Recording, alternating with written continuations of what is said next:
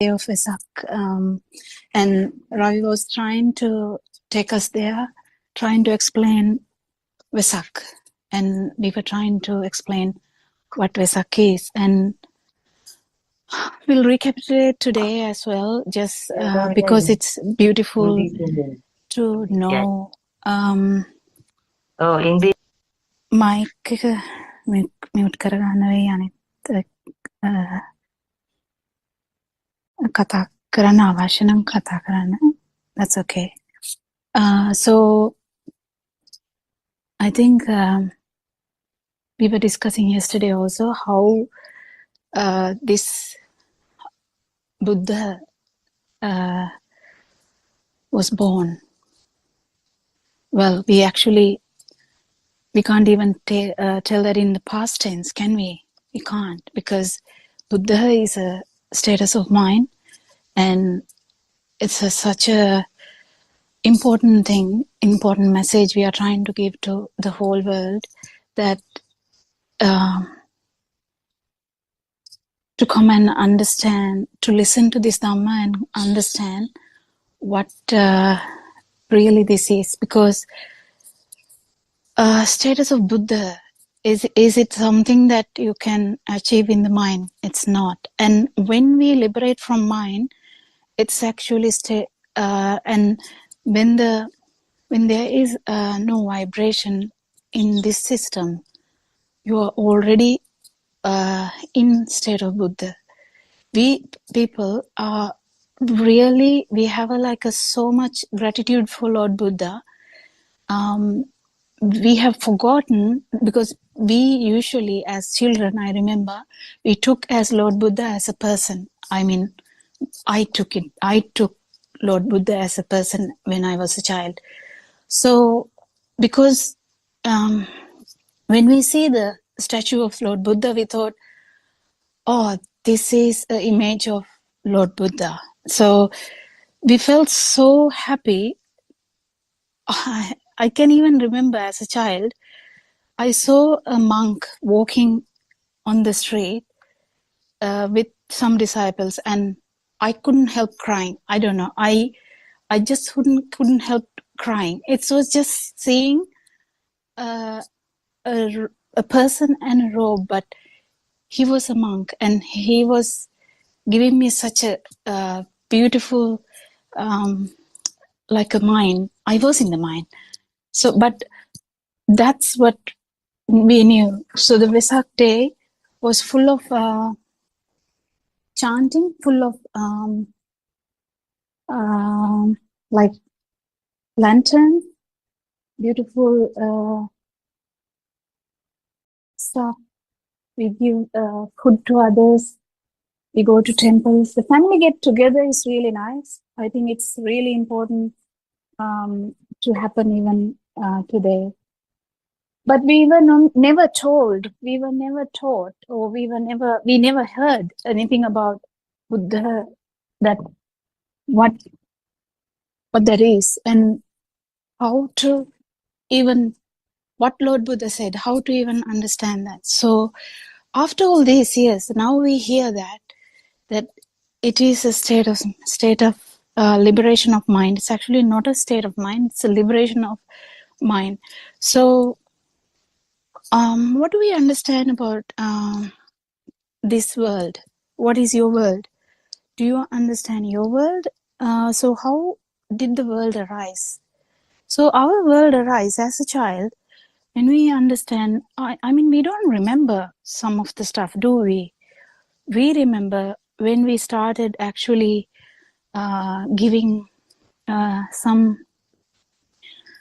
pictures, or some whatever we see, if we given a name and we remember that, from now onwards we can remember.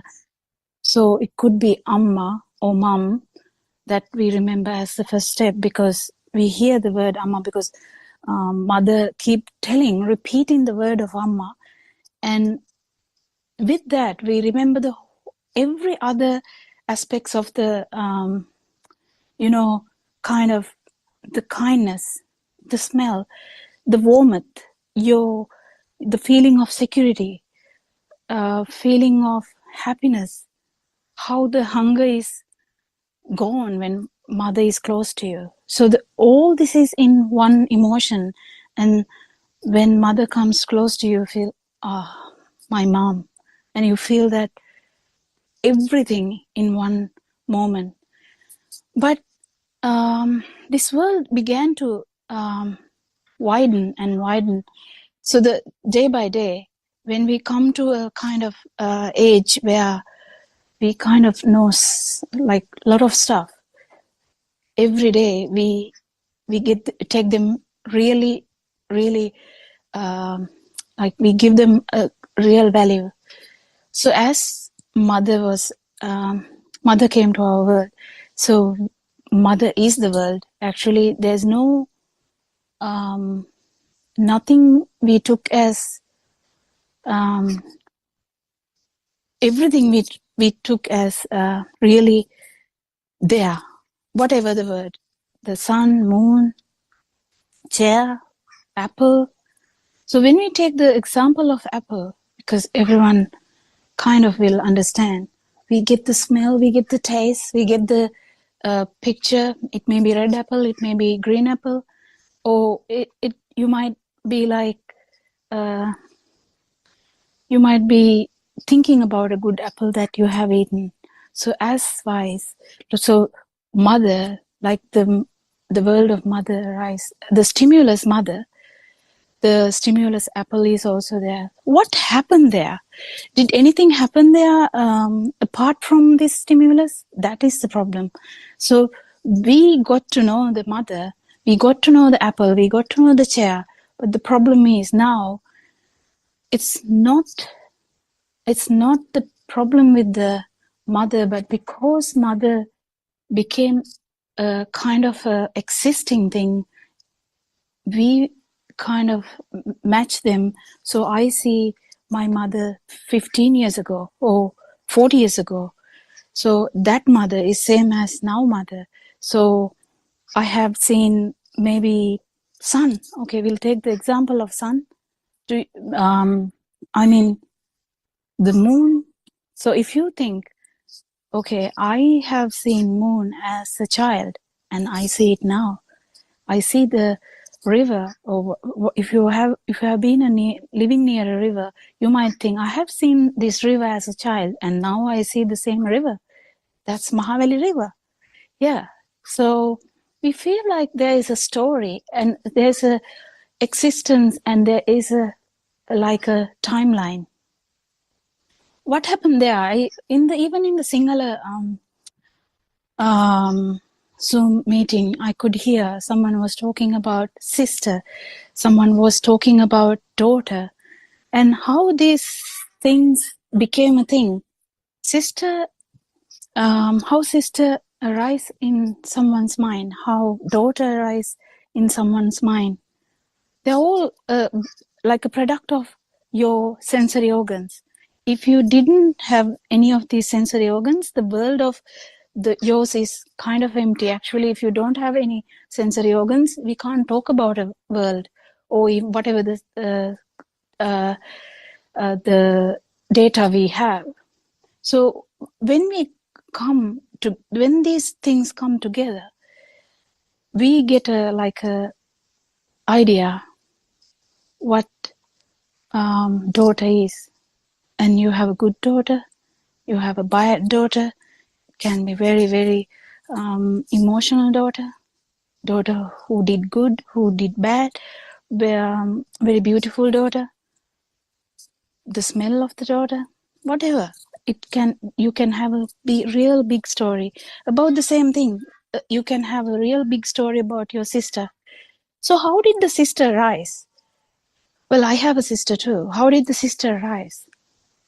So sister arise when we kind of get this same kind of appearance coming repeatedly to your system. You identify that person, the dress similarly, maybe beautifully, and smiling with you all the time, playing with you all the time. So that system automatically is brought about by that actually there is no difference between you and the sister. Sister is you. So that's how that happened, because there's only one perception. Perception is the sister. So the perception is sister. So how did the perception arise? From all the other perceptions, like all the sensory organs brought about the sister. So my kind sister, my playmate, my soulmate, my my only person who I can talk to, relate to. So we have so many stories into that.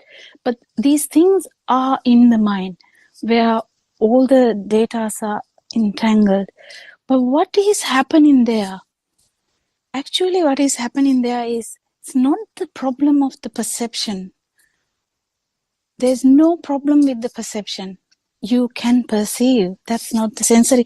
Unless you are devoid of all the sensory organs, you still can perceive. If you don't have any sensory organs, then you can't perceive. But then there's no existence of a different yourself without the stimuli. So what happened there? Actually, what happened there is, when the sister repeatedly occurs, occurring this system actually gets that sister gets kind of gives a feeling of existence. That's because the not knowing how this system is brought about. So if you hear this Dhamma only, you can understand, how did I get sister into this system? Sister started in childhood. Sister got really, that world of sister got really bigger and bigger. Similar to daughter, similar to mother, similar to husband, similar to wife, whatever the system. So whenever you accompany one particular stimuli repeatedly, it becomes a thing. It's a natural thing. It becomes a thing. So immediately, at every time, when that perception occurs, you arise. The problem is that, not the perception. Problem is, when you arise, you get a feeling that me, mine, my soul, that perception starts to occur.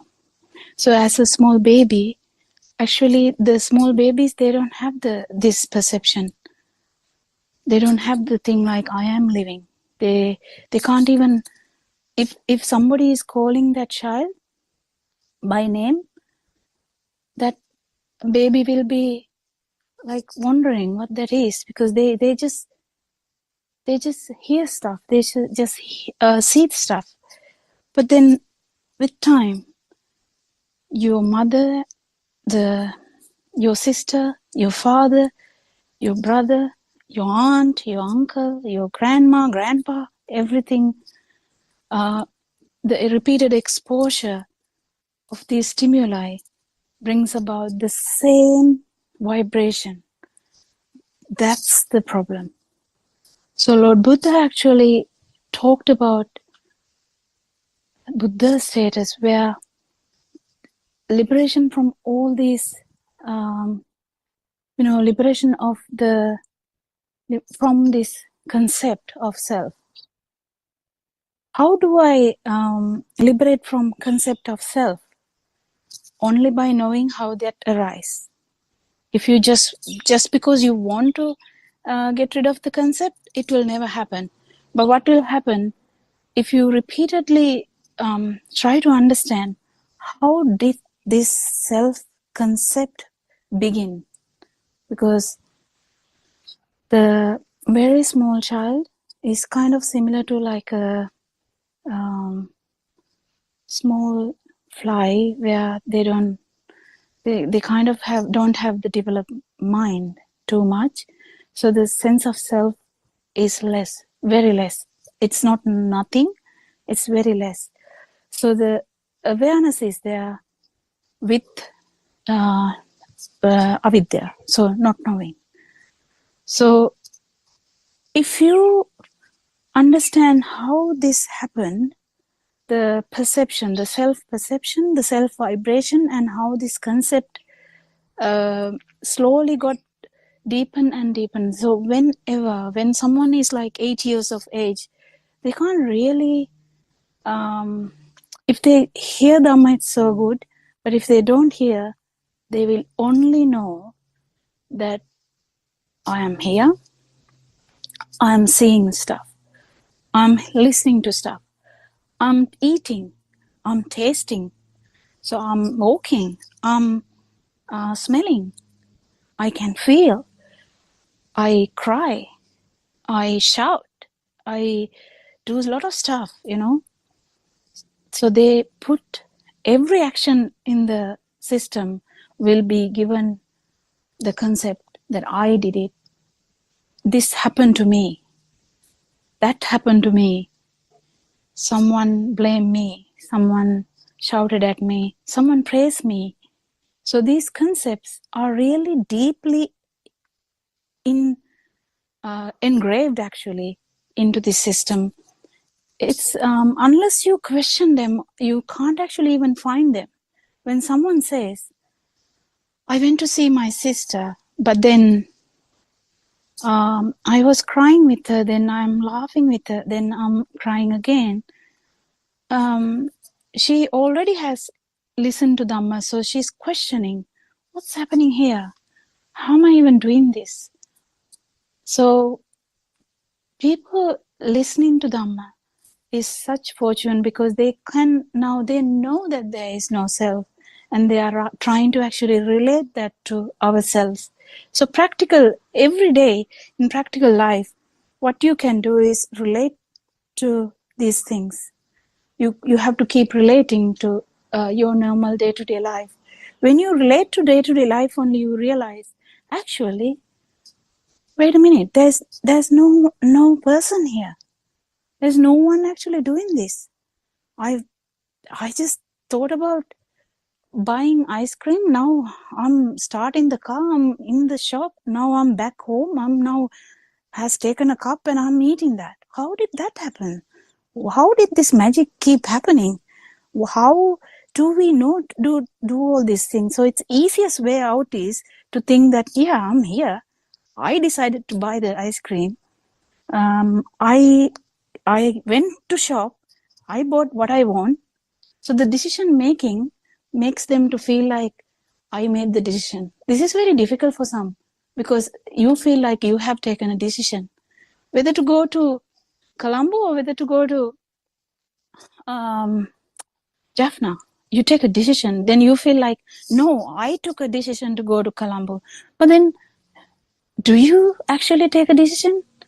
That's the problem. So if you actually know how this system works, if you give a command to the computer, how would the computer know where to go? Would the computer know, or if they are given a choice, would they take a choice? So you have two robots, you give a choice to them. Would you go to Colombo? Would you go to Jaffna? And they take a choice. How can they take a they are given a choice and they will take a decision. How will they take a decision? They put all the data into that and take a decision. That's what they know. So what if I go to Colombo, it will be better because I can do these things.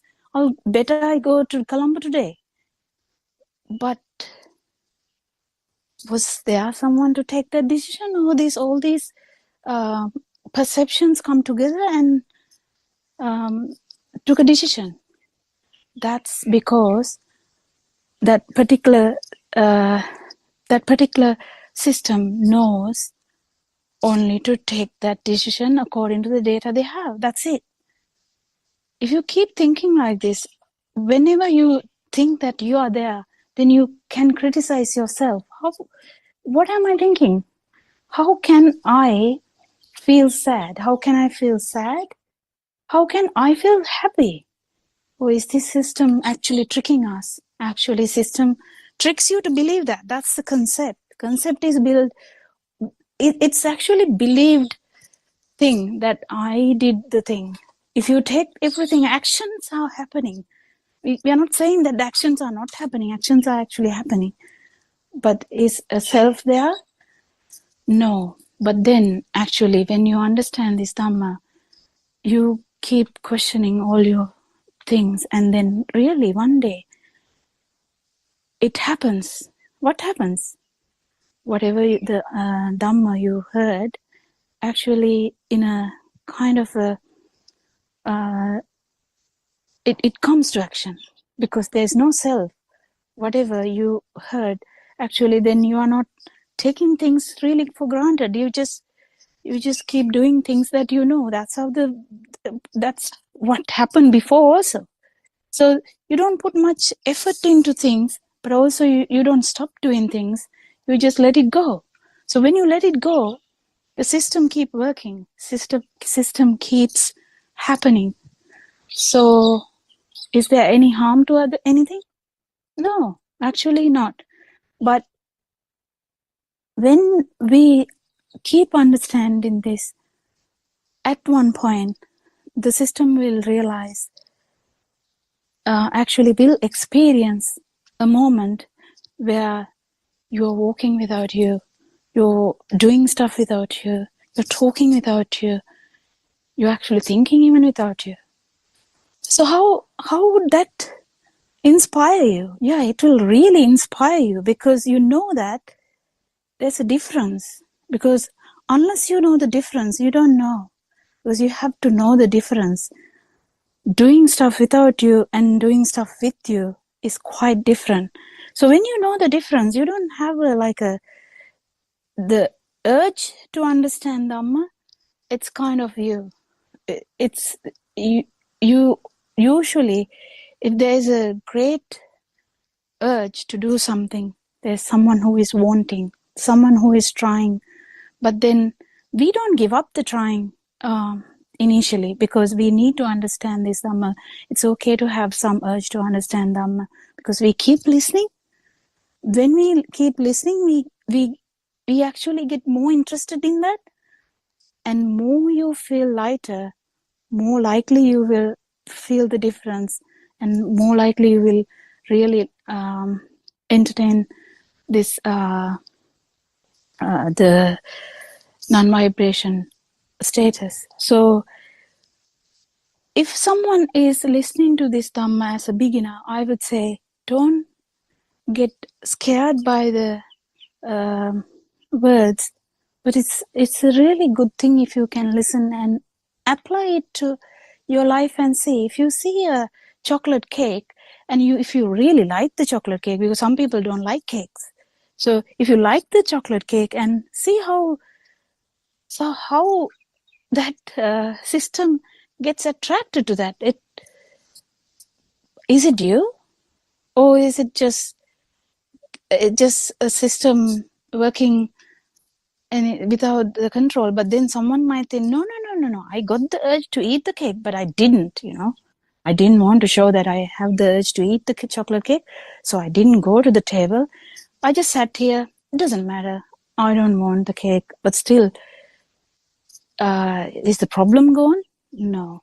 So what we understand here is, we know that there is a chocolate cake. We know the taste, we know the smell, we know the kind of texture that it gives you. So we know how these sensory organs brings about the chocolate cake. But actually, can you eat a chocolate cake? Have you ever eaten a chocolate cake? What is chocolate cake? So if I say now, strawberry. If I say strawberry now, you immediately will, if someone has seen or heard about a strawberry, you will immediately get the picture in your mind. So what's that? Are you eating that strawberry or the one in outside? The problem is you can't actually, even though we feel like we are eating something, we can taste something. We can touch something. We feel the cold, the touch of that. We feel the either softness or the rawness of the fruit. We see the redness. But have you ever had the ability to eat a strawberry? Not really. Then where is the sister? It's the same. You kind of associate with a perception. So the perception is really important. And when we understand that it's a perception, what happens is the value you give to the strawberry goes down. That's the only thing that happens. There's nothing else. No problem. You just can still eat it. No problem with eating a strawberry. If you don't have anything to eat, just eat the strawberry. Who cares? And if you want to buy a strawberry, a parcel of, like a pack of strawberry, buy it. That's not the problem. But if you understand slowly, the perceptions are just that, how do I say, outputs of the sensory organs we have. Because if you say it's a kind of another animal, that animal will never understand it's a strawberry. But that animal may understand something about it, and will also, if it's a bird, it will sense there's something to eat, and they may not even see the red color. They will go to that tree, they will start eating the strawberry. But we are telling from our mind, we have the perception, bird went there and eating my strawberry tree, the strawberry, the bird is eating my strawberries. But does the bird have those perceptions? So whose perceptions are true? So is any of the perceptions are true? Whose perceptions? Is the bird's perceptions true, or my perceptions are true? Or is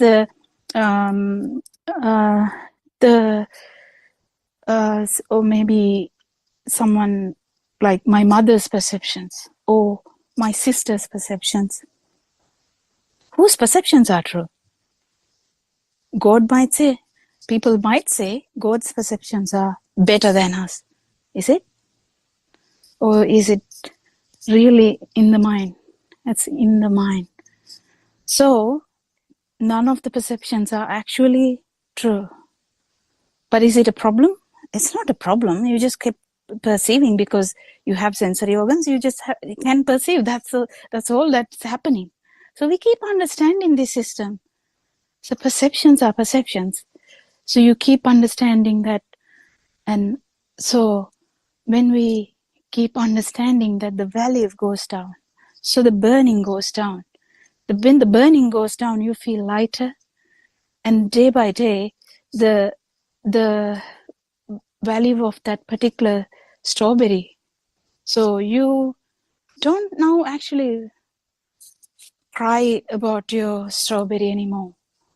You don't really care about the strawberry anymore. You can chuck it if it's unwanted. You can eat it if you want. You can give it to others. You can do whatever if you want to do anything with that. But the real value given by the mind to that is gone. But then comes so stuff like light. Because if you are actually not giving much value to the perceptions, then you might feel stuff like light. You feel like there's sounds. Or there's things that you feel like touch, temperature, pressure, taste, and smell. So what about them? Are they real? So is my perception of light the same as the bird's perception? Or is my perception of light same as to my sister's perception of light? Or my grandmother who has no perception of light sometimes with the cataract and all that? So which perception of light is true? It's actually a mirage again, because perception of light is brought about by the sensory organ.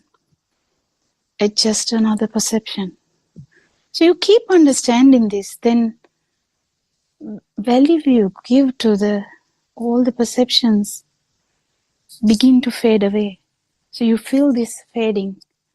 The fading of the value is actually the vibration you had, because what really happened was, whenever there is a vibration, what happened was you kind of resonance into this vibration. There was someone who was asking in Sinhala about this perception. No, not about the perception, about the vibration. And I was thinking about it when that question occurred to that person. The vibration we worry is about the self vibration. We don't worry about any other vibrations. How did this vibration of self occur? How did the vibration actually, is there a vibration of self? What actually happened is, when the stimuli become a thing, there is always resonance into this vibration. That's the problem. That's where the whole long samsara story comes, because at one particular time, when there is a perception of light, of touch, anything, this vibration is there because you resonance into that vibration. That vibration is the most important vibration Lord Buddha was talking about, because Buddha's status is non-vibration. So how did that happen? Because the more you understand about this, more you feel wary about this. You don't give a value to that vibration. So the system, because we are used to give a great value to the self vibration, self perception. Because if someone says something to you, you feel like, oh, I feel so intimidated, I feel so upset. There's no way that someone can tell that to me. No way that I can be humiliated in such a way. No way that I can be felt in such a kind of a low way. Or you might say, oh, that person really praised me, I felt so good about it, you know. So we are addicted to this vibration. In actually speaking, we don't know anything other than this vibration. We coming now from perception to the vibration, because perceptions are different. Because there's perception of light, perception of sound, perception of smell, perception of touch, or pressure, temperature, or perception of smell. But then when you understand, actually resonance is not happening there. Resonance is happening with the self vibration, or itta sanya in Sinhala. I don't know whether I'm telling the correct English word, but how did this happen? That's because in every aspect of our life, the avidya, or not knowing what the truth is, ignorance, has been really a great part of this. So Lord Buddha says, if you don't know, you will attribute this vibration to self. You will attribute that perception and then keep improving that perception, like you improved your sister's perception, like you improved your mother's perception, like you improved your apple perception. You will keep improving the self perception. So you add great value to that. Actually, that's the greatest value you give. You don't give a value to others. If it comes to the one point, against everyone and self, you will choose self, because that is the most closest perception that we have entertained. There's no person apart from that perception. It's just a perception. But the problem is, we don't know that. So we don't know that it's like a current, or like a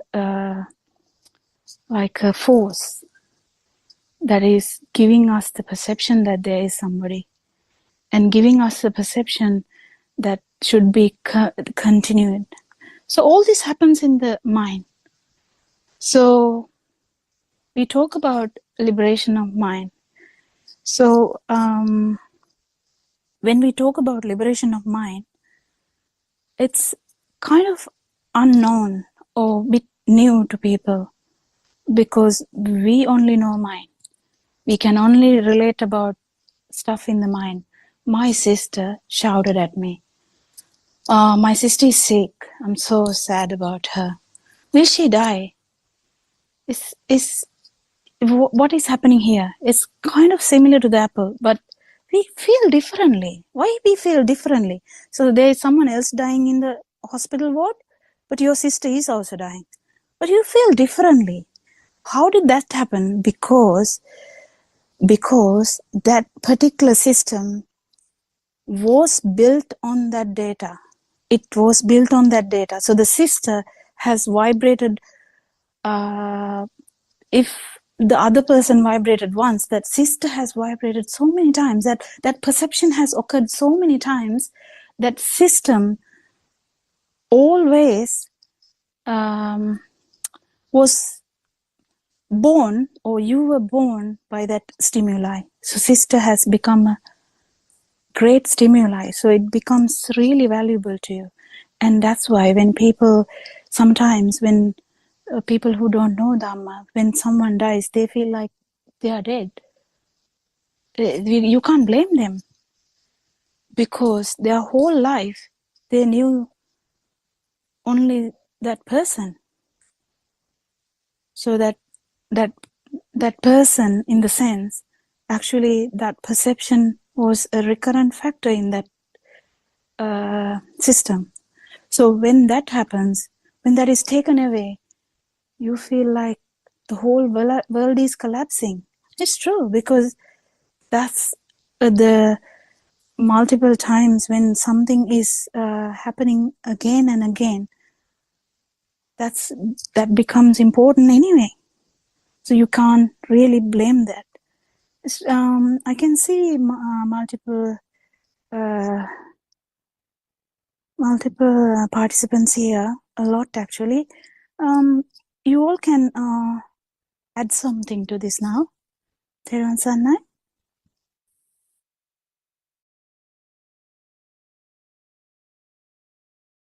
Theron Sannai, doctor.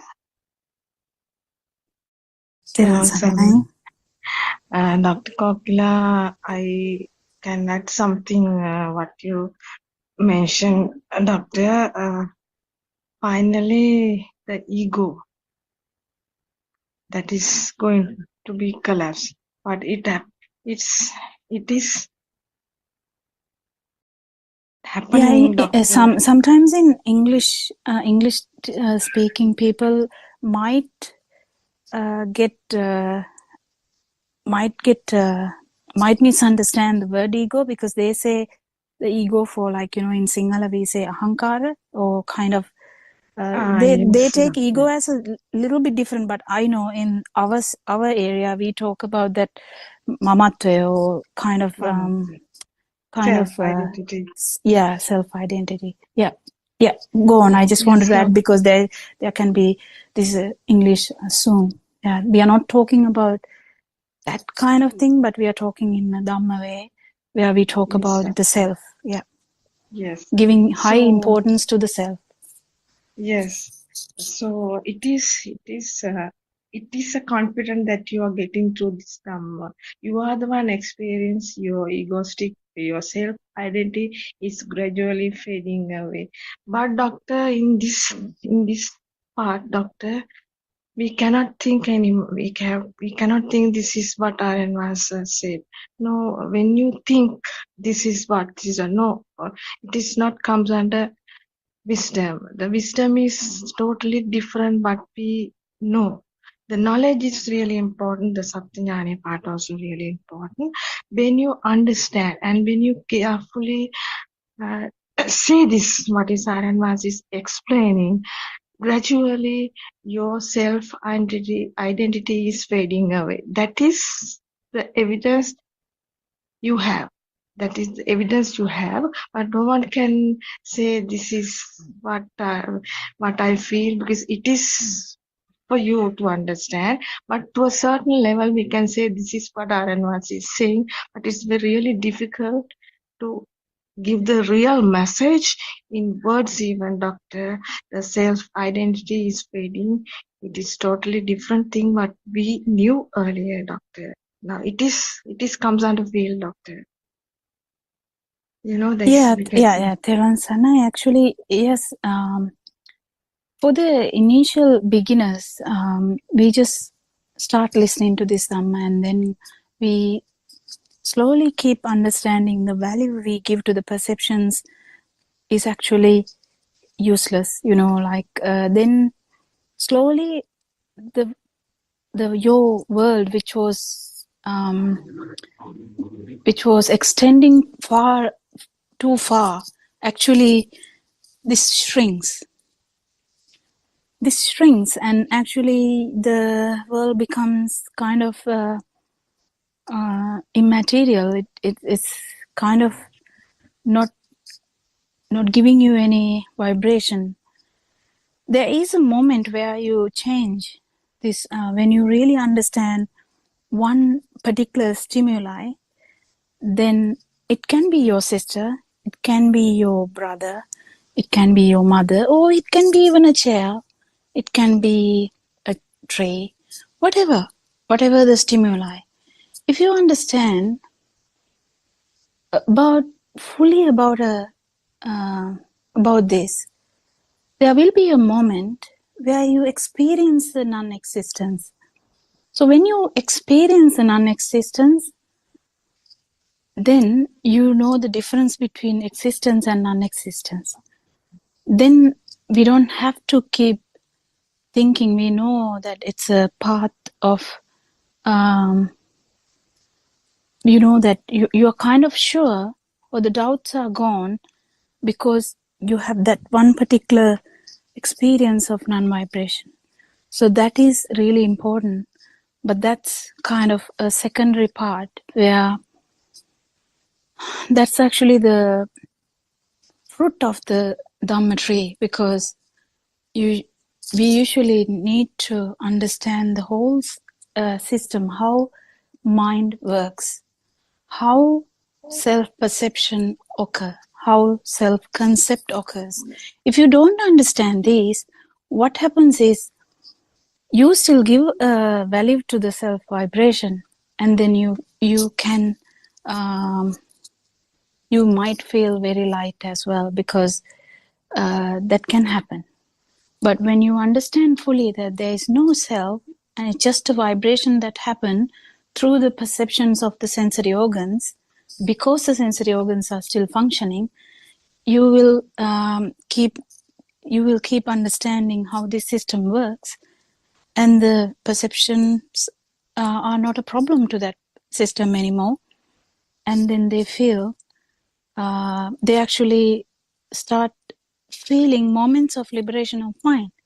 So when you start feeling it randomly, it's really important that you understand it, because if you understand the mechanism only, that even that is not a great deal, like otherwise everything becomes really important to us.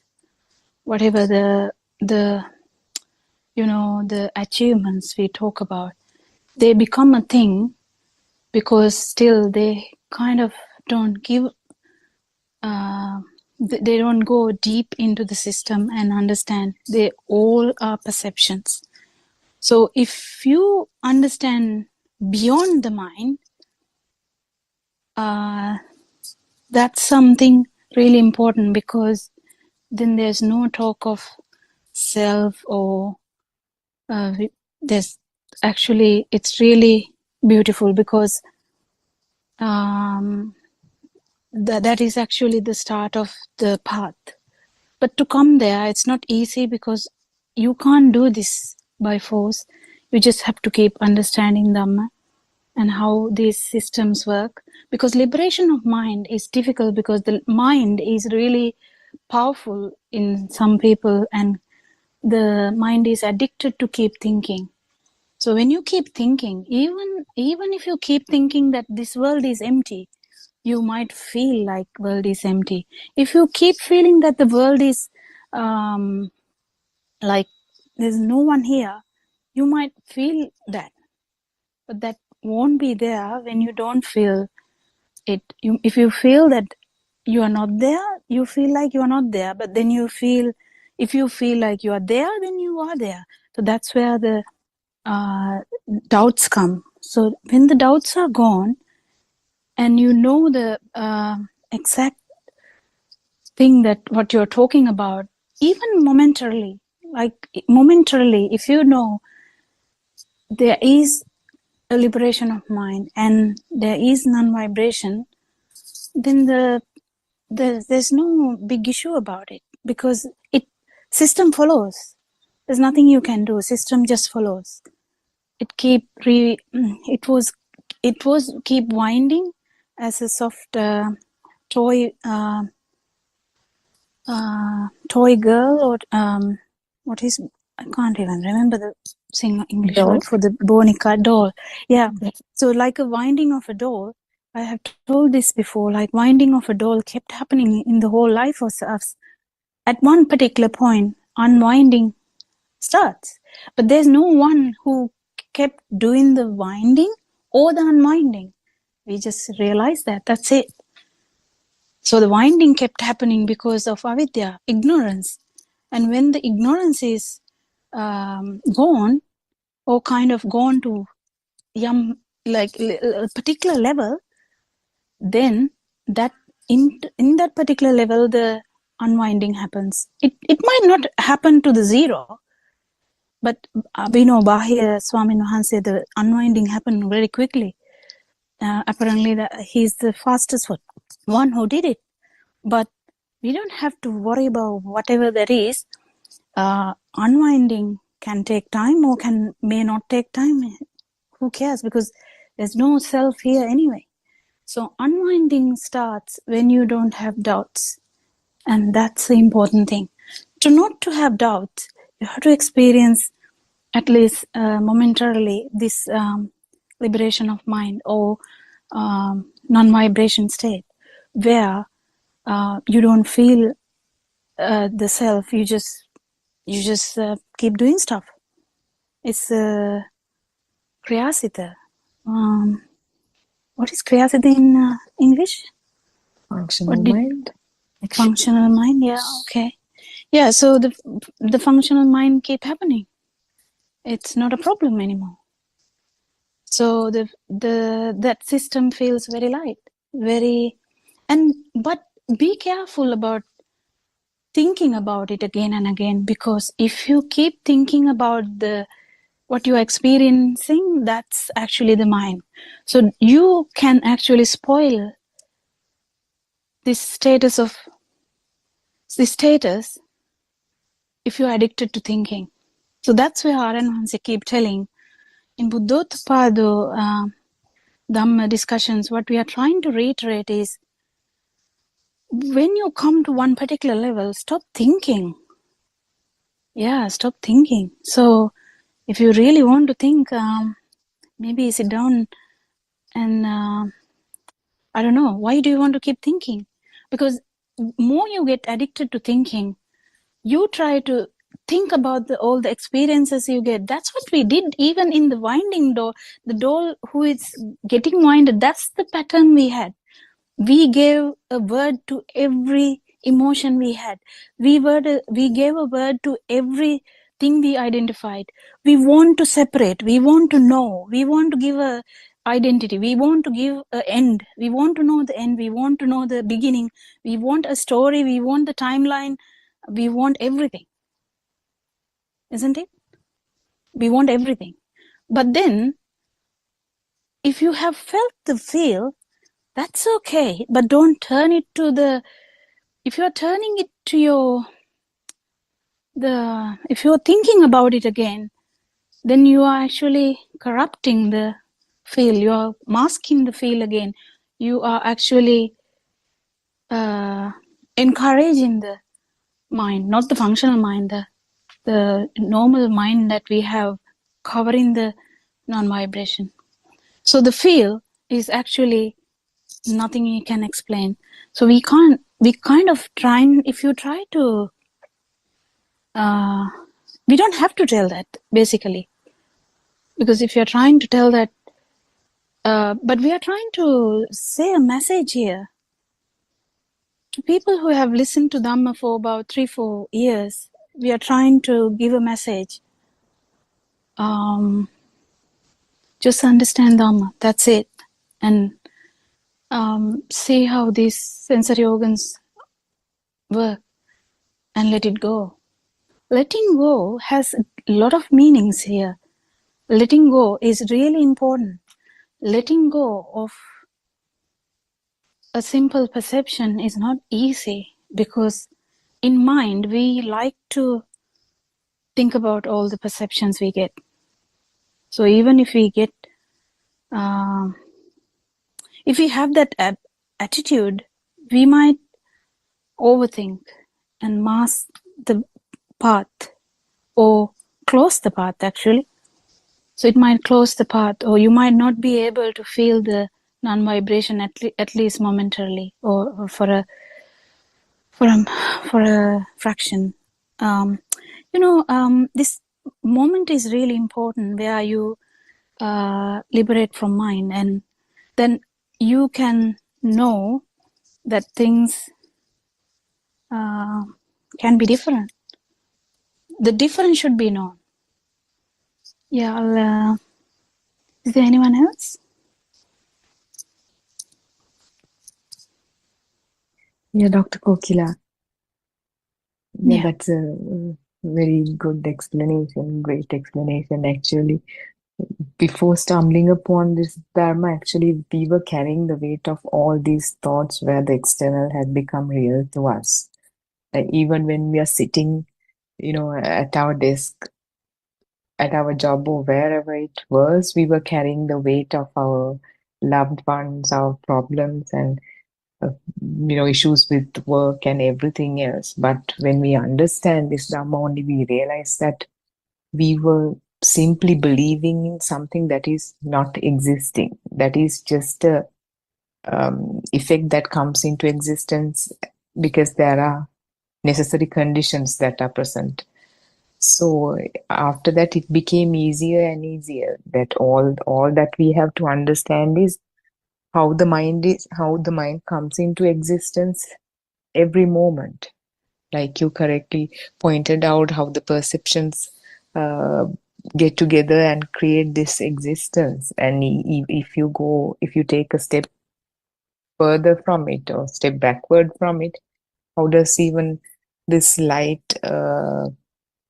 sound, smell, taste, and touch, they come into existence? They are all manifestations of vibrations getting together to create this feeling that something is existing, that the book chair, the mother, father, the yellow, whatever, all these things come into existence, and therefore the self is created. Initially, the infant doesn't have all this. The infant only has this inclination to taints, which is sasrava. And then he was introduced to the colors via the introduction of somebody would point at the color yellow, and then he will be introduced to the given the label yellow, and the adult who's introducing this child to the colors would make this child look at it so many times and make this child repeat it so many times, and eventually the system will end up repeating the word after the parent, yellow, yellow, yellow. Yet even whoever is looking from far away would think that child started talking. And similarly, the colors, the shapes, and even we can revisit these memories within us, how we were introduced to the world. We can kind of revisit our earliest memories, going back to the days we started barely talking. And then this parents would ask this child to ask, baby, who's your mother? Show me your mother. And then the kid would keep pointing at the mother. And then, who's your father? The kid would keep pointing at the father. And then eventually the system takes on a thought saying if that is my mother, if that is my father, then there must be a self that to whom these parents belong to. With that starts this concept of self, the self-identifying view, and it comes along with everything. Now everything is turned into thought. So if you, in the same manner, names are kind of names are entangled with other kinds of forms, the visual form, the auditory form, the olfactory, all kinds of forms, and then because as a result of the input from five sense gates, you have, and it has occurred so many times at a faster speed. It feels like this. Let's take our classic example of the chair. It feels like the chair exists because we've been given the label and pointed at.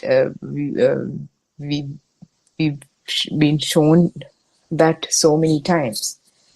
So the chair exists. So if you now this we talk about this so many times, like we've heard this so many times, but if you really pay attention to it, like you're pointed at the image of a chair, and image and the label that is given to you, the chair, which comes through as a sound, when they are entangled, it feels like the existing chair is outside. But if you take a closer look at it, the image that you can see through your eyes is not a chair itself if we don't have the label chair. Image is just an image and it's a bunch of colors. Is that a chair? It's not a chair. And if you pay attention to the label chair, the sound chair, the chair, that's just a sound that comes through the ear. Chair, chair, chair. That there's no chair in it. So there's no chair in whatever you see in front of you. There's no chair in whatever the sound you hear. But when they get together, when they get entangled, predominantly those two, there is a chair. So something is born out of nothing. This is like a mind-blowing thing if you really can like take some time and contemplate on it. It's like, damn, like where is a chair coming from? Like there's no chair anywhere here. So say, like the perception thing, it's the image of the chair is pointing at the sound of the chair. The sound of the chair is pointing at the image of the chair. And that is, and same way the self is created, name and form being entangled. So we are kind of lost in all this, and definitely lost before learning all this. Even then, you have to have less defilements to be able to really kind of see within you in a convincing manner, because it's very confusing. Intellectually, in the form of wisdom of knowledge, we take it in, and we take time to actually. It takes time for this to be kind of sink in or sunk in. So when we continue to say that, like, so it starts with the chair, and then you can think, not you can, as soon as you see the chair, first the label comes, oh, it's a chair. And then, oh, this is a very expensive chair. My grandmother gave it to me. It comes from generation to generation. All these things, all these information, thoughts about it is automatically entangled to it. And by by just taking a simple glance at a chair, you're already kind of diving in this thought, mind-made world. So that is. So if you see how this chair come into existence, that there's no, if you can contemplate on the thoughts and come back to where it comes from, then the chair, and then see that there's not even a chair in here. it's whatever the inputs from the sense gates, and then chair is kind of destroyed, or as in not in that literal sense, but whenever you look at the chair, the mind traveling would just stop at the chair. Similarly, like if you have a picture or something of your mother and your family, old picture or whatever, as soon as you look at that, you're already in a mentally created world of all the past events, the trips, and all the sad events, and all that. So we are kind of bringing all that attention that is everywhere in a mind-made world while we are physically kind of existing here back to this present moment, like the kind of journeying backwards, so that then we can understand. Then when we are in the present, uh, it's not kind of conditional, but like eventually it so happens that when we are in the present, you can see more, you can observe more.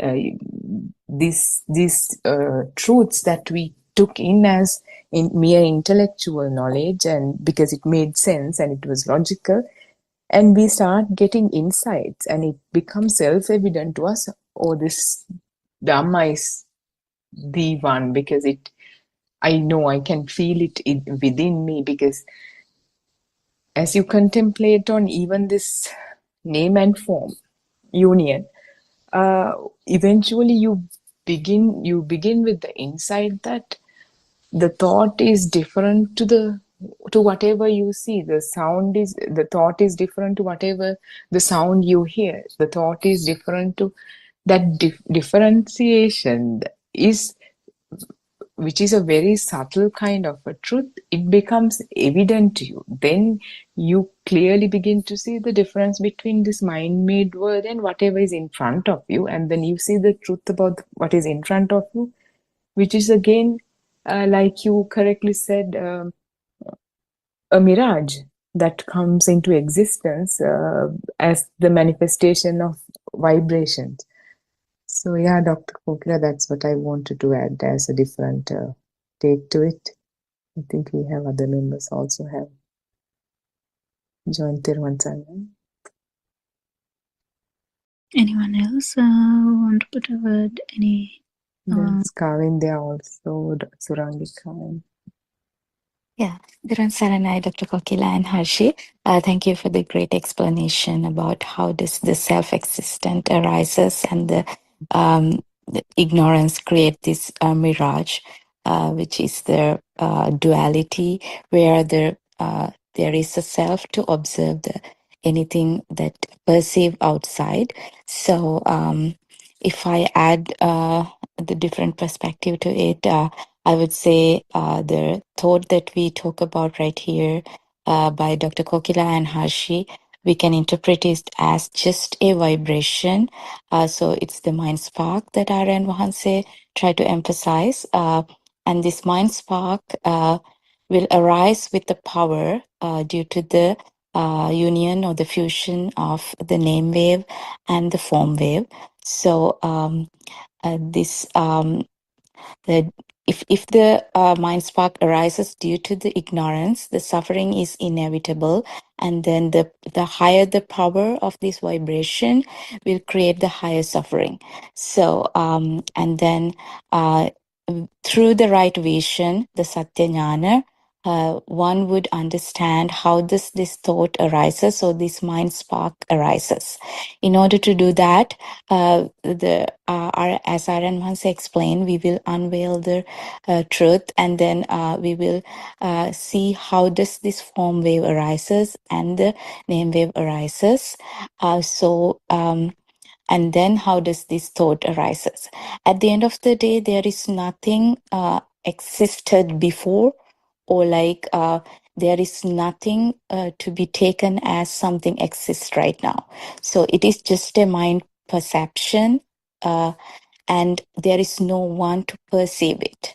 It is just the sensation arises through our sensory organs, or this sensor gates. So that's all. And then the power is very important here, because the power determines the suffering or that burning feeling or the self-existence feeling. So when someone in its path, the main thing that that person would notice is this burning feeling or the mind power. So that is the self-existent feeling or the Atma Sanya. And then, and further, with the understanding of the truth through the right vision, the person could experience how does this self-existent feeling fades away through this burning feeling or the mind power. So that's what I wanted to add, Dr. Kokila. Theron Saranai. Theron Saranai. Yeah, actually, we can explain this in multiple ways, and that's what the beauty is actually in this Dhamma, that we can explain it to a scientist or a psychologist, or even a mother, housewife, who doesn't do anything or hasn't learned anything in the school. So we can actually explain this in different ways. That's the beauty of Dhamma. Finally, what you feel is kind of same though, because it's because in the mind there's so many varieties of the stuff that we feel, but in the field there's no variety, there's no difference, there's no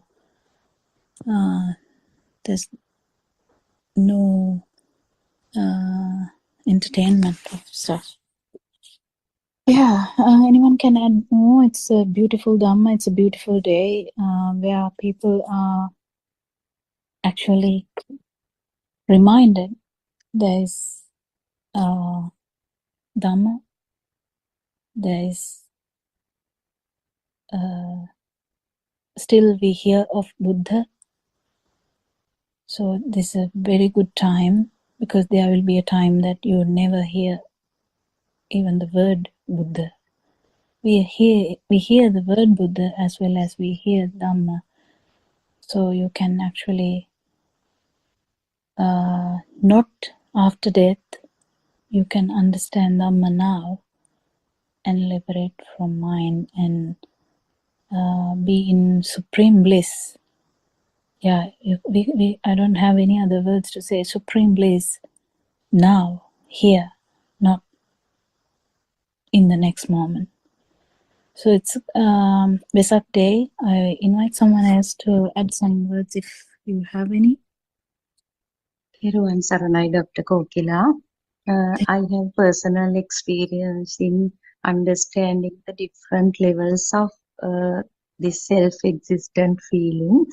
So if in sometimes when we call that there are butterflies in my stomach or somebody's stomach, that we have to do a public speech, we have to do a if we have to do a presentation, if the person is a beginner, actually inexperienced person might get some burning sensation inside, and that is due to nervousness or anxiety maybe, so we call it that. And I feel that that is an occasion where this self-existent feeling was obvious. And then sometimes somebody is wearing a kind of dress, some maybe a sari, that we also love that color. So we, since we know this Dhamma, we don't go for that. We can at once, even without contemplating on that, we realize what it is there. But at subtle level,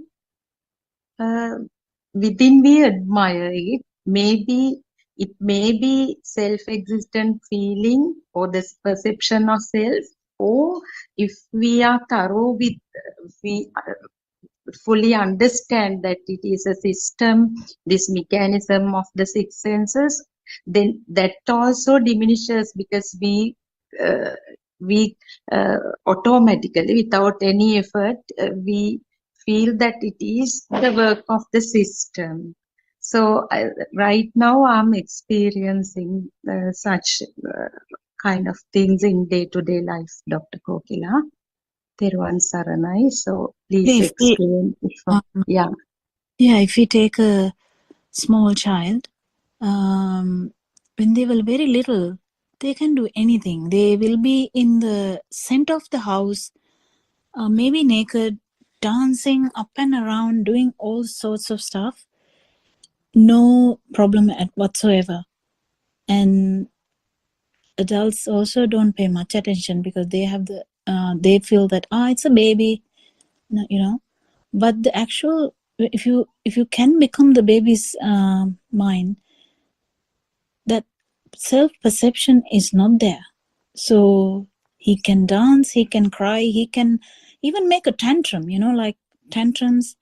They can do anything. They don't care. They whether the whole family is having a get together, that baby, they don't care. They just can make a tantrum or can even sing, But when we grow bigger and we get this self-perceptions or the self-concept, actually, this self-concept brings about all these attitudes. But that's normal.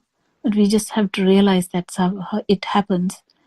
Because when you feel that there is someone, when you know that there is someone, you just feel it.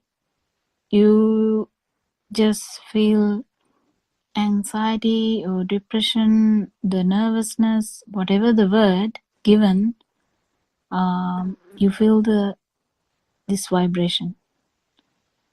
That vibration, actually, if you can understand, even that vibration, there is no self, but there is a vibration, yes.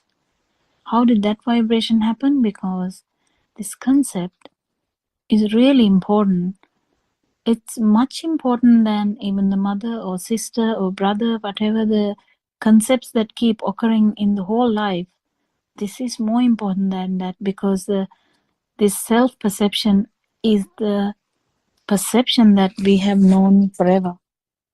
So that's the most closest perception. So we resonance into that all the time. So that perception is really, that vibration brings about all these problems. But once we know Dhamma, this will still come. It doesn't matter though. Then actually, in Sinhala also, Dr. Udami was nicely explaining that I heard. It doesn't really matter, because you know that system takes time to unwind. And unwinding or winding is not done by anyone. So we just keep understanding the stimuli. That's all we can do. That's what Lord Buddha said. You can only see the arising and the cessation of stimuli. That's all you can do. So you do that, and the rest follows. So the anxiety is not you, but that vibration actually happened because everything became a reality. There's a value to you because you are talking, you are giving a speech to others. So you feel that there is someone listening and someone is, so you are giving the speech.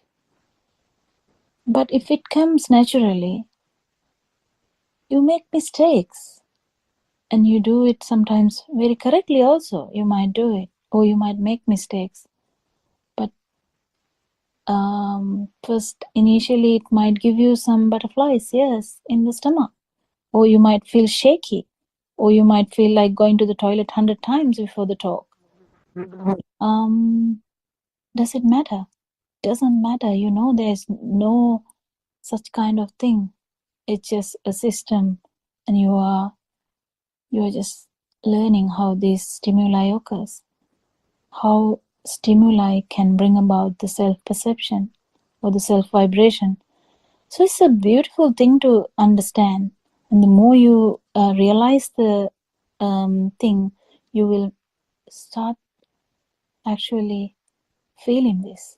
So when you experience talking without you, that's a beautiful thing, you know. You talk. You just talk. And that's it. And you make mistakes. What are mistakes? That's another word given by people who have a value to all the words in the world. You give a value to a word. Yes, there you are. You are there. If you are giving a value to any word, any concept, you are there. That's fine. But you keep understanding this.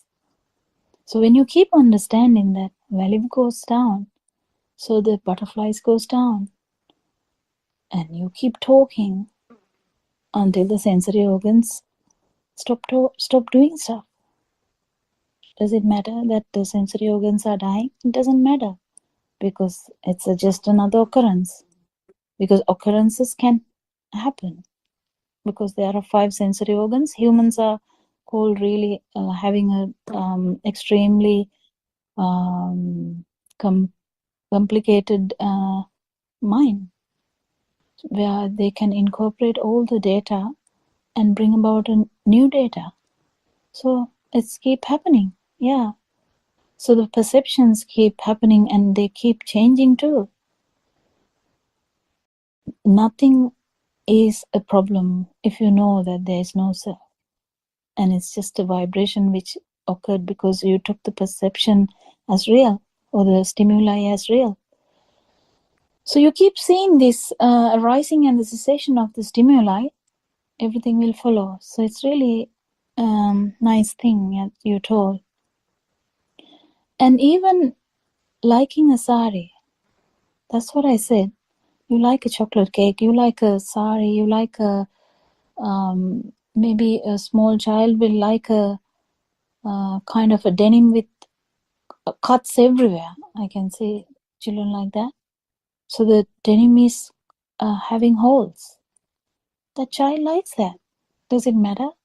It doesn't matter, but the problem is that liking comes through the ignorance, because you feel that it gives you some fun. So where the fun part comes, actually it's a nice thing to discuss.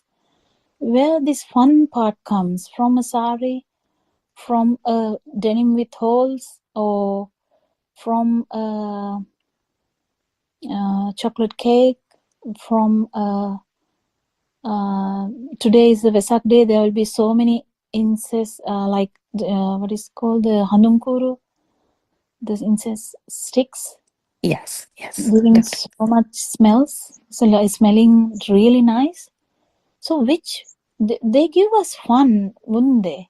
They will give fun. So where fun part is actually from this self vibration. The fun part is wanting more, because if you have fun from something, you want more. That's where the problem is. So we naturally need to understand, if you want more of anything, of course there you are there, you are actually wanting something. So you can't deny that. You can't just say, no, I'm not there, but I wanted that. That's so you have to identify that this is happening. Actually, it is a system where the stimuli has become important, because if you like a sari, you are in the outside, so you are in danger. So you just have to know that, if you actually go and try Yes, to. doctor. Thank you very much for the explanation. Yeah, that I see the difference now, whether it comes from the system or the self-existent feeling. So It was differs. yeah, It differs though. yeah, The problem is it differs. So we can Mhm. actually walk to the sari and touch the sari and buy the sari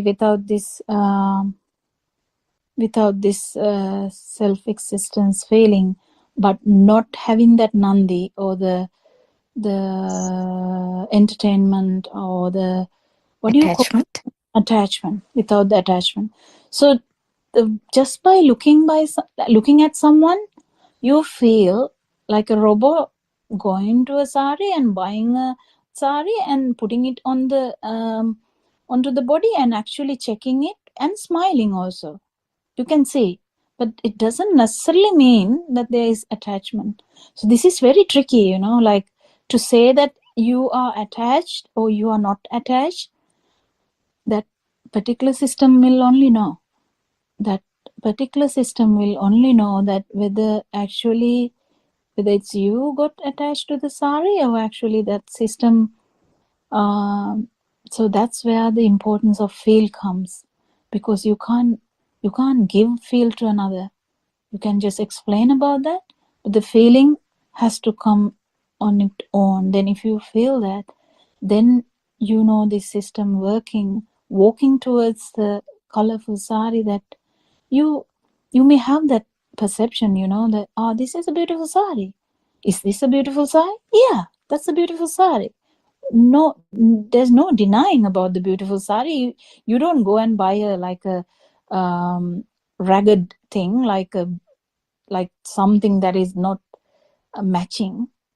You go and buy the correct one. You might go and ask the price and it's 50,000. Oh really? No, you keep that with you. I'm not buying that. Does that mean that you are really bad there? No, you went to buy a sari for the wedding, but then it's too expensive for you and you just come back. Is that a problem? No, but the problem is whether you felt it is quite different. So that's where the feel comes. That particular system will only know how strong the attachment is and how less the attachment is. So that's really into you. So no one can actually make the boat for you. You need to find the boat. You need to make the boat. You need to actually cross the river and then let go the boat too. So it's really a tricky part in that sense, because you need to know whether you have an attachment or not. You need to be open about that. You need to be truthful about that. So if you have an attachment, that's fine, but the problem is you knowing that. So if you feel that how this system works and you still have the vibration, that's fine. It's just that you should know it. You knowingly, that this system works erratically. It's not working properly, but it's erratically working. Doesn't matter unless you don't know. If you don't know, then it's a problem. But if you are aware and if you feel that this vibration is going down and that there's no problem in that. If you understand the arising and the cessation of the stimuli of sari, that's it. If you know. If you don't know, then you learn it. We are in the path. Every one of us are in the path. So there's nothing to hide or nothing to be ashamed of, It's really a beautiful path. We are learning every day. We are still learning every day. We are kind of learning, wow, I got attached here. I got attached there. This system is working like in the previous, that how previously you will get attached. But then now you don't attach that much. But still you have some attachment. You may not even go near that sari and you may be like, no, I like that sari. I'm not going to buy it. Who cares? I like it, but I don't want to. That's kind of another different angle you can do. But that doesn't necessarily mean, I don't know whether you are cheating yourself. So buying or not buying doesn't necessarily matter here. What matters is the cessation and the arising of the stimuli of that particular stimuli, which is the sari. So which did it matter to you or did it not matter to you? So if you are in the field, these things are not necessarily important, because these things keep happening, system keep happening. System sometimes get attached to stuff. Well, you are aware, but then that attachment gets less and less. It will never increase. That's the beauty of it. It should never increase. The bucket should be emptying every day, not keep filling. Isn't it? I hope I put it correctly. Thank you very much, Dr. Kokila. That's very clear. Sir, can I ask one more question about mind and the feel, if we have time? Sit. Yeah, Okay. okay. Yeah, We have this, doctor, sometimes when I walk on the road without any thoughts, I don't think mind is heavily at work in such situations. So somebody comes forward, then I see the person. Sometimes I don't smile with the person, so I just walk past. And then my mind starts working and say, oh, that person might think bad of you, you didn't smile. So they are the mind works. But sometimes maybe the same person, I smile with that person. Then after passing that person, only my mind again tells, okay, today you laughed with that person. So so sometimes the feel acts both positively and negatively. Sometimes we smile with the person unknowingly, sometimes we do not smile with the person. The person might think these are thoughts again, now I am think that I am bad or I'm unfriendly or whatever. So is this clear? I don't think you have to be very careful. I don't know if I told this to you before. You have to be very careful. Yes. I repeatedly say that because the way you explain that, I think, I don't know, I have a feeling that you might have misunderstood the word feeling. So Yes, doctor, when we call about this, avadhiya or the Awareness. Yeah, the super awareness, actually a little bit more precise, because awareness is taken by a lot of people saying see here. So I'm not talking about the see here, but the awareness, super awareness we are talking about is not what you described just now. So just be careful. Okay. Just be careful. Okay. Because if you know that, you will not even think about it again, because even thinking comes under that. So the way you put the question to me, I have doubts about the field that you are talking about. That's the problem. Is actually, it's good that talk in that way, so that we kind of can warn, but we can only warn because this super awareness is something kind how do I say, it's there all the time. It's not kind of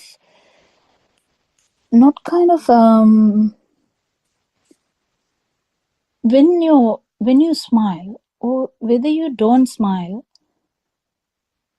if you go back and think about it, it's fine. But the problem is the way you put it. I feel that you haven't fully understood about the liberation of mind, because if you feel that even the thought that came after not smiling or smiling will not be there, because you're not going to keep thinking in that way. World is a experience, like whether you smile or not doesn't necessarily matter. But you might, if you are you might smile or you might not smile, it doesn't necessarily matter. But if you keep thinking about your experiences, that's in the mind. So I am, just by the way you talk, I'm thinking from the beginning you were in the mind.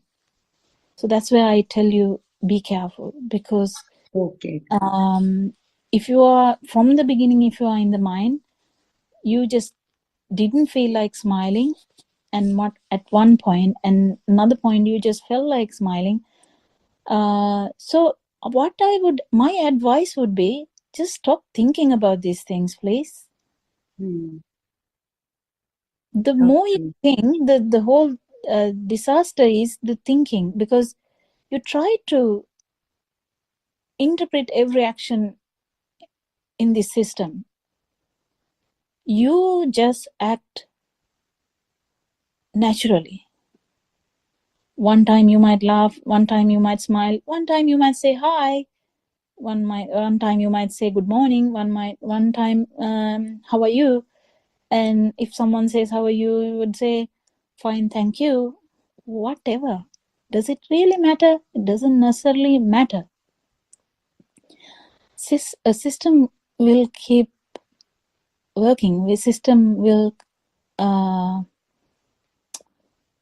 system will continue to work, So not necessarily you need to keep thinking about these things, because thinking doesn't help. If you know Dhamma a lot, and if you have listened to this Dhamma for a long time, best thing is let the things to follow. Let things to follow. But if you feel that you have to do something, then you just feel why you have to do something. If you feel like you have to do something, sometimes things just happening. So don't try to give interpretation to that.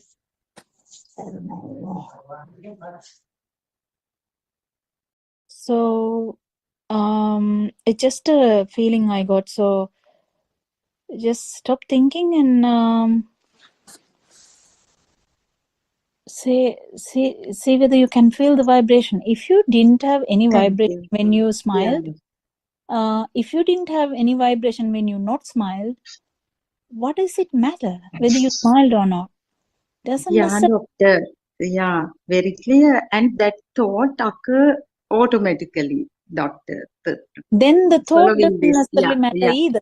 Where I'm thinking, when you ask the question, I feel that in the both times you were not in the field, because if a thought comes secondarily, I should have smiled, it's fine.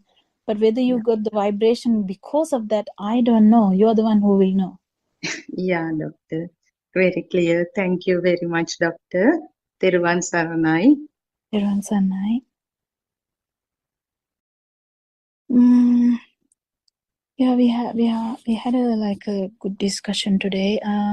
Anything else to add? We have I think 10 minutes.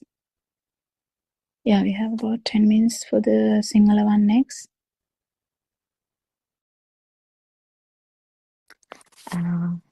Actually, I don't have anything to add, Dr. Kokila. But if I restate what I understood, it's let the system runs automatically without any disturbance. That's what we always do. We disturb the equilibrium. In other words, that's how I interpret it. So always we think that because of the doubts, we think, okay, did I got attached to this thought or not? Did I caught on ignorance or not? So this is the doubt that most of us who are in the path have as the doubt.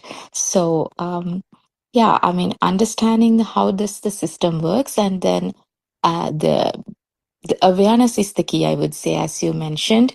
The awareness does not arise like the sihiya that we talk about in the like mundane path. When someone in the super mundane path, through the right vision, understanding the Dhamma as the intellectual knowledge, then someone who understand the Dhamma very well needs to follow through the practical path. Through that understanding and following this practical path, the super awareness will build automatically. So through that, we can see this, how does the system work automatically. So without an effort. So if there is an effort, there is someone who put the effort there. So that means still caught up in the thought. So we need to let it happen effortlessly. So that's what I understood, Dr. Kokila. And I think Dr. Ravi is in this forum too, if he has something to add. Yeah. I think he just joined. I don't know whether he's busy. That's true. That's true. And also, I would. So you said something really beautiful there. So when you have super awareness, the vibration, whether the vibration happens or not happens, it doesn't necessarily mean anything, because you know that no one actually can force the system to stop vibrating. No one can actually do that. So who cares? The vibration was there from the beginning, and we just understood how the vibration occurred. That's it. And we can't stop vibrating. If there's someone's trying to stop vibrating, that's you, that's self. So just trying to do something somewhere, just stop that. After learning this Dhamma for a long time only, I'm telling this, a new person who enters Dhamma path initially should actually think what is happening, and actually we call it yoniso manasikara, like understand how this vibration occurs, or how this mind originates, how this self-perception, self-vibration occurs, how the self-perception occurs through repetition, and how through repetition of self-perceptions that self-concept occurs. So we all have to understand this in the beginning. We have to keep thinking about the stuff that is keep happening. And at one point, we have to know to stop overthinking. That's the difference of the path that Aran Hanse tells, because people most of the time don't know like to understand that the thinking, like giving value to some perception and keep thinking about it will actually close the path, and at one particular moment. So if you get addicted to thinking, you will keep giving ideas to whatever you felt. So the feelings, you can't feel anything, because you, as soon as you feel it, you keep thinking. You feel it, you keep thinking. So the feeling will never come.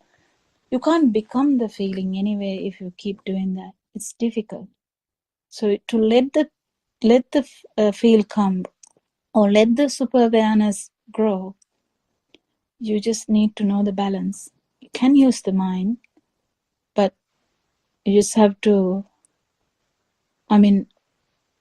I should admit that it's something that that can be tricky.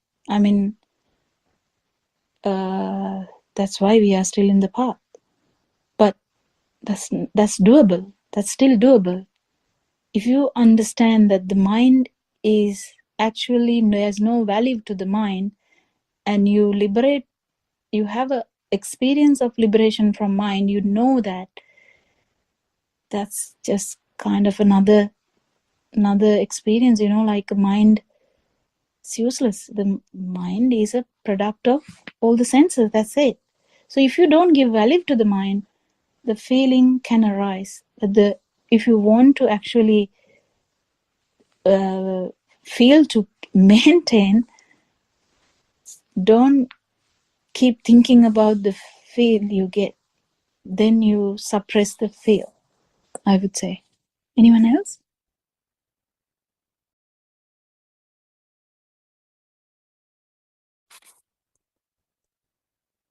Yes, Dr. Kokila. Actually, you explained it very well.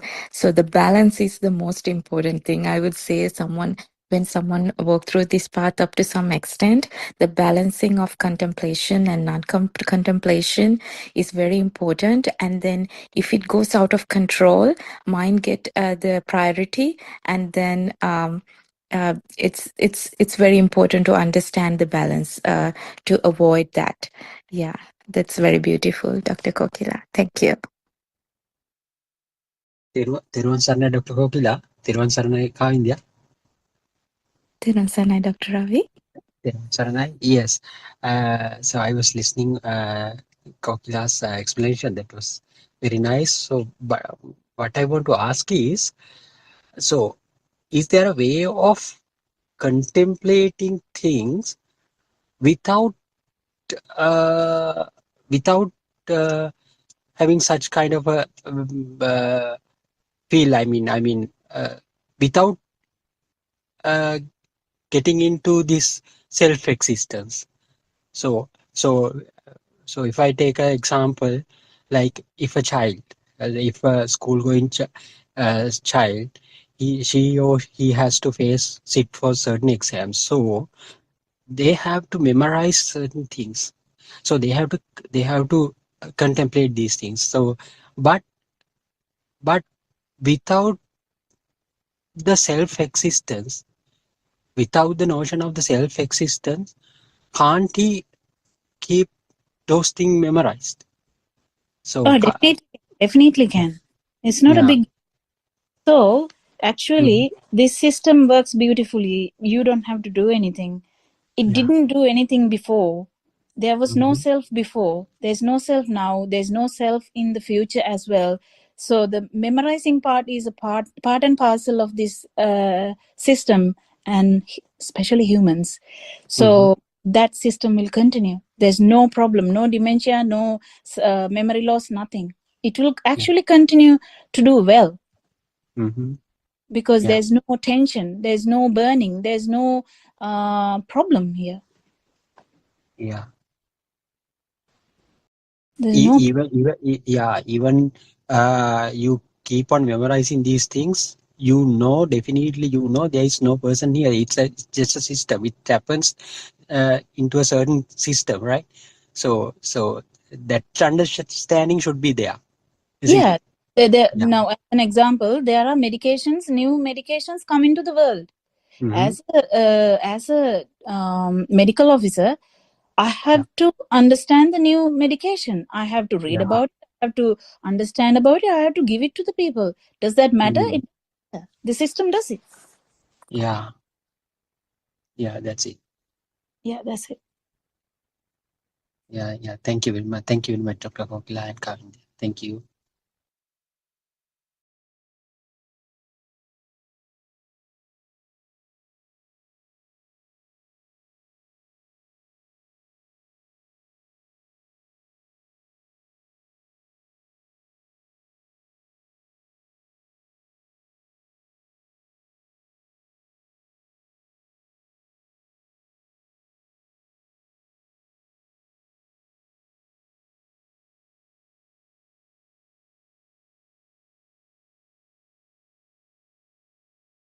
Theruvaan Sanrai, to all who have gathered here into this discussion in this very bright morning.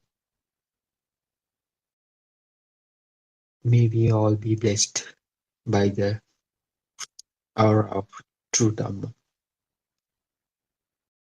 So it's truly a privilege to be here, engaging in these valuable discussions and guide us towards deeper understanding of this spiritual kind of awakening.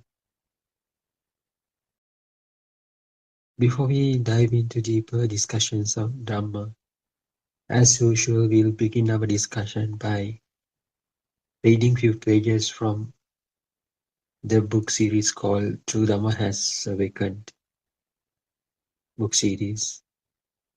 So this approach provides a kind of foundation to our discussions, so allowing us to reflect on the teachings in kind of some sort of structured manner and offering very fresh perspective as we engage in these discussions. So I think it's very worth to have such a guide always with us. So at the same time, as usual, I encourage all of you to visit our main website, that is www.buddothpado-dhamma.com website. So there you will find many more insightful books that have been written by our noble friend, the Buddothpado R.N. Wahanse. So there are so many books that have been written in Sinhala, Tamil and English languages. So we are reading out loud the English series. The series consists of 6 books. So we are focusing on the volume number 3 at the moment. And I invite all of you to visit the website and download these books and read them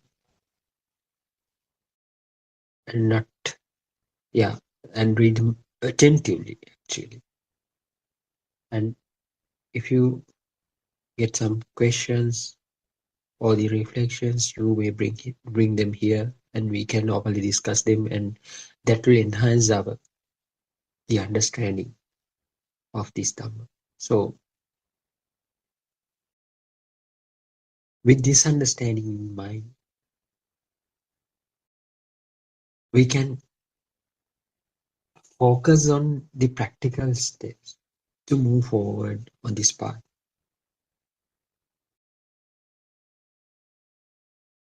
So the teachings are not just theoretical discussions. So theoretical, not only the theoretical uh, not only the theoretical discourses. So they are meant to be applied in our daily lives. So that will guide us towards the life of wisdom and the liberation from the suffering. Before we go into the proper discussion, so I'd like to recap some important points that we have discussed during past few discussions. So these insights will help us connect our current understanding with the wisdom we gained so far.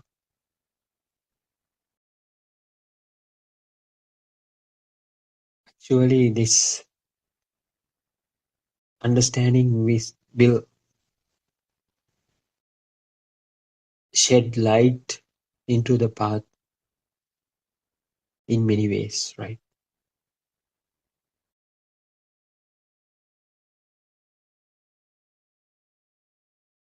One of the key aspects we explored was the nature of the present moment and the transformation of actually the internal transformation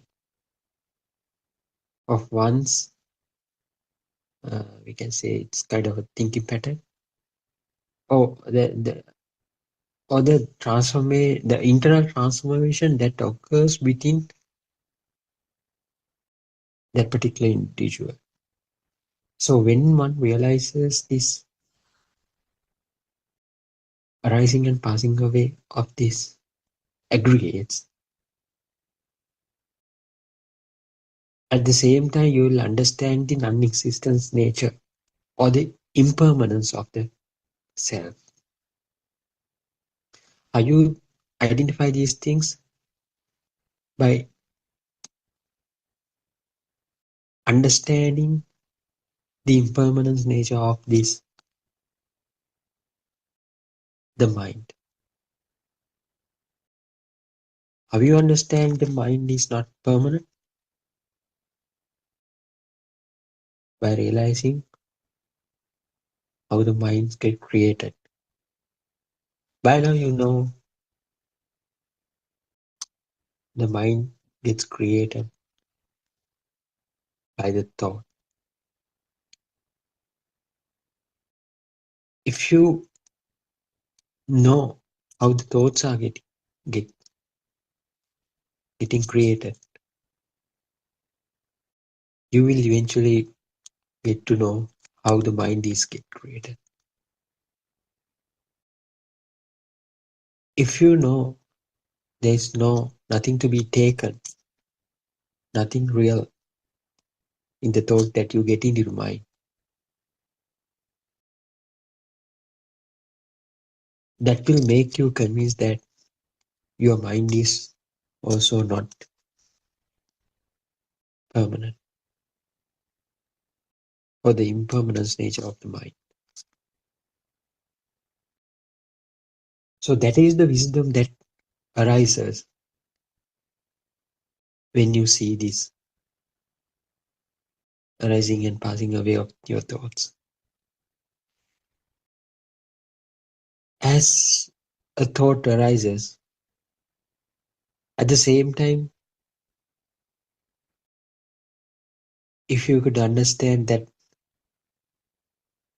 the nothingness or the impermanence nature of the thought,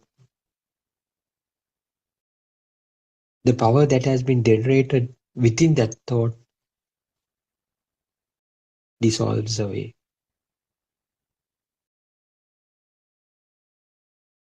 So the inherent power that thought contained would not empower another thought to get strengthened.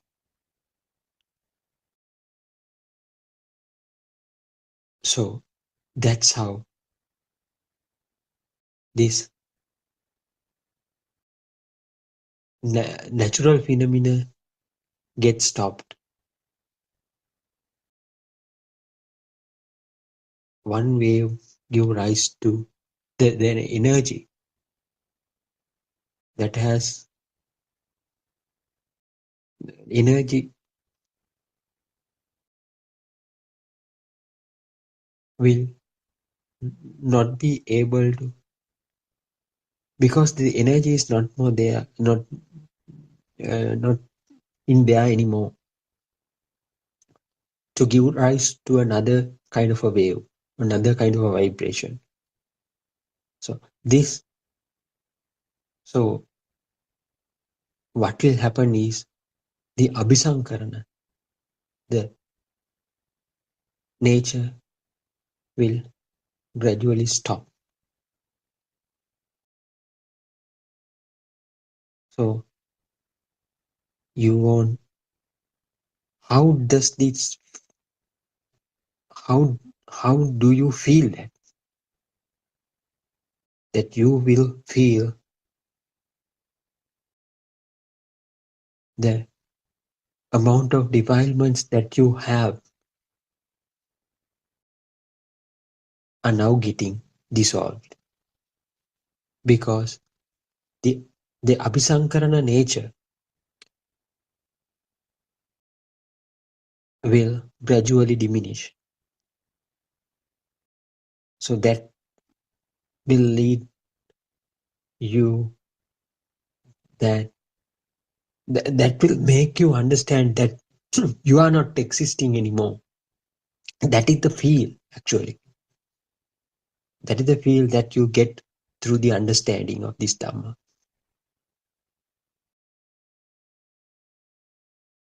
then you'll be able to put the full stop to your entire samsaric journey. So these discussions move towards that end. Each and every discussion will move towards that direction, ending one's samsaric journey.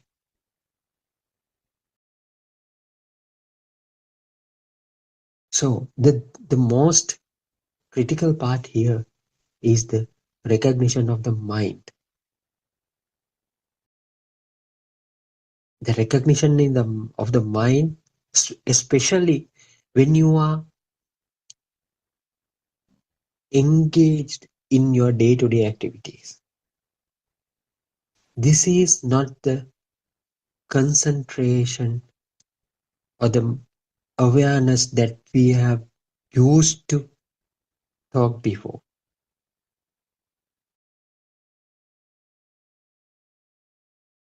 Earlier times in the Dhamma sermons, we have been asked to keep concentrated on the activities that you do while you are working.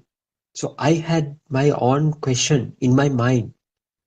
If I am truly engaged in some kind of an activity, how how how can I keep focused from another direction towards the same activity? But now I understand this is also possible. It is not done by you. So we can't keep concentration, keep equal kind of concentration in a certain activity in two directions. One is in one aspect we are doing that activity. In one aspect we have to keep eye on our mind, how that mind gets behave during that activity, how that mind behaves during that activity. It is very difficult. Earlier it was very difficult because I tried to do intentionally. But if I focus on my mind, my work, what I'm doing, I messed up with that work. If I engage too fully in the work, the focus towards my mind gets lost. It was very difficult. But now, with this understanding through Dhamma, the keeping eye towards your mind automatically happens. That is the awareness that we get through this understanding. We know even though we engaged in some kind of an activity at the present moment, that is not done by us. That is even not done by us. So that is the most beautiful kind of most beautiful aspect of this true realization of true Dhamma. There is kind of that is the internal transformation that occurs within us through this understanding. That is the super awareness. We tend to see the nothingness or the impermanence of the mind in each and every thought that arises then and there. That is the Udayabbe Jnana. So that is the transformation that will achieve. Actually, at the beginning, that state won't be constant. That state won't remain constant during our day-to-day activities. But when we start to practice these things, if that awareness comes every time, it will remain constant throughout our day-to-day lives. That is the super awareness. That is kind of a static nature. That gives kind of an static nature of the super awareness. That for that we call the adhigata samadhi. So so now we are clear that it cannot be achieved intentionally. It has to be developed within ourselves. We should let it to grow within ourselves. It cannot be done intentionally. That is the internal transformation that occurs when you fully comprehend, fully realize this true Dhamma. If you are aware to that moment, if you are awakened to that moment, is there a room for the suffering? No. The suffering of your life will be ended. That is the true liberation from your mind. That is the true liberation from your mind. So I think this is very, very, very important. Without understanding, even though you keep focusing on your mind in any means, without knowing this true Dhamma, without knowing this impermanence nature of this mind, if you keep on concentrating your own mind, that suffering won't get be ended, won't get, yeah. So it cannot be done intentionally. With the understanding only, you get this liberation. That's why Buddha told that Sankitte Nibbidaya. This liberation should only be achieved through this true understanding, through realization of Dhamma. That is the internal transformation that will happen to you. It not has done by you, it not has done by someone else either. But it will take some time. It will not happen in a day, 2 or 3. As we were practiced from our childhood, everything, the worldly things, each and every worldly thing have become a real for us from our childhood. Mother, father, houses, children, properties and vehicles and everything. We thought they are real. They are mine. Everything belongs to me. My children are under my command. So they are mine. So we were in such an illusion. So now we can, through understanding this true Dhamma, will let you to understand that, let you to realize that they are not mine. The worldly perceptions are a kind of a part of that same illusion. The illusion has been made by your own sensory inputs from your senses. The mind is the one who is responsible for creating entire world for us. The mind is the world. Chitte niyati loko. Salayatana loko loko. Then of course it will become the chitte niyati loka. As Aryanvasi says, there are 8 billion individual worlds, separate worlds for each individual who is living in this world. They are living in their own worlds. That means they are living in their own mind. That means they are living in their own thoughts. That means they are living in the world that have been made by their own senses. They are living in their Salayatana Loko Loko. So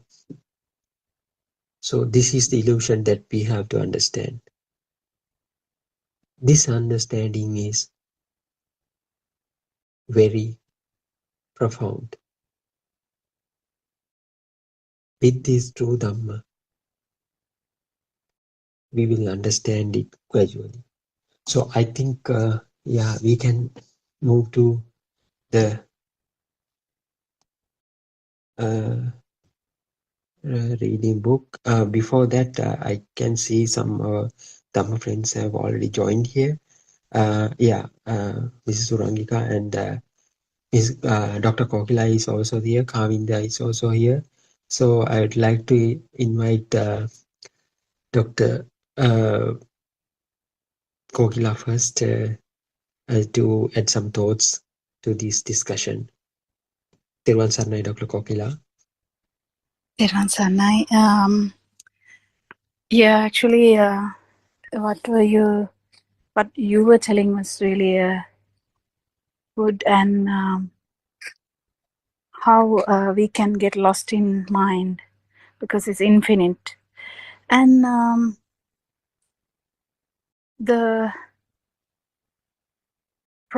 I was trying to say something last time, that how English, some well-known figures in the world who speak only English or some other languages, they don't know much.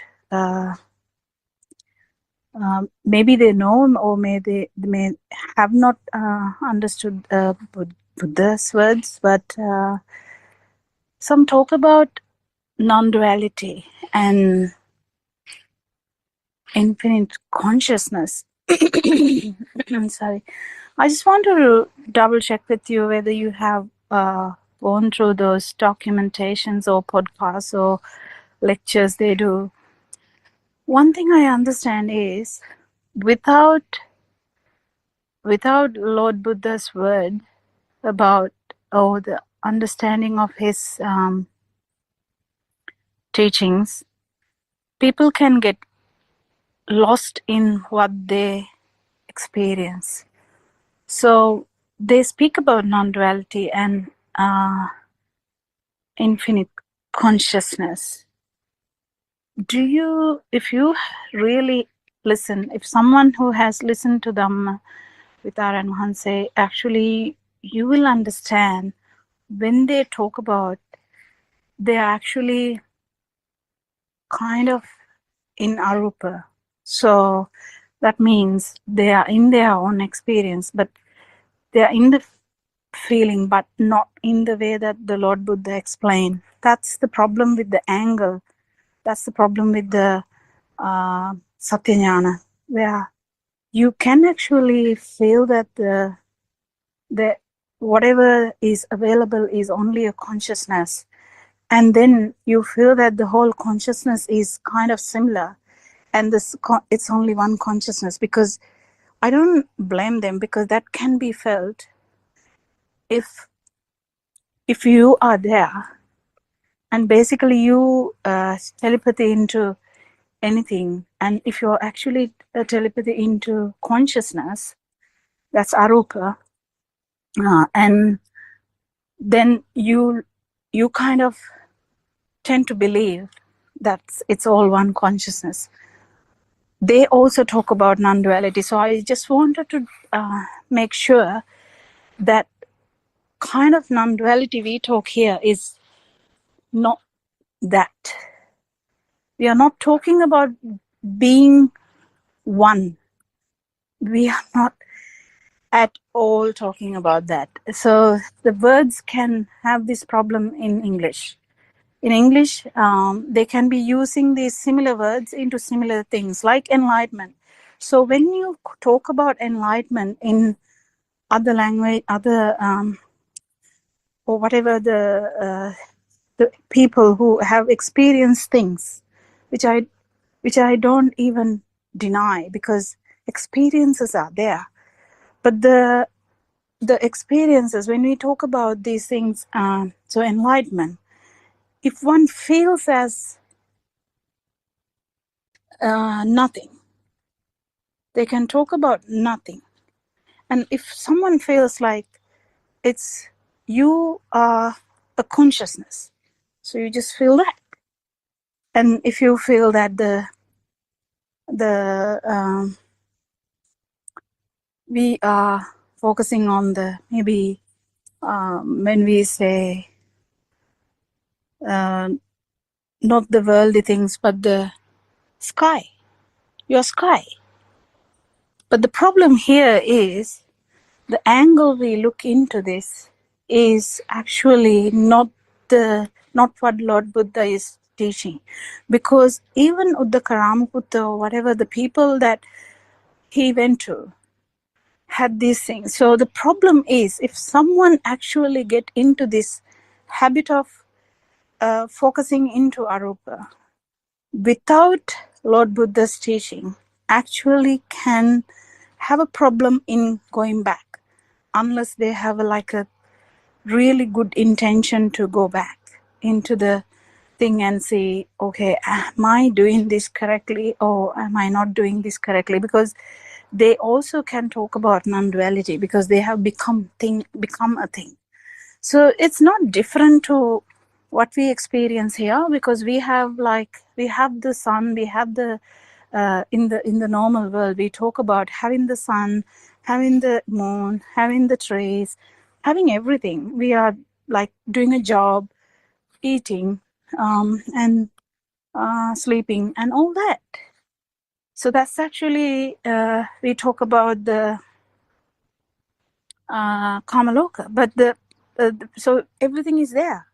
That's kind of a different thing, because we feel a duality there, so that there is everything. But in the other sense, the people who talk about this non-duality can actually experience only the experience, so the feeling what we talk about. The problem is the Sakkaya Ditthi. Sakkaya Ditthi, that means the validity of like whatever you're feeling is the feeling, or the you feeling.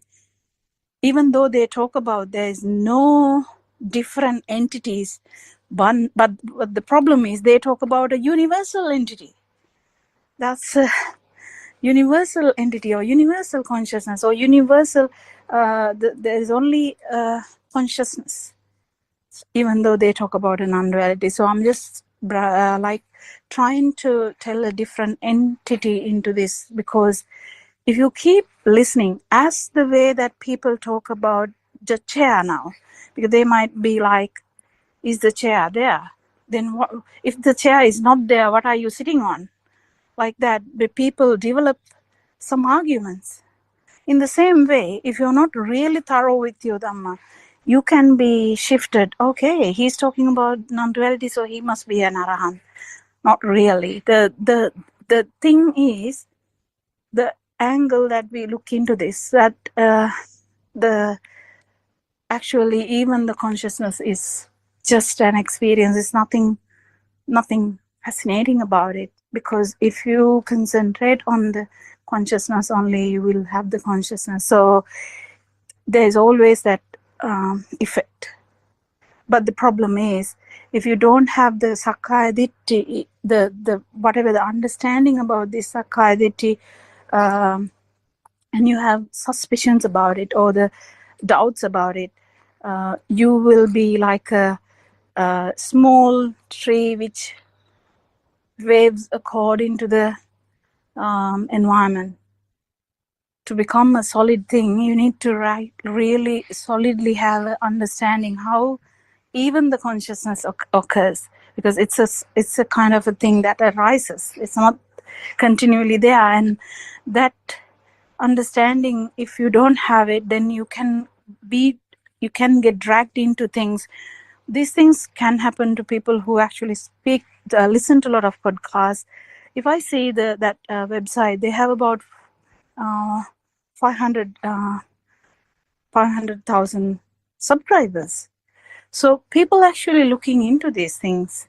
People actually trying to find the truth. The problem is there are so many angles to it. And if someone says there's only consciousness, can we blame that? No, we can't, because they have actually looked into what this is. So they have gone beyond the Kamaloka. But the problem is the Sakayaditi. So I really reiterate the angle we look into these things, that there's no self, there's no doer, there's no actual thing to cling into. Otherwise, we can get everything complex, and actually you will end up confused. I'll let someone discuss questions today. Teruvan Saranai. Yeah, Teruvan Saranai, Dr. Kokila. So thank you for the valuable input that you gave. So can I ask a question? So as you said, there is a kind of a non-duality that can be achieved in other ways than realizing this true Dhamma. 100%. Yeah. So we know through this concentration meditation, same thing will happen. So you get deviated from these worldly perceptions, then you are entered into some kind of a I don't know, you entangle with some kind of a universal energy, and you try to stay within that without these worldly perceptions. So I think if they say it, so it is the state that you are achieved when you understand this truth. So we can ask them then and there, do you have that kind of the liberation throughout your day, or in when you engage Actually, Ravi, I think what we have to know is, even in the normal life, the person who is inclined to feel the consciousness only, they will be that. That's what I'm trying to say. It's not only sitting down thing that we know what we know, but there are things more than that. So a person who is so used to so the world is what you perceive. So world you perceive, if it's only consciousness, and the person is so trained into that, you can feel it everywhere. Right. That's where even in the dead, that person can actually be in arupa. That's what I'm trying to say. But their vibration can be really, really low. And it's not like in normal life. They are not getting, because they have become the consciousness. They don't feel the worldly things. But the problem is they feel that it is there. If I can really, really relate this to you, they feel the consciousness is there. You know what I'm trying to say? Yeah. So they are in that. But that can happen. That's what I'm saying. Even not in meditation. Because the world you perceive is the world you know. So they talk about non-duality. And it's not that they are sitting down. They can perceive it even when they are in a train, when they are going somewhere, when they are living, because their mind is now in that level. Right. So it's not just sitting meditation. I'm talking about the world you can any system, if a system, whatever the focus, that would be their world. So that's what I'm trying to say. The non-duality that they talk about is becoming the same consciousness, means they believe that the consciousness is a thing, you know. Yeah, yeah, So it becomes a thing. So it can be really beautiful, because they don't feel the worldly things. mm-hmm. So they have become the consciousness. So if they actually, so they talk about that, if they actually feel that what they are talking about, I don't know, I'm just a onlooker. So what I'm trying to say is it can happen, and it can happen even without sitting down for a meditation. So but that's where the problem is. Even who listen to this Dhamma, if they don't get the proper angle, they might feel really light, really good, because they don't focus on the chair or the sun or the moon or the kids or the whatever. Because they can also feel that, because it's kind of, they know that it's nothing there. But the problem is, don't stop anywhere else. Don't stop anywhere else, because the angle here is not to get the even the. So the what Lord Buddha said was, you just you see, I don't know how to tell that in English, but you know, the ditte matang. In that one, the last one is consciousness is just consciousness, you know. It's nothing there more than that. But if you feel that the whole world is the consciousness, that means you are actually feeling that. And I don't blame that person, because it can be true to them. But what I'm trying to say is, even that is a sankata. Even that is like a something arising in this system, and it's not you. Kind of, it's nothing. It's nothing important, because if you stop there, you stop there. You can't go to next step. Yeah. So that's the misleading points that can happen. That's what I'm trying to say.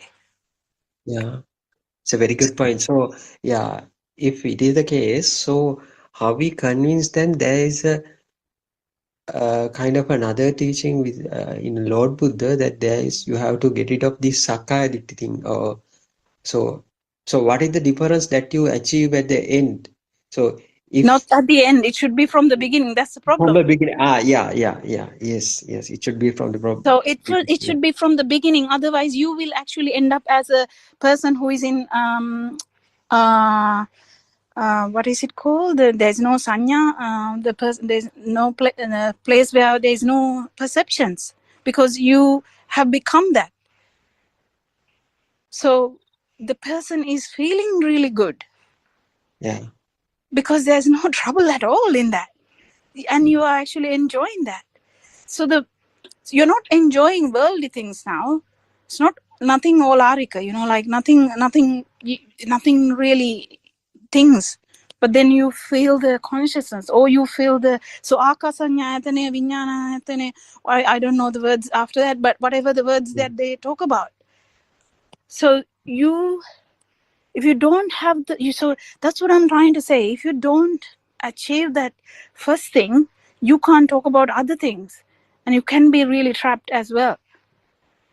So that's where we should only concentrate on the satya jnana, and not concentrate on really other stuff, because if you feel that you are getting stuck somewhere, just leave it. Just let it go.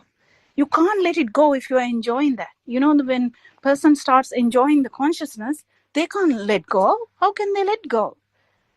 If you are enjoying the akasanyaya, then how can you let go? Yeah. Without our knowledge, we can enjoy things. I don't know whether I'm talking sense to you. Yeah, it's very nice.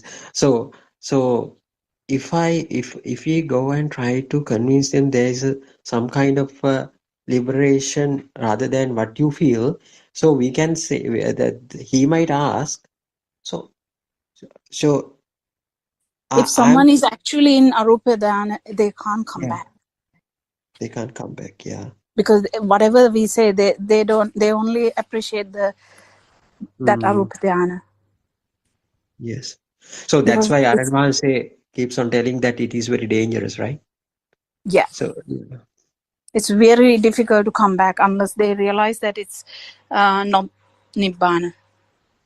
But if the person is not aware about nibbana, then no one will ask the teacher, because there's no teachers here. The people are just trying, you know. I don't blame them. Mm-hmm. They're Yes. trying. Because if there is a teacher and the teacher knows that it's not nibbana you're talking about, you are enjoying that, whatever the thing you're feeling, that's not nibbana. You can't be enjoying anything. You can't be a doer. You can't be a observer. You can't be like a feeling person. Like the nibbana is not feeling, because it's the non-vibration. If there is a vibration, only you can feel, you know. So if we happen to explain them the difference between Nibbana and the state where you are, so how If they can we feel how that, if they feel there is a problem here, they might go back, stop getting into that trance and, you know, that kind of thing, and they might actually think about it. But I'm not actually talking directly about them, because we can't do much. But I'm trying to say, someone who is actually listening to our Dhamma, and who didn't get the correct angle yet, might trapped into the feeling that you enjoy. Because I hear them sometimes. I feel so good now, you know. What do you think about that? I feel so good now. What does that mean? That means that there is a problem somewhere. When you say I feel so good now, that's not what it is. So we have to be careful, because you actually feel good. But if you stop, that's not that's just a side effect of the process. That's nothing to concentrate on, nothing to focus on. If you focus on that, that means you're actually enjoying that. yeah.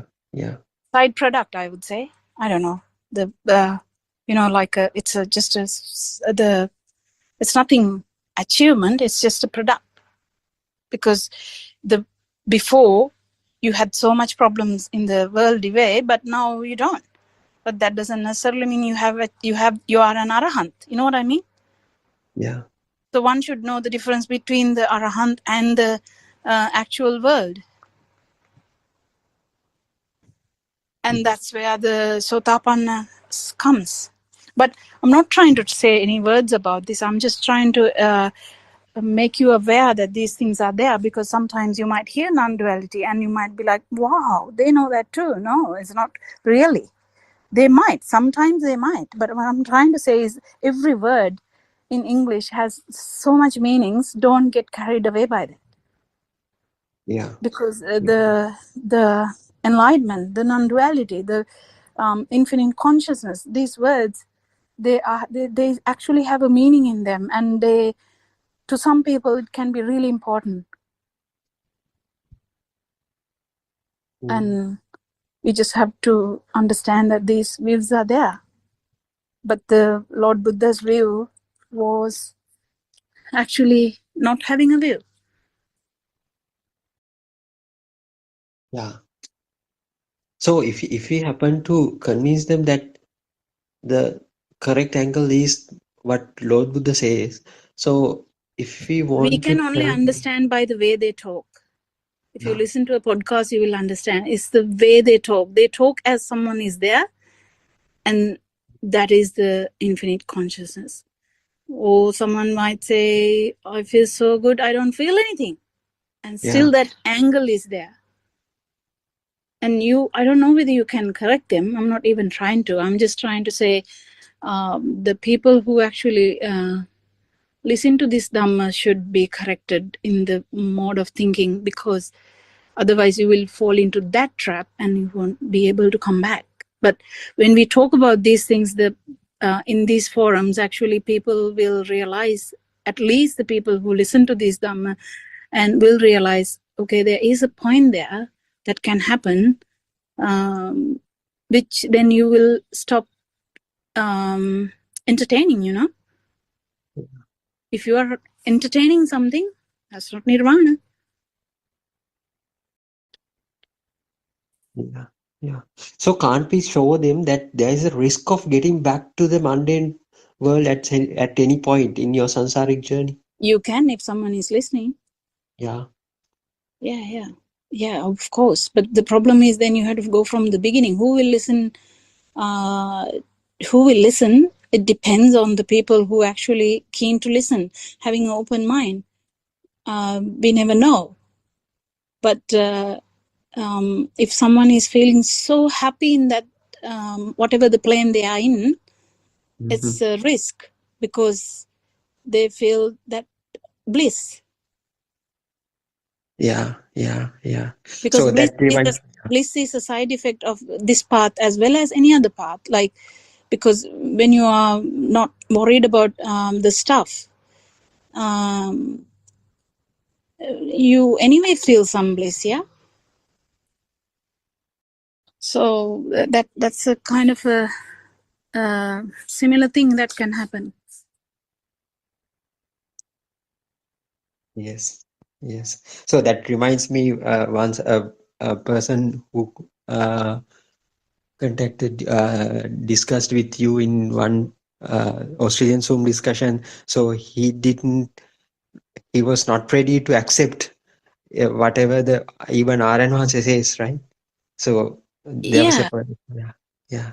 You can't blame that also, because Yeah. when you feel that whatever the experience you have is really important, that means the angle is gone. Angle is whatever you're experiencing is kind of a sankata or something that has arisen. That's nothing. Yeah? I mean, that's nothing to be happy about or be sad about. It's just another thing, you know, like so. But if someone is actually focusing on whatever the experience they have and think that is the best experience, then that angle is completely wrong. But then you can't really prove that to that system, because that's already corrupted. But that's not a fault of that person. It's not a fault, because that's how it is.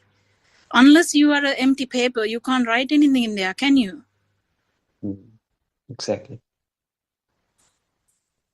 But at least if a system is open to be an empty paper only, you can start putting something there. But unless if it's already clouded by stuff, you can't really change that. And I'm not even trying to, but I'm just telling so that all of you are aware that the words I may use also can confuse you, because they are in the websites, they are in the podcast, they are in the YouTube, they are in the internet.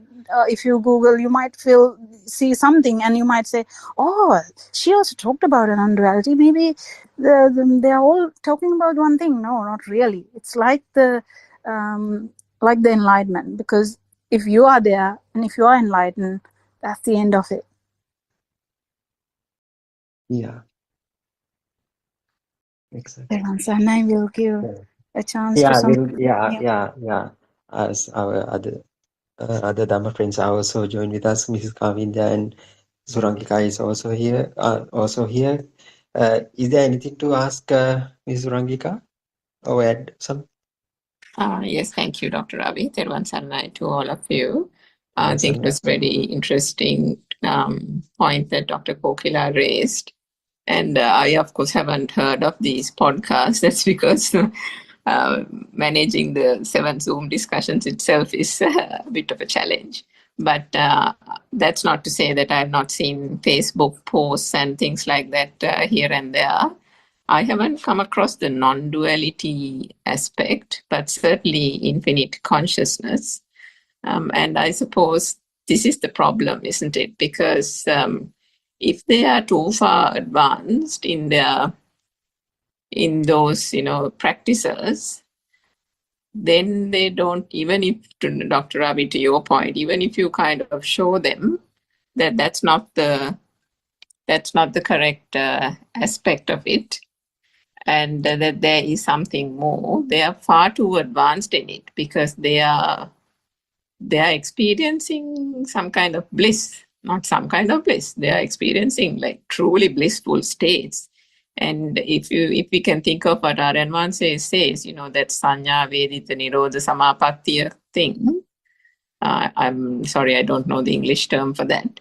So that means without any kind of suffering or physical pain or anything, you enter into an almost trance-like state where you are almost devoid of all these physical sufferings and mental sufferings and things, because you have got into that state where none of those things affect that when you're in that state.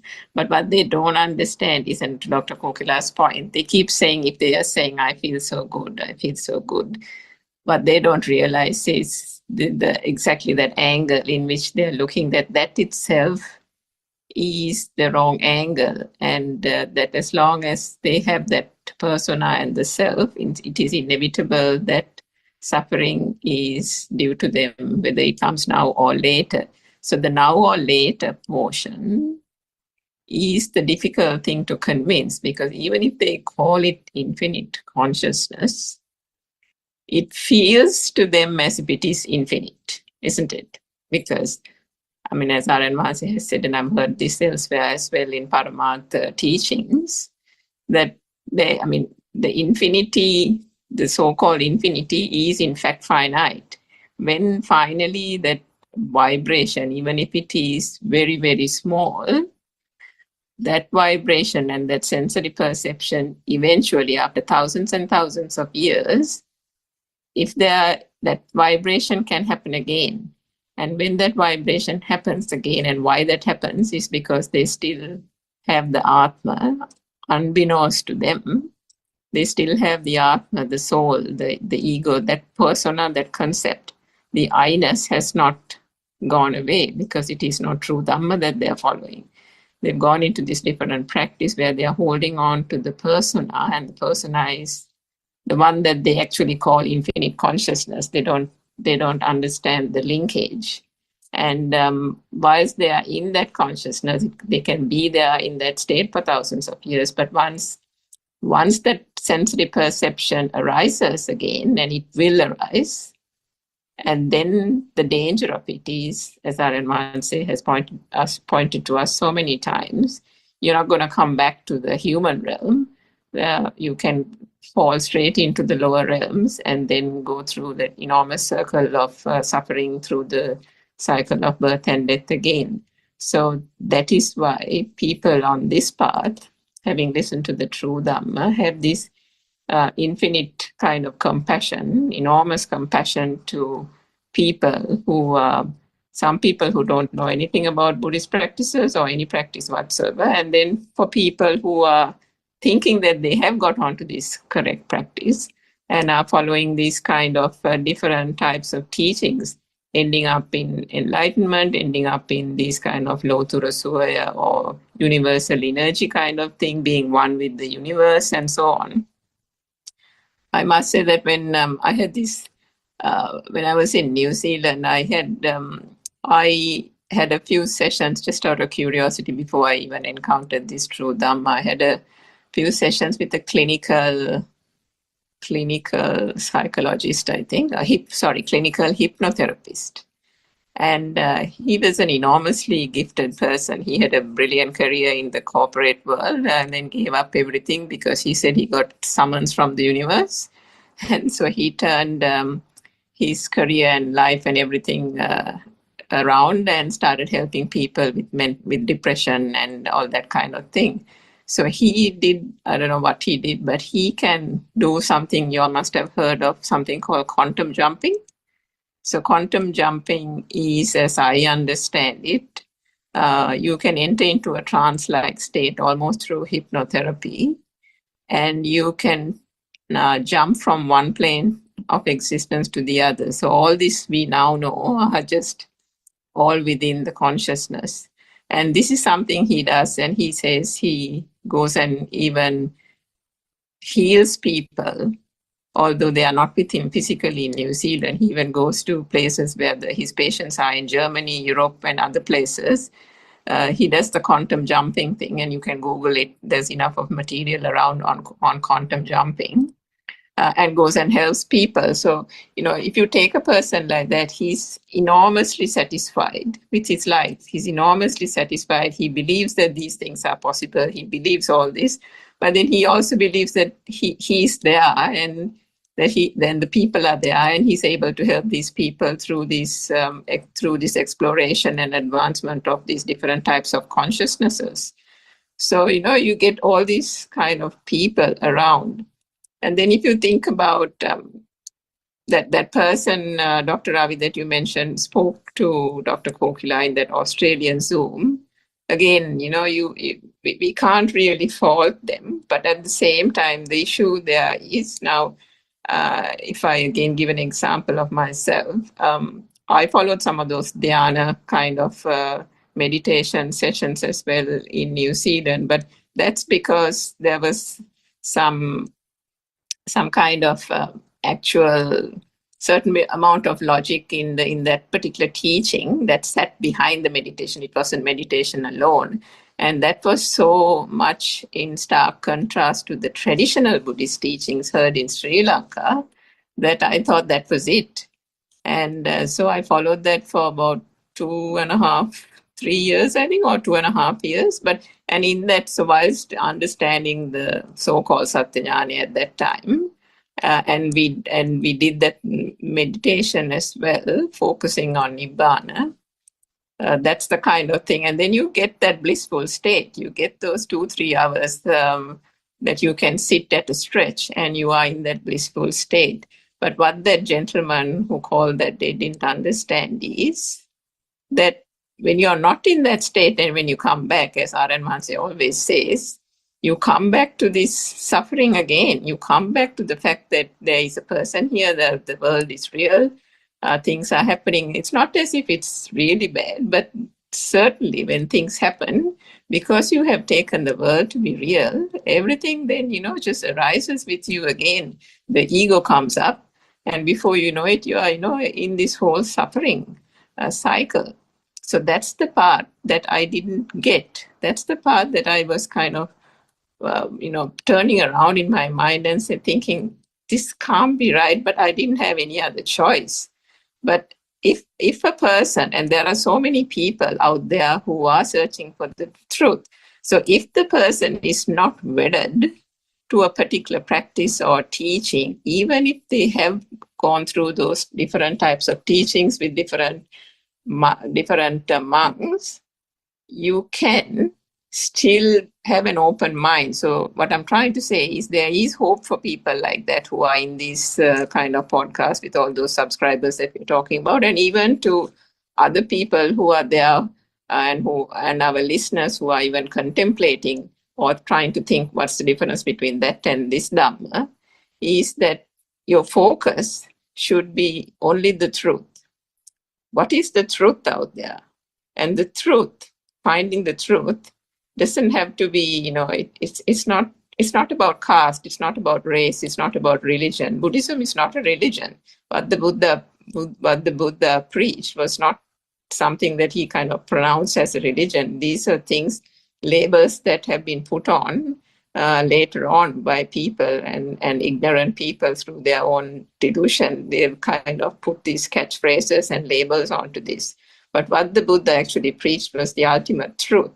And if one is actually in search of the ultimate truth, and to that extent you are having that open mind, then there is definitely hope for people out there, even for people who have been following these wrong practices for years and years, to then, when they hear the true Dhamma, to kind of awaken from that almost trance-like state and feel that, oh my, yes, of course, that so-called infinite consciousness or that so-called practice, true, I had a few hours of bliss, or I may have a few, so many years of feeling great, but ultimately, is that suffering gone, or am I not experiencing nirvana now?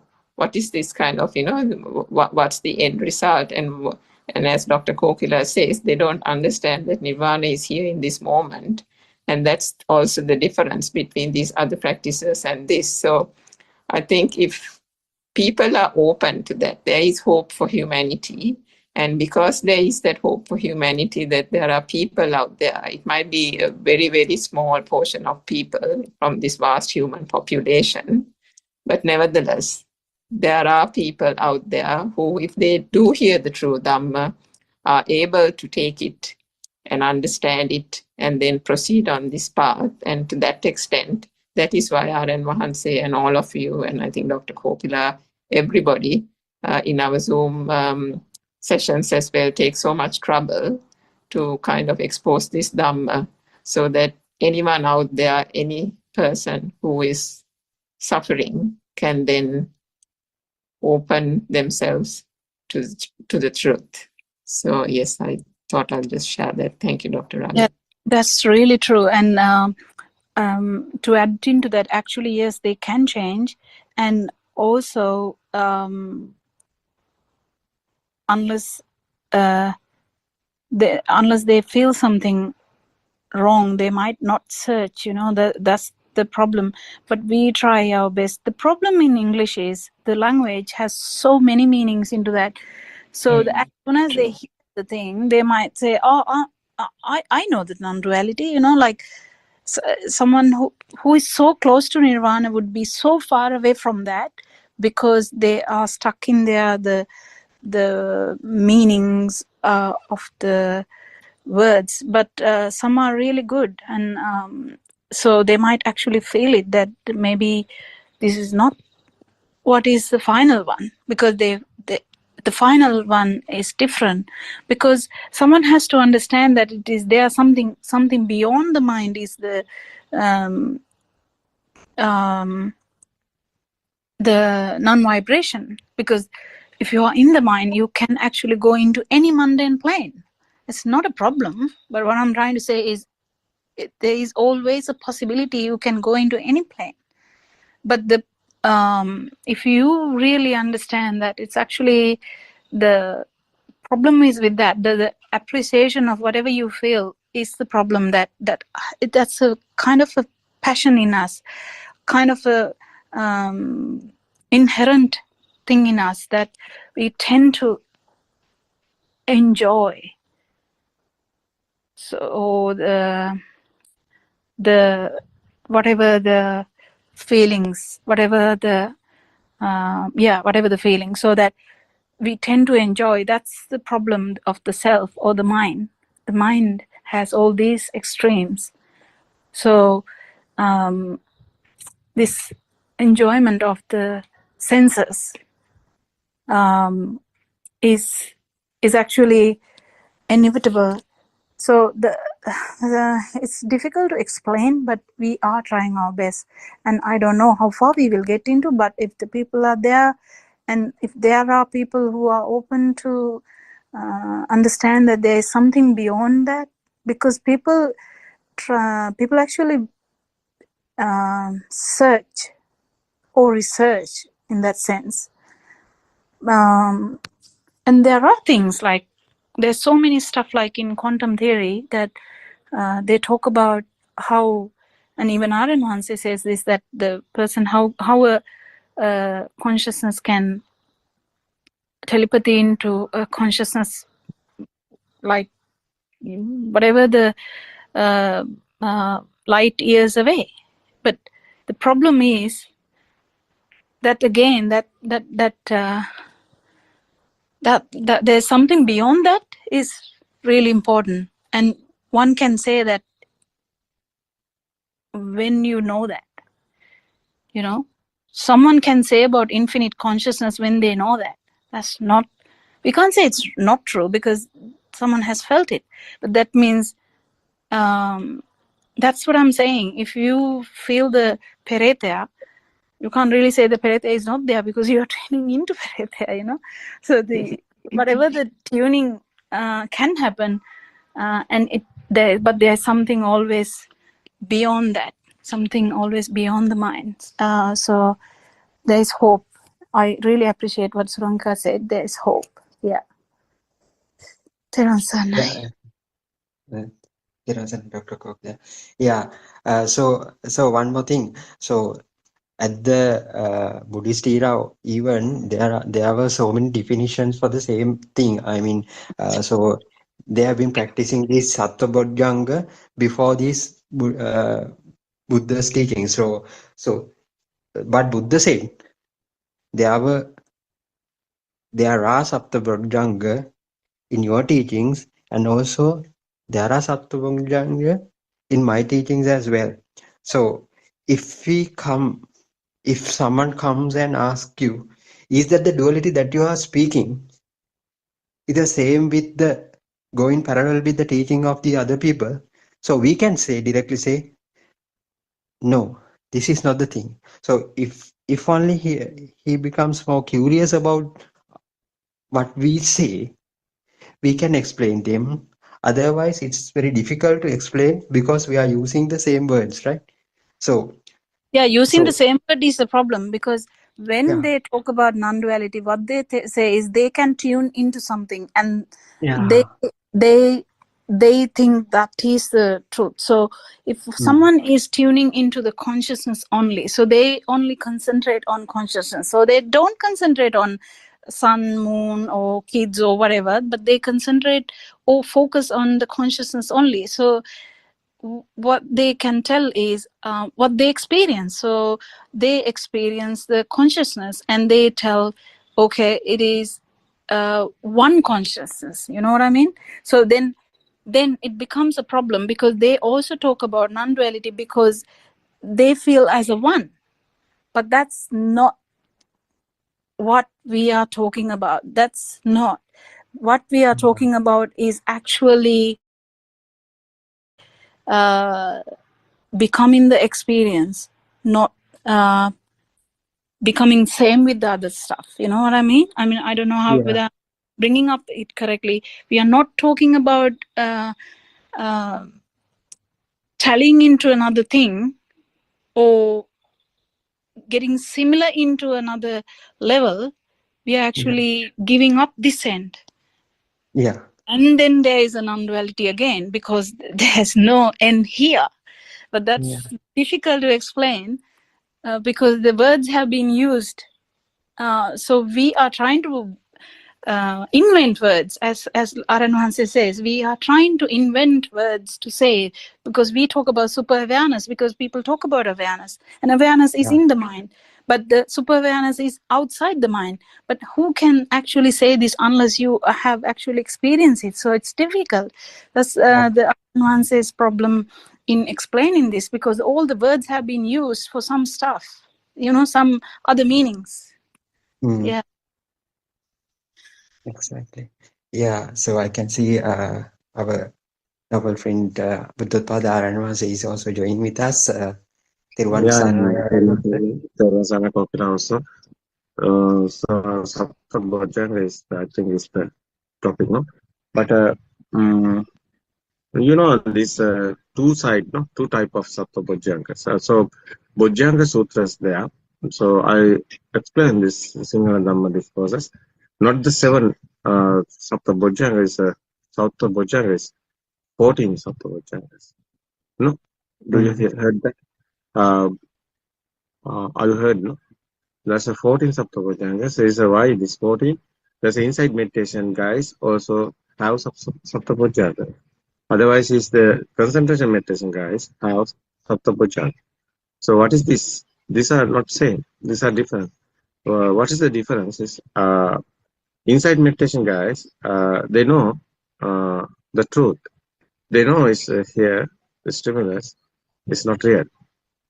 Otherwise, is the nobody is here. There's a system is working here. No, the other guys is in illusion. They are thinking this world is real. But this someone know this Dhamma. What is Buddha's explained independent origination is real. What's the Buddha's Dhamma discourses?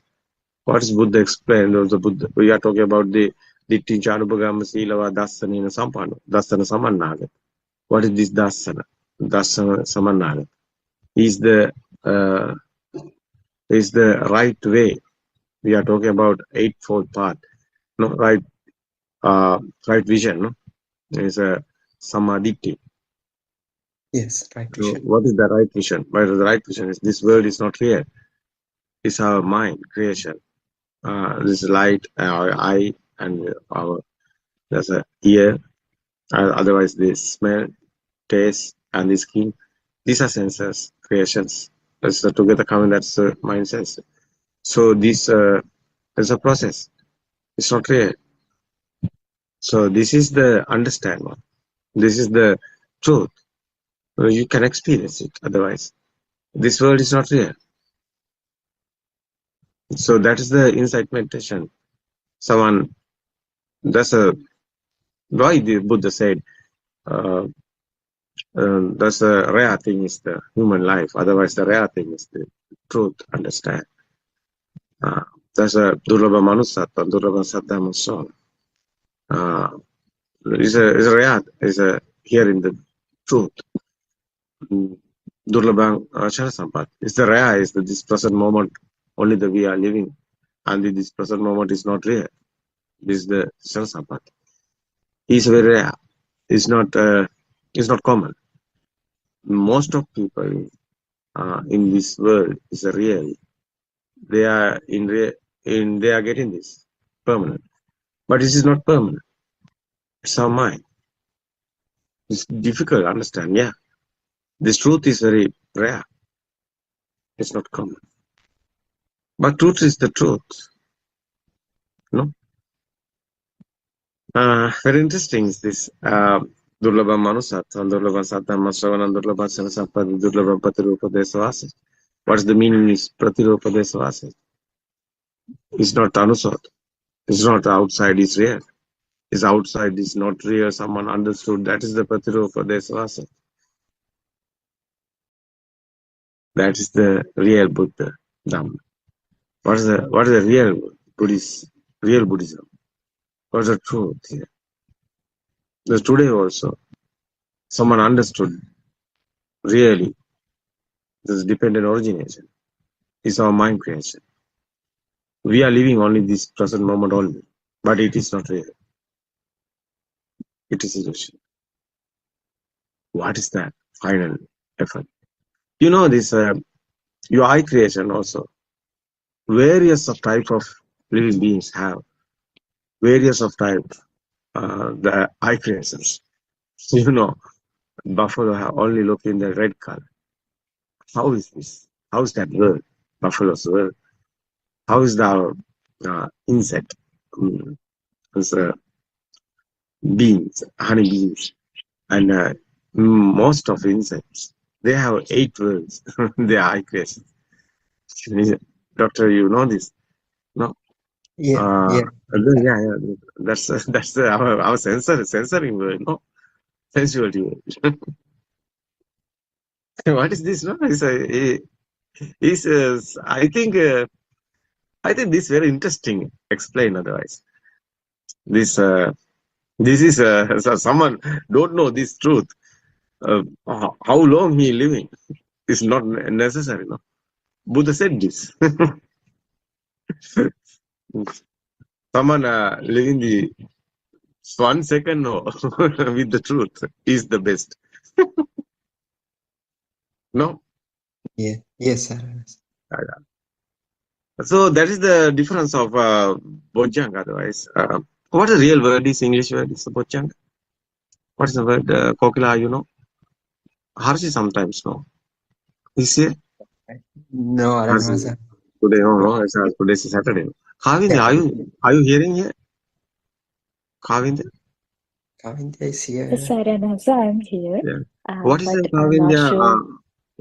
Are you realize that what's the Bojjhanga English word? My mind. Factors of awakening. When I check Google, that's the factors of awakening.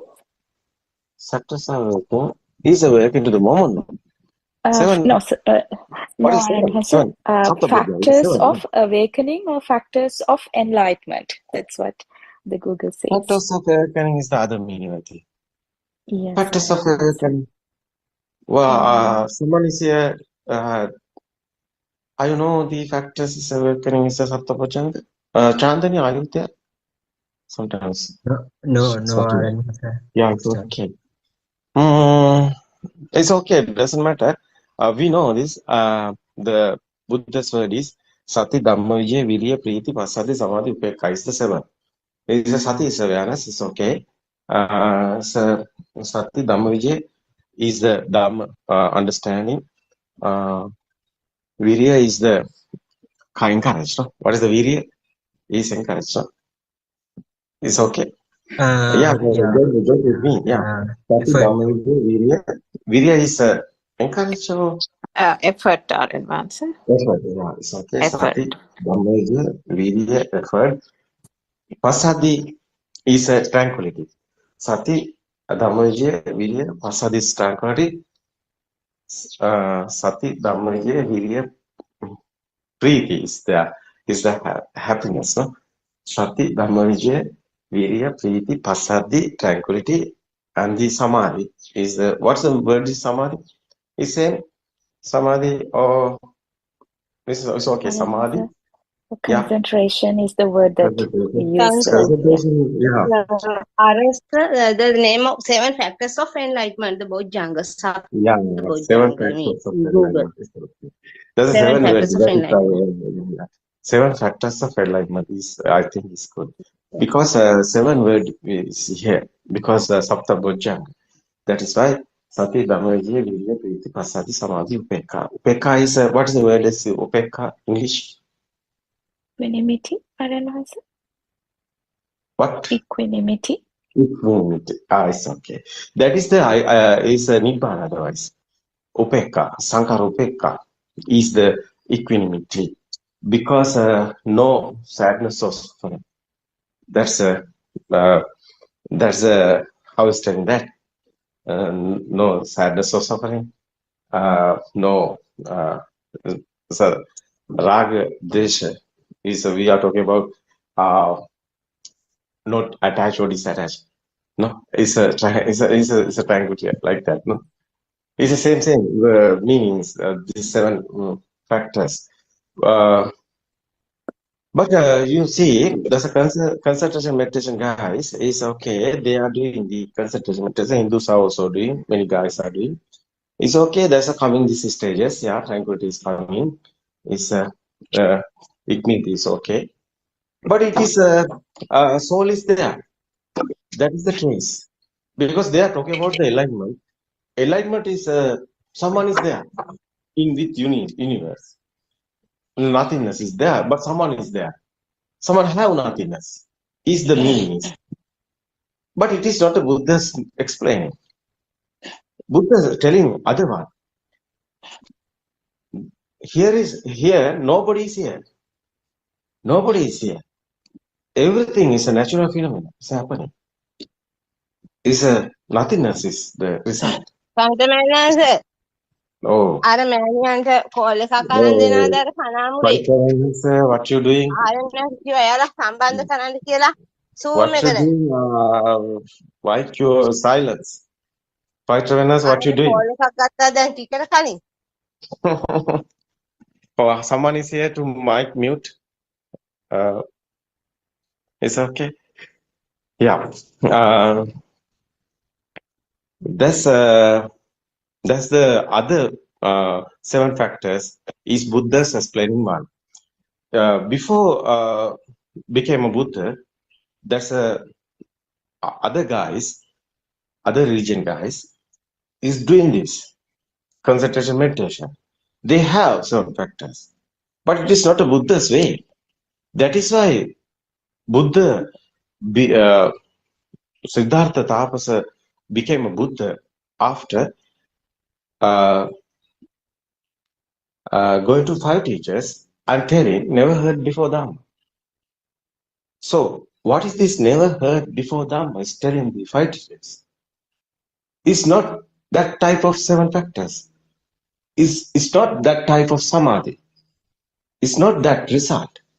It's a difference. What is that difference? It's a understand one, nobody is here. What is this understand? Our mind creation is given us this soul, our alive field. That's a soul, living being.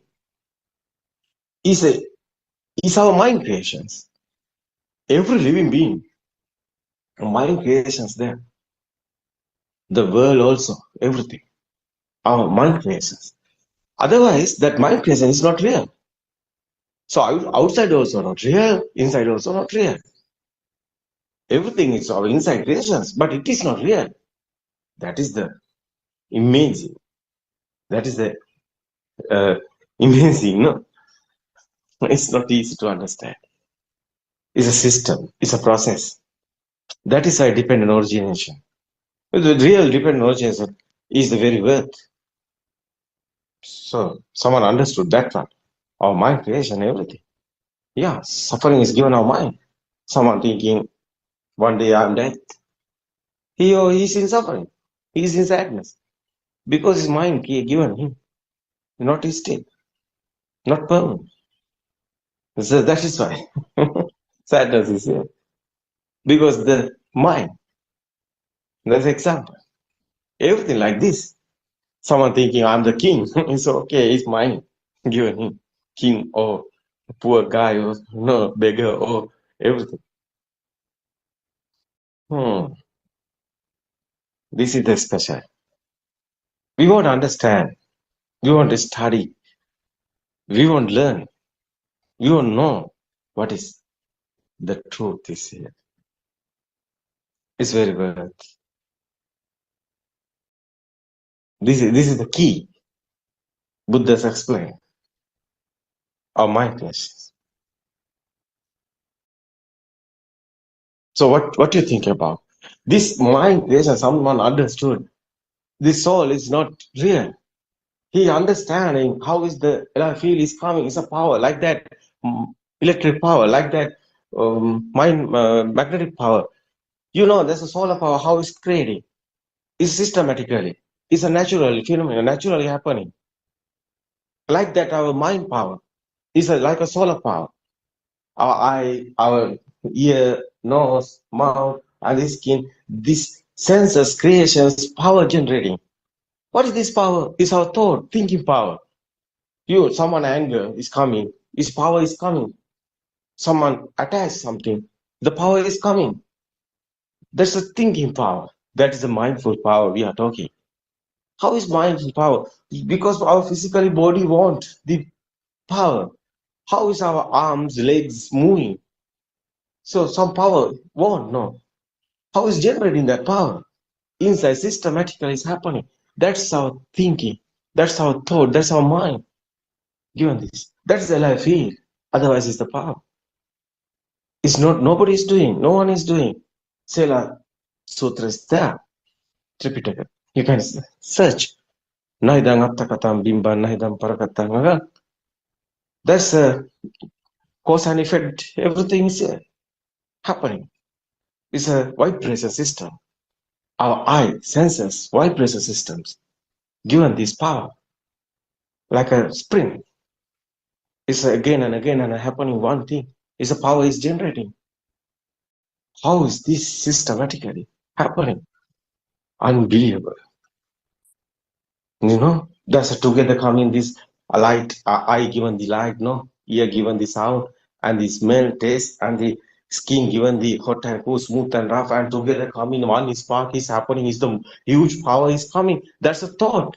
That's a thinking. That's a kindergarten time little child. Don't know red or blue or colors or anything. You know, before kindergarten time, there's a caught in the baby. It's a radiant mind. There is no thinking power. But after what happened, what is the defilement? Defilement is thinking power. No? Is the alive feel? Is that one? That's the existent feel. Otherwise, same alive feel. What do you think? Is someone understood this Dharma? There's a what's the fading? Is the defilements. What is the defilements? Our power is fading. Power is fading after what happened? Those thoughts are creation. Normally, stimulus are coming, senses are working. Normally, you can see, you can hear, but nothingness. What is this nothingness? Everything is there, but nothingness is there. What is this nothingness? No No any vibrations, no any inside pain. It's like a robot. System is working. Yeah, no sadness, no suffering. That's a peaceful, that's a tranquility, that's the real tranquility, that's a real immunity. What is this? Real 7 factors is the inside meditation factors. That's a real samadhi. It's a nothingness samadhi is there. You know, non-soul samadhi is there. Is a inside meditation is given this samadhi. Is understanding one is the inside meditation. Inside meditation is not a concentration meditation. You know, Tripitaka is there. You can search every concentration, guys. One day be Nibbana is a Vipassana Kanika Samadhi, is the Buddha's word. What is this Vipassana Kanika Samadhi? Yangi, Tatra, Tatra, Vipassati. What is this Buddha's word? Yangi, Tatra, Tatra, Vipassati. One moment, every moment have a thought. It's not real. That's the tranquility. Real one is the Nibbana. Is understanding one. Is the inside meditation. It's not a concentration meditation. It's an inside meditation. It's a cause and effect Dhamma. It's a system is happening. It's not a action and effect. It's a cause and effect Dhamma. It's not action and effect Dhamma. It's a real Buddhism. It's real Nibbana. Today also you can be Arahat. You can experience it. It's not a believing. It's not a trust. You can experience it. Yeah. You follow the Buddothpado Dhamma discourses. Is really you can get it. You haven't any. You never going circle of birth. Is ending the circle of birth. This is your last life. Your story is over. What do you think about Dr. Kokila? Are you there? I think you Yes. understood. You have experience. Yeah, something you added it. Yes. Yeah. And so yeah, it's really important someone to listen to this with, as I said before, like with an empty paper, as you say all the time, because if you are clouded with all the views that you know, it's very difficult to get a new view. It's really natural for you to not to take it anyway, even if you. But if you are having a like an open mind and you listen to them of this, then you might be able to actually feel it. That's where you actually win your own mind, and because the ability to go into every mundane plane is actually in the ability of the mind. But if you have been the mind and you don't actually entertain you can see the planes, but you don't entertain the planes anymore because you actually have seen beyond, and that's what is important. And I invite everyone to listen to Dhamma. We are trying our best to use just the natural words that we use and still try to say it without misunderstanding it for a lot of stuff that is said already in the world. But I think as we discussed before, the Lord Buddha also had the same difficulty in trying to say something without being misunderstood, that he's telling the same thing as we do, you know. But it's yeah, we can only try, and we try our best. It's we invite everyone to listen, come and listen and see whether you can understand this. Yeah. Everyone. Today, most guys want real Dhamma. No, many guys find in They Nibbana. actually trying to search for it. Yeah. Yeah, searching. Yeah. Kavinda, what do you think about? I think you have idea. Yeah. As we discussed today, everyone talk about how this enlightenment, the word even misinterpreted in this era, So the spirituality is very popular, as Aryan Hansa says, and there are a lot of spiritual leaders or teachers in the world. However, Buddha is not another spiritual teacher, or Aryan Hansa is not another spiritual teacher. So here, the message that we are delivering is so powerful, and there is a big secret in it. So, which is that there is no observer to observe any observations, and then only the perception arises within the system due to the sensory functions, and it is a natural phenomena. And coming to the right vision is really important, even though some people experience this duality, nothingness, there is an observer to feel these things, as we discussed today in a very nice discussion. So we should, we all invite our listeners to listen to this true Dhamma with an open mind, as we all says, and then experience this tranquility and the liberation within you. That's what I want to say, Aryan Hansa. Yeah, that's a good words you use it. You are a professional. It's good English. No, not. I'm correct now, Kokila.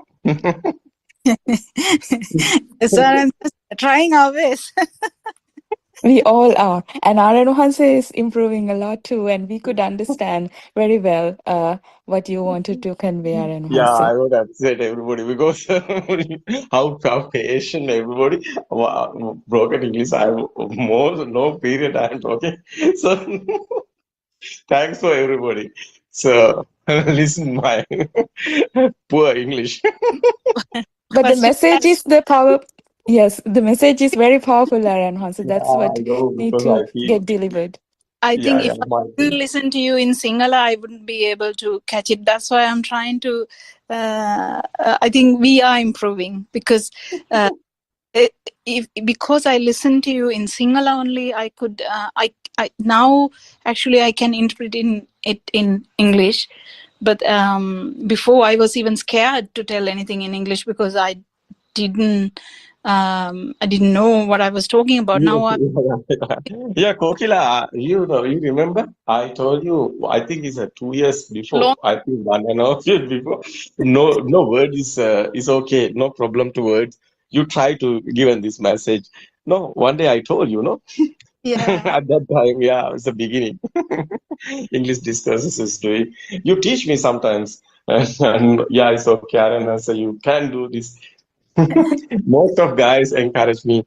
I thank everybody because I won't do this best. Otherwise, this everybody is doing their duty.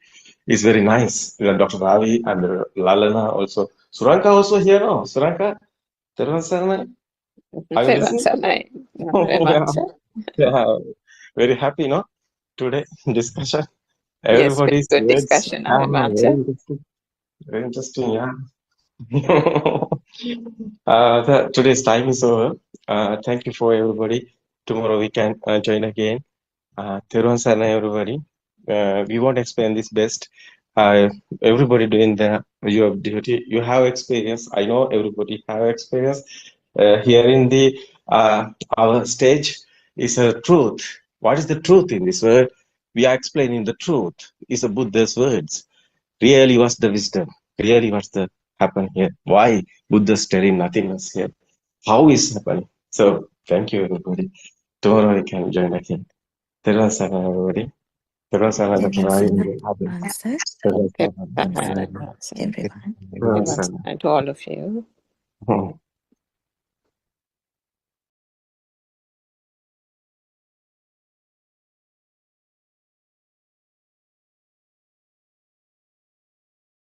Many syllabus, chemistry, physics, maths, many syllabus, but we are not studied our mind. No, how is our mind creation? How is our thoughts are coming? How is our suffering is coming? Why we are sadness? Sometimes we are in happy. Sometimes we are in sad. How is this happen? So no, sometimes hormones given this. Hormone changing coming so we know this the ladies there's a period, there's a hormones changing, time is coming, there's a anger is coming.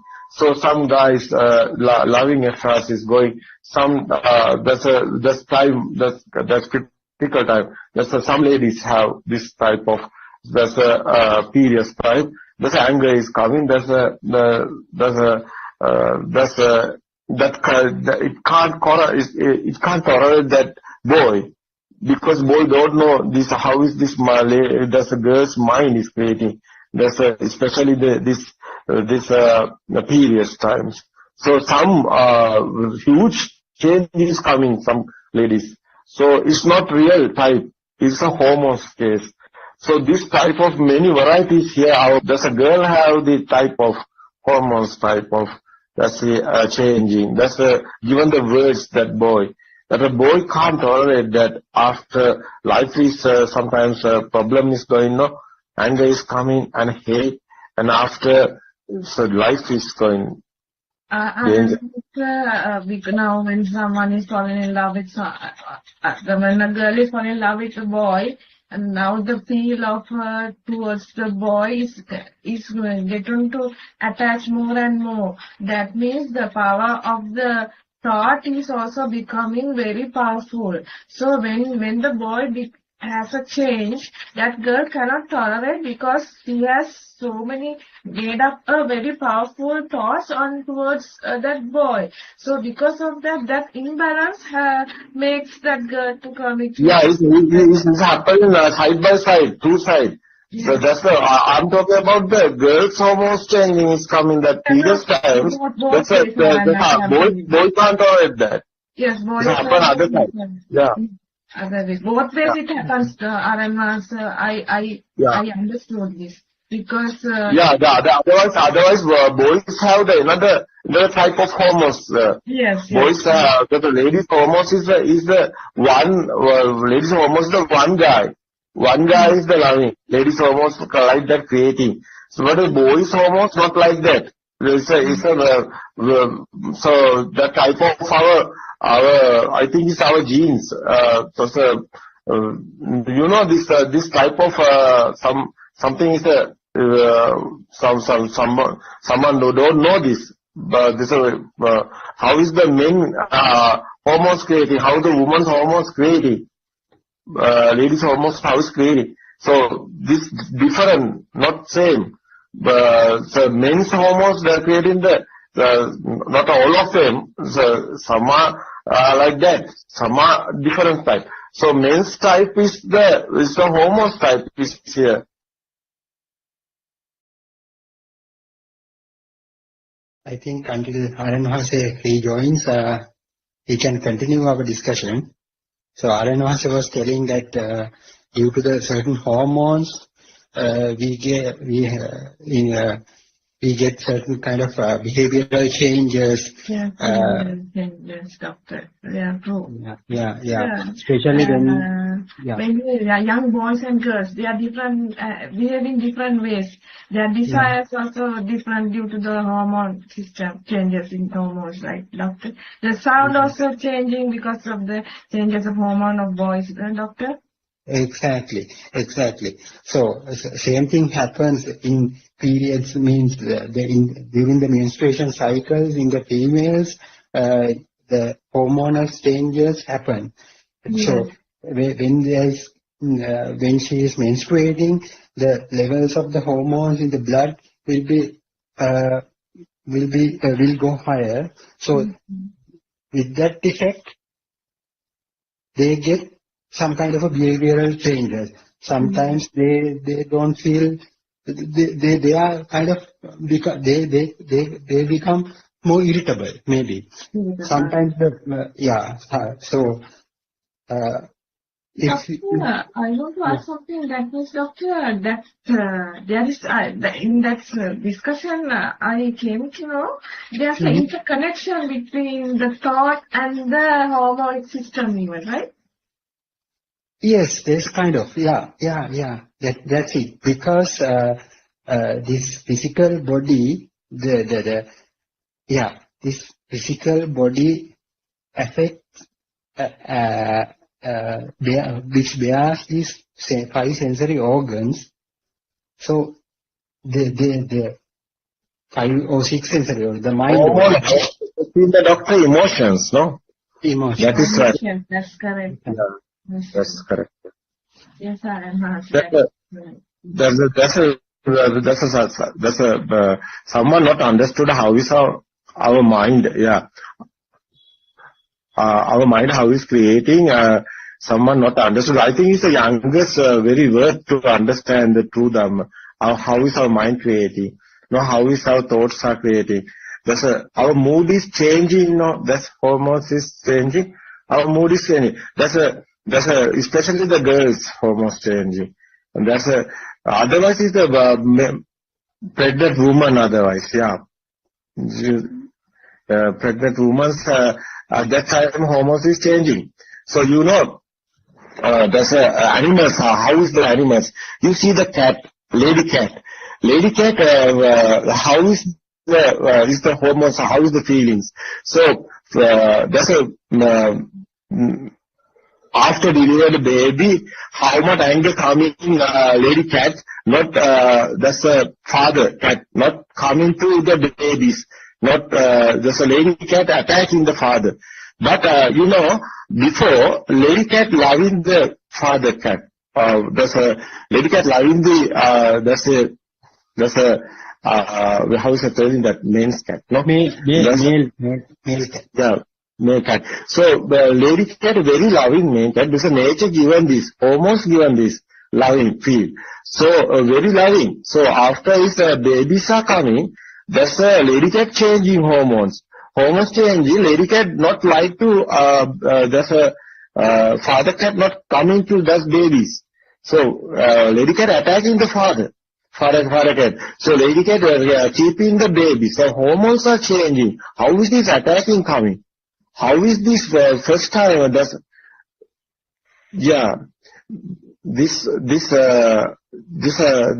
hormones changing. Just hormones changing. That is why. No, these animals is happening. This type more animals, tigers and cats and the other animals. You can realize this. How is changing these feelings? So nature given the same like girls. Same as girls, girl like that. So babies are coming. After that, mother is the girl. The girl became a mother. After mother have a babies. So after mother loving the babies, mother not loving the father. It's not type of the before that. No, yeah, it's okay. Not type of. Yes, I won't tell not all of the stories like this, but I'm given the message. This only, you can realize this. Yeah, that's the previous time. Monthly hormones, monthly girls hormones changing. That type of changing is happening. Girls' mood is changing, more editable, like that.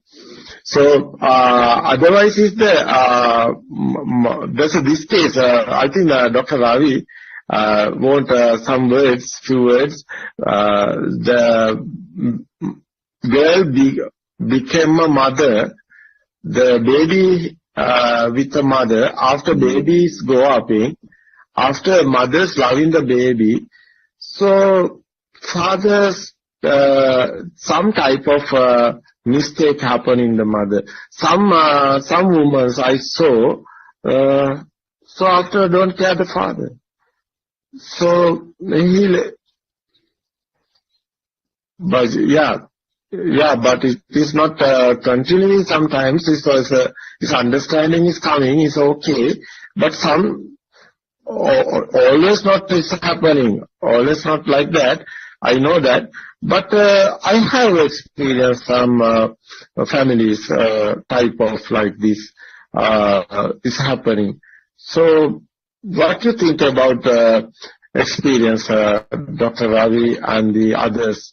Suram Rao, Surangi Rao, someone is there now. What do you think about this others? I want to join everybody and talk with this type of hormones change and our mind creations, our mind, how is this, our life is the issue, this happen. Yeah, everybody new one comer and joined us, and your ideas given us experience.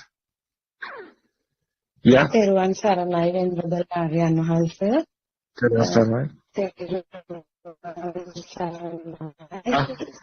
it's okay. This is enough for us to understand that there is no person in the body. I think all this happens. Even the wife or the girl wants to be calm, not to get angry, control the emotions due to this natural process that since there is no person who can control, this happens as if it happens to a tree or some natural entity.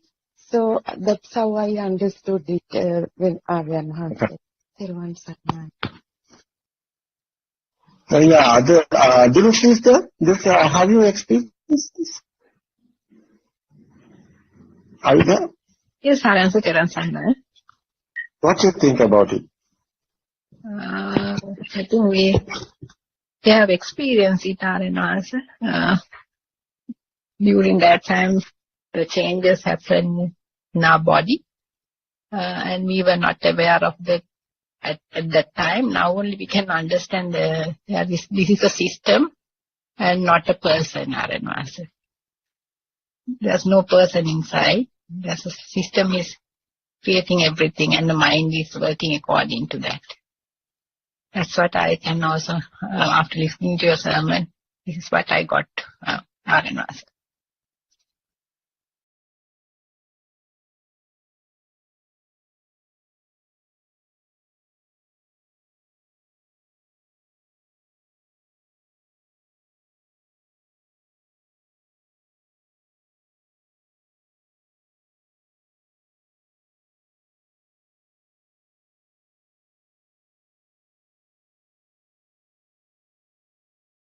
Yes, I think until Aryan rejoins, we can continue our discussion. So another type of some songs are there also to express this kind of a feeling. So it comes to my mind. So I'll tell it. Punchi pute unuba pasu ammi hungak venas vela. Likewise, so after giving a birth to a child, the lady has changed. The behavior of the lovingness of the lady has changed. So that change has been noticed by the father. So from that song also, it says that natural phenomena. So punchi pute numba pasu ammi hungak venas vela. Likewise, it goes on. Eda wage nahe.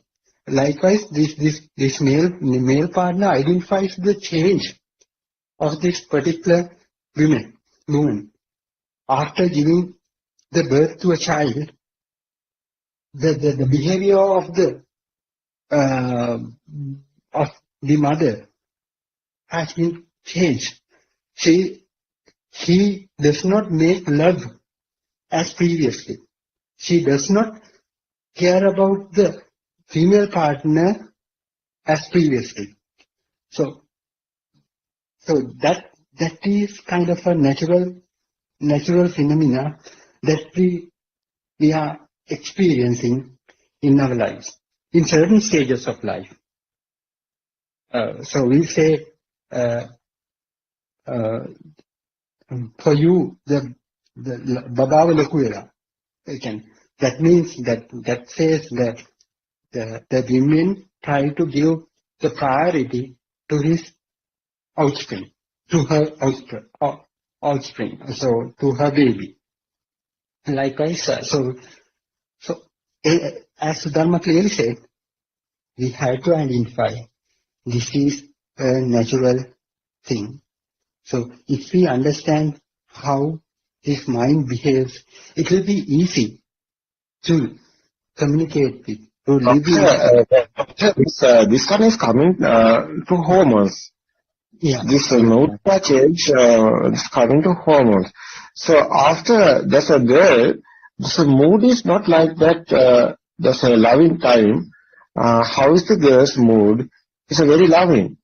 The nature is like this. Hormones is at that time, the girl's hormones coming to loving, and the hormones coming type of loving type of. That's estrogen, progesterone we are talking about. That's men's hormones like that, very loving. So these hormones, how is nature creating?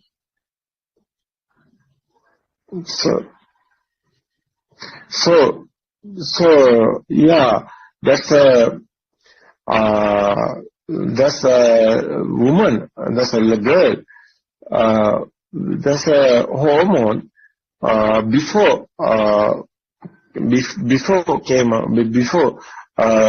become a mother. So that's a girl, loving, very loving, that's time. So after it's happening, after it's a change in the coming the hormones, this girl side. So doctors know this. They are given hormones, otherwise baby won't grow up. So after the baby delivery is happened, so mother given the milk. So at that time, mother very feelings is coming, changing, mood is changing, hormones also changing. So after that type of change, but father, I think there's a type of not everybody is same. So understand, guys, can recover everything. So someone know this, he know it's happening. So he can just thinking this, he can recover. But some adjusting. Yeah, she can adjust in this situation, and talking and discussion is given, going. It's okay. But you know, this loving is very worth this nature. That's especially the living beings won't loving. So every living beings, every animals also. Otherwise, is the humans especially. Humans wants loving. So men's hormones, so attacking type hormones. So my feel. So the ladies' hormones, there's a difference is a changing is happening. It's not good because men's hormones attacking type is coming as the image. How is the there's coming that type of father type. That's a given to security type. So type otherwise is attacking type. So that's type of not that won't father won't loving otherwise. So that is why it's going wrong. This sometimes our nature is everything. Nobody is doing this. This is happening. The hormones also creating.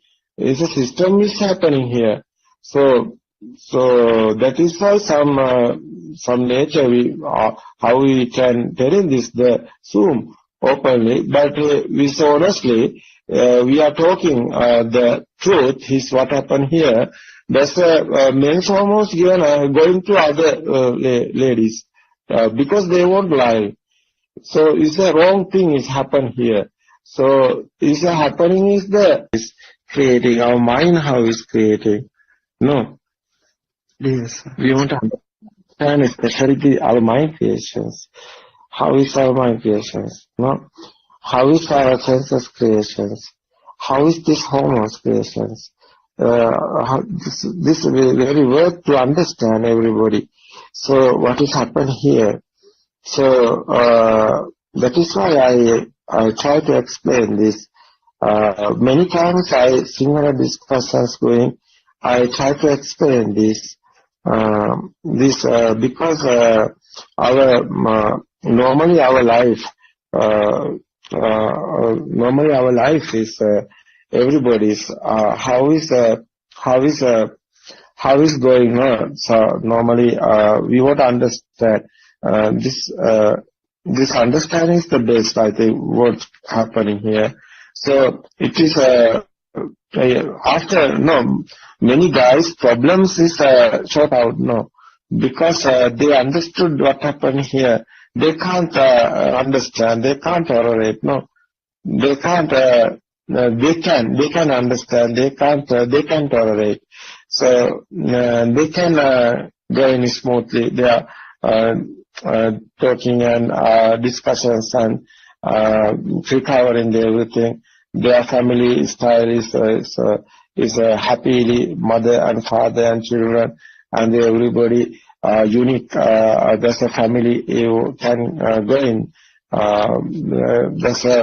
There's a friendly going because they know this. It's okay. They can discuss this openly. I think there's everybody is very worth this. So children's and the parents. So very worth this because won't keep the family. No, we don't like to destroy anything. We want to care. We want to keep everything. No, there's a friendly. No, there's a friendly and the unique family. This understand is very worth, I think. This understand won everybody perfectly. Especially how is the mother's changing, how is the father's feelings are changing. So otherwise, someone know the Dhamma, how is mind creating. So no problem anywhere. So the system's working.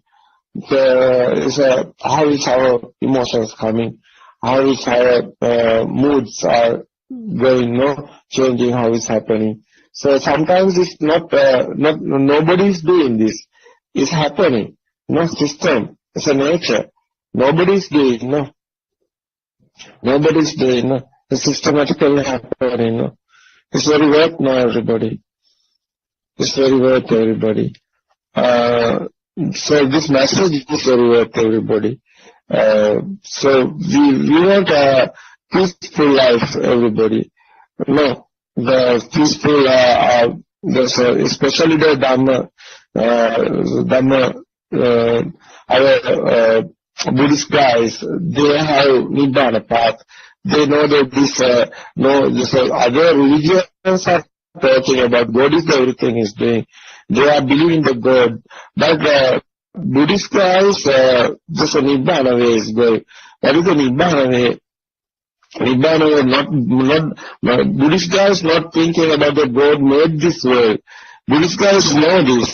This world is just a creation. Nobody is doing this everything. So our mind creation is here. So action and effect Dhamma also doing the mind creations. No Chetana Bhikkhave Kammam Vada. It's a mind creations. No, it's a Chetana. Chetana is the mind. So this is special, I think. Mind how is creating, understand. What is the different origination otherwise? Otherwise different originations are mind creations. So this Buddha's explaining how is our mind creating is very worth. That's the cause and effect Dhamma otherwise. Nothing is here. System is working. But we want to understand this system is perfectly because it's very worth everybody. No, very worth everybody. Because everybody like to peaceful life. No, there's a family also peaceful and happily and loving kindness is very nice. Mother and father and children and everybody unique and going their journey is very worth everybody. No. We are guiding this type. That's not suffering, not sadness. We are guiding ending the suffering and sadness. So understand everything. There's no problem anywhere. So this peaceful life is calm and cool. No, there's a final is coming. It's a Dhamma understand. It's very worth everybody. So someone is talking about the every time is a Nibbana. But what is the Nibbana? Nibbana, every time we have a thought. So this thought is given to the just a firing, burning inside pain. But this thought is understood, inside pain is gone, that's the suffering is gone, the sadness is gone, that's a peaceful life is coming. No. But you see, it is good everybody. No, it's very worth everybody. So everybody want this, no, message. So it is keep everybody's life otherwise. So happily, you know, that's a lifestyle going happily. It's very worth everybody. I think it is good to understand everyone. That's the Dhamma special. Why we want to understood this Dhamma? Why we won't go this way? So it's very rare, very uncommon. This Dhamma, the understand the truth, real Dhamma, real Buddha's explanation. It's very worth everybody. I want to give this message everybody. Because why we are telling the other thing. We want telling the truth. We want telling the honestly our story. No, Dr. Ravi. That's honest. We are trying to do this honestly. No, we have what we have experienced. We won't give others. Yeah, not anything to do. We don't want anything. We won't do the given you to message the truth only.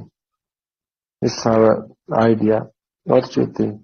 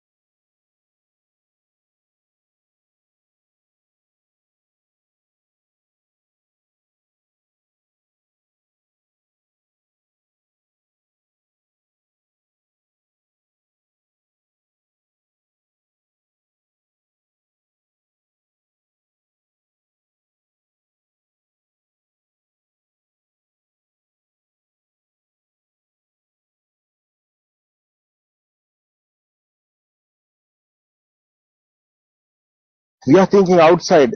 We are living outside. No, that's the ignorance. That's the misconception. No, we are living outside, but outside is not real. It's our thoughts. It's sound and friends. Nothing, not anywhere. No, it's our mind creation. This is the understanding one. Someone understood the truth. Outside existence, feel is the power. Outside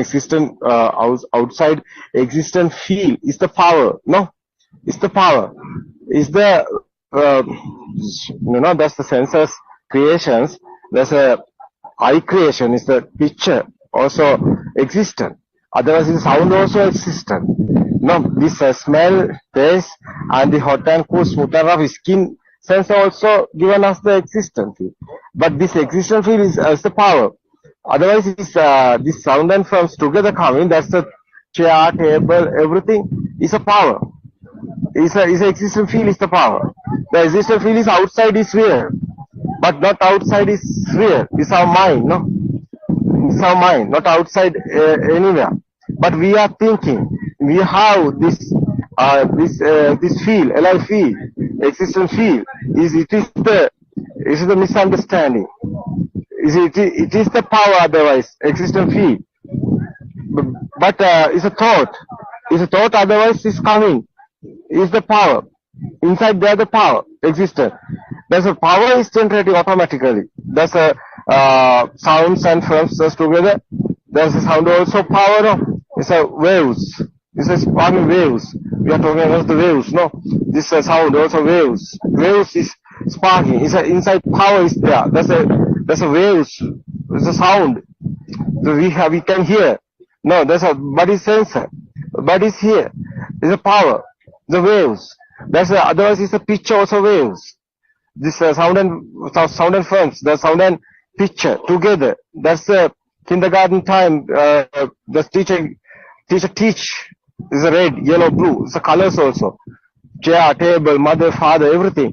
Is everything is a sound. A sound also exists. Otherwise, it's the something. No, there's a picture.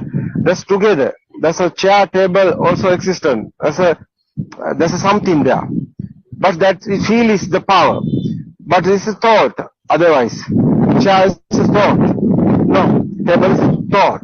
Mother, father, and everything. This world is our thinking world. It's a mind. It's a mindful world. It's a mind power. Is this again and again and coming. The same picture. The power is generating. Its existent field is powerfully steady. No. That is the generating the power type. But this power is someone, these thoughts, no, thinking. That's the existent field, otherwise the alive field. That is the soul. So that's a power. There's a ignorance is this misunderstanding. So that's a something there real. The real is not a real. It's not a permanent. But our mind is given again and again and coming chair. There's a baby. Mind is coming. Chair is this. Chair how? There's a bhava sanya. It's a Buddha's word. It's a bhava sanya. It's that's a stimulus. Every time, every thought is given to this thoughts. It's a okay. That's a real. That's a permanent. That's a world. This is the power. But there's a defilement also here. That's defilement is like a power. Just he want it after. Is missing. It's a coming sadness, coming suffering. Something happened. Or something happened. It's coming to sadness and suffering. Because it's a mind. Mind want it again and again. Mind want more than after what happened. So again, so this life is some 60, sometimes 70 or 80 or this body, physical body is not still. It's going the decay, collapse. So rotten. So this body is not a permanent. It's a something happened. This body. So we are thinking we are going somewhere, heaven or somewhere. So we won't go into heaven. We are thinking not stopping. This thought is not stopping.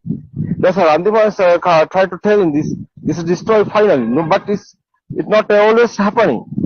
Because there's our senses creations, so mind sensor creation. So after death, going somewhere, it's a thinking. It's not stopping. That is why circle of birth we are talking. Because our mind, thoughts, given this vibration, continuing, and the build up in, continuing and the build up in. So this is our mind creation. So not stopping. Not the place of stopping. That's why circle of birth. So but it's a thought thinking. It's a circle, yeah. Going around. Not stopping anything, anywhere. But it's a thought thinking world. That's otherwise it's coming more than. That's a craving. Craving is the carpenter like that. Craving is a constructing this circle. So continuing. It's a craving. Otherwise it's the defilement. It's same thing. No. What think? This someone understood this Dhamma. It's not real. this world is not real. Nothing anywhere. It's our mind. We are thinking everything. So it's not real. It's the nothingness. No, it's not real. It's not permanent. It's a mirage. No, it's illusion. That's what someone understood. This is the truth. That's the truth, Amma. We explain. That's the truth. Someone know the truth. It sounds. Sound is not anywhere. Otherwise, sound also waves. This is our sensor, ear sensor, given us the sound. Otherwise, it's a picture. It's not a permanent light, no picture. It's not a permanent. It is a happening. It is a constructing. It's a sparking. It's a vibration. It's a waves. No, it's a quantum theory like that. Same. It's not anywhere. You see that sound. That's a scrap. The strap is not anywhere. That moment is the happening. Otherwise it's the spark. It's a vibration. Every vibration have different ending. That is why spark. No, waves. That's a negative, positive like that. That's similar. It's happening. Similar thing. It's the more than vibrations coming continually.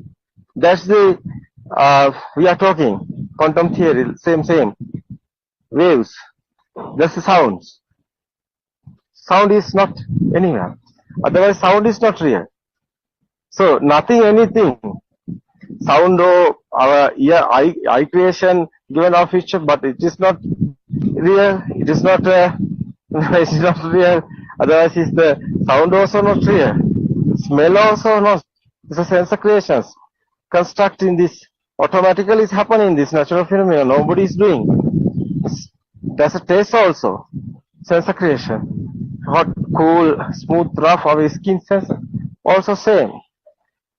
Hot also. Heat also. Hot also is the vibrations. Waves. Sound also waves. Pitch also waves. So, waves, nothing, anything. Otherwise, it's nothingness. So, this understanding is I think is today what happened, today you have everything. You also here. Existence feel is here. Chair, table, everything, sun, moon, trees, houses, everything. Mother, father, everything is thoughts. Your mind. Mind not on your inside head. Mind is not anywhere. It's a spark. It's a spark. It's a vibrations. Sound also vibrations. Pitch also vibrations. Otherwise, sound and forms together coming. That's a thoughts also vibration. Thought is the mind creation. That's the consciousness, mind consciousness. We are talking. That's the ear consciousness and the sound and the eye consciousness is the picture. And together coming, that one is the mind consciousness. It's a charitable thoughts. This is a huge mirage. Nothing anywhere. Yeah. Someone misunderstood. That's a power is that's a fading. That's the defilements of fading we are talking. No, it is very important. No, it is very important to understand. So it's not easy because it's not the thinking. Otherwise, it's inside. We can feel it. It's experience. You can experience it. It is very important, the experience, not a believing, not a trust. You can experience it. Now, you can realize what is carving the thinking in this. Sometimes your science is here. Yeah, tell us something. Yes, Aryan Mohan. So, if I talk about myself, I was I mean, listening to the Dhamma from long time, but I was not successful feeling it inside until recently. So I was just following the knowledge. That's what I feel like. And then, from few months or few weeks, I would say, I was thinking like, why I don't see this. Actually, when people talk in the our Dhamma friends talk about it, talk about this feel in the Zoom discussion, even I could not understand what does it mean by feel. It is very important to feel it actually. So until recently, I could not feel it, and then now Aryan Mahansa, I'm still not like very matured, but like with baby steps, I understand that from inside of me. I feel something very different. Very different means like it's very relaxing, and then the density of the thoughts decreased. I can feel that, and then I understand that the power, the chitta power, or the feel of existence, that power is diminishing, and then the defilement is diminishing. Yes, sometimes I still I feel that like, okay, I'm going with the thoughts, and then my mind is making that illusion. But most of the time, I would say I feel that the power is diminishing.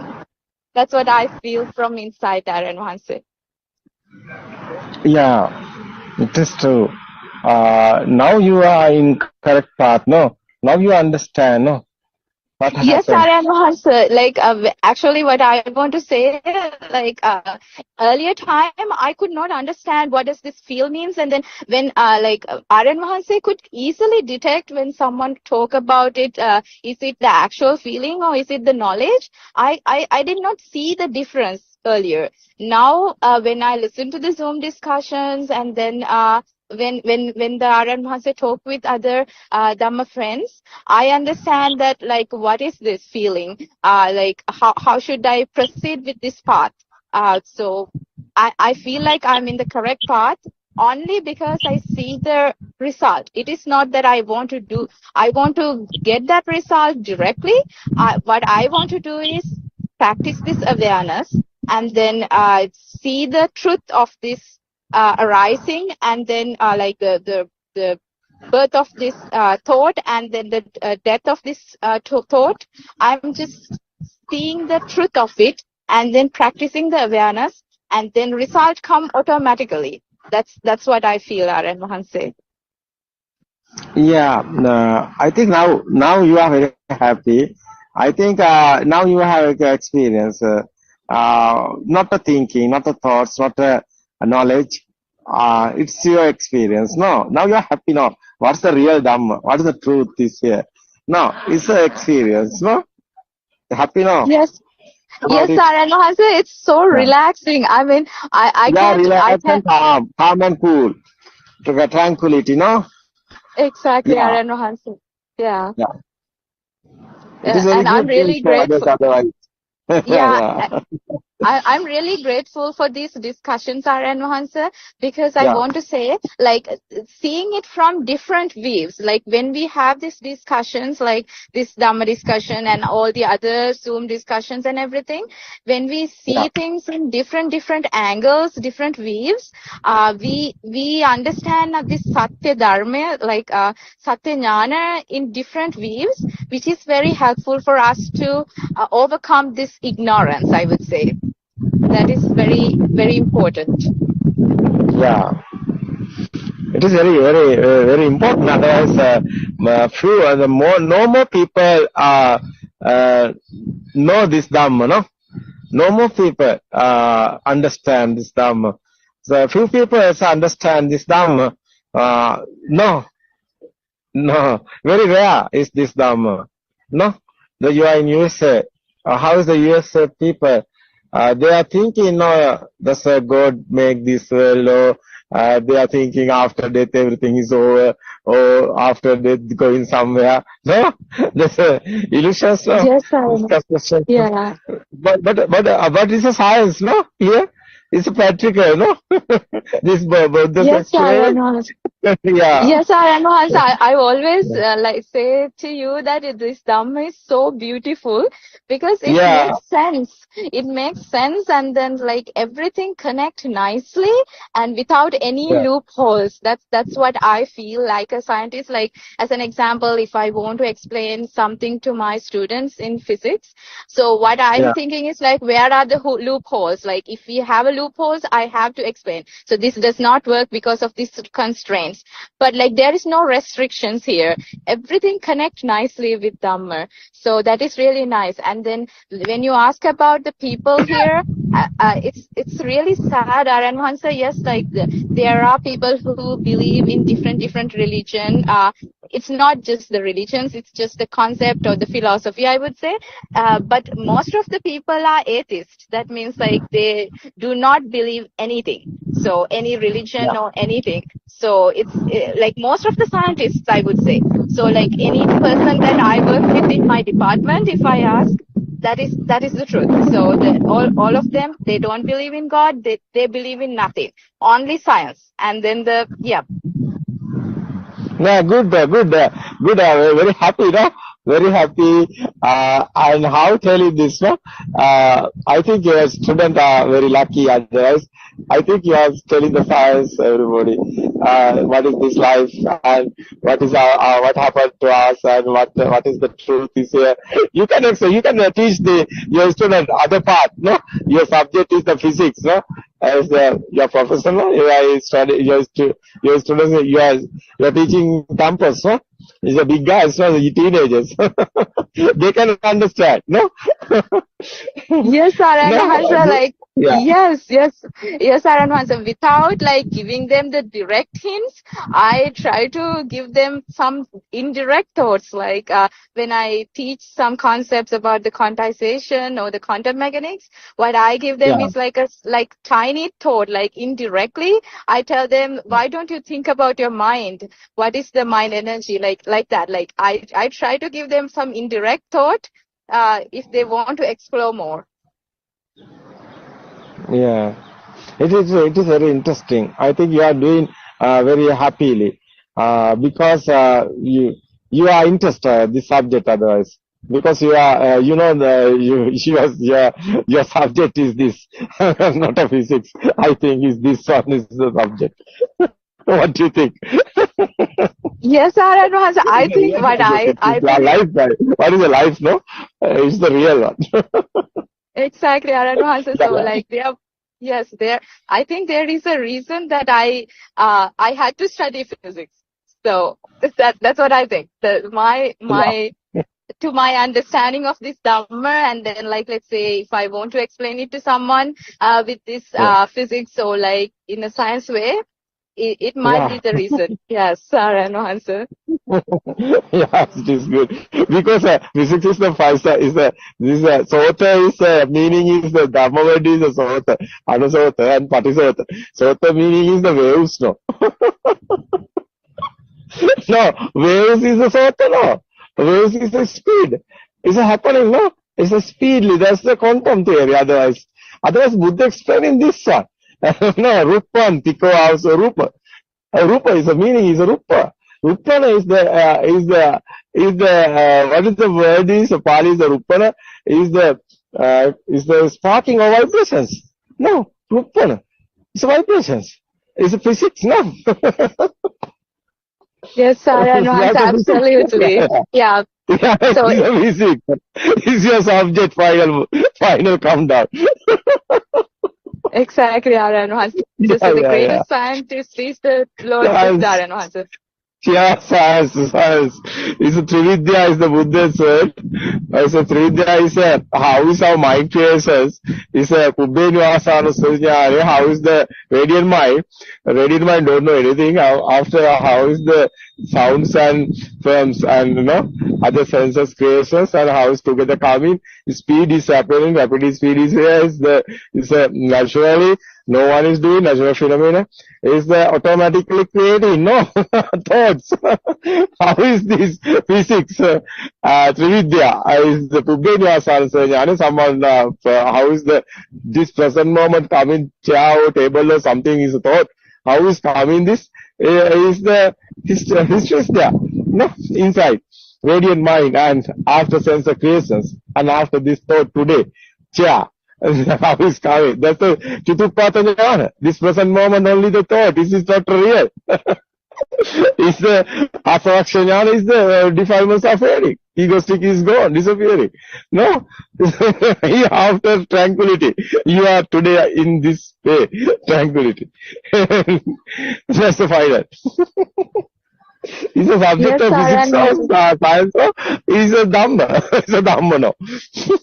Yes, Saran, absolutely. Yeah, so it's so beautiful, like this spark. That's all we can talk about even. The fresh spark. That's all we can talk about. Yeah, it's really beautiful, Aranvans. I'm really I'm really grateful for all the Dhamma discussions and sermons that you have done, Aranvans, which is others really is not a thinking, it's not a knowledge, it's a experience, no. Inside changing coming, no any egoistic more, no more egoistic, no. It's a same, no everything, nature like that. So everything is a nature, no, not a human, no everything. How is this, no? How nice. Yes, how telling this others? This is not easy to telling others. Yes, Saran, it's just a uniform vibration. Any object, anything that we define, it's just created by our mind, and it's just one single vibration. But we make the itta sanya, but with the ignorance, again that itta sanya, everything inside that thought is just a single vibration. Isn't it, Saran Mahansa? Yeah. Otherwise, this death or birth it's not it's only the thoughts. You see that this present moment we are living only this present moment thought we are living only this present moment. It's only the thought. It's not real. Otherwise, not history or not future. Is this present moment only the thought? No, future something you can think, but this present moment this thought only. No, you can't go future. You can't go back history. This present moment, only the thought. We are living also only this moment. This awaken to the moment is the word. What is this dream? We are awake in this dream. We are living in the stimulation. No, it's a dream. No, it's a dream, daytime dream. But is this now you are awake up? Oh, what is this? No death or birth. No one here, nobody here. How is this? It's not a thinking, it's not a thought, it's not a knowledge. Yeah, it's a real. Yes, I know. Yeah. How nice this. You can teach this. Wow. Yeah. How nice. Yes, Saran. So like the timeline that we created, just now you mentioned that like history, the present and the future.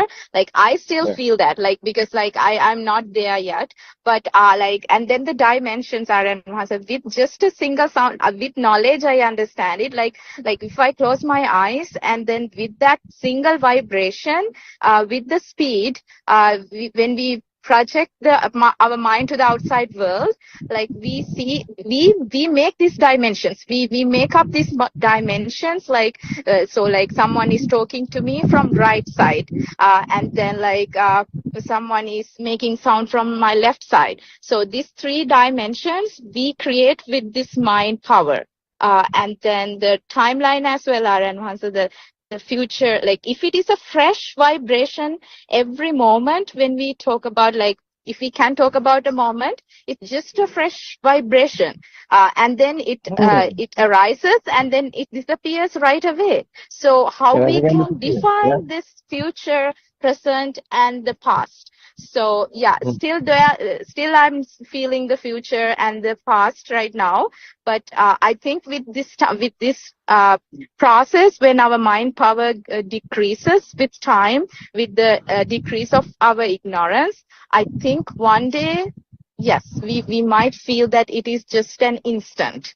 I don't know, Hansa. Yeah, normally sensors are working, mind sensor also working.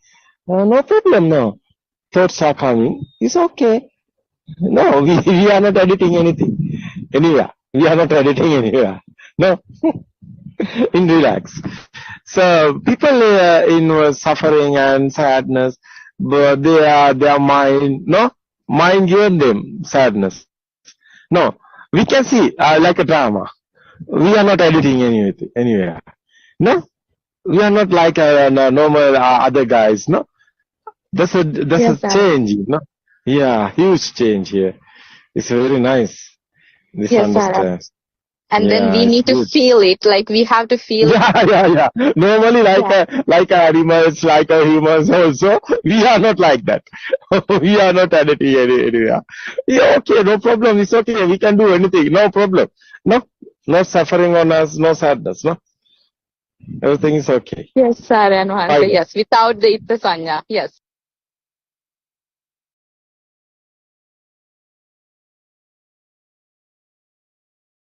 Before we begin, let us respectfully pay homage to Buddothpado Aryan Wahanse, our noble friend and teacher.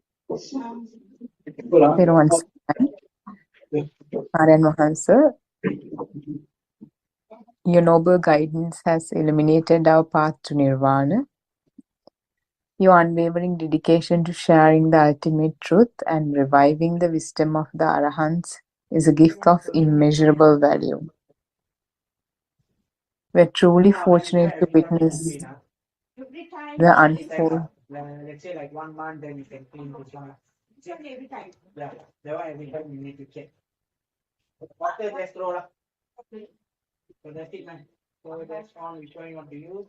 It's a gift of immeasurable value. We are truly fortunate to witness the unfolding of this profound truth under your compassionate care. May you live long and continue to guide us, Ayubo Veva and Theruvan Saranai. The ultimate truth. The human mind is shrouded in cruelty. Observe how deeply humans are consumed by self-centered desires. When someone unfamiliar to you is killed, you laugh.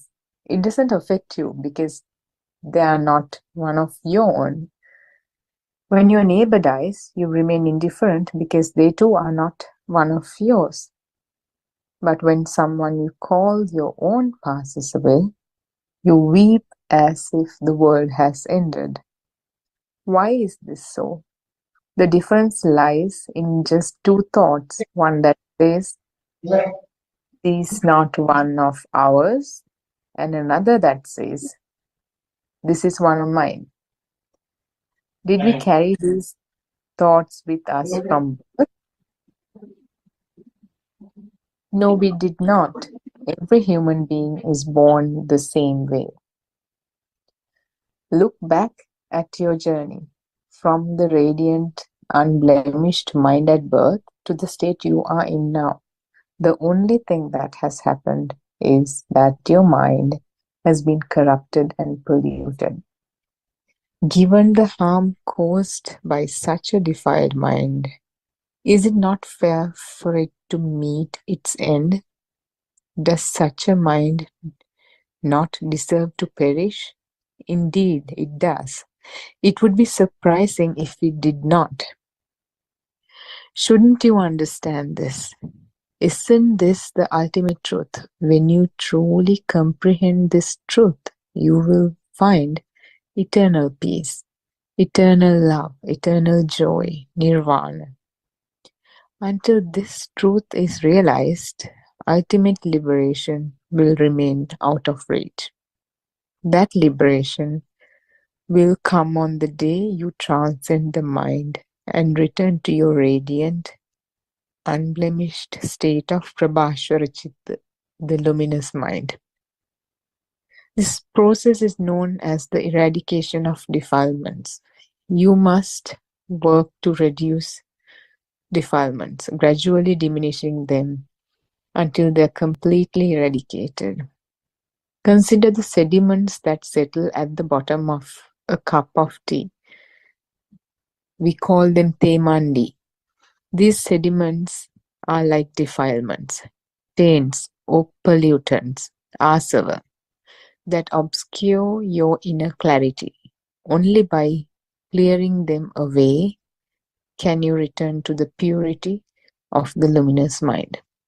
When you understand this truth, you gain the quality of not being swayed by the 8 worldly dharmas, Atalodahama, gain and loss, fame and disrepute, praise and blame, pleasure and pain. Until this realization, no one can possess this quality. As long as you cling to the notions of me, my mind, myself, or view others as separate and distinct from yourself, you remain trapped in ignorance. The journey to liberation begins with the understanding that there is no division between self and other. Such separations are illusions born of the mind. True liberation lies at the origin of the mind, its source, before it was clouded and shaped by experience. You call this collection of thoughts and data the mind, and because of this collection of data, you believe the mind exists. But there is no such thing. Consequently, the idea of death, as I was born, I lived, and I died, is also a misconception. It is merely a part of this constructed data. Awakening to the present moment means realizing that whatever you do, you only do it in this moment. You brushed your teeth yesterday, you brush them today, and you may brush them tomorrow. But in truth, you only brush your teeth in the moment you are brushing them, which is this moment. That is why we emphasize awakening to the moment, this moment. There's only this moment. It is timeless. There is no past, no future, only the present. When we say the sun rises or sets, these are merely concepts, pieces of data. The earth orbits the sun, and we label this experience as sunrise and sunsets. Sun doesn't orbit around earth, but the word sunrise and sunset kind of gives that feeling. Therefore, these labels are not the truth. Likewise, when we say a day has passed because the sun rose in the east and it set in the west, this too is untrue. All that truly exists is this moment. Whatever happens, happens now, in this particular moment.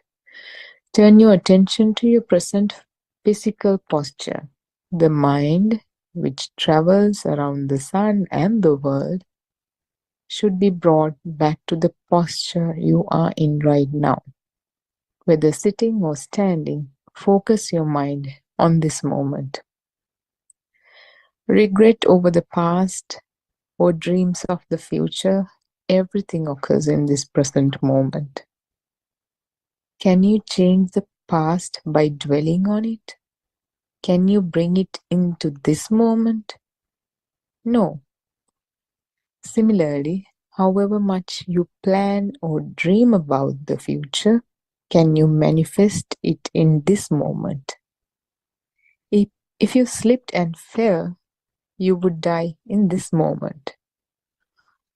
Dreaming about the future is futile unless you act on it in the present. That is why we say you only have this moment. In this moment, a thought appears and vanishes. Turn your head to the left and you see an apple tree. Turn it to the right and you see a wall. The thought created when you look at the apple tree is not the same thought as the one created when you look at the wall. If you turn one way, you might feel sadness. Turn another, and you might see a flower and feel joy. See how quickly the mind changes? Observe the phases of the mind as they shift rapidly. Examine these changes very closely. Do not waste time examining the minds of others. It is a futile endeavor. Instead, focus intently on your own mind and the changes within it. This path will lead to the cessation of suffering. You will arrive at a state of mind free from suffering.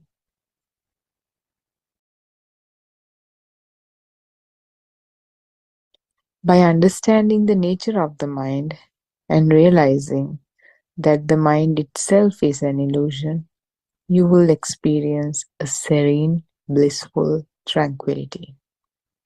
Etang santang etang pranitang yadidang sabba sankara samato. Meaning that is peaceful and that is blissful and tranquil. All mental formations are settled. Do you feel what this means? Slowly, you approach your source, Prabhasvara Chitta. You transcend birth and death, conquering both. You will experience eternal tranquility. This tranquility is beyond religion. It is an ultimate truth. Everyone deserves this eternal happiness. When we say, may all beings attain nirvana, we wish for them to find this eternal happiness, nirvana. Every religion has its origin in this eternal happiness. However, due to the various sugar coatings applied over time, the essence of this happiness has been obscured. The ultimate truth is hidden beneath these layers. People no longer recognize the source of eternal happiness, nor can they return to it. They have become empty beings.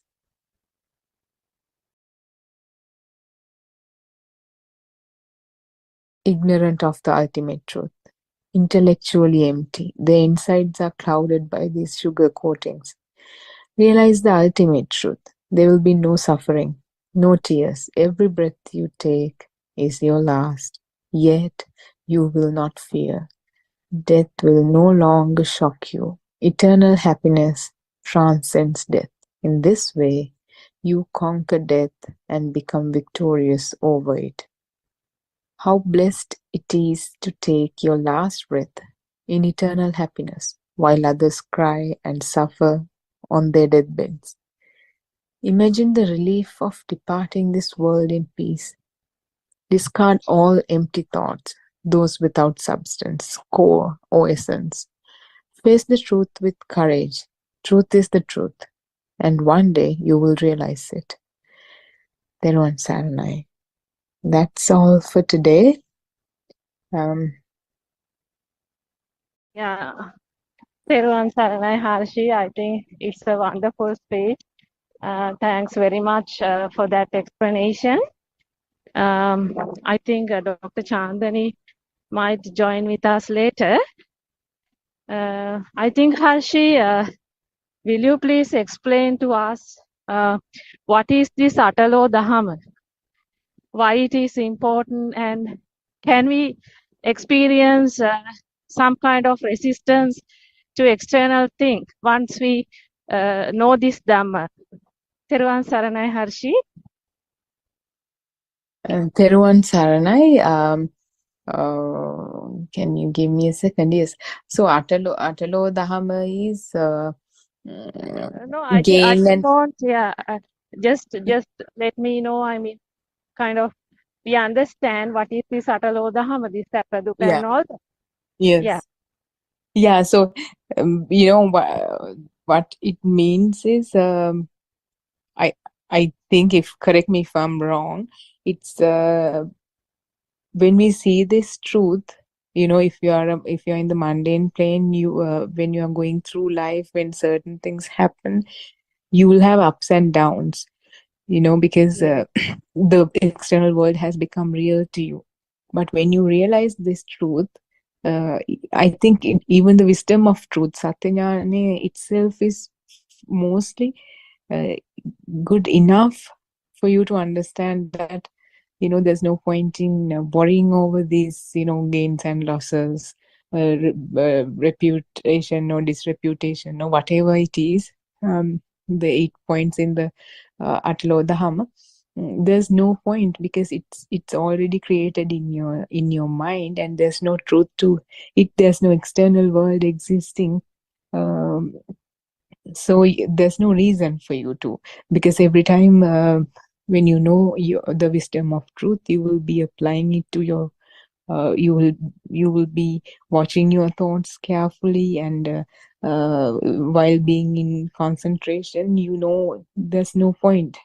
So every time there's a ill will, hate, greed, delusion, all that, at Lodhama, what is there is also another way to call them is also Raga, Dvesha, Moha. That is the same thing, your desires.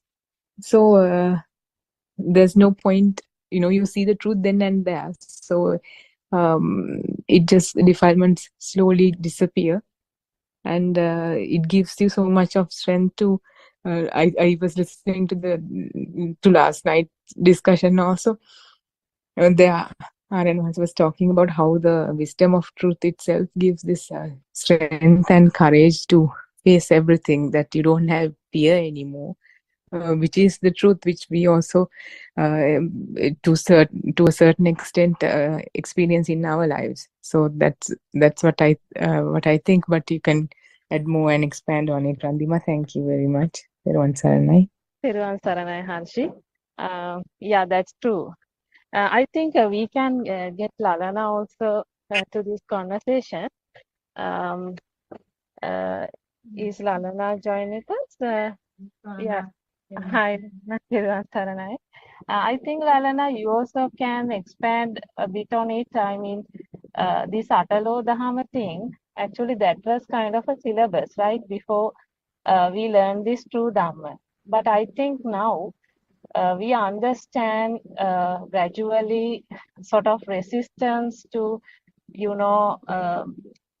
sort of balance we experience. So in our day-to-day life. So I just want to, if will you please explain to us, taking your practical life example, how this Dhamma has helped you in Atalo Dhamma related things?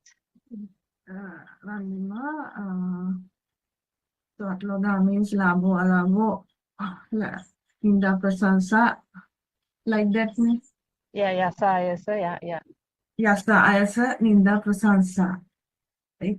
So this is, we thought those 8 points, those days within ourselves. That means I am there.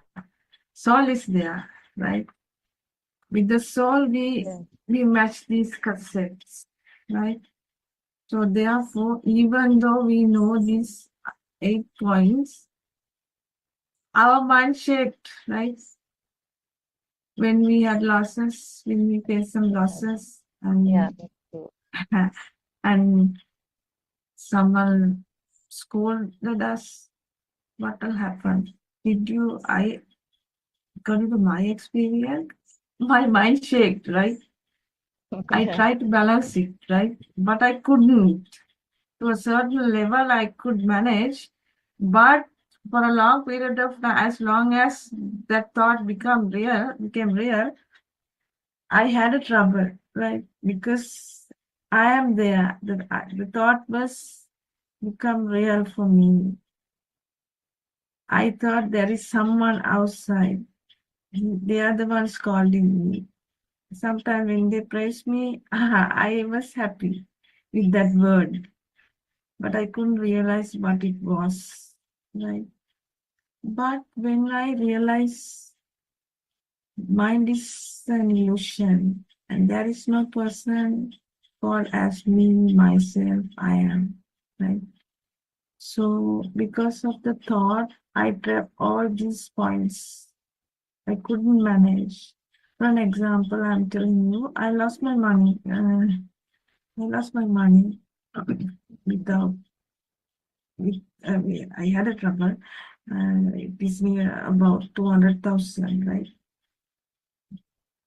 I invested it.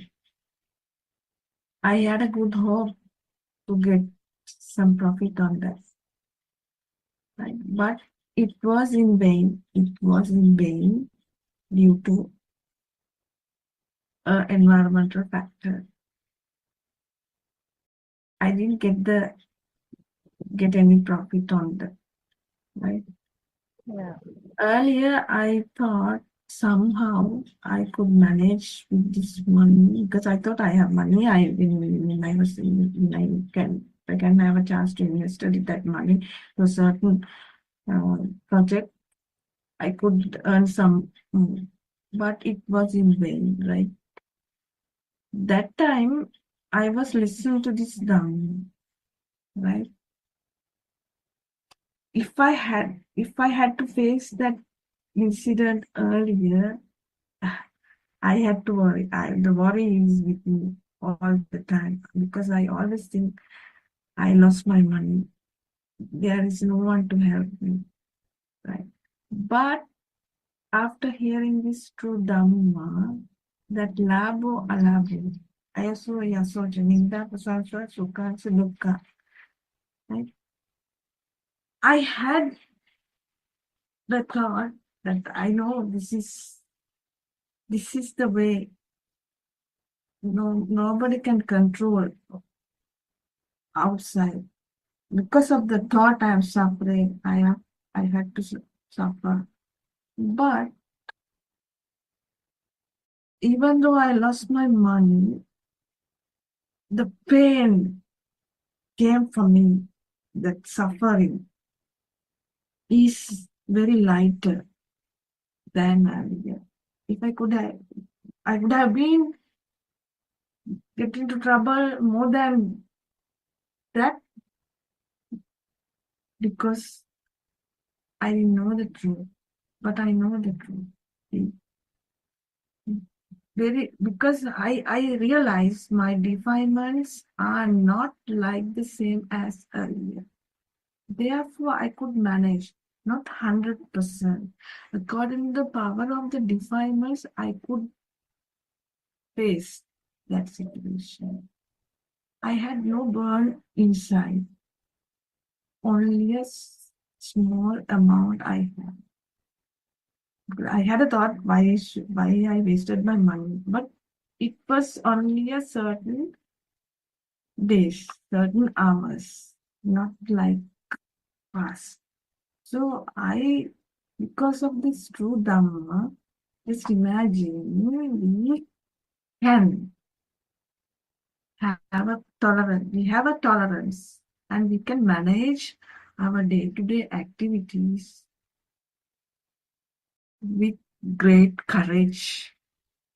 Because these days everything is so expensive. I thought someone may scolded us because you have wasted your money, but nobody scolded me. Somehow I could manage this situation without very less burning inside me. Then I realized the amount of defilements, the power of the defilements substantially has decreased. right? When I gone this part, I had a great loss even because one of my cousin, not a cousin, my brother passed away, right? He was very close to me. At that time, the shock came to me, but only 2-3 days it was with me. The burning inside, the great loss for me. I know, I feel it. But that incident also I could manage with courage. I had a patient in that situation. I did everything with patience. I didn't even the tears came to my eyes. I shed tears, but I could manage everything at that situation even because of Dhamma. Then I realized the level of defilements have me even now, like slowly subsiding because of this true Dhamma. I'm very grateful to the Buddothpado and Master because when we are living with this world, in this world, actually we know there is no world. This is of our own thought, right? We can have a lot of pleasure and we can manage our things with patience and tolerance. That means the other side, our defilements are not that much powerful than earlier. That's what I want to tell you all. Yeah, thanks very much, Lalana, for that wonderful explanation. I think this is actually what we want because more than sometimes the knowledge, this practical experience are the most important thing that we need to discuss because this shows to what extent this Dhamma is practical for people.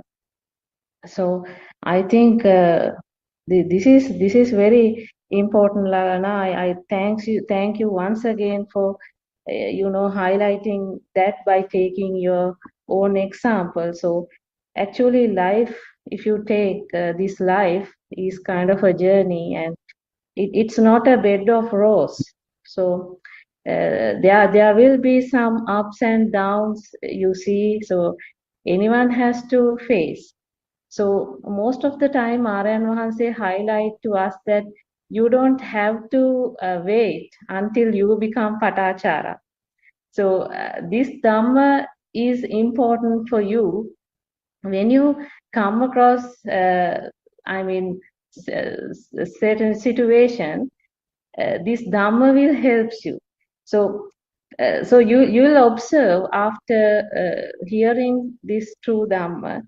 I think your level of resistance, level of tolerance, and level of balance, there would be some difference you will experience. So I think Lalana pointed out how she observed her tolerance level when she faced certain incidents. So surely that's why we say this Dhamma is highly practical thing. I'm sure Dr. Ravi also joined with us. So will you please add your input also to this, Dr. Ravi? Are you in a position to talk? Yes, Ms. Ranma. Teruvan Saranai to all of you, and very good morning. Teruvan Saranai. So I couldn't listen Lalana's speech from the beginning. Today actually we start discussing about this Atalokdahama thing. Actually, I picked that from Harshi's speech. Actually, Harshi gave a very wonderful speech, and Harshi and both Lalana explained about this Atalokdahama and how true Dhamma has enabled kind of them for to have some tolerance or kind of balancing. So Yeah. actually we want to talk around that, because that is something we have to kind of education, right? To what extent your tolerance kind of That's it. Yeah, yeah. then maybe you can support with your practical examples like experience. Yes, yes. Actually, when you talk about this Atalodhama thing, the insults and appreciations, good, bad, happiness and sorrow, and all things.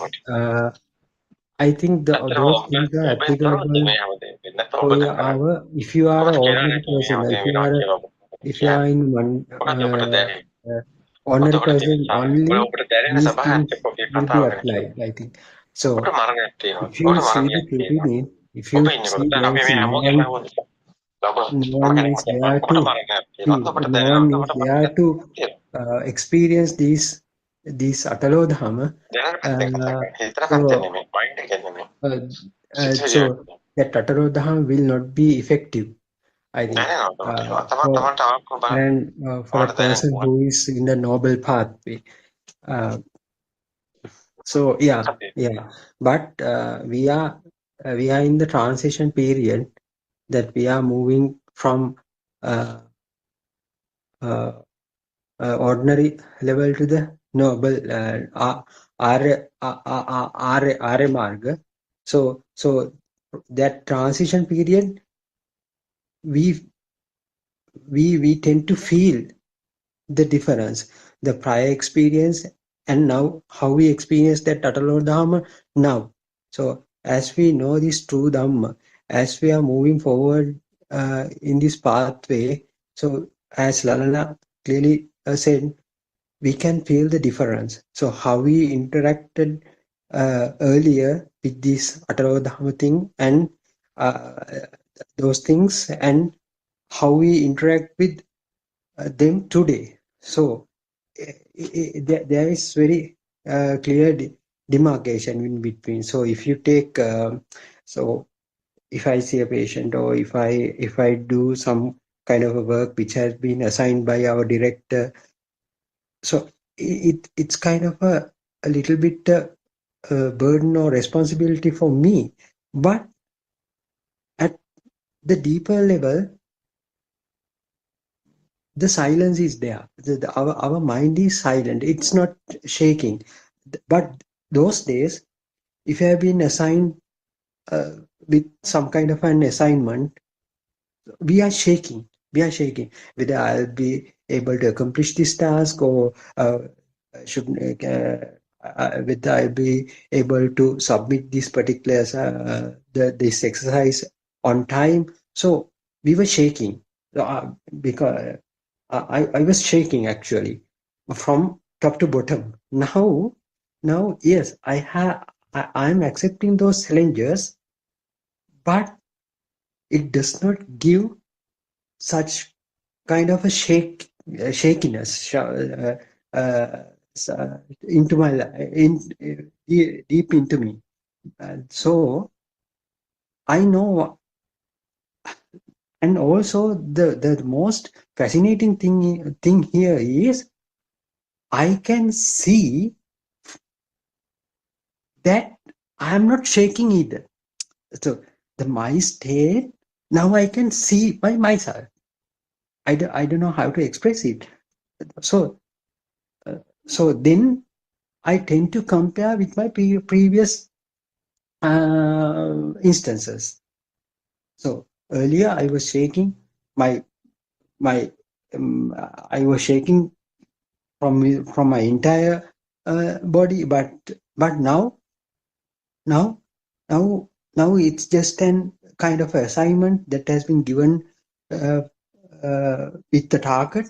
So if I'm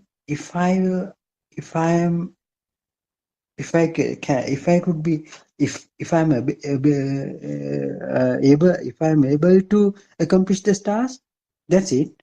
If I don't, it also not that much of a problem. So this is how I deal with the day-to-day activities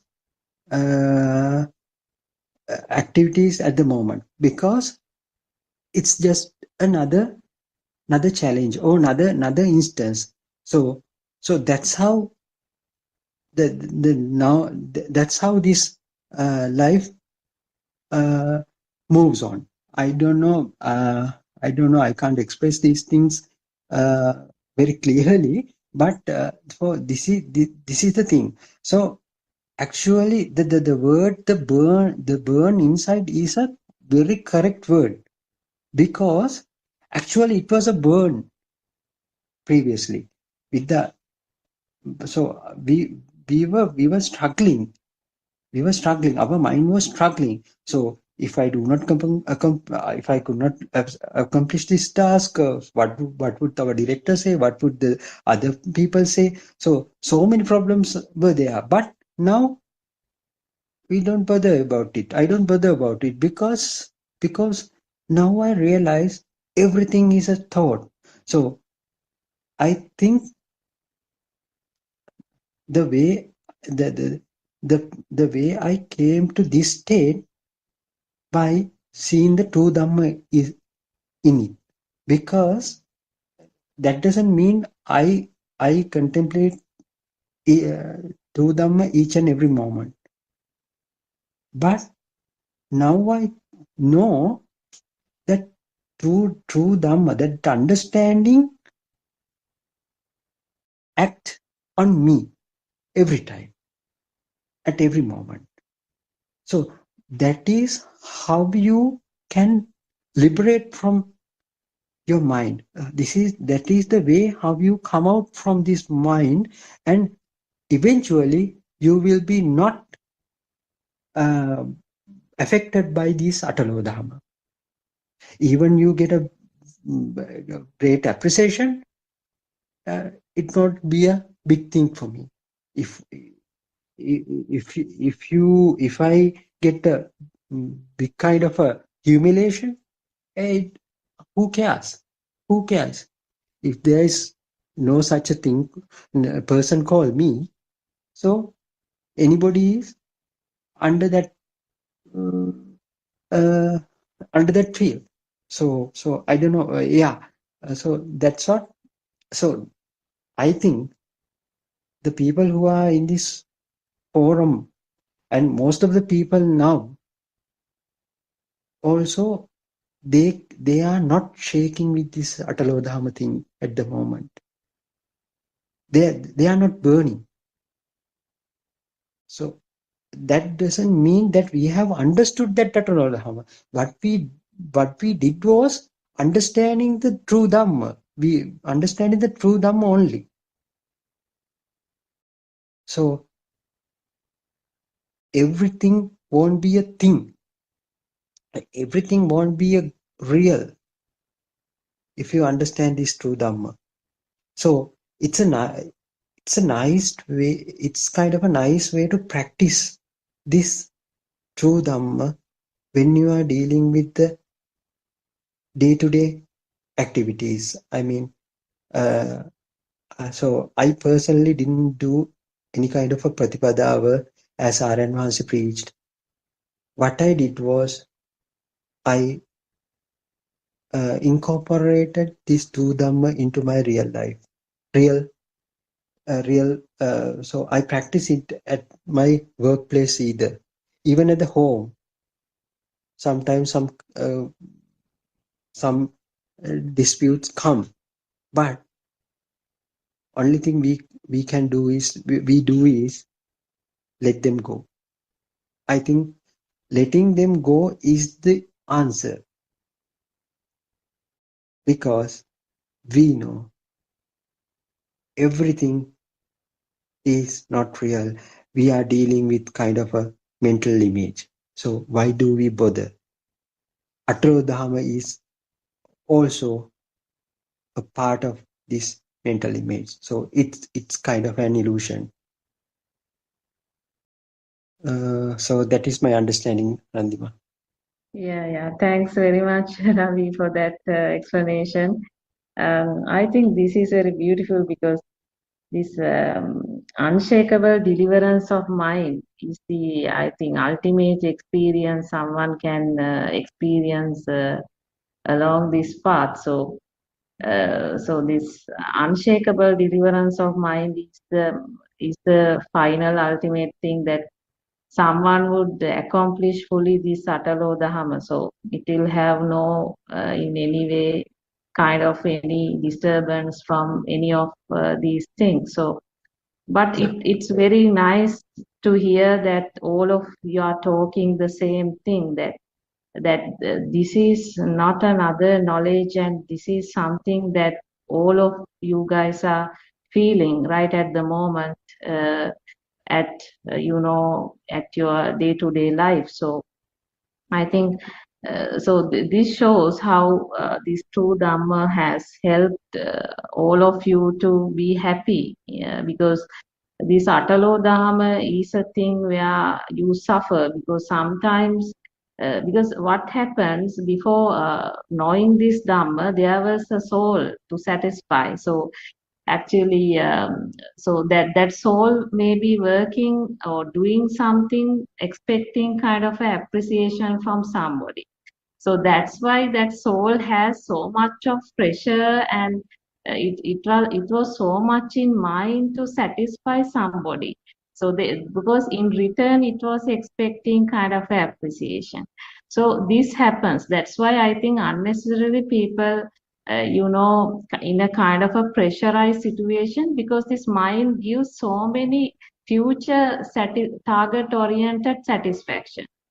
For example, maybe let's say we have a child, and sometimes that mother would be expecting some satisfaction, from the child. So, uh, in a way, like for example, it won't give certain targets to the child, and when the child achieve those milestone, mother gets some kind of a happiness. So if you analyze behind each and every task, someone is doing something expecting kind of some satisfaction in return. So maybe you do a job, or maybe you are building a house, you are doing all kind of things expecting satisfaction. Then what happened all the time, you will be kind of in future oriented target. So never you have satisfied the present moment. Instead, all the time you are driven by motivated towards a future kind of a satisfaction. So all this is given by the mirage. So this is what the mind does, because it keeps on giving you unattainable targets. So sometimes your child is still too small, but you have so much of dreams on the child, and you are doing some unnecessary kind of, you are in a pressure, and sometimes the child also in a pressure. So we have seen this. So this is just a simple example.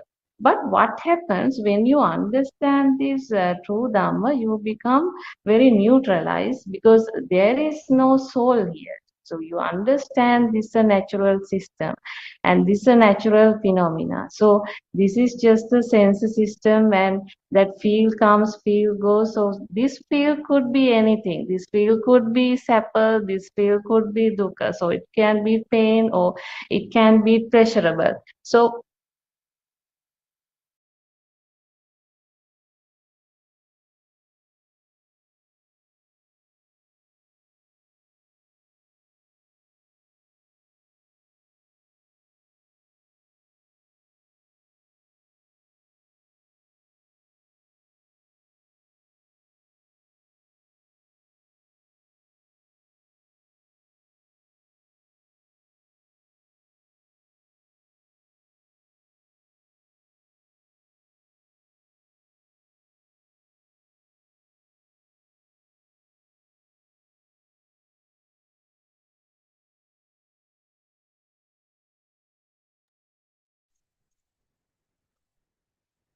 Therwan Saranai, I worship Triple Gems respectfully.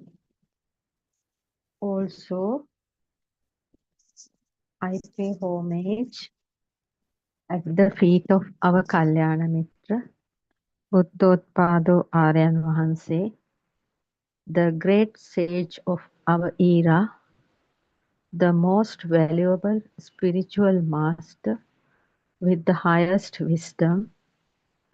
May Aryan Vahanse live long to spread this Dhamma all over the world to end the suffering of all human beings created in the human mind. Therwan Saranai, Dhamma friends.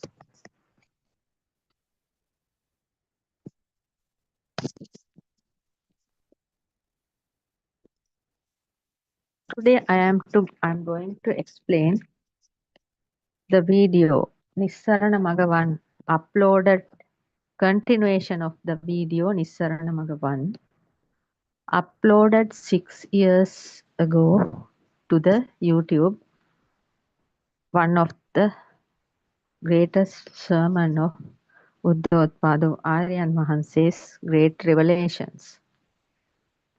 Nissarana Maga 1, that means the path to liberation 1, the way out. Sasara ginnata diya bindak metmal arana.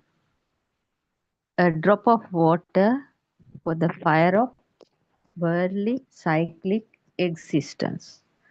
First part I have explained yesterday, and today I am going to explain the second part of this great sermon.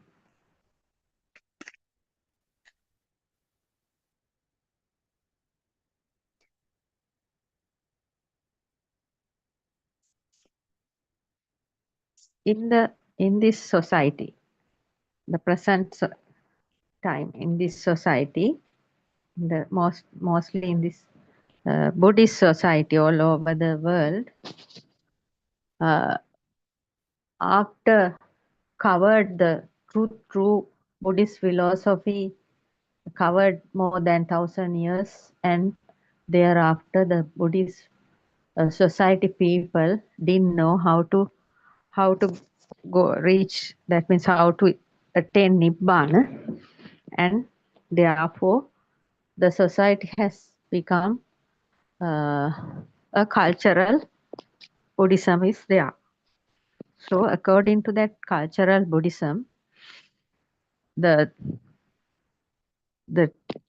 monks and everybody preaching this Dhamma did something like that. That means they are always telling, they used to tell, that means the people, the Buddhists should collect merits to go to heaven. Then from heaven only they are going to get this Nibbana, which is a very big lie. It is still the big lie is surrounding in this Buddhist society. So people started to think by giving alms, that is by alms giving and some other rituals, they can collect so much merits. Like the people who are saving money in a bank account, people in the Buddhist society thought then they can build up merits by giving alms and doing all sorts of so many rituals, because they're thinking that there may be more pleasure in heaven, because always Buddhist society people also started to seek pleasure, because they thought this world is true. They didn't know the world is creating inside their mind. They didn't know about it because the true Buddhist philosophy was not there for thousand odd years. So they thought they are going to collect merits because there is more pleasure in heaven. After alms giving also, uh, we used to listen, we used to heard in our temples, Buddhist temples, Ping Vakya, some long sentences about these merits. The monks are reciting, you will get this, that, and you are going to heaven, and then thereafter, don't know whether, when, thereafter only you will be getting Nibbana like this. They have pushed Nibbana out of sight. That means they have pushed Nibbana after death. So thinking that there may be more pleasure in heaven, which is a very wrong view, you have, our mothers and fathers are very helpless. Yes, still the same, because now this true Buddhist philosophy is open to the world by Buddothpado Aryan Wahanse in Sri Lanka, but still this uh, stupidity is circling around. Therefore, our mothers and fathers are very helpless. Today, the whole Buddhist society going in a journey like this with thousands of wrong views. The thought, intention to achieve Nibbana is having in very few people in this society. Yes, because always they are telling, these monks also telling, we will have to go generations. That means we have to die and reborn and something like that. We have to go circles and circles to achieve this Nibbana, which is the greatest lie. So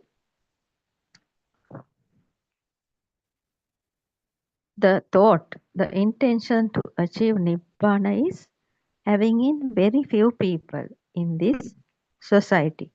How much wrong views are there, but still there are some people. There were some people who tried honestly to go out from this sansaric journey. So they came searching for this so many years until we found Buddothpado Aryan Mahanse's true Dhamma. We are also like that, searching, going here and there, going to meet this priest, staying for a period of time with him, under him, then going to another priest, then in the meantime going to Aranyas to meditate here and there, reading books. So searching in the web, so many things we did to understand find the real path to Nibbana until we found Buddothpado Aryan Mahanse's true Dhamma. After listening to one sermon, one discourse, we understood this is what we were searching for all those years. This we can talk a lot continuously. We have done such talks earlier also. You may also can hear Aryan Mahanse is telling. Running behind an mirage, illusion and fed up, and we are like a wheel rotating in the same position. Also rotating endlessly in the wheel of samsara, like a spinning top. Yes, the mundane world people are like that, running behind an mirage, and illusion and fed up, and we are like a rotating wheel in at the same position. Wheel is rotating but in the same position. Also rotating endlessly in the wheel of samsara. That means the cycle of rebirth and death, like a spinning top, all the time spinning, non-stop spinning, but useless.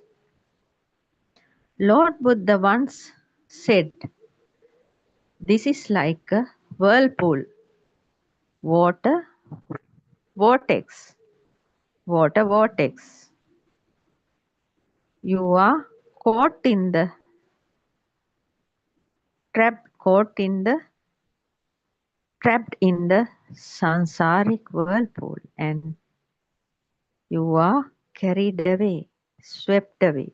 See how dangerous it is. We don't know at what time, what is happening. We don't know anything. We are very much helpless. That is what Lord Buddha said. The people in this sansaric journey, the mundane people who are in the sansaric journey is like that, like a whirlpool, water vortex. You are trapped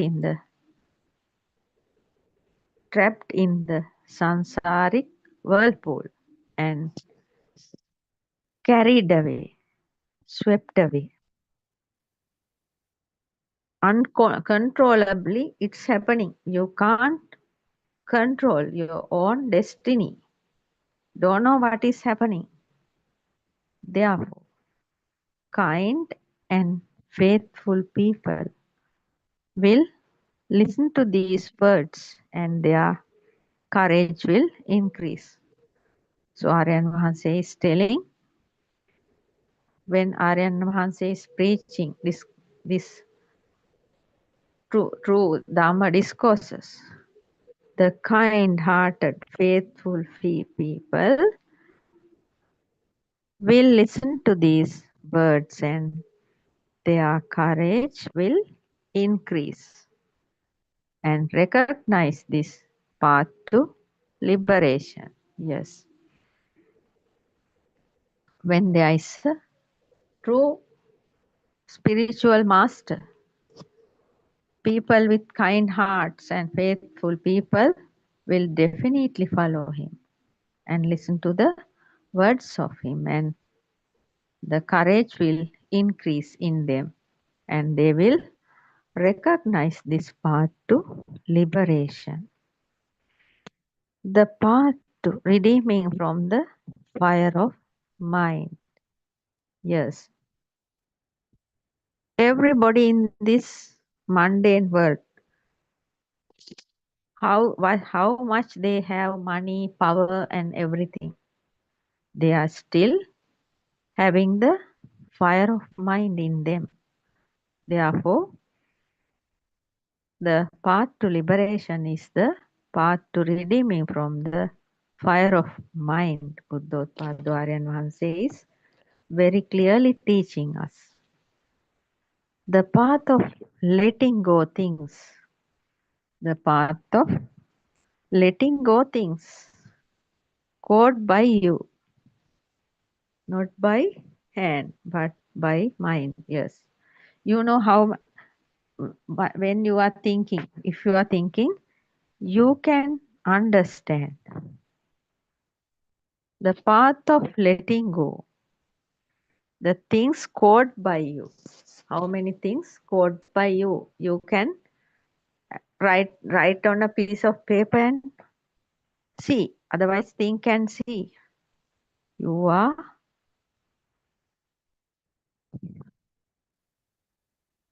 have to let go from those things caught by you. So, letting go means not by hand, but by the mind, because you have caught things by your mind. and you have to release them also by the mind. You can still live with whatever you have. How much money, stacks of money you can live without catching them with your mind. Sorry. The mind which has gone to outside, caught by outside. The mind searching for pleasure from outside. Mind thinking that the outside is true.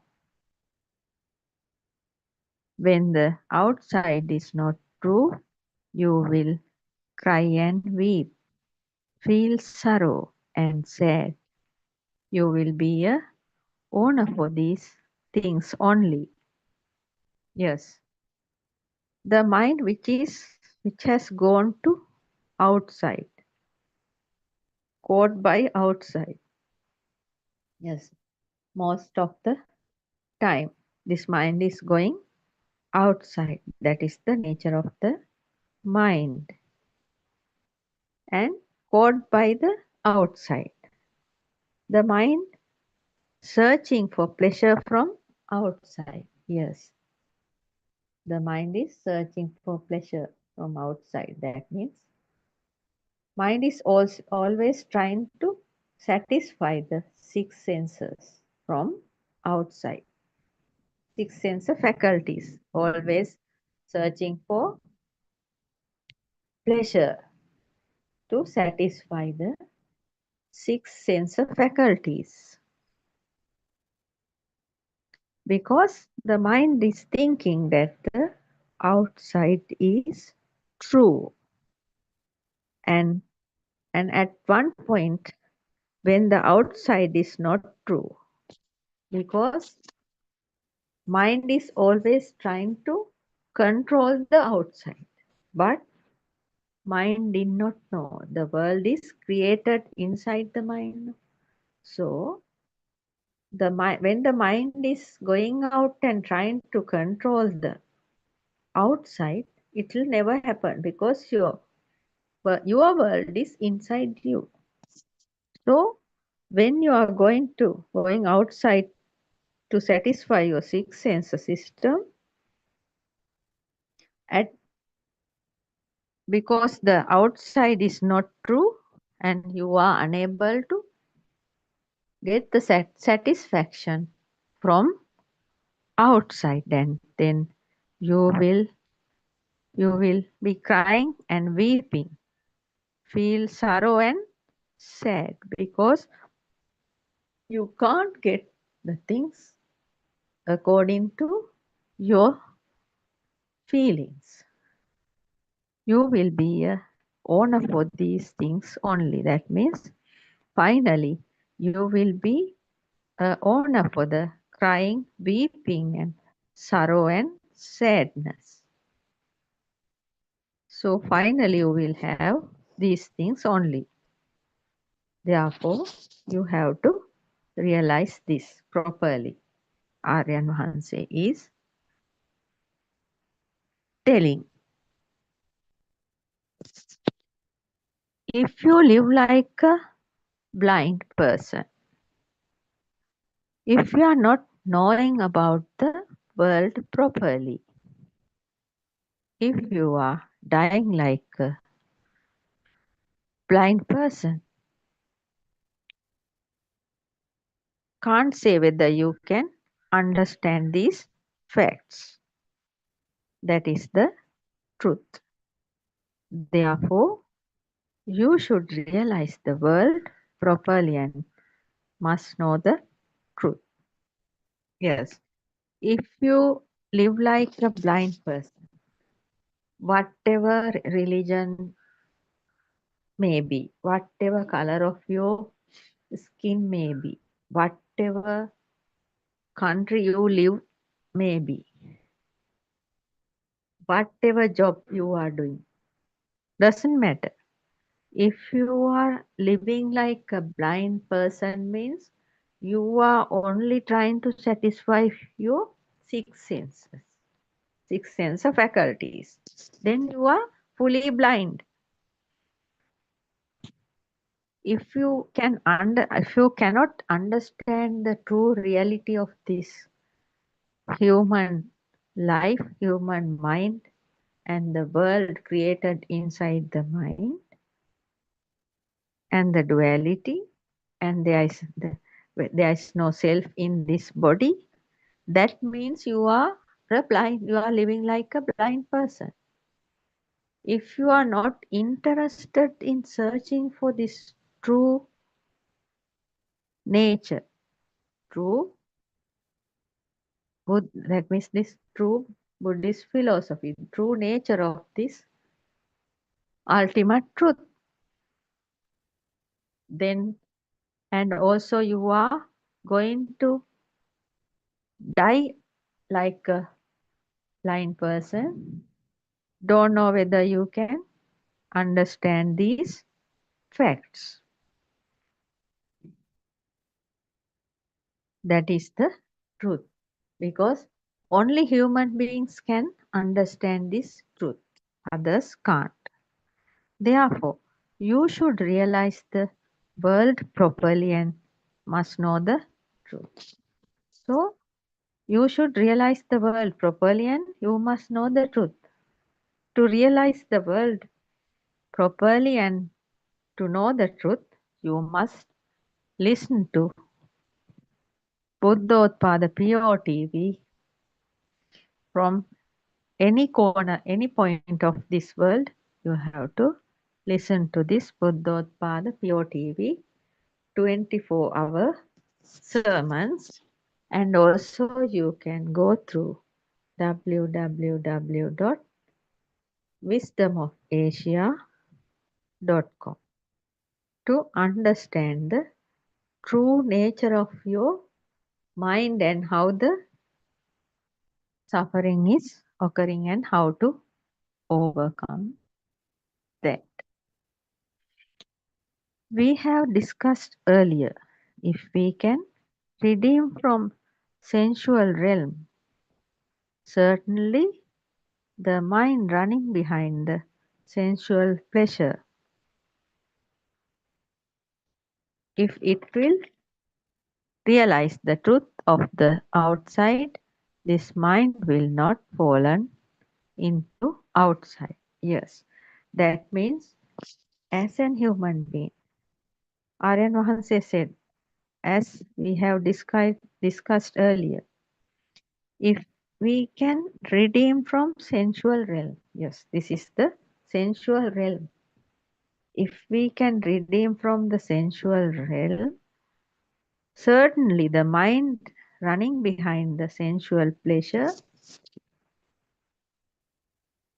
if it will realize the truth of the outside, then this mind will not fallen into outside. There are three realms according to Lord Buddha, and the Aryan Vahanse is explaining on the words of Lord Buddha. There are three realms inside this mind all the time. Those three realms are including 31 planes of existence. So, the sensual realm, a form realm, and non-form realm are also in the mind, and the thoughts are, when the thoughts are rotating according to the mind level, those 31 planes are also rotating with those thoughts. So according to the thought, there is a plane. From the 31 planes, there is a plane where the mind is at that time.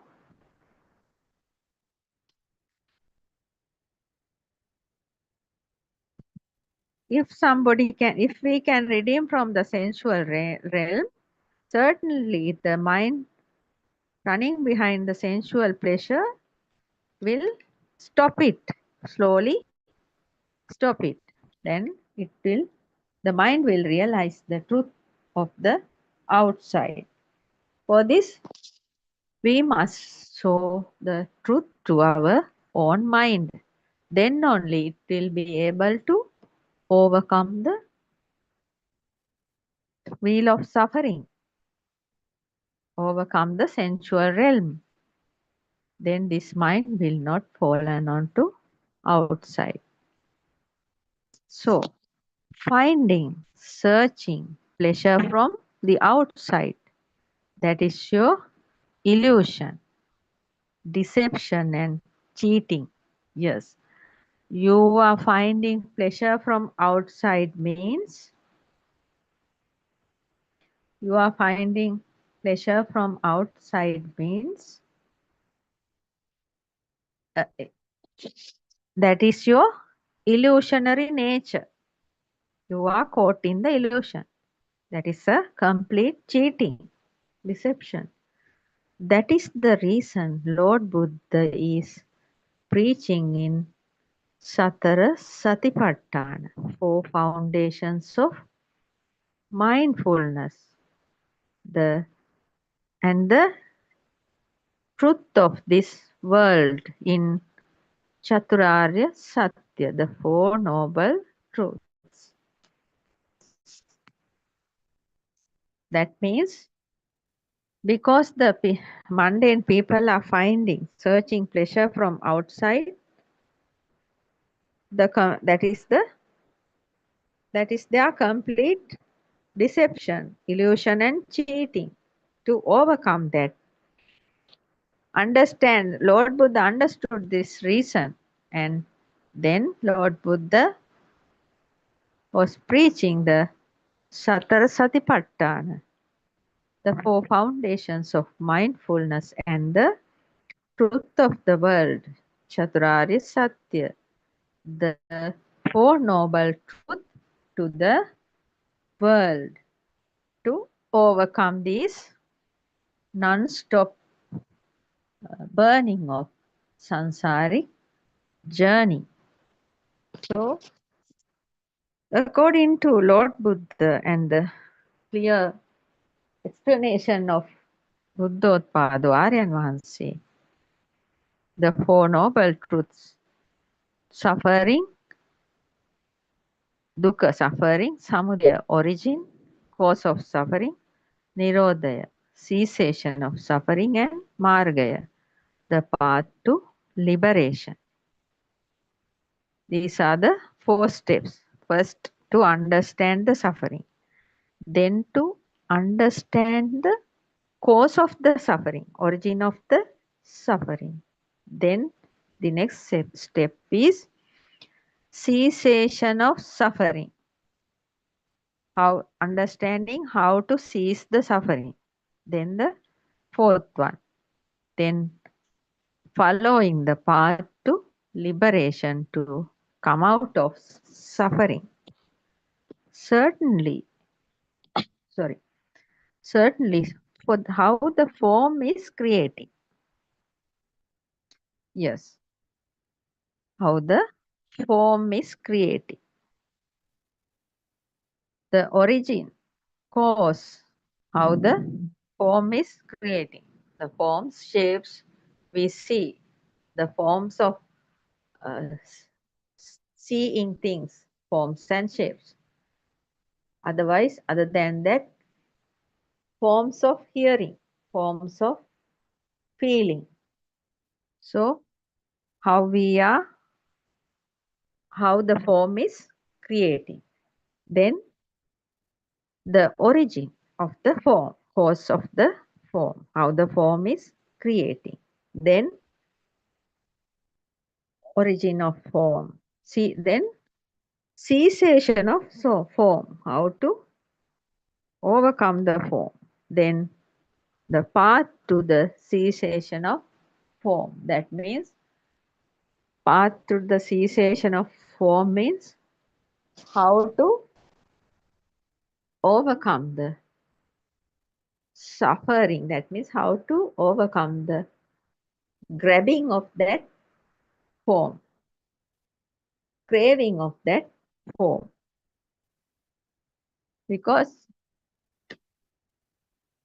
A human mind is always when see something, a form, attaching to the form, then suffering begins. In the four foundations of mindfulness,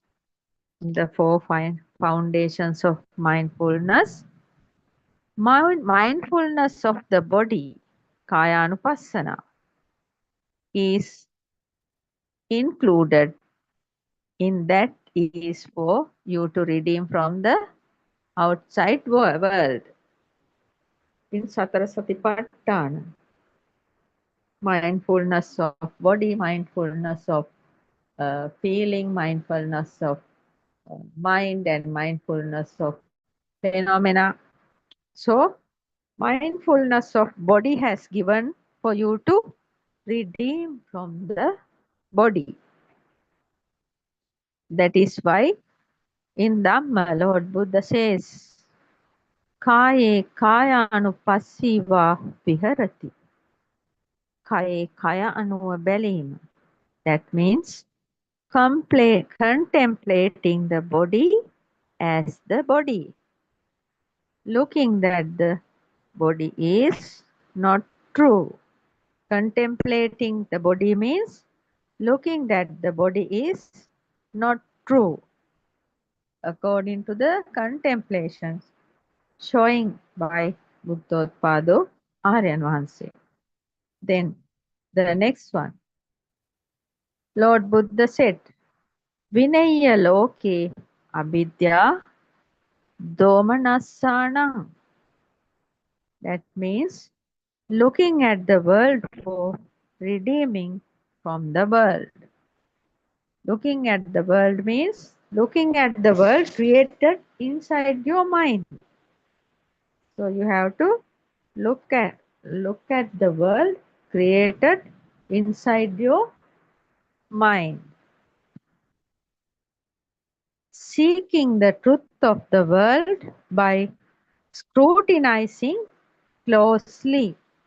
Yes, you have to seek the truth of the world created inside the body, inside the mind. For that, you have to scrutinize closely and investigating carefully, examining thoroughly. This should be a point that very closely monitoring and seeing clearly at this point. Yes, that means you should have to very closely monitor your mind, seeing clearly at those, seeing clearly at this point.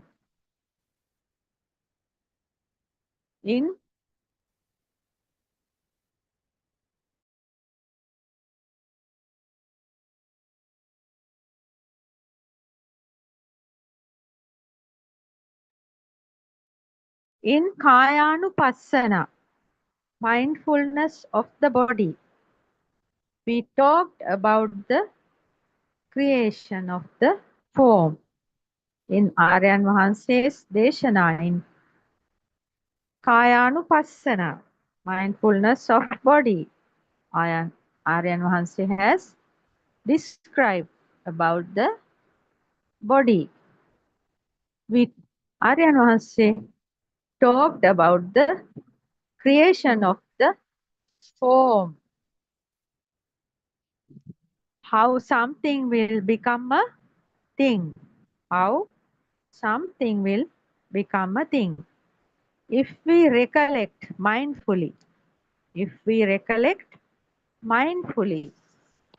the light comes from outside. If our eyes can see only some colors, yes. When we see the light is coming from outside, we can only see some colors. That light rays comes to the eyes. those colors, if we taken as one sense faculty, eye, ear, nose, tongue, body, skin, Lord Buddha is showing us the world as this six sense system. Yes. Lord Buddha, according to Lord Buddha's teachings, Aryan Vahansa is explaining us that this world means the six sense system in this body. If so, we will have to recognize this world. If so, we will have to recognize this world, our world, as this six sense faculties. This six sense based world is what we called as world. Yes. Each and every human being's world is each and every six sense faculties in them. It's created according to those six sense faculties. Then we have demonstrated, pointed out, showed that because of Aryan Vahansa is telling, Aryan Vahansa has explained it. Because of eyes form and eye consciousness, touch is occurring. That means when your eye is there and the form is out there, when there is light, when the light is coming onto your eyes, then the eye sensor is creating at that moment, and then you are able to see the form. And if you see that form, you can't at once you can't recognize it. There should be eye consciousness. That means what you see must be known through the mind. Mind is realizing what is this form you are seeing. That is how the touch is occurring. Tinnan Sangati Passo are Lord Buddha's words. Tinnan Sangati Passo. Contact arises from the togetherness of sense organ plus object plus consciousness. That means how the contact is arising according to Dhamma is coming together of sense organ plus object and plus consciousness. That is how a contact is arising. Then in Dhamma, Lord Buddha's wordings, Passa Pacchaya Vedana. So Aryan Vahansa is explaining, like the recognized tree plus light plus shadow. Shadow is not belongs to the light or the tree, as we said it in only in an illusion. Yes, Aryan Vahansa is explaining, when there is light and there is a tree plus light, and there may be a shadow. You may have seen so many shadows when there is light, and when there is a tree and the light, the shadow of the tree is falling onto the earth.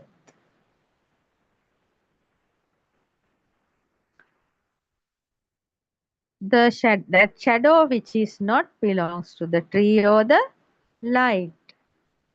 So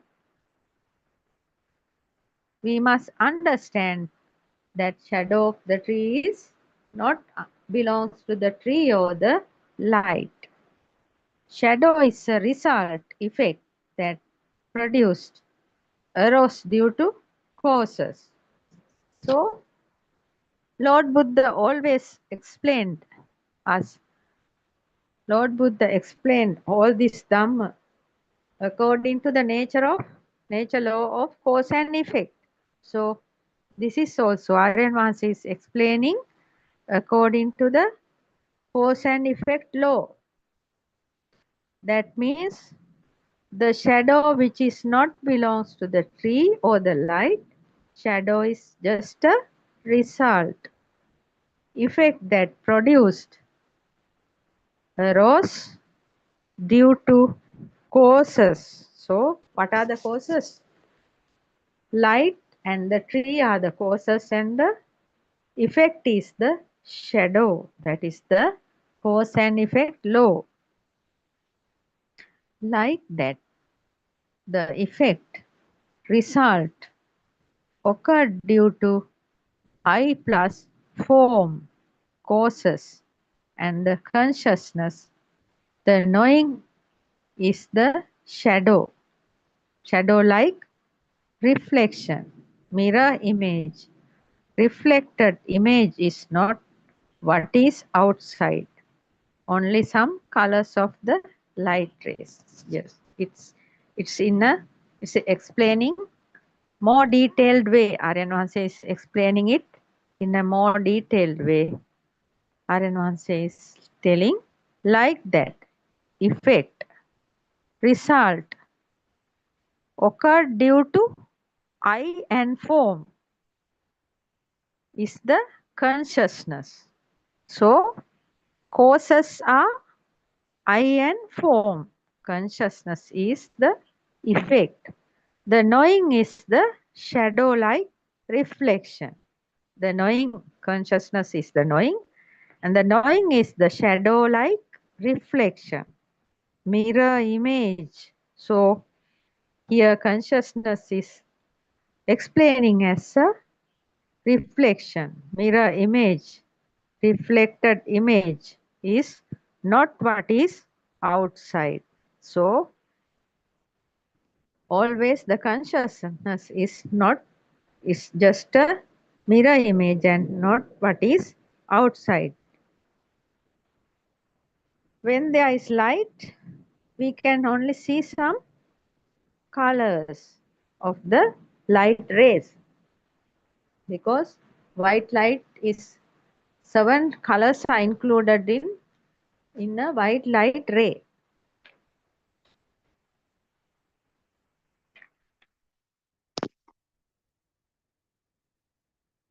Here the touch is how the consciousness coming to a knowing.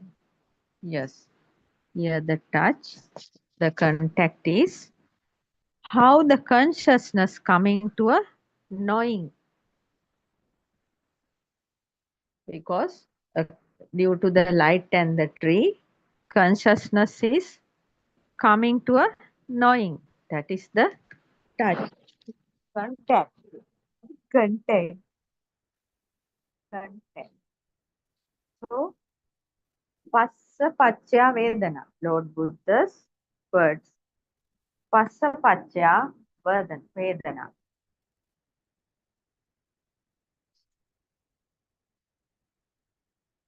Conditioned by contact, feeling arises with contact, and as condition, feeling arises. So, Passa Pachya Vedana. Passa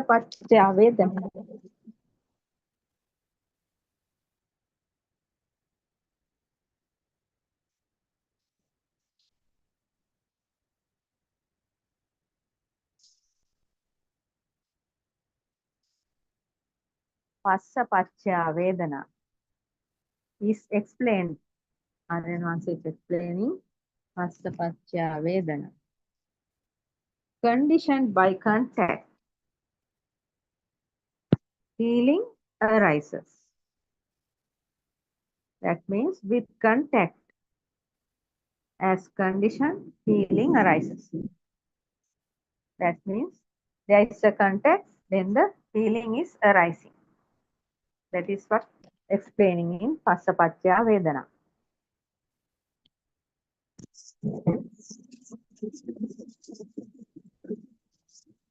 Yang Vedeti Tan Sanjanati. Yang Vedeti Tan Sanjanati. In Dhamma, Lord Buddha's words, Aryan Mahanse is explaining. Vidapude Hanunagat recognized the feeling. Yang Vedeti Tan Sanjanati. Vidapude Hanunagatta recognized the feeling.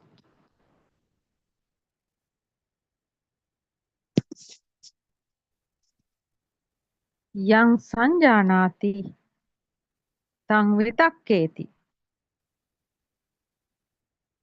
ඒ සංඥාවෙන් හඳුනාගත්ත දේට විතර්ක කර. Thinking about,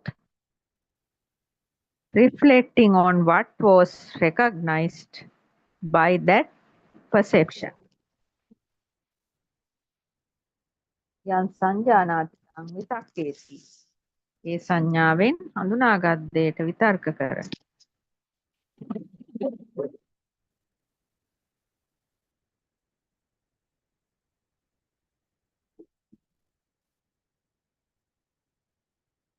Thinking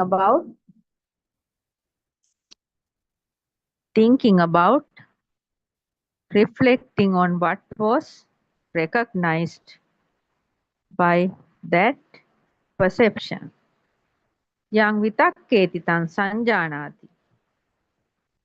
Yam දැනගැනීමකට එනවා. Comes to an understanding.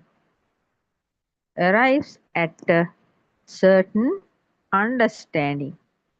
Gains some knowledge or realization. That is what we come to is not true. That is why we came to know what we came to know is not true. This describes the way of the creation of the consciousness.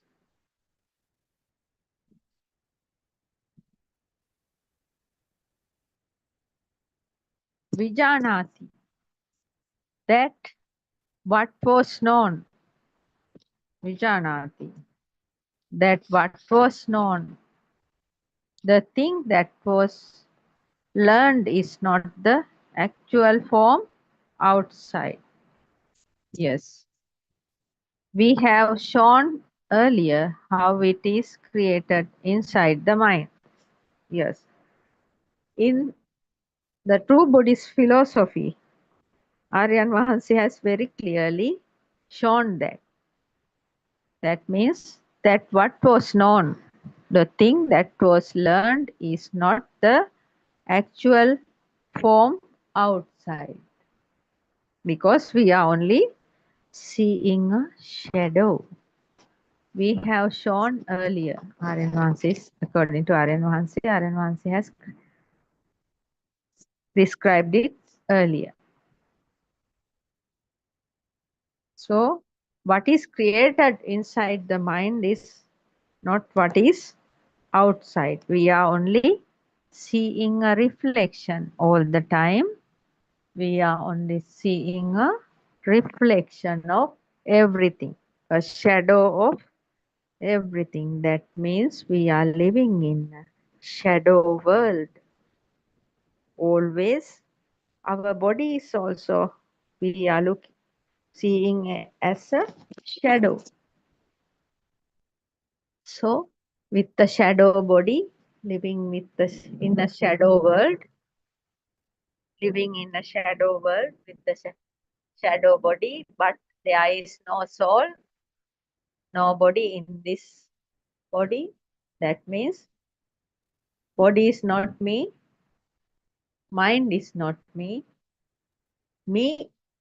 myself is just a thought, just a vibration. A thought become a vibration due to the data input from the early childhood.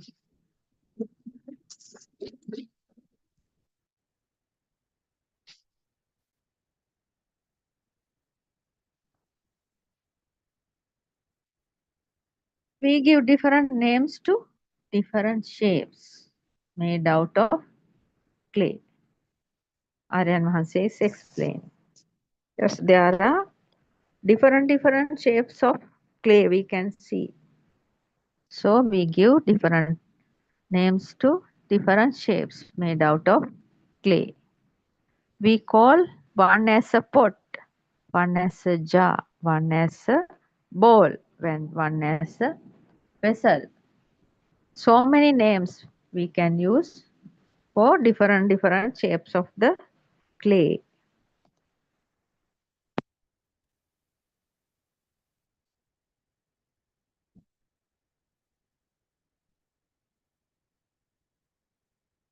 It is shapes of the clay which we are giving different kind of names, differ by shape. There was only clay outside. And Lord Buddha's words, Rupantiko, also Rupo. Aryan Mahanse's explanation. Lord Buddha showed the form image as Rupanaya vana arthen Rupaya venawa kiyala. That means the vibrator in nature becomes a form. Yes, we see a form due to its vibratory nature and it becomes a form. Why these gets broken, shattered, damaged? Due to what? Yes, you know, things made out of clay are not very hard. Those are breakable. Therefore, why these gets broken, shattered or damaged? Due to what? Due to the temperature. Due to the high temperature and due to the low temperature kind of things. It's called in Dhamma like this. ශීතලෙන් උෂ්ණයෙන් ගින්නෙන් මැසිමදුරු වතුරින් මේ විදිහට කැඩෙන බිඳෙන අර්ථය. Breaking and damaging due to cold, heat, fire and the danger of mosquitoes and insects. There are so many ways the breaking is happening. Due to the vibratory nature, it is called as form. We can see things due to their vibratory nature because our our eyes also vibrating and this there is light rays also vibrating and there is a vibratory nature of each and every form. Those three things should be synchronized. That means the gap between the eye and the light rays and the form should be not there. That means due to this vibratory nature and the gap between them is vanishing and due to that only we are seeing them. It is called synchronization.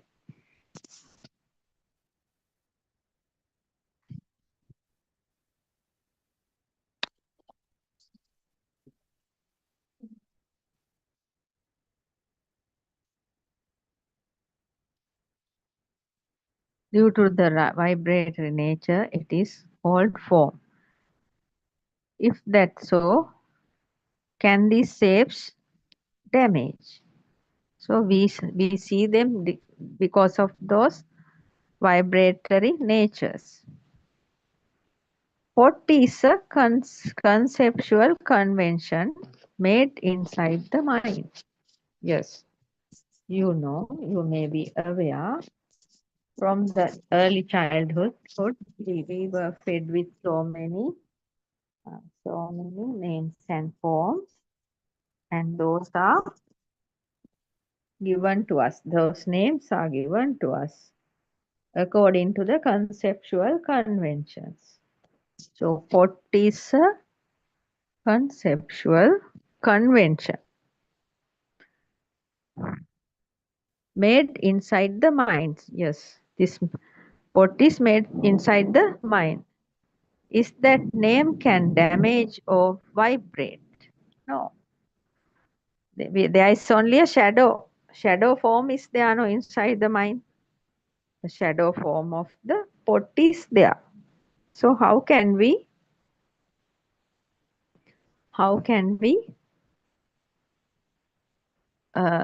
say so? That means that shadow pot is not breakable.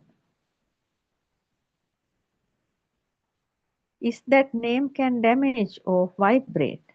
That shadow pot inside the mind can't vibrate, and it cannot be damaged also. That will never happen. So for today, I'm going to conclude this session. Teruvan Saranai. I worship Triple Gem respectfully. Also, I pay homage at the feet of our Kalyana Mitra, Buddothpado Aryan Vahanse, the great sage of our era and the most valuable spiritual master with the highest wisdom. May Aryan Vahanse live long to spread this Dhamma in Sri Lanka as well as all over the world to end the suffering of all human beings. Teruvan Saranai, Dhamma friends.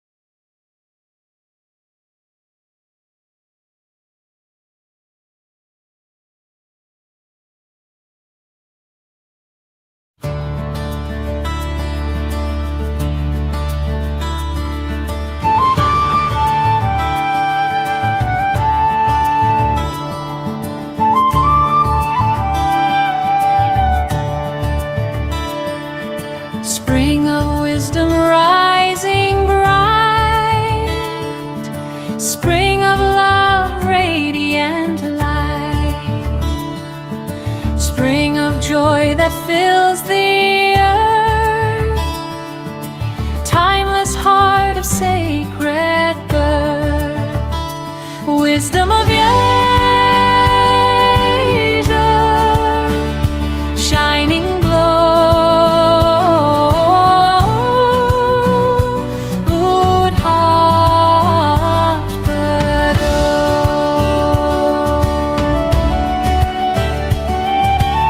Liberation from all birth, liberative and from mind's deep thirst, liberation from fear and death, freedom carried on each breath, Wisdom of Asia,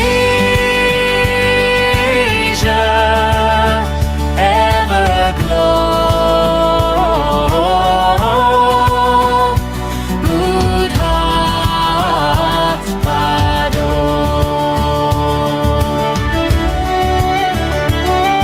Dispelling darkness, breaking night, dispelling ignorance with light, dispelling suffering as we rise, compassion,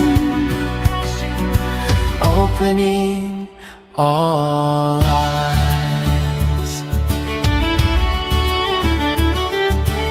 wisdom of Asia, steady flow, Buddothpado.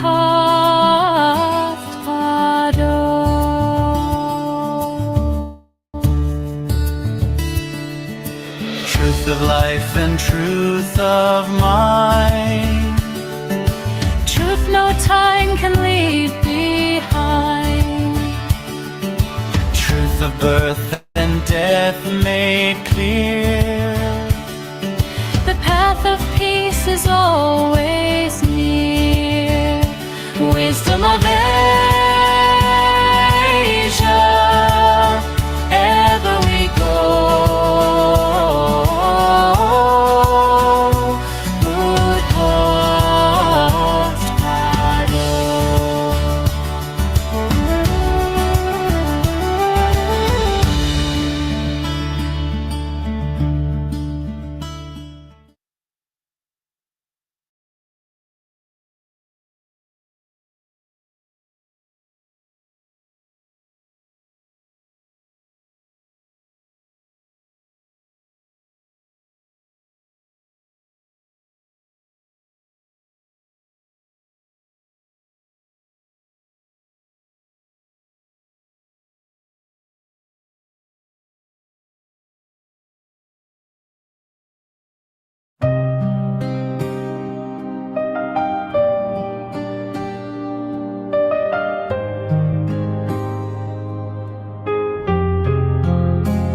Buddothpado,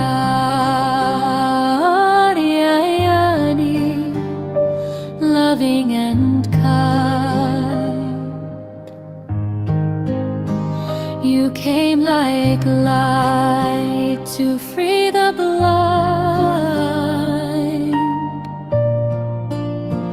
from realms of grace, from heavens above. You walked among us with boundless love. Buddothpado,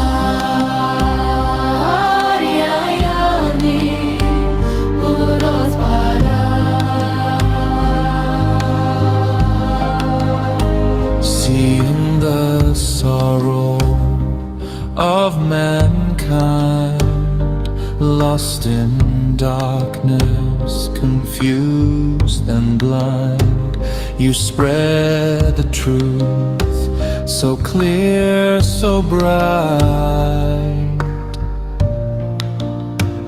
The Dharma's flame, the guiding light. You reawakened Buddha's way, the sasana shining day by day.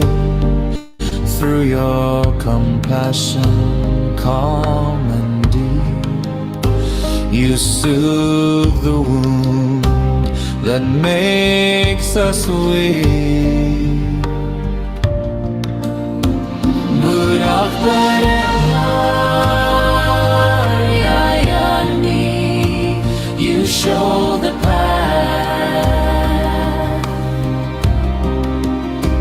through gentle words and sermons vast.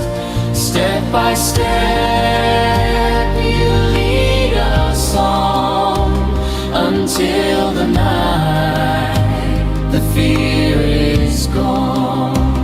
Buddothpado,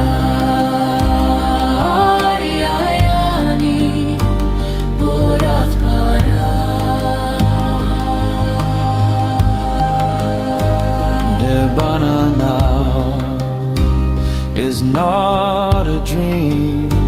It flows within like a peaceful stream. Oh, Ariyayani, may you live long.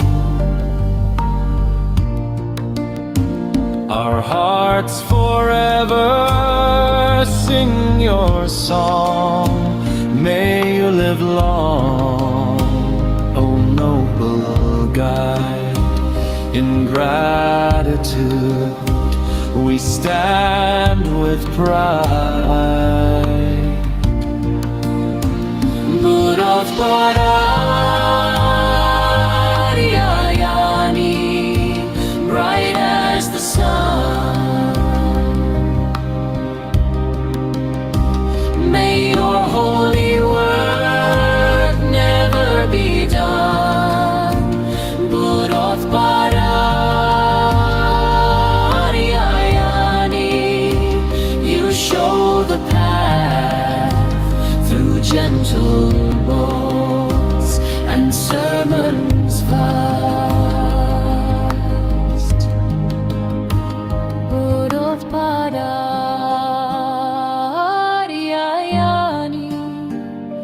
loving and kind.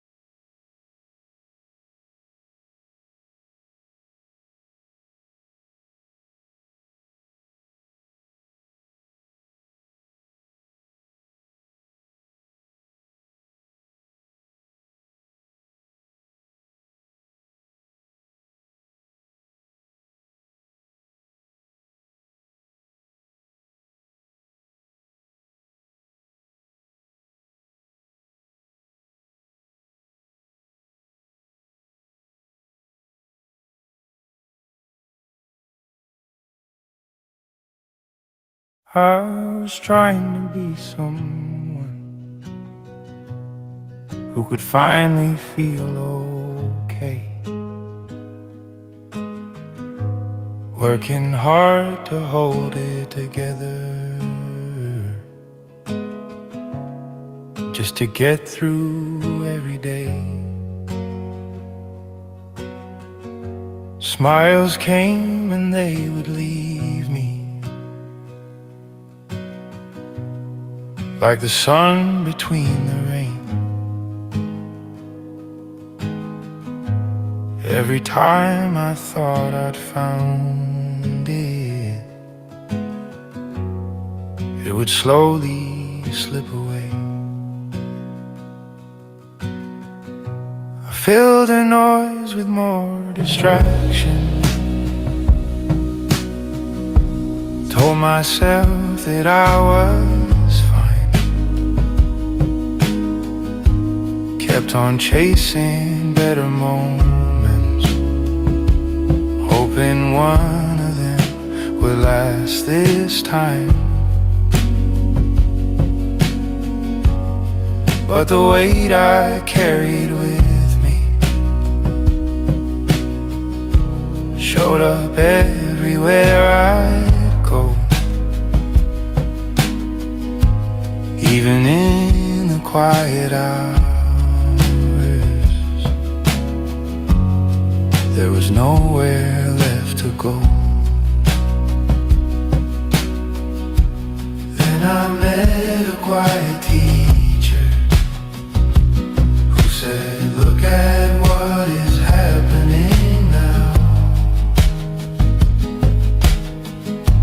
See how every thought is forming. See it clearly, just see how. Doctor. Nothing out there calling itself a thing. No one here that must There is music going on, Doctor. Yeah, I think Prabhash will start. Yeah. We'll wait till he finishes. And the struggle began to fade away. Buddothpado, showed me what I could not see, not by faith and not by belief, but by looking quietly. Buddothpado, change the way this life is known. Nothing added, nothing taken. It was truth we'd never seen.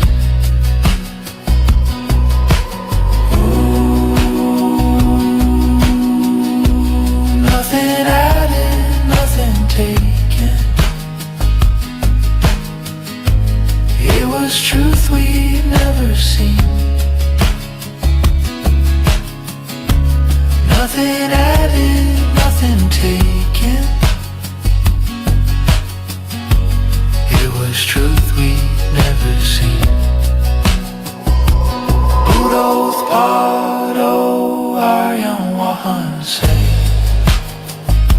showed the way by asking, see.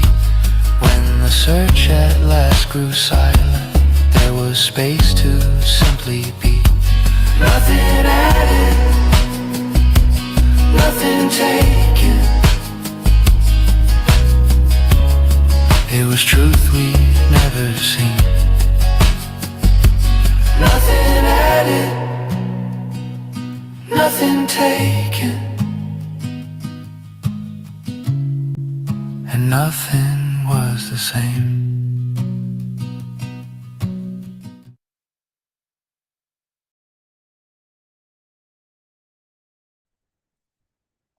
May Triple Gem bless you all. We'll start the Zoom sermon now. Zoom discussion now. This is Buddothpado PeoTV, Sri Lankan time 3 to 5. We're trying to do an English discussion where we talk about this no self angle. We would like everyone to come and join it and put your income, like input as well, so that we can have a valuable, diverse discussion. Anyway, welcome, and we'll try to talk about the no self angle. We actually do every day, 24/7 days, Dhamma friends doing these like some Zoom sermons, which are done according to whatever the level they have. They describe the Dhamma according to their knowledge and their feel. So that's what is important. And so Devan Sana Champa, is there anything new that actually I wanted to remind you something about yesterday's talk we had. Remember Yes. we were talking about Sana, Doctor. Devan Yes. Sana. Yeah, yesterday you were talking about a few old experiences of out of body experiences and stuff like that. I wanted to actually add to that. This Dhamma is actually, you don't need that kind of thing, because even the same thing with the mind, because uh, this is kind of with wisdom, with Yes. not with actual tricks of the dhyana. This is with wisdom. So what happens is body function will be there, everything will be there, but the power, the attachment to it, in the sense that we have taken it as me, the body as me, will be gone. Yes. Not exiting the body as such, but it will the same thing but in a different angle. Do you get it? With the wisdom. Yes, doctor. Yeah, even the exiting the mind is the same thing. People used to do that by concentrating in one thought a lot and having dhyana, but this Dhamma is completely different. You will be still using your mind, still using your body, but this is by wisdom, by understanding, by realizing that these have no self at all. That's how the Yes. power goes down. Yeah. Anything else you listened today? Like, oh, I yes. listened last night this thing, doctor. Last night Zoom discussion. Yeah, actually, there was a very good point that he was trying to tell, that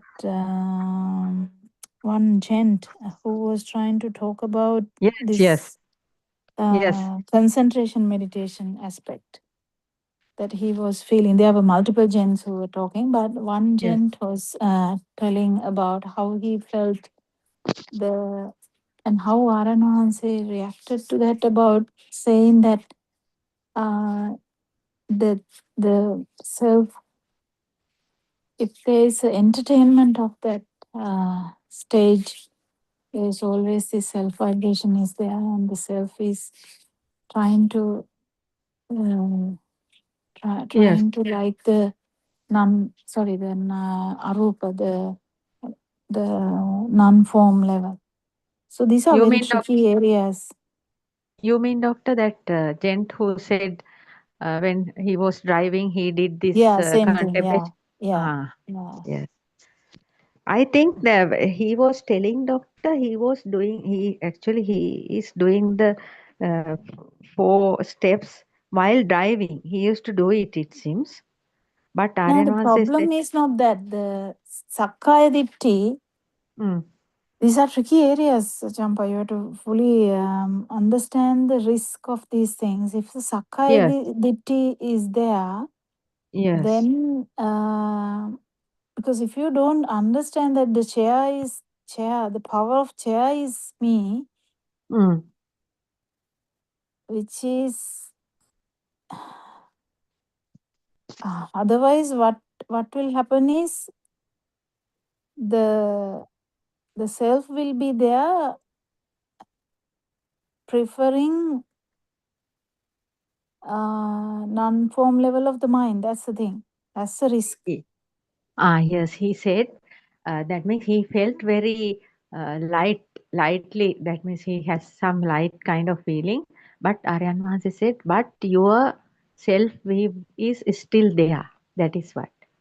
Though Aryan Mahansi said, oh, doctor, when we are practicing that water contemplations also, though we are feeling that this, some are feeling the body is not there, but still the self wave is there.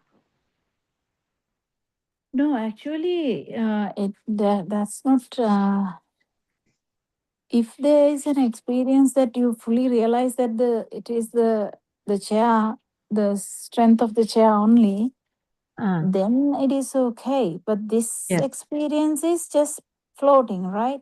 So Yes. that doesn't give you that kind of insight. Yes. Yes. So this is not about a floating thing. This is about fully realizing in one stimuli that Yes. there is no self. Actually, the the what we felt as self is the chair. If the Yes. experience is about the chair. So this Yes. is the tricky area. So if you go into a meditative state, 100% there is a risk that that Self is there. ability Yes. to pierce stimuli like that may be gone. But Yes. Yes. in the other way around, this whole scenario can be understood in. I mean, it's really difficult area where everyone understands according to their whatever the understanding. That is the thing. It's very tricky area because all this is of feelings, no? Feel Yes. side, Doc. no? Whatever they Yes. feel. But what the Yes. main important thing for us to remember is if you go to a long meditative state, there is no way that you will have this insight about that it is the thought Yes. sound Yes. which I was know. you. I fully agree with you, and I'm not doing any kind of meditation. I told you, I'm very No, scared no, to do meditation. not even for you. I'm actually talking to like because Yes. now it's only Everybody. two of us. Yes. Yeah, but I'm trying to say that because a lot of our people are trying to meditate. Not Yes. only lay people, there are so many people who are doing that as venerables also. But Yes. what is in on the Lord Buddha said to Anuruddha Thero that any dhyana, Mm. any dhyana status may be hindering actually understanding this Dhamma Yes. or realizing this Dhamma. Definitely. Yes, because we can't contemplate on thoughts, no. When we are suppressed Yeah, with one word, one thought, tatra tatra, yeah, tatra that's vipassati the means vipassati. it's in every each and every thought, but not Yes. actually going into a trance. Yes. Yes. Yeah, but So two completely different paths, no? Yes. two different paths. Yeah, because the insight comes with the actual experience of now thought sound. Yes. Actually, strength of the thought sound is you. There's no other you. Yes. But this even if I say even 1,000 times, this doesn't matter. You have to actually feel it. Today, what happened, you know, doctor? Here Yeah. it's raining from the morning. Yesterday also raining, and today also raining. So I did that translation thing. I used to explain a part of it between uh, two, 2 to 3 no years. At that time, very big thunder and lightning, right? Mhm. These earbuds also, I used earbuds also, no? So I knew that this is where to contemplate. So I didn't take any notice, and I did this explanation. So it was increased, and Henagano, like thing happened. But Mm. as I didn't stop the speech, but I took this earbuds I have taken out and did the sermon. Whatever happened, Hena Gehana Atare Bana Kino like that, I did today. It was a nice experience. But inner shaken is less. I understood this is me, no, this what is I hearing is me. So Yeah, inside but me, the this thing is, that is not the point. This experience, that is not the point. You actually, the sound, yes, understanding that the power of the sound is you means yes, that's yes, it's a different point. yes, Not getting shaken by the fear is a different point. That yes. is defilements coming down. But Ah, actually understanding that, fully understanding, realizing that's a thought sound, yes. the power it had is Mm, you is a different problem. yes. It's a That's where the different. Sakkaya Ditti will be gone. Yes. Because Here we it have is to clear understand, fact. know that the body is not me, even mind is not me, Not but what me. is Yes. me? Yes. Then we Yes. that is the chair. Yes. So Then today, doctor, then when this thundering lightning is happening very high, so it is first came, actually it's a sensor level first, right? Then I didn't care about it, but very big thunders came and I took out this, only taken out these earbuds only. that's But I common didn't, sense. That's okay. Yeah.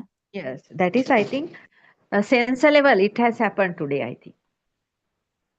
Mm. Mhm. Because shaken is not very high. No, that's what I didn't stop this explanation. So I don't know Yeah. whether I am correct or not, but I am No. telling you. That is defilements coming down. So that's a different one.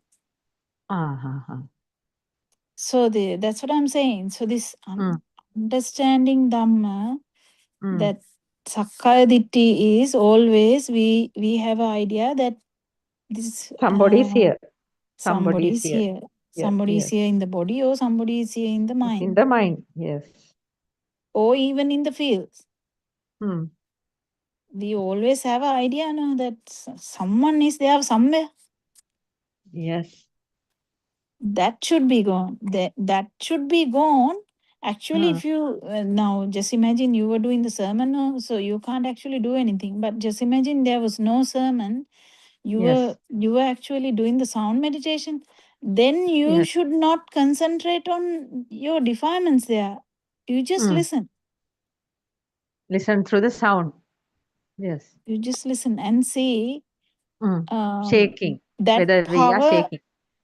No, that is the defilement. No, that's a different path. You're confusing now. Sorry.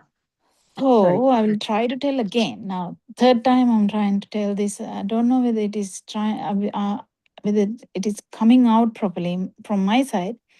Right. So, Sakkaya Ditthi is a different thing, but defilements coming down is a different thing. Right. Right. But the Sakkaya Ditthi is our misunderstanding. Misunderstanding, if it doesn't go away, Yes. what's the use of being so calm with the sound?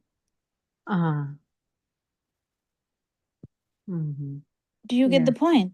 Yes, yes. Then there will be a person who is not scared of toad sound and not scared of Thunder. whatever the thunder. Right. Who cares about that? There are so many people who are not scared. I'm not Yes. scared about thunder. Usually I am never scared of thunder. I'm not scared of toads. So what's the big deal about that? But I'm scared of dying or something like that. I mean, Yes. we'll Yes, take an yes. example. So what I'm trying to say is, don't this defilements will come down anyway when there is no owner for the defilements. Yes. We don't have to worry about that. Actually, what is going to happen is keep understanding that there is no self. Yes. Yes. If you drop away from that and keep watching my defilements are coming down, my defilements are coming down, my defilements are coming down, then you lose the kind of the no self Dhamma. No, I am not Because looking at that, doctor. Defilements no, side. not you. I'm trying to say don't take it personally. So I'm Right. trying to say the main path is Sakkaya Ditthi. Yes, not about the defilements. Yes. Then actual defilements will come down on its own. Yes, yes, naturally. Yes. Naturally, because there's no owner. Yes. The Owner should go out. main Yes. factor is you are Owner. not going to do a security job and see whether you got scared or not. That's not the point. Right, right, right. I understood, doctor. Sorry for troubling you. Yes. Right. I now know. Yes. Because if you concentrate on that, anyway, your Vijnana Maya will come and say, yeah, you're not scared now. Yes, there is a point to consider. There's a point to understand. Yes, thank you for pointing out that. Yes. Same thing, no, that when you drive, now there is a understanding that you don't really do anything The there. driving. Yes. So, but the He said, thing is, whether the Sakkaya Ditthi is gone or not, he has forgotten the task. yes, yes. So Mm. these are the things that we do all the time. Our problems, like Aran say, keep shouting at us for mistakenly doing so many things. Yes. Going track paninawa කියන එක ලේසි නෑ. So Right. the Very true. understanding is not about the whether I'm getting scared about the toad or not. That's not the point. That's not the marker. Yes, yes, yes. That's a marker afterwards. Yes. But the main important factor in the beginning is actually whether the Sakkaya Ditthi is gone. It is there. Myself is gone. Yes. Whether myself is gone in the sense, not Self. Yes. myself, the perception, at least the view. So how View. would the Self view view. go is by fully realizing, fully feeling that it is the actual toad sound Mm. which was you, not anything else. This is Yes. very difficult area because we always have the idea that toad sound is something else, I am something else. Yes, doctor. Very true. Now only I am understanding it very clearly. Thank you very much. I know the difference now only. Otherwise, actually, when the thunder is coming, I just imagine whether I am getting scared or not. That's what while doing the explanation, I thought of that whether I am shaking or not. Only that. But not Yeah, that is not the story. that's not the story. Mm. That's not the story means this Dhamma Mm. is in a pattern. Outside Yes. is not true, is one step, yes. Yes. This mind is also not true, it's also one step. Yes. The all the sensory functions are there. There is never a self is also one step. There is no self. Yes. Everything is about no self. No self. Yes. There should not be a So self then in any Aran way. Hanse about million times told, no, have you found your vibration? Have you found your vibration? Have you Yes. found your vibration? Yes. If you don't know what your vibration is, then your vibration is different all the time. So it is manifesting in each and every thought. Yes. So once it will be husband's voice, once it will be toad sound, once it will be thundering sound, once it will be tick tick the clock sound, once it will be the if you're listening to a sermon sound, like that. Yes. But what do we feel? That there is a static me. Yes. So that first we will have to understand the self vibration. Yes. Yeah, that is the thing. Otherwise, people all try to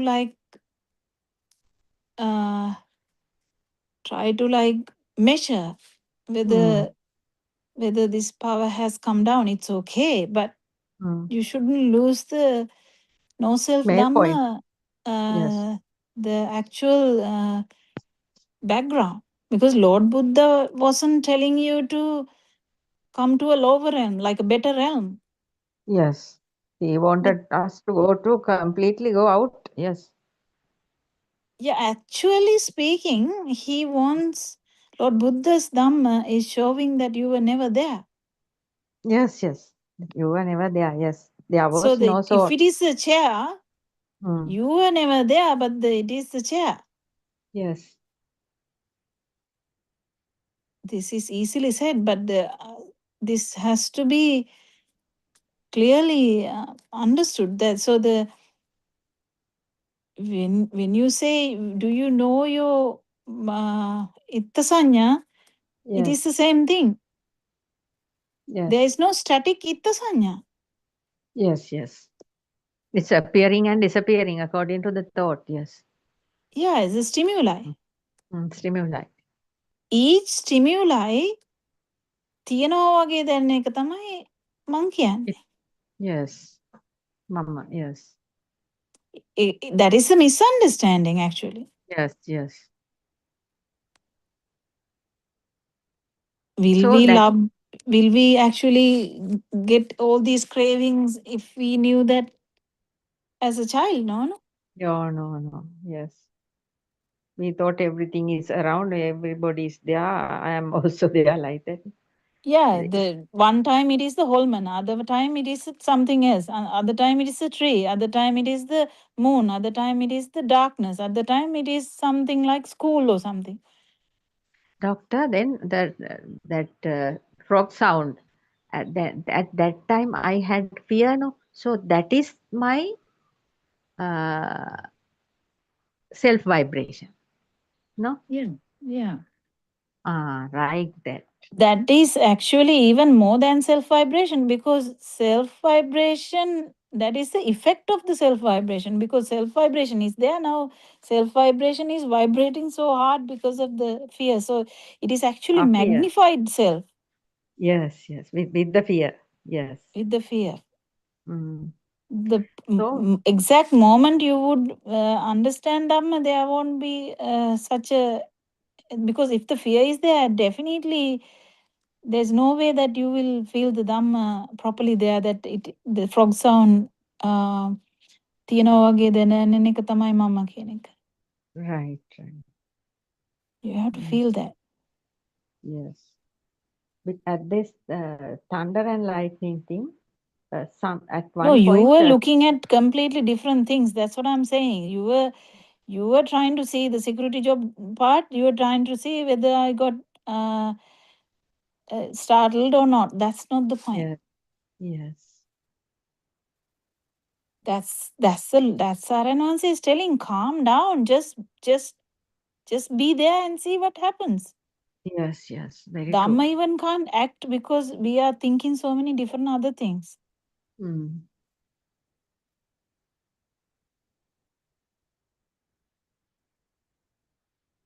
According to the object, the stimuli, only we can feel our level of our vibration. Yeah. So it is difficult if you just imagine your niece came, no? At that moment, if you actually believe that the niece actually came, then the picture is different. Then no Dhamma will come there anyway. Yes. Then you are in the film. This is just in a fraction of a moment. In a moment that you feel the truth. That's the thing. Yes.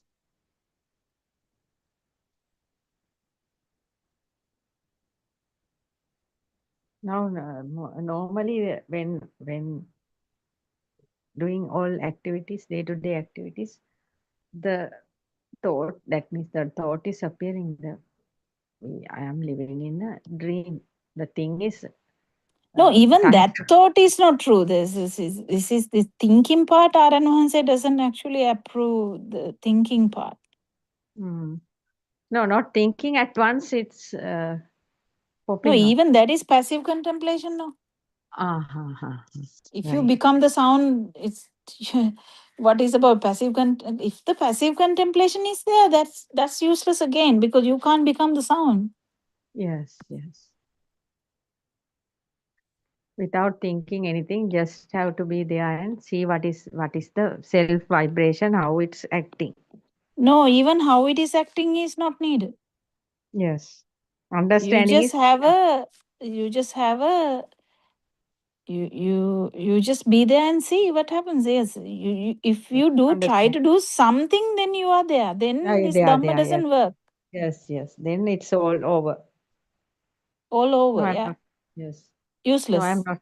Yes, not doing anything actually. Yeah, but your mind is working. I know 100% the way you talk. Underneath that is working. Yes. Vitakka vichara, yes. Yeah. It is becoming Savitaka Savichara. But what I'm trying to say is, you don't need that anymore. You just have to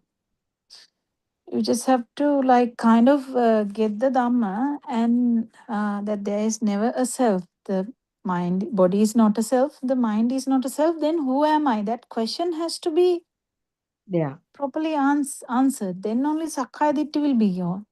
No, now I know. I, I means that vibration. I know I am not the body, I am not the mind. No, no, no. The problem is you feel that it is your vibration. No, that's a chair. That hasn't come. You don't talk about that. You talk about a vibration, yes, but then you talk as if it is my vibration. No, it is chair. Yeah.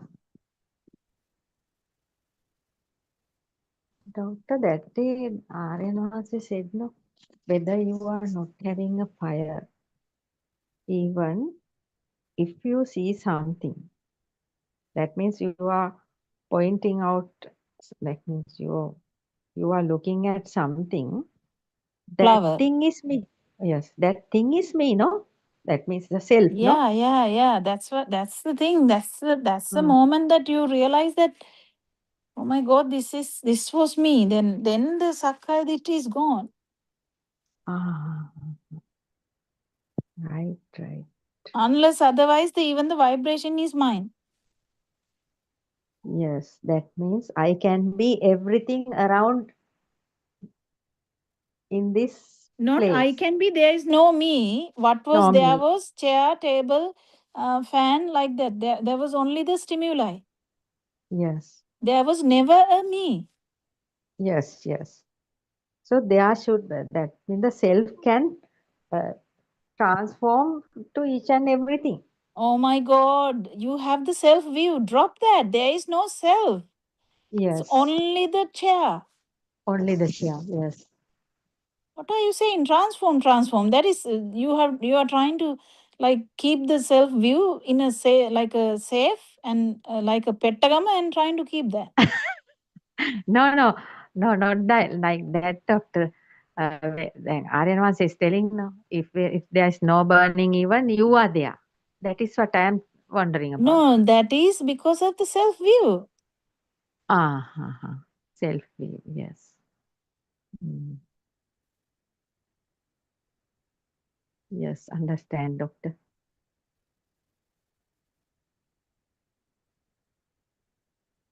So when the self view is gone, then it becomes a different story. Then it is about the past power. Past power actually will still maintain in the mind power, but that's a different story. Yes. But first we have to get the things properly. That what is my vibration? Yes. Then you realize there was never a me. It was just chair, table, flower, the kettle, the husband, the son, the phone, the sermon, the translation, the thunder, the toad. Yeah, those are the only things that had.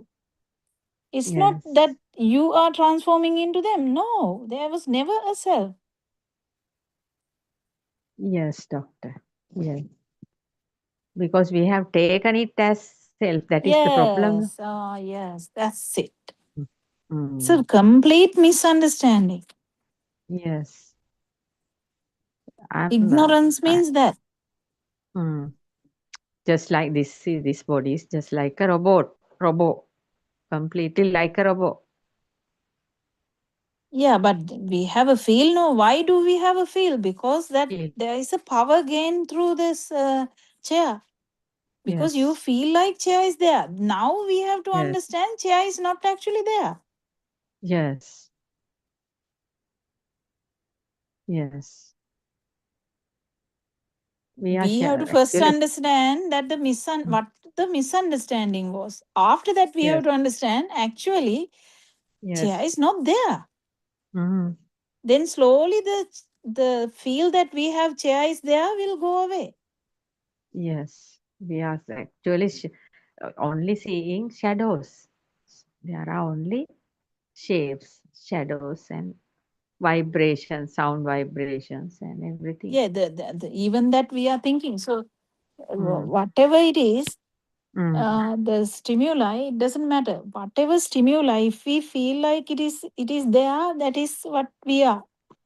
In the Yes. sense, that is what is misunderstood as we are. Yes. Yes. Otherwise, Complete. we will talk as this is my vibration. Vibration is coming down now. That's self view. Mm.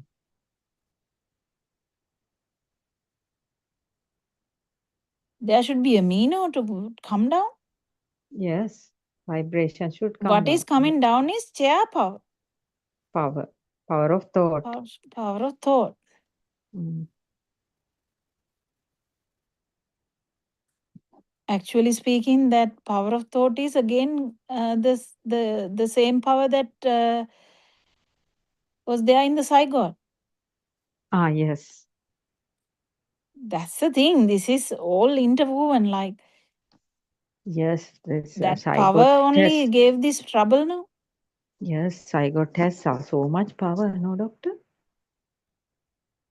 Yeah, but that power was the reason for the eye function, ear function, the skin function, and the taste function, and the smell function, and the after that, after some time, the mind is formed. So the mind function. It is the same So, power which is vanishing. So when the sort of. chair power is gone, that's the same Yes. power which is vanishing. That means, doctor, that zygote is now divided into so many cells, and all those cells are in this body, no? That means all those cells have this power still. Is that so? Yeah, but it isn't. You can't catch it like that. You have to catch Yes. it through the vision or the smell or the ear or the skin. We can't catch it Yes. anywhere else. Yes, yes, that is true. And now, But after the mind is formed, you can only catch it through the mind, the chair. mind. Mm. Because as adults, we can't really do anything about that. No, only the things that will come to us would be chair, table, sunshine, all that. Those are the things. It's all thoughts now coming now. After some time, all the adults will be having thoughts straight away. Yes. But the feel that it is there is the problem. Mm. It is there because of ignorance. Yes. Actually, there is nothing called chair. Yes. At It's the a end, these two concept are of similar. The why we are feeling chair as a thing is similar to the self vibration. right. That's what we are understanding. Actually, Aranwanse is telling 1,000 times last maybe few months he was telling, did you find your vibration? Do you know what is your vibration? Do you know what strength it has? All this stuff. Yes. So without that, the sakkaya ditti will not be gone. Yes. Always catching no things. Sorry, with the vibration. Yeah. Mm. After that, actually, because there is no ownership, Yes. the power of the chair is going to go down anyway. Yes. You don't have to do like a security job there thinking whether my power is coming down or not. No, no, no. Okay, I understand, doctor. That is a good lesson today. Mother Nature gave me. Mother Nature gave me a nice lesson. Through the thunder. And lightning. Lightning, yeah. You miss the actual lightning though, but yeah, now only you heard the thing. That means, doctor, actually I have to see whether I am shaking. That is the one, no? That is the thing, no? No, That no, just give up that and just listen and see whether you can become the sound. Must become the sound, no? No, Right. don't take these words because you are going to stand on the words. Right, right. Right.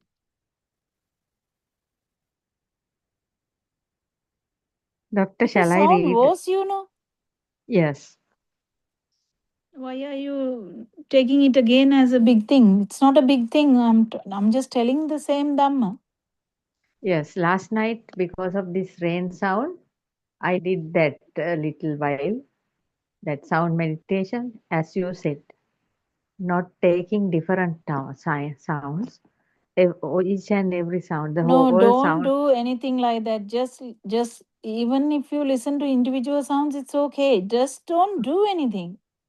No, I didn't do anything. I just heard it and I slept. Sleep came with That that. I doesn't give nicely you slept. any insight either. That's okay. Yes. But what I'm trying to tell is, Yes. if you're seeing a flower and understanding that flower is the one which actually the මල තියනවා වගේ දැන් එකම තමයි ඔබ ඉන්නවා වගේ දැන් එක කියලා අරන්තේ. Yes. How do you say that in English? That means we are feeling that flower is Existent. Actually, the flower is there, existing. Existing. If you feel the flower is existing, that is the feel that you are there. So if you feel the toad sound is there, that is you. The fear is out of proportion. That is defilements. Yes.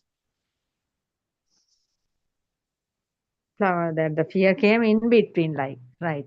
Not in between. It is a complete reaction. No, like Yes. because fear come after the self vibration. Fear comes Yes, because fear of of the death, self yes. vibration, because of the Yes. self view, because of the self perception, because of the self vibration. The fear comes. Yes. It's a product of this problem. Yes.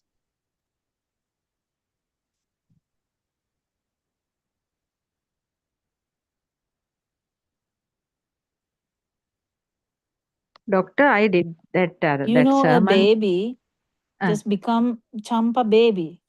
Champa baby will never try to listen thoughtfully like, I have to listen now. I'm going to do the sound meditation now.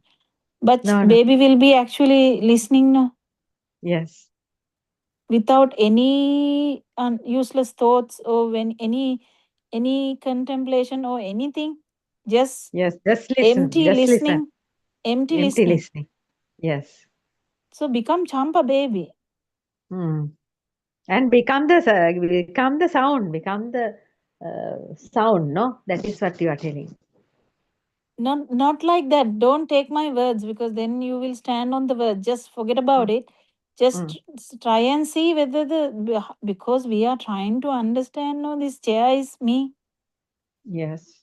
The shape of chair and the sound together. This mind. That is the power that that chair is existing. The Yes. feel that we feel that chair is existing is the same as life feel. The same thing. They are same thing. It's a misunderstanding, complete misunderstanding. You need to actually fully realize it. Otherwise, always this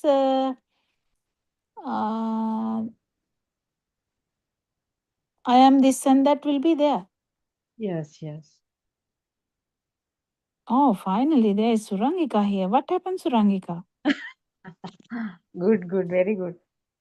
තෙරුවන් සරණයි. What Dr. happened to Kokila. you? I was like, there was no SMS in the system also. I was like, I thought you might have got a flu or something, so couldn't speak. What happened? What's the topic that you were discussing? Oh, nothing. It was because last few days it's me and Champa only. So we have a kind of a thing. And I was wondering where all are gone. Champa, how was Dombagoda? Good, Sarangika. Good. Had a good experience. Yes. Okay. Was the walking meditation particularly good? I mean, I saw Aranmanse took everybody once, isn't it? One round only? Only one round, yes. Did you feel a difference? Actually, when we sit in front of him, there are no thoughts appearing. That is the wonderful thing. But after coming home, there are thoughts. But when we were in front of him, no other thoughts. What he shows, we can see. What he say, we can hear. That's good. Good. I mean, maybe if it's close by, you can go more often, isn't it? Yes. Now that you have gone once. Twice, and now I gone twice. Oh, twice. Okay. Not much people there. Aruna said, I'm not, that means in a short notice. It's doing in a short notice. Then most of the lot of people can't come. Aruna said when he's there, so he can do it like that.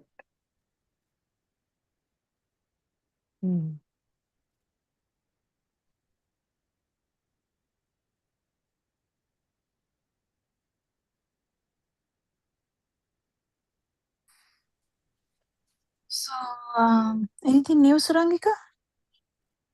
Are you finding it difficult to join at 7:30? Sometimes.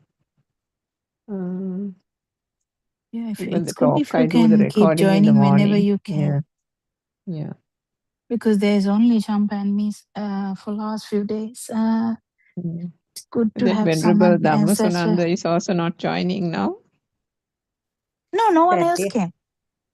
that day I asked, no, Surangika, that I went near him and asked, why are you not coming to English show? I can't. She said, he can't come. I don't know what to do.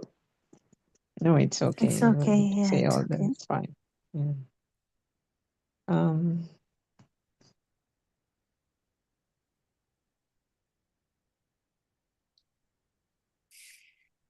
Anything new, Surangika? Are you busy or did you get a chance to listen to them? Nothing new as such. I think just the focusing on those, I mean, not focusing, but the perception part only is the ways of contemplation at the moment, Dr. Kokila. I'm listening to bits of the 14-hour Habinya again. Also, because it's been a while since I listened to that part. Actually, I also wanted to listen, but I get time actually.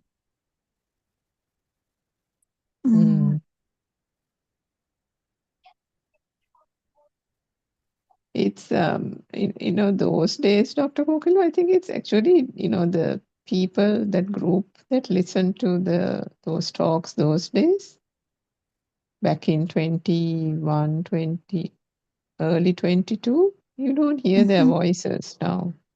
And the other thing I was thinking of was Aryan Vahansa. Sometimes in the old Desana, he tells about how, I think that's what he has put into the practical program now. But about, how he says, "හැම අරමුණක්ම බලන්න ඕන." In the old talks, he says that every thought has to be, one has to be aware of every thought. And to see the truth in every thought. I think that's the thing that he has now turned into the program. But that's the full Vidarshana that he advised those days, isn't it? Back in the day, maybe that was the time. Who is that Hamuduro, the Maitri, Pragya Maitri Thero, and people were listening, and maybe even Swarnamali for that matter, and maybe that was the time you started as well, perhaps? Because there were quite a few old people there, like maybe Chatura and crowd as well. So it's a bit slightly kind of, I feel as if there's a slight difference in the way it was said at that time, and whether there should be that. Don't know. Anyway, it just came to my mind when I was listening to those Abhijna talks. Yeah, actually, I get what you mean because I have listened to the both sides now. I think he changes the way because of the experience he get from the crowd. I think he changes it all the time. But that original Deshana sermons were actually not directed towards anyone.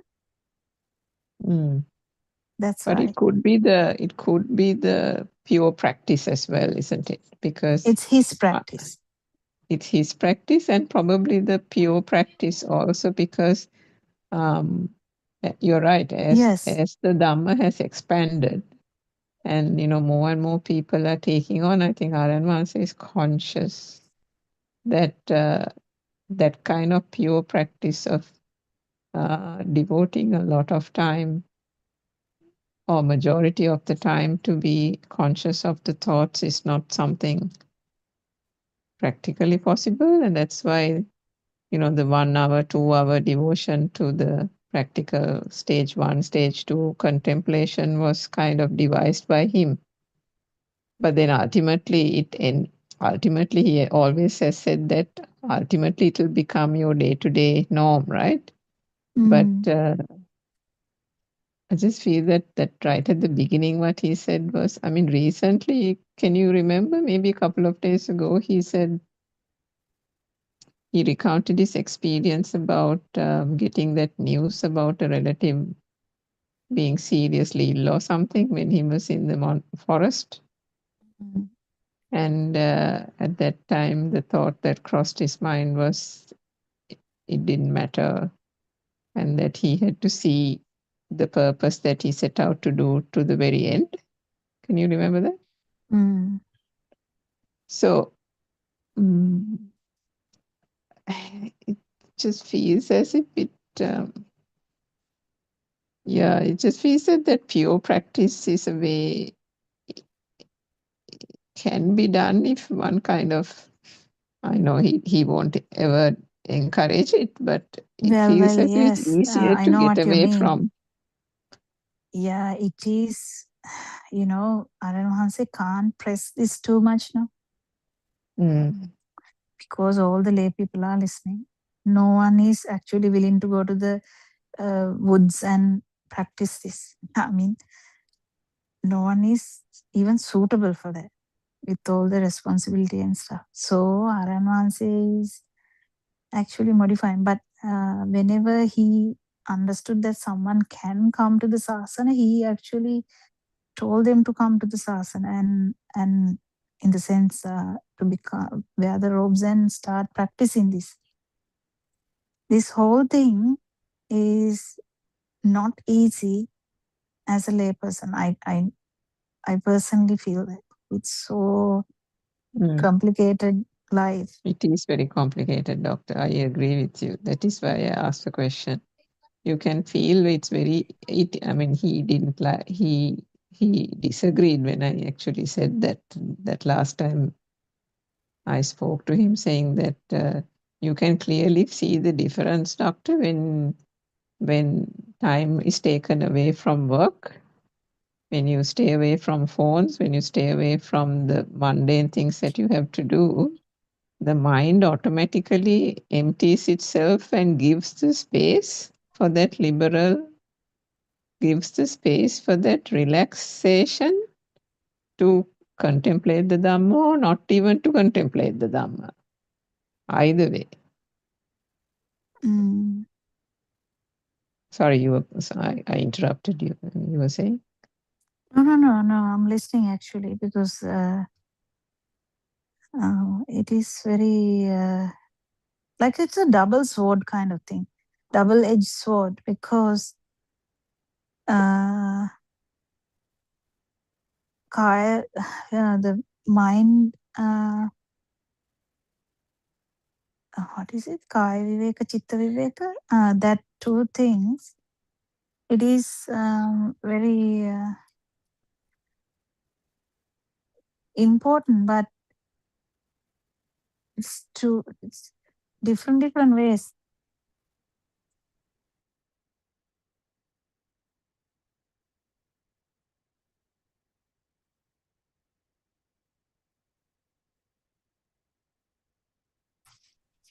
Sorry, I got disturbed. So this what is Kaya Viveka and Chitta Viveka? Relaxation of the physical body The leads to the relaxation of relaxation of the mind. mind and the physical body is very important. But it is very important in the sense if any experience can happen, it will happen only in these situations. Like always Aranwansi says, no, when like closer to the trees or closer to the nature, whatever, because the mind power is less, of course, then it is easy to see a stimulus. Easy to see a stimulus. So easy to understand that it is this stimulus. That was what I was telling Champa today, that it is easy to see that the stimulus power was the misunderstood thing as me. It has to be felt. So to feel any of these Dhamma,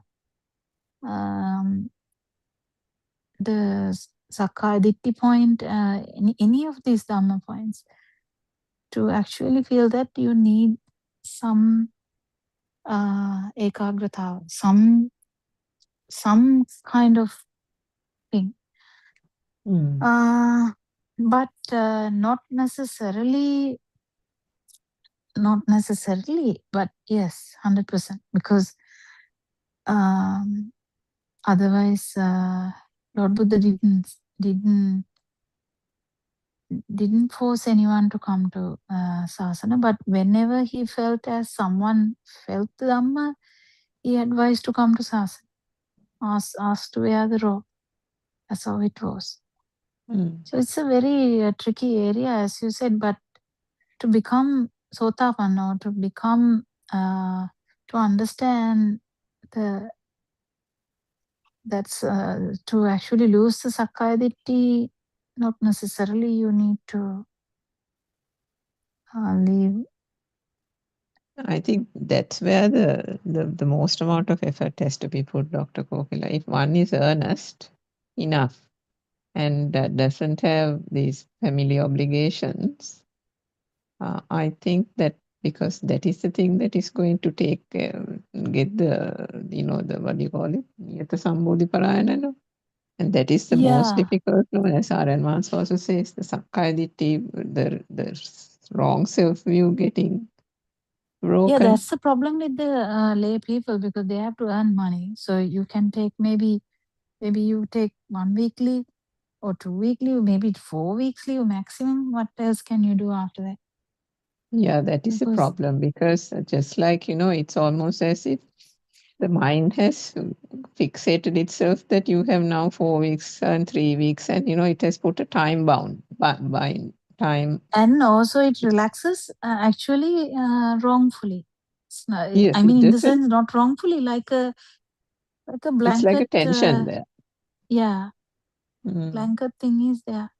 That's Yeah, why it's actually like you this, have only 2 weeks, or if it's 2 weeks, then it will say after 1 week, now you have only 1 week, and now you have only 3 days. Like yeah, that. the Game Amma. So Game Amma goes to just imagine a lady in the village. She has to go to the paddy field every day. So it's not like a 8 to 4 job, no. Yeah, that's true. And there's no one killing you for not going to the paddy field. Yeah, that's the thing, isn't it? And they will just walk and keep doing work and come back. So their world is also small. So there is less power. The 100% it's less power. Just imagine my power and village mother's power. Just imagine. Yeah, I mean, Just everything imagine how is much revolving data we around have and how much data she has. Exactly. That's why you can now understand when Aryan Master says that, isn't it? How simple their life is, because less expectations, less hopes, minimal, complications in the daily routine. As you said, basically get up in the morning, find some kind of rice, make a candle, That's it. Eat that or make some rice if they have. Go take the udalla and go to the paddy field. That's it. And they are guided by no phones, no watches. The sun comes up, time to go. Sun sets, time to come home. And that's it, isn't it? Mm. I mean, before the sun goes down, we have thought 10 things to do after the sun sets. Yeah. And so it goes on. It's not as if anybody's actively doing it. This mind has got programmed to such an extent that it is like a automaton. It just does it automatically, sometimes without any effort whatsoever. So to find that space, yeah. Anyway, not Yeah, that but one. there were so many good points that we had with Champa also, because Champa had thundering, Champa had toads, Champa had so many experiences. Really? Okay. Yeah, it was so beautiful. But the thing is, But it's a very interesting life. yeah, so many animals Measles there and toads and giving thunder lot of and sounds. bobogoda. Yeah. I think we should put a toad outside. I mean, no, some animal outside Surangika's windowsill also that keep giving sounds. Or my one also maybe.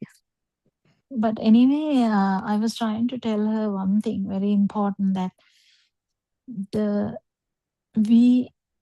she was trying to say that her fear of thundering has come down. But I was trying to say that is not the actual point. This actual point is the self feel is actually the feel that thunder is there. The thunder sound is there. So this chair is the feel that chair is there, is the same as feel that I am here, should be fully realized. Otherwise, Sakkaya Ditthi will not go. That thing is the necessity. After that, anyway, because there's no ownership, the defilements will come down. But the thing is, this importance of realizing what my vibration is, actually finding that it is the chair or the flower or the toad sound or the thunder sound. That is the importance. So that is the message I was giving Champa. I think she took it. So it is good. That discussion is very good in such a way that we keep, because otherwise she keep measuring my fear as the marker. That's not the point. That's not the point. That's a different point. That's actually a different point, complete different point. First point of contemplation is actually this understanding what this self is, what we have mistakenly understood as self. That is the Satyajnana. That should be very clear. After that, everything comes into place. Now release from this wrong view is very important. After that, we understand that it's the power of the chair that gave this whole problem, misunderstanding. Then slowly this self power will come down. The power which was there from Abhisankarana anyway. That is what is the best thing about village mother. Because village mother's power is so minimal. I can really feel that, because unless that village mother is a mother who used to go around the whole town, whole village and know every little detail about everyone, there are people like that also. Unless that lady is like that, just simple village mother would have no problem in understanding this Dhamma. Yeah. But the thing is, it doesn't necessarily mean that it will go there. So, but it at doesn't least, mean that like we should be discouraged. Yeah. at least like the 7-year-old, it is easy to convince that mother of the philosophy, isn't it? Not Yeah, convince, but at least help her understand. yeah. Actually, what Because less Lord Buddha garbage. told Rahula is good enough now, but it's not good enough for us. We ask 1,000 questions. Yeah. It's not good enough for But us. the mind fog is that bad. Yes. Yes. Too much Now data. So yeah, I mean, back so many years ago when I had some surgery, they said, you're going to have brain fog and get used to it. Brain fog is nothing as bad as the mind fog. yes. Yeah. Yeah, true. Yeah. It's good to rest actually. But with the commitments, it's a catch-22. That part I was saying about, the forest and the space and required for the mind and all that. I mean, when you think about the Buddha and how he preached the Dhamma, 84,000 of it, to various people, as I was listening to this talk about how, of course, the Buddha had the jnana, the wisdom to be able to exactly pinpoint the kamatahana for each person. And that is why there are 84,000 sutras, isn't it? Every individual was pinpointed because he knew exactly where to attack for the Dhamma, light of Dhamma to unveil itself to that person. So in that sense, for some people, one can probably do it whilst having a hectic work life. For some people, it can be a semi-work life. For some people, it can be just being a man in Vahansa, having, bit of work in the temple, but still, that might be enough for some. So, different personalities nowadays, also just like those days, will require different environments to be able to find that most conducive environment to be able to realize realize the Dhamma, isn't it? It might not be all the stages, but even that initial stage, it's quite possible that because each self vibration is complicated. No, it's complex, isn't it? So depending on how much environmental conditions, perceptions that have been accumulated, the unraveling can be equally complex. Because you have to unravel this whole thing to see the Dhamma properly. And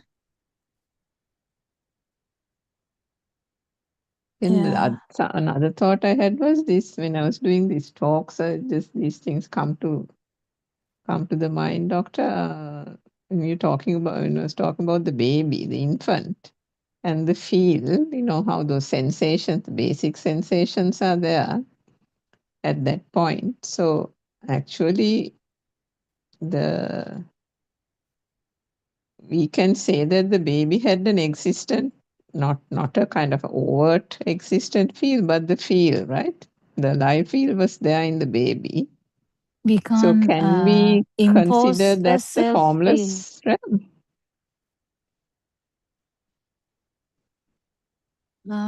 Formless realm is actually in the mind. Formless. Yeah, this chair has the formless level now. So it is there in the light also, but when we try to understand the chair එක තියනවා වගේ දැන් එකනේ formless. Yeah, but what I was trying to say there Same was thing with the light. Light are එක we තියනවා වගේ දැනෙන එක තමයි. yeah. So the feel that the light is there. Yes, so we basically start off. consciousness. Yeah, the baby starts off with a sense of a feel, almost like a formless realm, but not the formless realm arising You from can't a mind thought. say it is even formless, because yes, it is, but the thing is, we can't impose any realms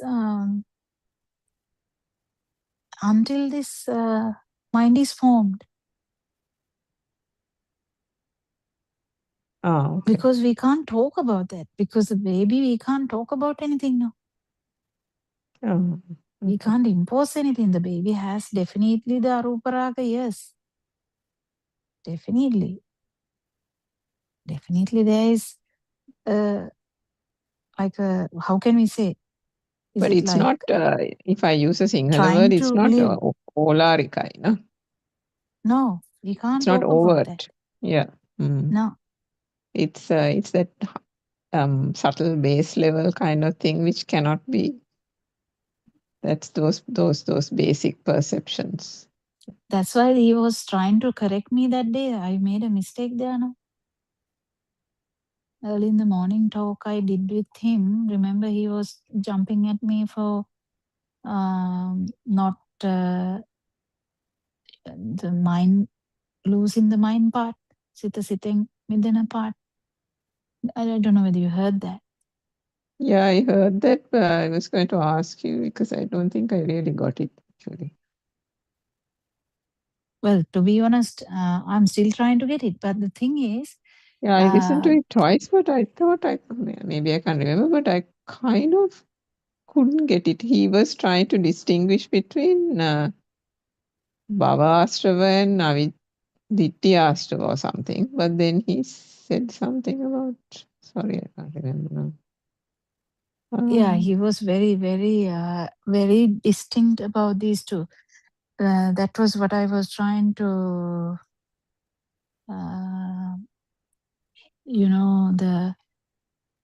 so the Lord Buddha said, no, 3 types of craving.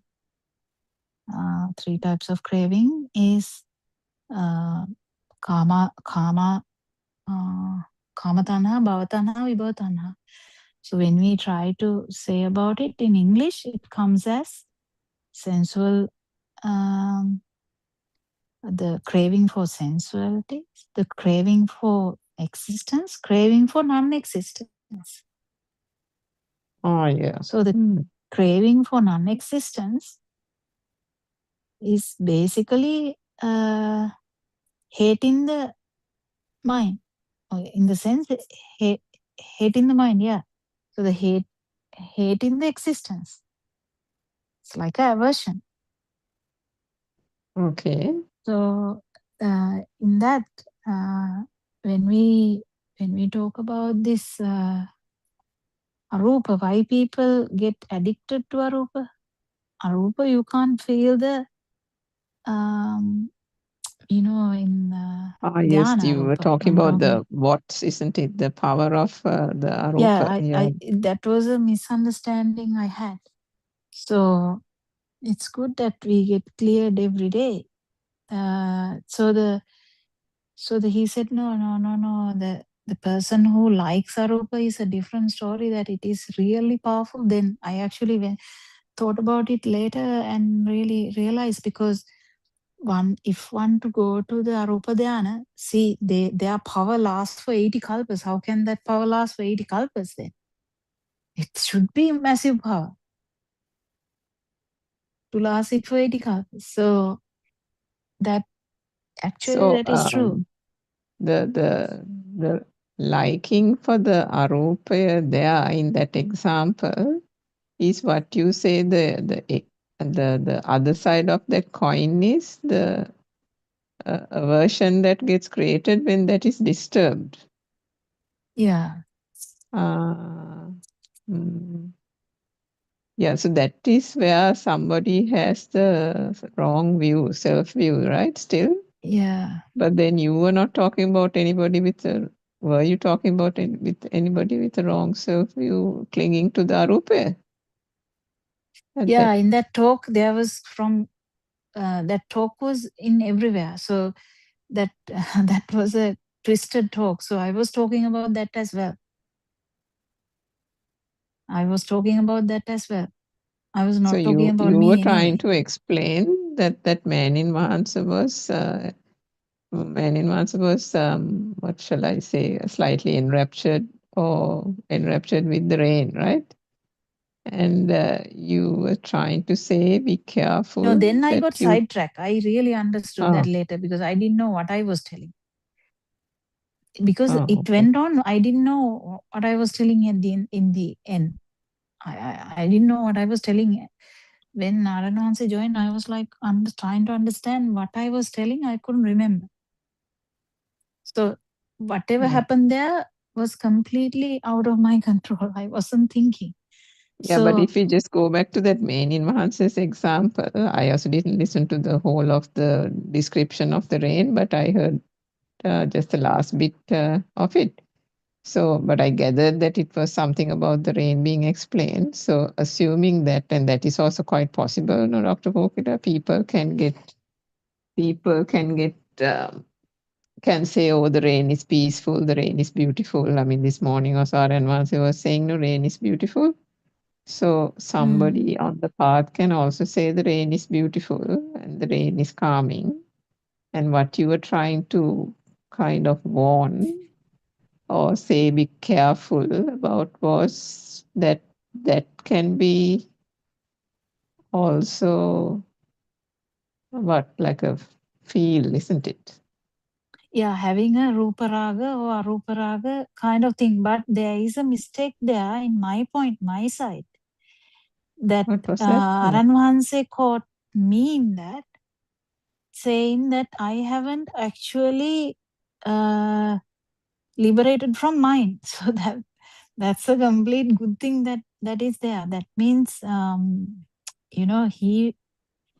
he's trying to say something else to me. As soon as I open my mouth, that's what he is gathering. So Now I understand what all that whole thing was about. So when you were going to explain that, you had now gotten out of the field and you were talking through the mind, the thing that he always accuses us of. And that was the point that he was trying to bring with you, which was quite different to what you were trying to tell the man in one say. Yes, it's Okay, now I completely got it between me finally. and Okay. him. Right. Got He you. said, no, Okay. I didn't even listen to what you said.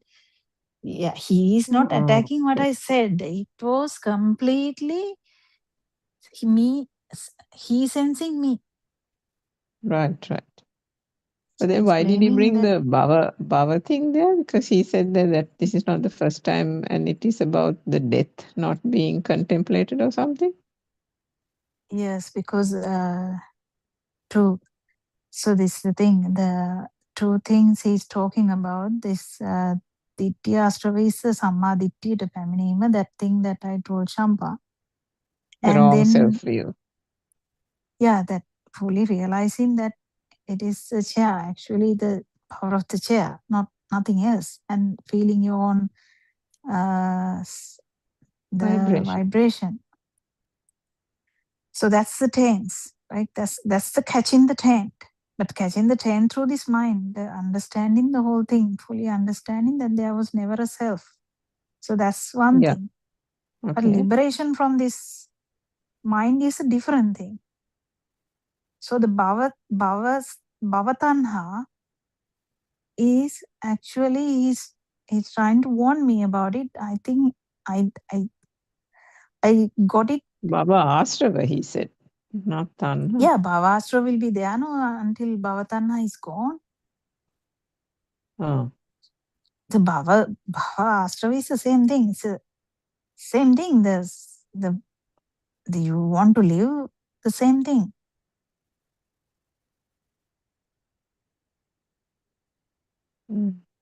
Baba is becoming. Becoming is there means chair is there. Chair is there means I'm there. Same thing. It's just that the liberation from mind has not happened. That is warning to me to say what is preventing you from death, basically. It's a beautiful one. I actually Okay. felt so, like really, really felt happy about how he came to it in a different angles, because the way he came to it, I actually then realized what he's talking about, because I didn't realize what he's talking about in the beginning either.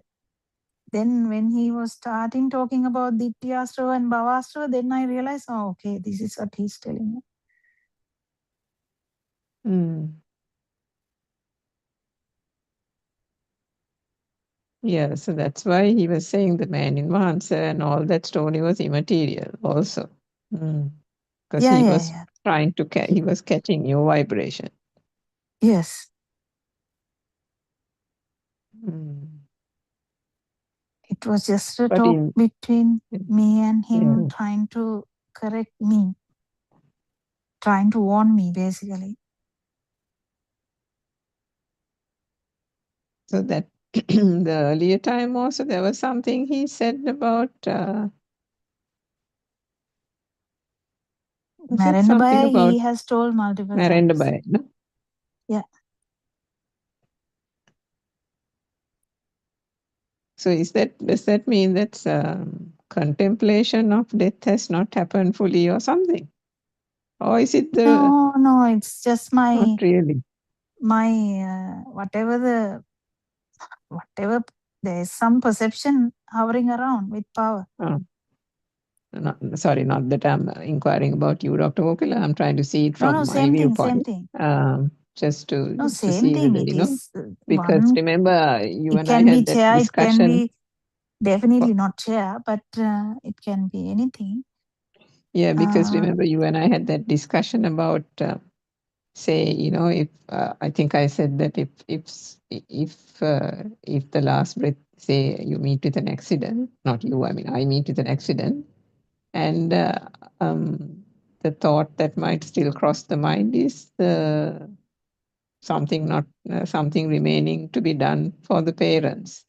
So that's why I think one day I asked you whether similar, Yeah, it is a what would possibility. you think about the children? And then you said that the perception would still arise, but the perception won't have the power. And that is We never know. the only That is thing what that he's will saying. happen. He's saying, no, the power is, he can still feel the power. So that's the thing. So the power, we never know even whether that is the thing or even this Dhamma, we never know.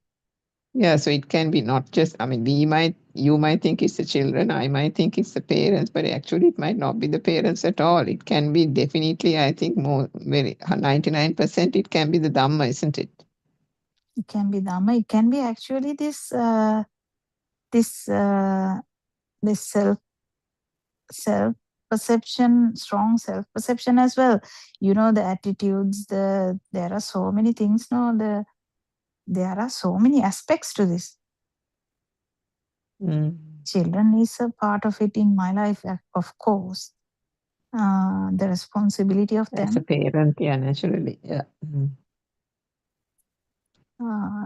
So it's very the complicated, thing isn't is, it? And I'm not actually. I'm actually kind of getting too comfortable with it. I think that's why he's trying to trying remind to me. shake things up a bit. Yes. Yeah, Yeah. that's quite true. I mean, that's the good thing in participating in all these things and all that. If you know you have an opportunity, not you, I mean anybody in Sri Lanka, that's a reason where exposure can bring up things like for Asante, for example. And Yeah, he said anyone, no. these She actually apologized and joined again, kind of thing. No, I mean, it doesn't matter whatever it is, but what I'm saying is these type of things come up only No, when that is a one good has, thing. That the yeah, exactly, when one has the understanding the exposure, isn't faults. it? Yeah. If you sit on your bum, like I do most of the time, these things don't get exposed, doctor. Yeah. So that itself is how can the Tricky examination area. Just happen? ask me whether I can go somewhere and just leave kids alone and let them kind of just forget about them. Whether I would do that.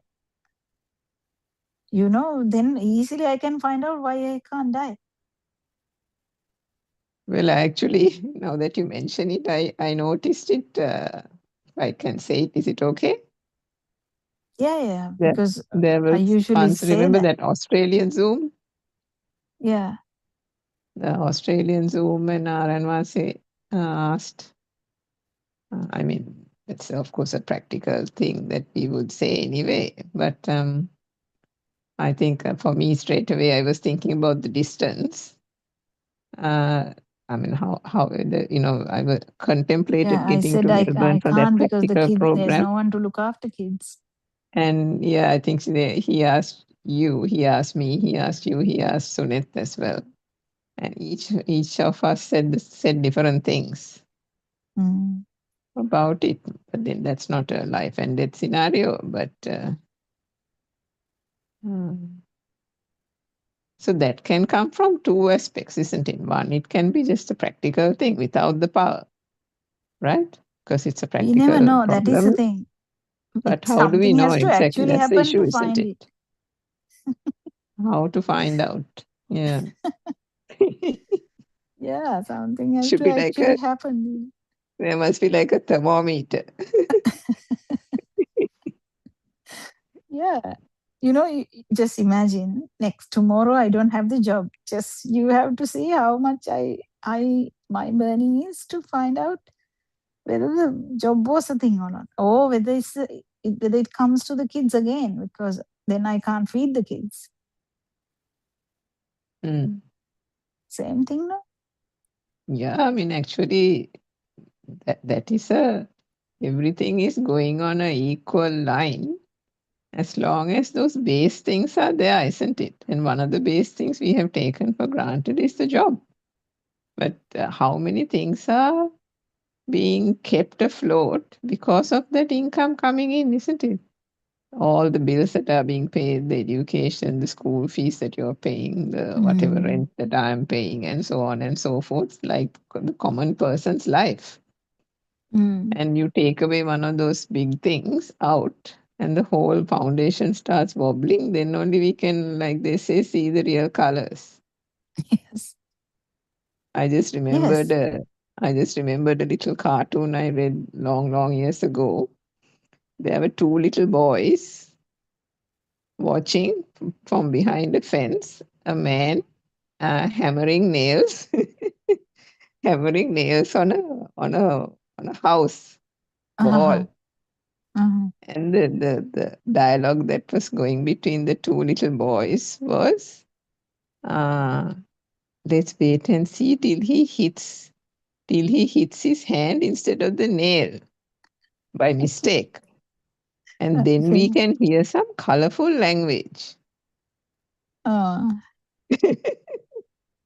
the big thrill for the little boys was they wanted to hear that man utter some oaths or swear.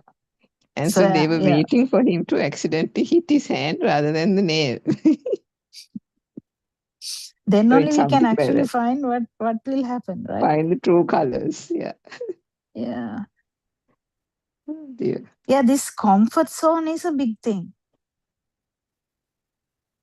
I That's remember what Harshili also Aranwase said saying. no that day. Just imagine Kokila's job is gone. Kokila can't go blind, or Kokila can't do I anything forgot about anymore. that part. Yeah, he said Yeah, he something said like one that, day. isn't it? He said Yeah. one day. Then only I can find my true colors. Yes. How much burning I have, or how much more to die. Or what perceptions are there rotating like crazy.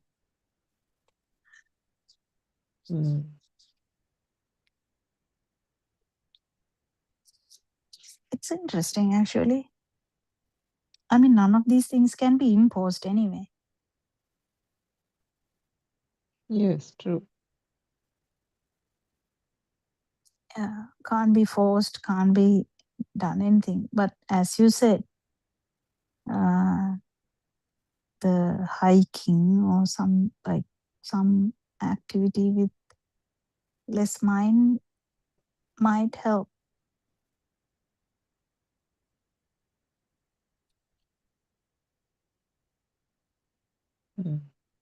Which again, I used to not like these activities because little children get hurt all the time.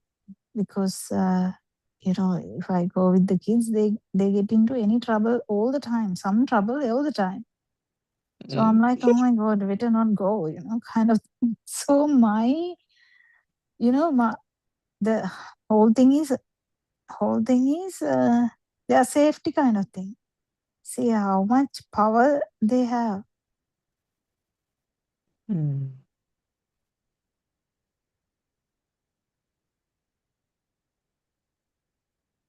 So I can see that. Not that I am not aware. It's actually very tricky because you never know. That's the thing. Because if everything is going okay, like as nothing major, you will not know. Yeah, true. And even in that experience, what we are trying to understand is, so this, imagine you get a very powerful event. Finding the actual reason is also difficult. It may be affecting your pride, or it may be affecting your status. It may be affecting your, sometimes it may be not the children. It may be different things. So being truthful to yourself is the most important thing. Right? But sometimes it's difficult. That's why some people ask, so say keep digging and digging and digging. The thing is, it's not that easy to find the actual powerful perception. Which perception is giving? It's because there are so many links. So imagine losing the job. So it can be not actually losing the job. It's the losing the money. Then it's actually not the losing the money then. Yeah, Then it it's can be losing actually. the house. Maybe not, it's not even losing the house then. It No, may it be can that there is actually. no Yeah, place for the kids. So it may be the kids. it can But actually you be know none what? of that, but It's actually me. And then it's actually you, and it can actually be. I mean, ultimately, it'll be always you because it's the self view, that we are. not The self self-view, thing it's that we actually are. the self-vibration. So the Right. chair, the feel that you feel that chair is there is the same as the self-vibration. So the feel that you are there, it's the same thing. So But at that finally it very comes to the end, self-vibration, 100%. but at that very end, the self vibration. Now you have transcended the sensual realm and the form realm, no, doctor. So at that point, No. In the form realm, you can't say that. Because if Aranhanse is saying, hita hiteng midila naha, means no. It's still not, form is there. has not happened. Yeah. Oh, okay. Yeah, okay. So that means there is some stimulus. As long as the form is there, there is some stimuli still. Yes, 100%. Right. Okay, gotcha. Oh dear.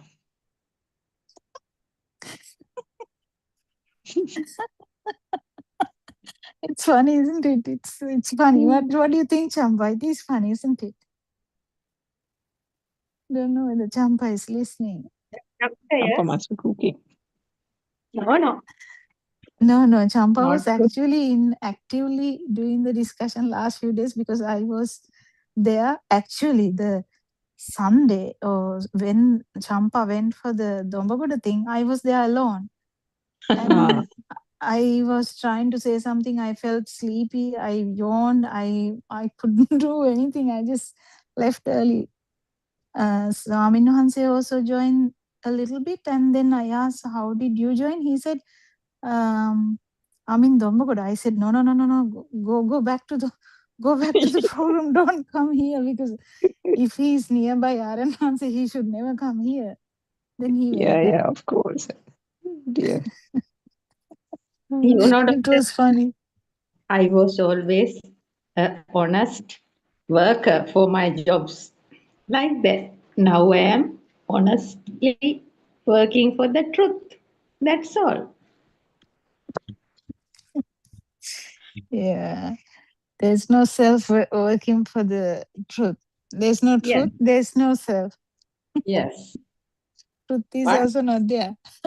just being Stimuli. until vanishing. The self. Yes. Yeah. Until you realize there is no stimuli. Oh, Yes. sorry. There is no truth. Truth. Yeah, because we have to actually feel it. No, that truth. If we actually say something like truth, if we feel that Yes. it is existing, that is same as me Yes, existing. that means Same thing. we are overcoming the ignorance. That's all, no? Yeah, that's I, all. Yeah, actually. No, I I think thought this. majority of mothers, that's the problem. I read that thing again, but you were not there. No, I think we are running out of time. So if you can participate, we can talk about that as well. No, we have about a few minutes. I read that thing again, Suranka, that Lord Buddha's sermon about the ahara. Then actually it was so beautiful. The Lord Buddha said about this pasahara. He said the cow without the skin.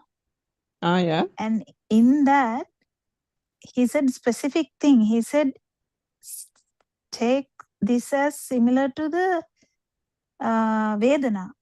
Vedana, in the sense, feelings. He said,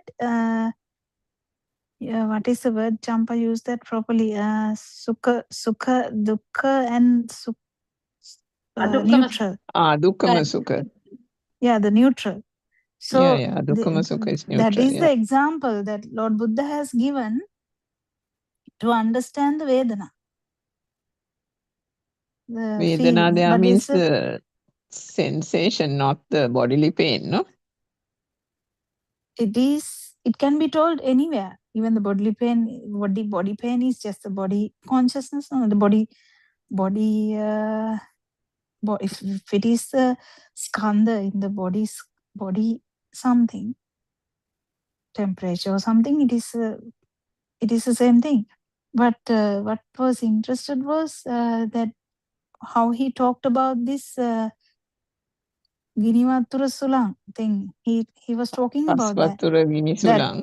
Yeah, he was Mahabhuta. talking about the cow, how cow lies down. He was eaten by the animals because there's no skin. On the ground. Yes, ground. And then he talked about water, how the cow goes to the water, how the water in animals in water eats him. And then he talks about the air when he's standing, even air, how animals are eating him. Likewise, it insects, was a beautiful sermon, I thought. I mean, it's showing how this body consciousness, as you said, the body is the Ditta Sutta Mutta part, I think. How any of the feel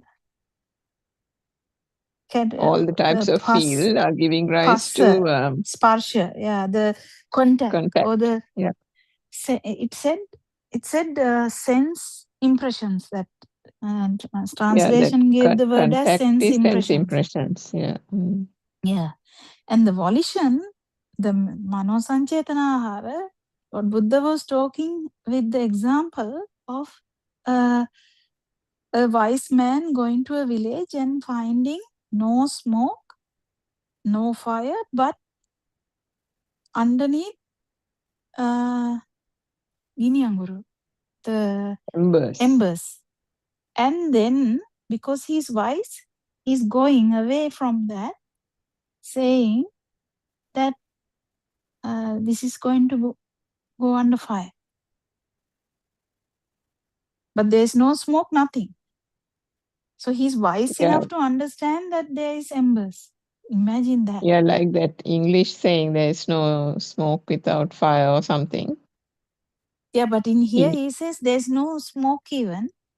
There's nothing, but because he's wise, he knows that it is going to happen, and he leaves. Likewise, he said, that's the beautiful other part. He said, Lord Buddha said, take it as 3 cravings. These 3 cravings will be gone if you understand this. So it was, I thought, mesmerizing, because he said these 3 types of cravings: the sensual craving, the existence craving, and non-existence craving. What did he equate the cravings to? So the he advised everyone to get it as the embers. So the embers were the 3. Understand the Dhamma, like understand that if you don't get it, Mano Sanchetanahara. So how do you say that? Mental volitions, right? Yeah, If maybe. Okay. Yeah, mental volitions. So Mano Sanchetanahara, No, take it like thoughts. that. Yeah. Mm. The food for thoughts, basically. But take it as the embers and fully realize these 3 tanha, 3 cravings. Kama tanha, bhava tanha, vibhava tanha. Right, okay. So imagine this bhava tanha, which we have, is because we are still in the mind. Mm.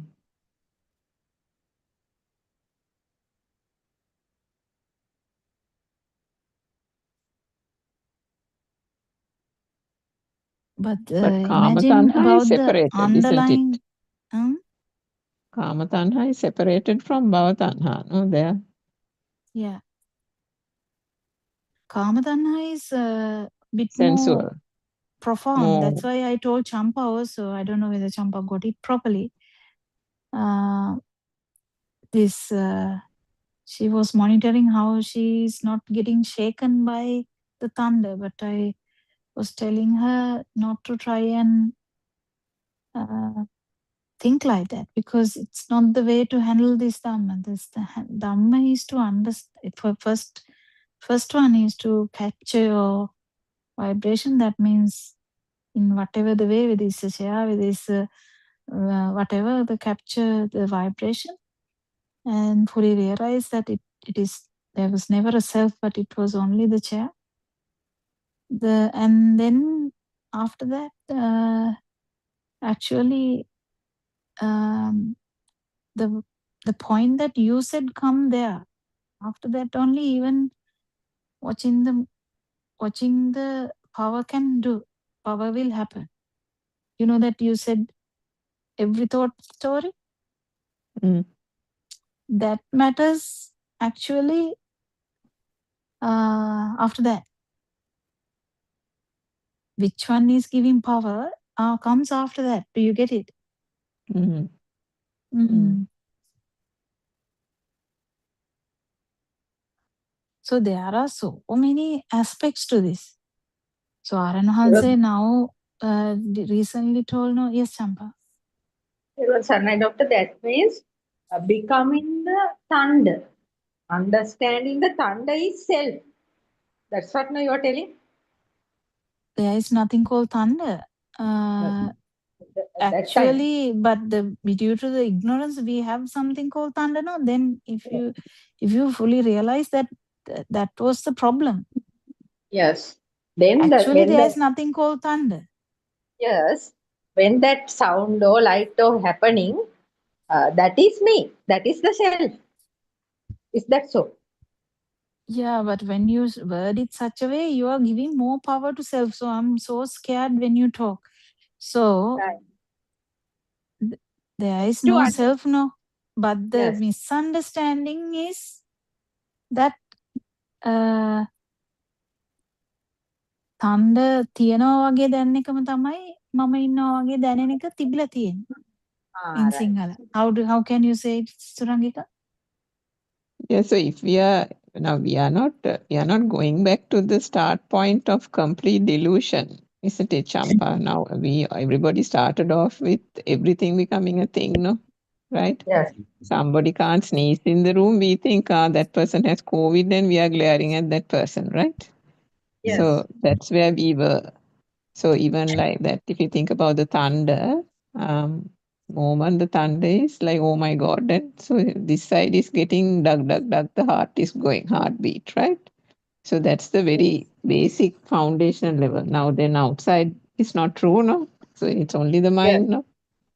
So when that is realized, that outside world and external thunder being there and I am scared part goes off, is I think what Dr. Kokila is trying to say. The identification with the thunder is will have to be first understood and transcended before one gets to the perception part of it. Just to identify the thunder and just wait without thinking anything. No, don't do just anything. I have been telling that from beginning to the end. I was trying to tell Champa to not to do anything. She still tried to do something. Yes, I am telling when the thunder is happening, just watching it. That's all. Even don't do that. Yeah, it's actually difficult to put it into words, Champa, because either way. If you try to do something, definitely this is going to go how you're going to miss the moment anyway. Yes. Now also it's raining heavily. Thunder will start. We can talk about the rain tomorrow then. Yes, yes. The thing is, as soon as the mind sets a challenge, that's useless. It should be very random, very ahambu there. Random one, that's right, yeah. Yeah, because otherwise it becomes a plan of the mind. Yeah, it Then it prepares becomes a itself. chitta rupa. Yeah. It prepares itself and it does its own thing, like, okay, game on. Shall we try it? Like that, it kind of does that readying itself. Even 2 weeks leave can do that. That was what I was trying to tell Surangika, but I lost the whole thing. Yeah, that's the problem with the 2 weeks also. Nice window is given, and then also that window also doesn't last. Then the mind gives more tricks. Like, now you have only 1 week to go. Now you have 3 days to go where you haven't gotten anywhere. All these kind The of thoughts start subconscious popping up. plan is there now. Yeah. Yeah, that is the problem. That is why it doesn't work. Yeah. Mm-hmm. So maybe go to work and see someone shouting at you. That may be better. Yeah, that's true. Yeah. Thank you, Dr. Kokila. Anyway, I think we have come to end. So hopefully Surangika will join, because we too are like trying to talk. Actually, we were talking, but it's good to have some. Actually, invite all the other Dhamma friends so that we can make if your neighbors are coming, it is also good. Dr. Kokila, were you able to check with Janaki about that link, Zoom No, link? actually, I forgot. Yeah. Okay. Yeah. Yeah, because imagine I was actually imagining one day I'll be there and I'll be like yawning and then Alan Hansi will join us. What is the problem? Yeah. Actually, that's what happened in the night talk, that I actually fell asleep several times, and I swear I must have said something about work related in the midst of the talk. And that's the time I think I did it on three occasions, and I realized that this is getting completely out of hand, which is why I record in the morning now. Because when you're dozing off, I think Yeah. something else comes out of the mouth. Yeah.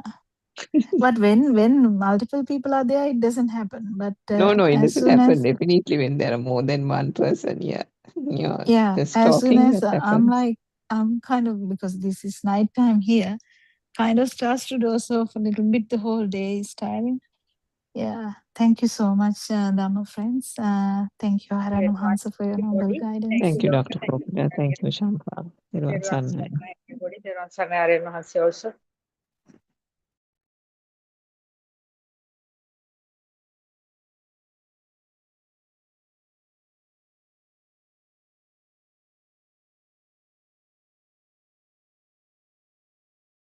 Everyone, Dhamma friends. So let's start the talk for today. You're listening to the Buddothpado 24-hour English Zoom channel.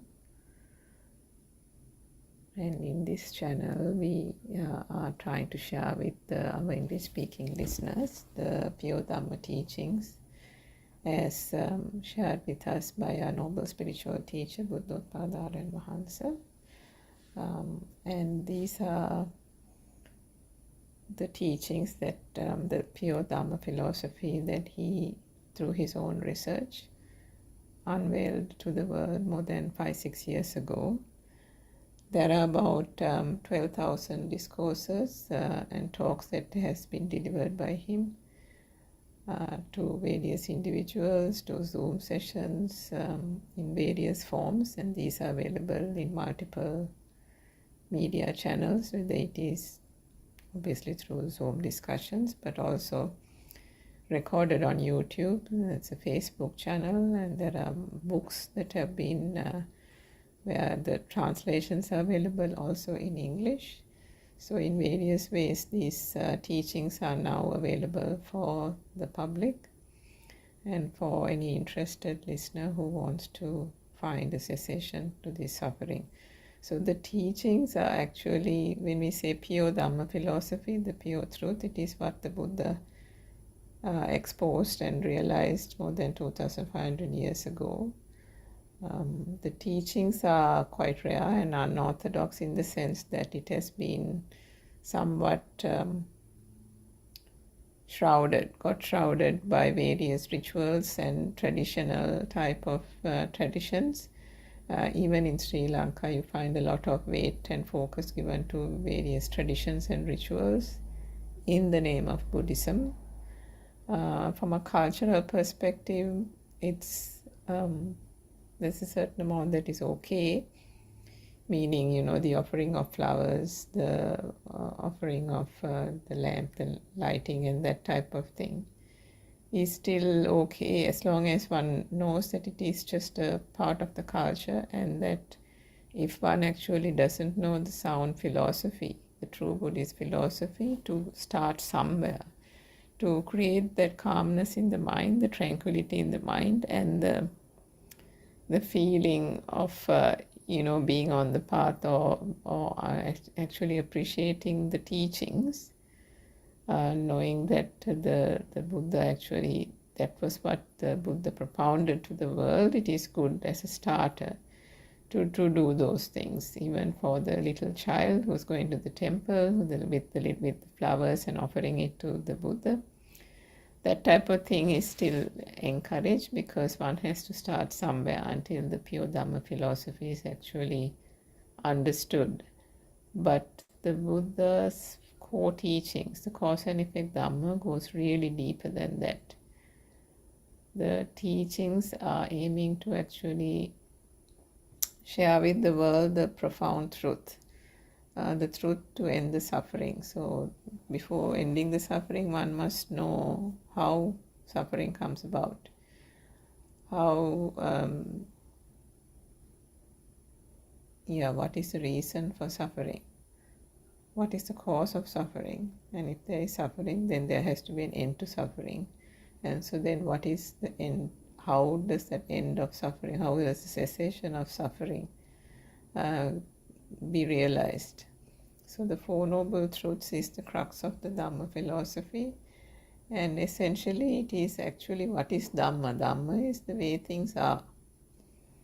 And so the reality that one actually feels as if one is living in now, the world that one is living in now, the Buddha found through his own realization, is actually not the reality. The reality that we think, or we consider and assume and have known forever and a day, is a world that has got created through the six senses.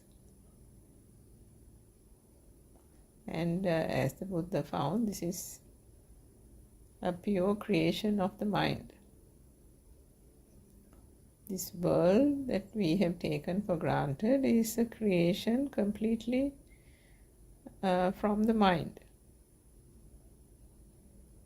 So this discussion is actually, you can't compare it with the mundane world. The mundane world means a conventional world, the world that you're living in. Because these conventional rites and rituals that are there, as we said, are okay for the sustenance of a society and the culture.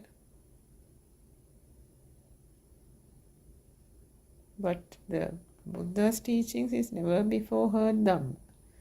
So when you say never before heard Dhamma, it means that it supersedes, it exceeds the normal whatever that gets manifested to the senses. So what you're seeing, what you're hearing, and what you feel through the nose, tongue, and the body sensation, these are the 5 sensory organs that give rise to sensory perceptions. And it is through these that you experience the world, the so-called world, the world that you think is very real, isn't it? But the Buddha said reality is far beyond that. It's deeper than that. This is what is manifesting to the eye. This is what is manifesting to the ears, and so on. But it is only manifesting. Key word being manifesting. So why do we keep saying manifesting?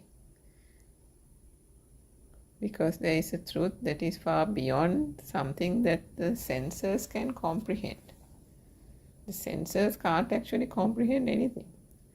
So what is being expounded through the philosophy is to go beyond the senses and to awaken a wisdom from within, because it is only through the wisdom that one can actually see the Dhamma and then find the cessation to suffering. Because suffering is coming as a result of taking all the sensory perceptions and the mind creations arising as a result of it to be true. That is our usual sense of reality. That is the reality that you and I have been used to all our lives. Everybody is running on that basis. Everybody is running on a basic assumption that this whole world that is manifesting before their eyes, ears, nose, tongue, and body sensations is true. So now what if we say that whole thing itself is not true?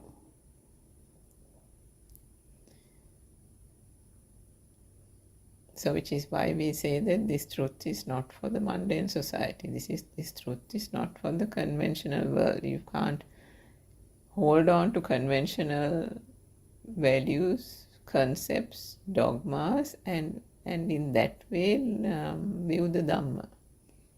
So I think it would be good if you can maintain an open mind and listen to the Dhamma and approach it from a point of curiosity, approach it from a point of wanting to know the truth behind all this, whether you are going through any kind of dark chapter in your life or not. Even if you yourself are not having any kind of suffering now, and when we say suffering there, it is very surface level suffering. All beings, not just human beings, are suffering from a Buddhist Dhamma philosophy perspective. But just on the surface, if we say you're not going through any kind of trauma in your life, you can see that there is trauma in the world. You can see there is poverty in the world. You can see people are suffering. So even in that sense, you'll be able to have an open mind and understand that there is such a thing called suffering. And what is not realized as suffering is also suffering. But again, so there is a deeper meaning to it. So what the Buddha actually showed was and encouraged people to do was to dig deeper than taking this world created by the six senses for granted. So from the sensory organs, we know that we see the world, hear the world, touch the world, taste the world, smell the world, and so on. But actually what happens is the vibrations, and as long as there is respiration happening in this human body, the sensors are there, but the sensors are subject, the organs are subject to vibration. And because of the vibration, the speed of vibration actually gives rise to a manifestation of light in the eyes, gives rise to a manifestation of sound in the ears.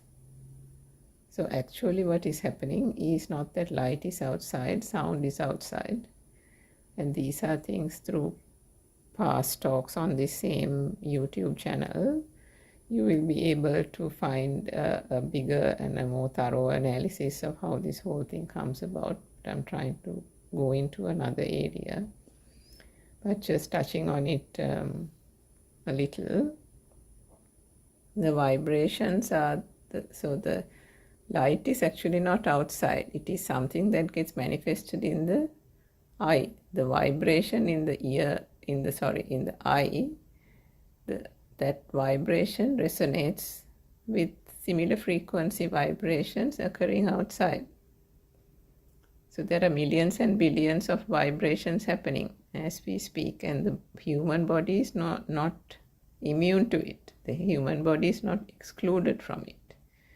Now we call the human body because we have encased it in a particular way. That is the way the human body is also getting manifested to the eye, isn't it? To the flesh eye, to the human eye.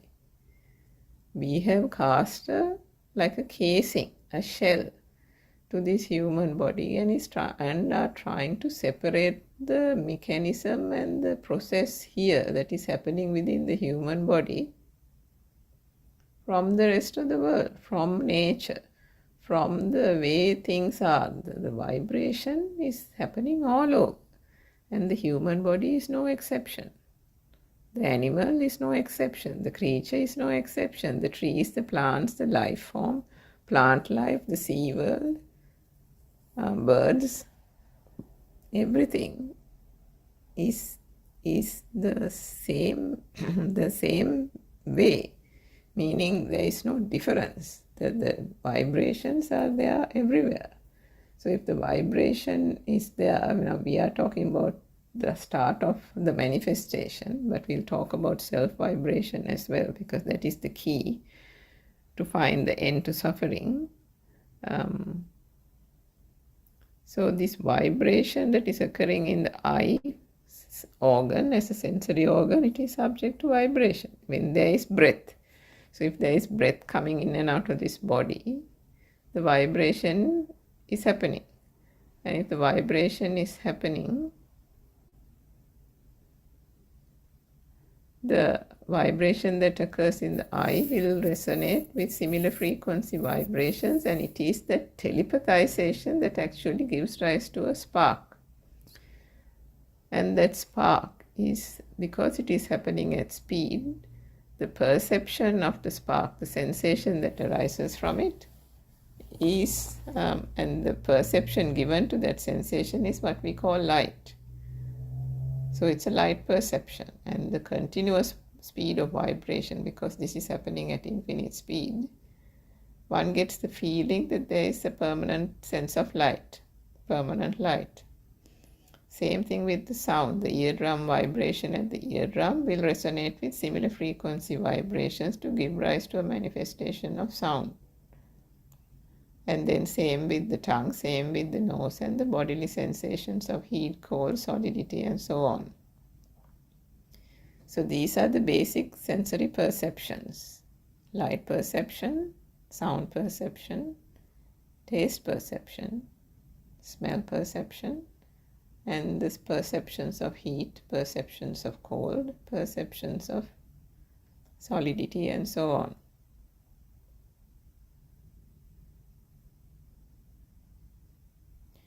And then the Buddha said that whilst these are basic perceptions and you can't stop this from happening, it is a natural occurrence.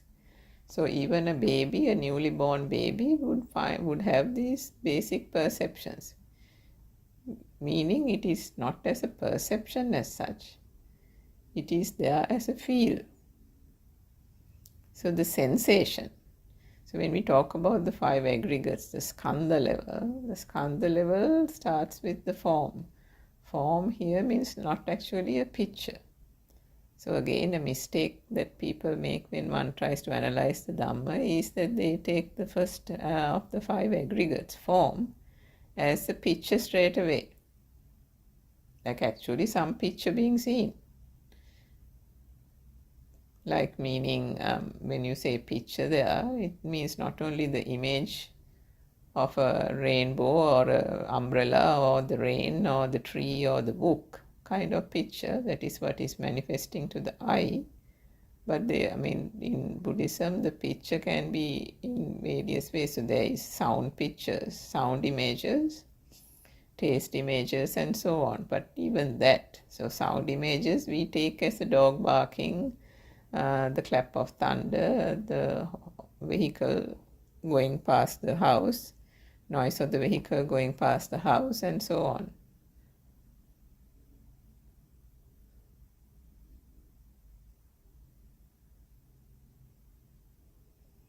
But actually to come to that point, there is the form, initial form is a basic form, meaning the sensors are creating, manifesting light. So that form there is actually vibration. The very beginning of this whole thing, before we even get to the clap of thunder, the clap of thunder is actually a thought. The vehicle, noise of the vehicle is actually a thought. So before we get to a thought, the skandha is starting off with form. So form there is ruppane. In Pali, rupa means ruppane. Ruppane means vibration in English. And so vibration is what we explained as happening in the eye, happening in the ear. It's happening everywhere actually in the human body. It's not even happening in one place. The entire human body is subject to vibration. So the ear, the nose are no exceptions. The eye, no exception. But the vibration manifests itself in different forms. So the same vibration occurring in the eye gives rise to the manifestation of light. Occurring in the ear gives rise to the manifestation of sound. In the tongue, the taste, the nose, the smell. And in the body organs, body faculty, you feel the touch sensation, solidity, isn't it? You can feel the hardness of a chair. You can feel the softness of cotton. You can feel the rough texture when you touch the bark of a tree. And then you can feel the heat of maybe a freshly made cup of tea. Or the cold of an ice pack. So these are also sensations, but they have been given names. The perception is cold. Perception is heat. Perception is taste. These are initial perceptions, basic perceptions arising from the sense faculties, sensory organs. But then the Buddha says that there is something called the mind creation. So these sensory perceptions don't stay like that. The mind is the sixth sensor, and the mind combines these to form another vibration altogether. Now the feeling that we got of there being permanent light, the feeling that we got of there being permanent sound, are also that feeling. There is a feeling that it is there. We feel it. The feel actually comes from the power underlying the vibration. So it is not just one vibration. This is vibration happening at speed. And when the vibration happens at speed, it gives rise to a sense of something being there.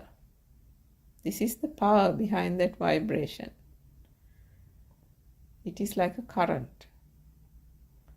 And because it is, unfortunately for us, because it is that sense, that current or the power underlying the vibration, that gives rise to an automatic feeling that there is something.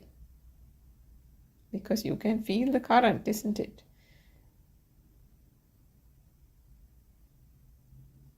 Now, if you think about the electric current coming to your house, and if you, for example, there was a short, there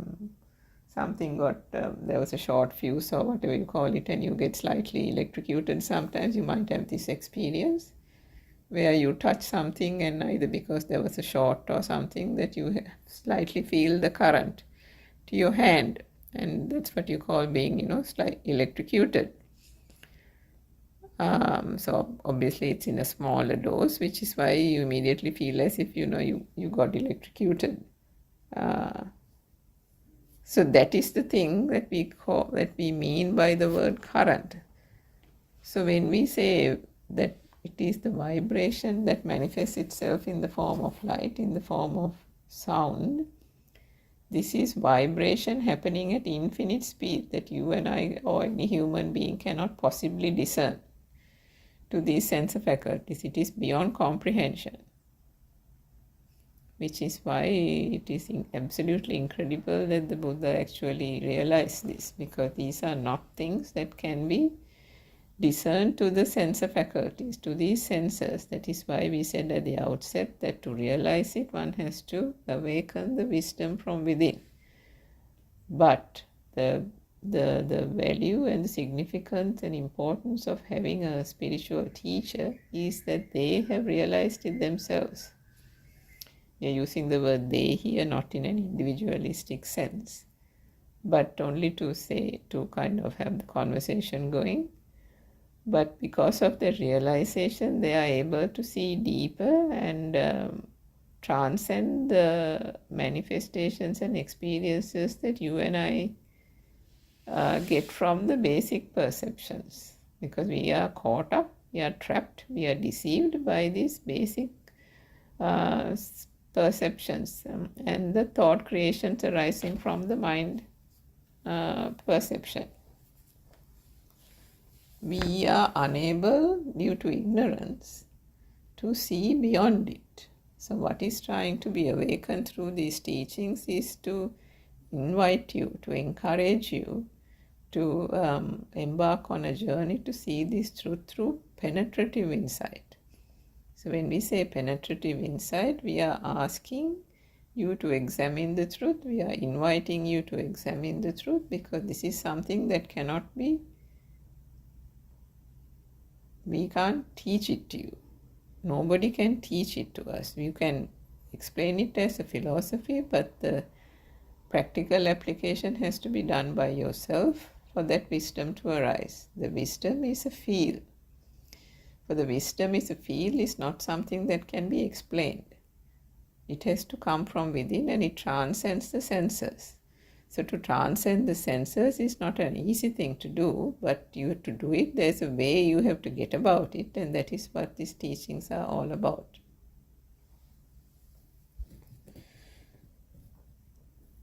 So when we talk about the mind sensor, what the mind sensor does is it starts combining.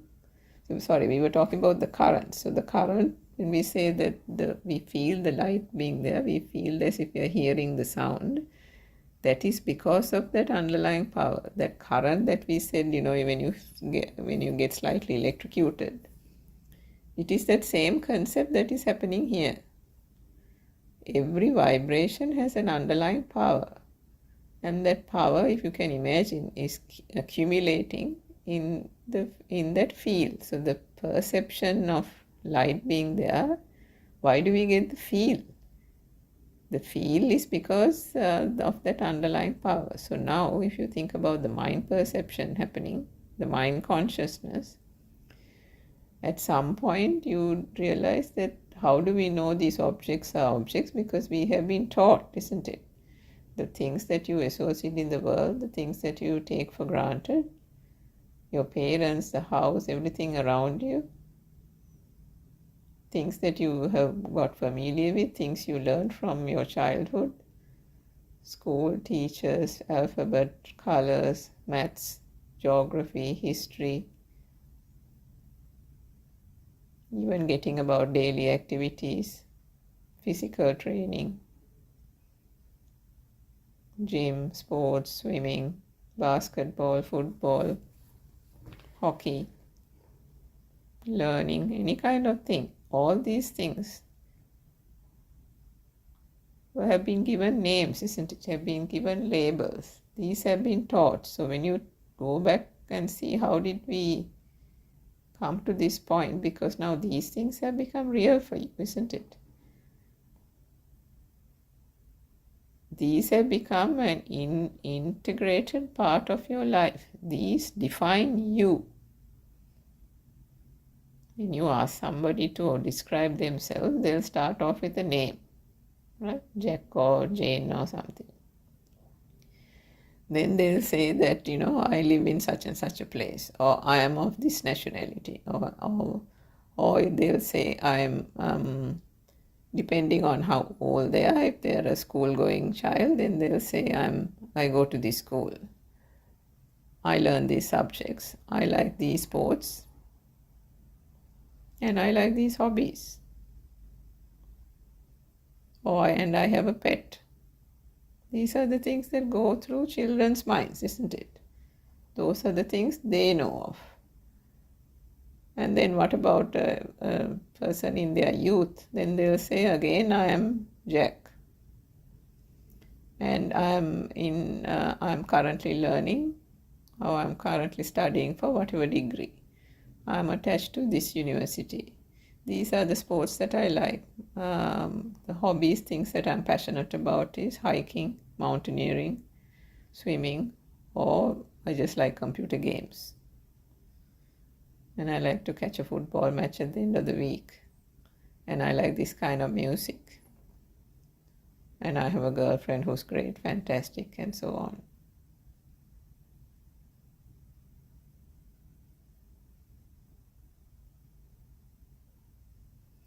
So these are what, now see, if you can look at the description of the two different ages, again they are giving names to everything. Can you see these objects have become very real to them? So they describe themselves in relation to something.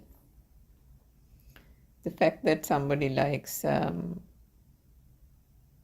storybooks, somebody likes school, somebody likes to read for a child, and somebody has a pet dog, and so on. Everything is attributed, the I is described in relation to these things. And then if we take the youth is also explaining, the youth called Jack is also explaining things in relation to the things he's studying. the university that he goes, he's identifying himself with the university. He's identifying himself with the sports he likes, the computer games he likes to play, or the football match that he likes to catch at the end of the week.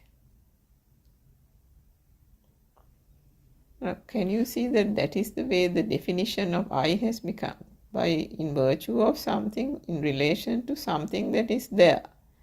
Now, this is very much instilled in that person, in the almost, you can say, from a colloquial sense, conventional sense in the psyche.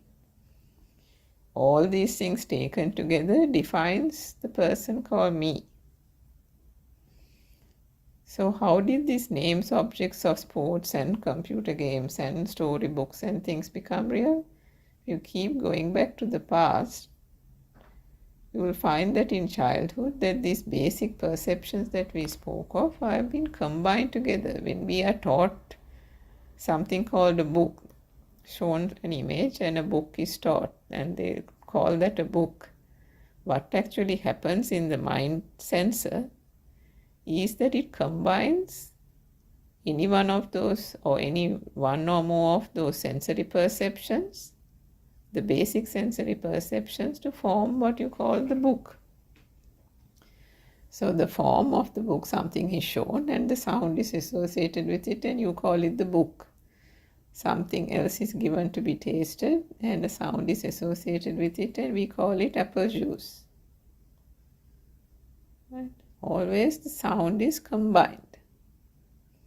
And then if we are given something to touch, like maybe a rabbit, then they will say this is a rabbit, so image of a rabbit is shown, and so the image of the rabbit is shown, and then the names, the sound rabbit is given to it, and then the child will be even given to touch the rabbit. So the skin of the rabbit, the smoothness of the rabbit skin, hair, the glossiness of the ears and the skin, the timidness of the rabbit. All these things are taken through the different perceptions but culminates in one thought. The mind consciousness gives all that one name, and that is called the rabbit. So those basic perceptions are combined, which is what the mind consciousness does. And then we don't now have light, we don't have sound anymore or touch anymore. What we have is a new vibration, a new perception, which we call the rabbit.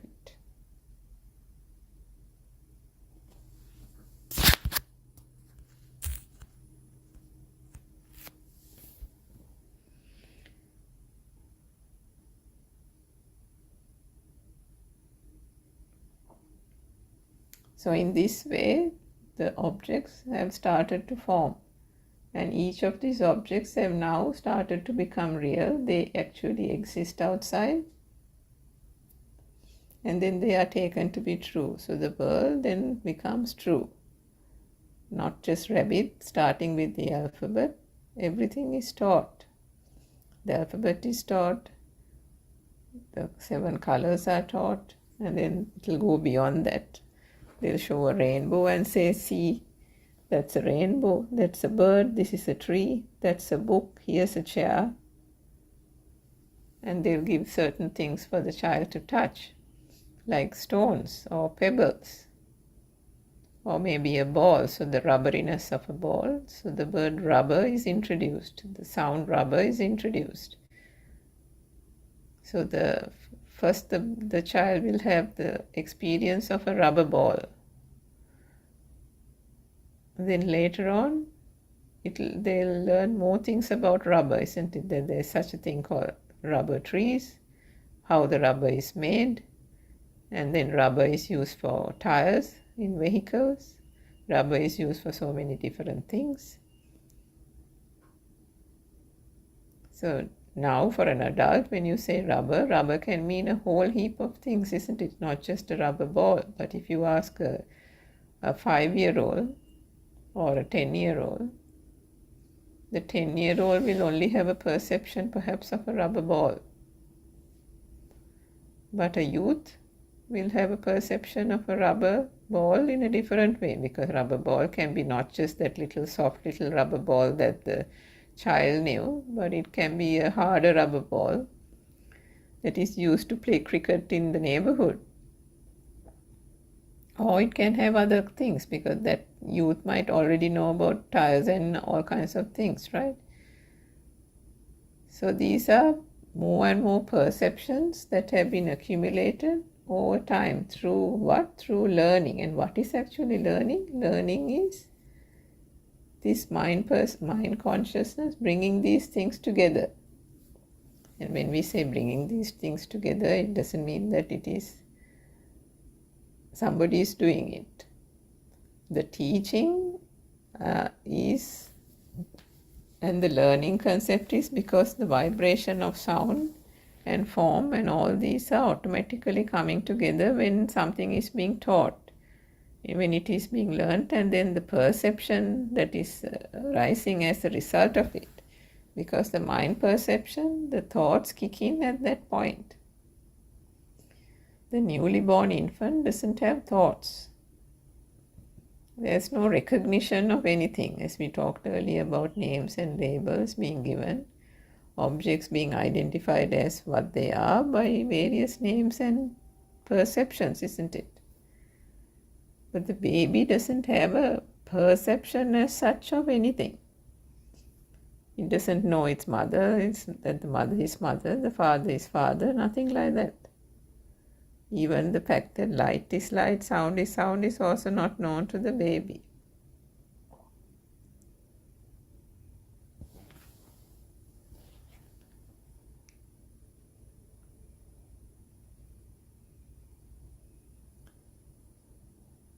That recognition comes later when the learning starts to happen, when the formal learning happens. Or learning even of the word mother and father happening maybe after 2 years of age, before even going to kindergarten, can happen when those things start being pieced together, when one or more basic perceptions are pieced together. It is at that point that the mind consciousness, the second cycle we call it, the first cycle of these manifestations is the manifestation of light, touch, sound, smell and taste. And then this goes through a second cycle when these things are forcibly brought together. When I say forcibly brought together, what we mean by that is the actual learning. Somebody is actually teaching, a teacher or the mother or father is actually saying, showing something and associating a sound with it and calling it a ball, showing something, associating a sound with it and calling it a tree, a book, a rainbow, colors, red, blue, yellow, and so on. So this is the way, then thoughts, these are the new perceptions that occur.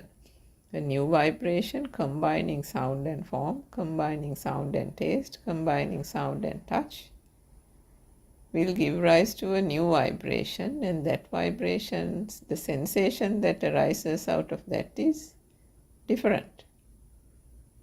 But that vibration also has an underlying current. So now for the child, the repeated reinforcement of that vibration will give the child a feeling that that exists. The book exists, the colors exist, the rainbow exists, and so on. So now it is no longer light. Now it is no longer sound. These are not disparate things. They have combined themselves to form this new creation called the book, the rabbit, the rainbow. So now if the child who learnt about the rabbit in school, 6 months later, the neighbor's kid gets a pet rabbit, gets a rabbit for a pet. The parents buy the child a pet rabbit. Now what happens? So this child here, moment he sees that rabbit, will immediately all perceptions of that rabbit, what that child learned, will come into play. So it will know about the rabbit, it will know about that the rabbit is white, generally. and the glossiness of the skin, the timidness of the rabbit, all that will immediately come to mind. So when we say come to mind, what is actually happening is just like that initial vibration happened. The light was a telepathization of similar frequency vibrations. The sound was a actual telepathization of similar frequency vibrations, manifesting as sound in the ear, manifesting as light in the eye. Now that new vibration that came about as rabbit when all those were combined together in the classroom, when the child sees a rabbit 6 months later, the perceptions of that rabbit and this rabbit are telepathizing now. So past perceptions become new perceptions, and what we mean by that is the telepathization that occurs then and there. Because ultimately what is it having? It's telepathizing with all those sensory perceptions. But how is it telepathizing now? It's telepathizing with that new vibration, the new thought, the new perception, which is rabbit. But now, depending on how much the child resonates with that, now it's the rabbit that has become real, not the light, the sound, the touch separately, but the rabbit. So can you see that the mind consciousness has actually created something which is not really there anywhere? It's a construct. The Buddha actually said that there is no way that anything in this outside world can be experienced other than what is only getting manifested in the senses. And this is true not only for humans but for all animals, living beings. Now we have 5 sensory organs and then the 6th mind sensor. But there are animals that just go mostly with the feel. They don't have a very strong mind or a big mind as such.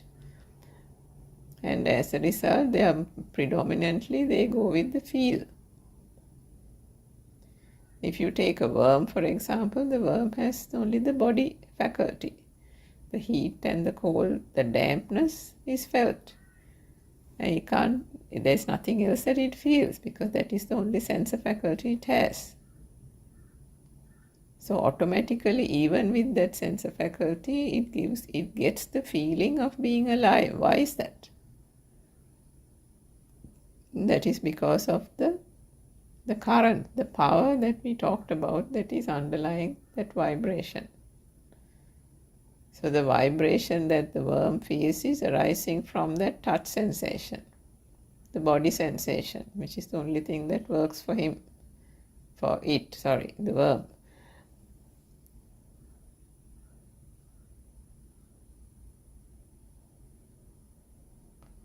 So in that way, you can see that every living being is subject to this vibration, and then because of that, unerringly, automatically, naturally, it is getting deceived, getting almost betrayed by the senses itself and the feel and the sensations that it generates to give rise to a feeling that something is there because the current is felt, the power is felt. And because it is felt, there is a feeling that something is there. That feeling of being alive is there. So when we come back to the child learns all these objects, and now the apple is real, the rainbow is real, the colors are real, the trees, the books, everything that is taught have now become real. They have taken almost a life of its own. So now for the child,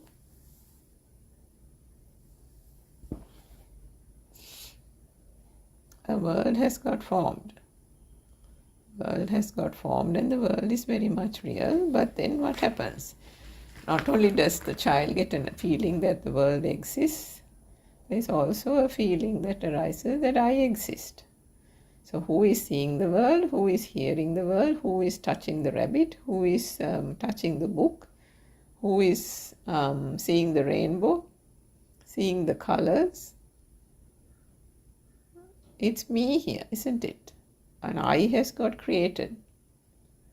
And that it will be even named. The teacher or the mother will say, show the child in the mirror and say, that's you. You are Jack or you are Jane. So now that is also learned. Until such time, the child didn't know that there was a concept even called I, because it is a concept. The baby doesn't go about from the day it's born saying, I want milk, I want a change of nappy or diaper. Because why? It doesn't have a sense of I, isn't it? Have you actually ever thought of that? The fact that the baby never talks about an I. So if there was no I at the point of the baby, how did an I get formed later? And is that I real? Is that I true?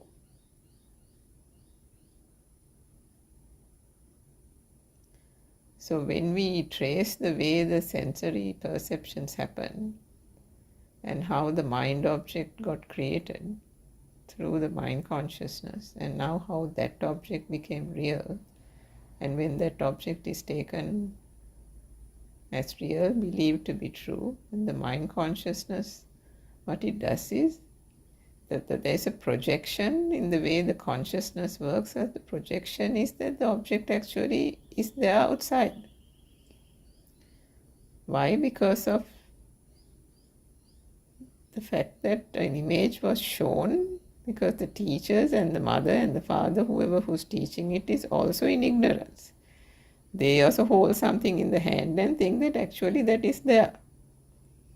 The book is there, the rabbit is there. So then automatically when the new perception of rabbit and book are born, the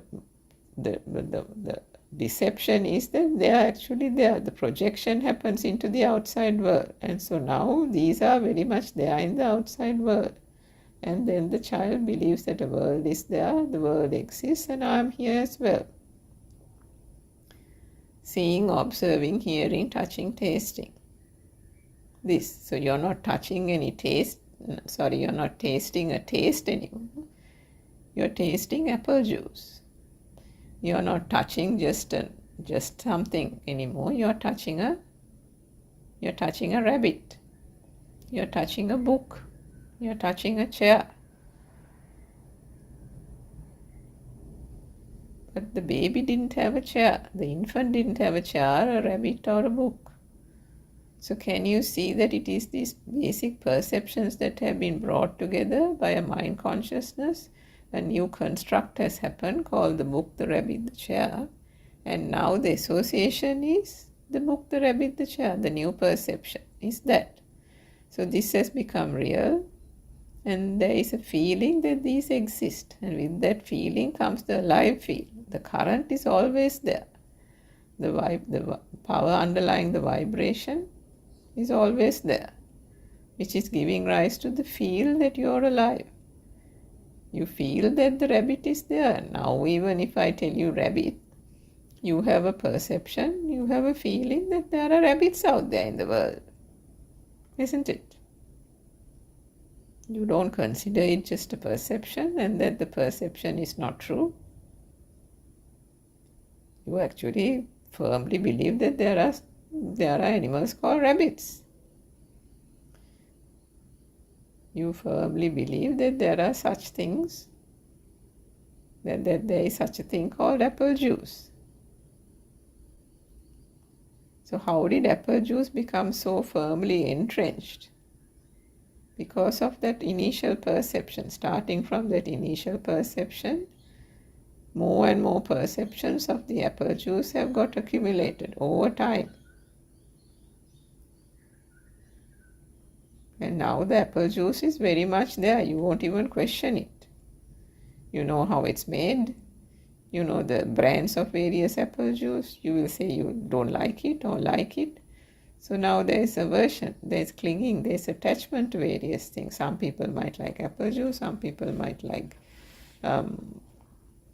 something else, orange juice. So now likings and dislikes are also there. But for liking and dislike, positive or negative, to be created even, the belief is that something is there. So what this teaching is trying to say is that this construct is all in the mind. It is not something that is actually there. It is a construct. And the deception is through a construct. And the belief that the world is true is also a construct. There is nothing actually that can be experienced of a world. And because of this wrong belief that there is a world outside, a self-view has got created, a wrong self-view. And it is because of that wrong self-view that everything is attributed to the me here. So I like rabbits, I like orange juice, I don't like, something else, strawberry. I don't like pears. So whether it is positive or negative, everything is having a power underlying it.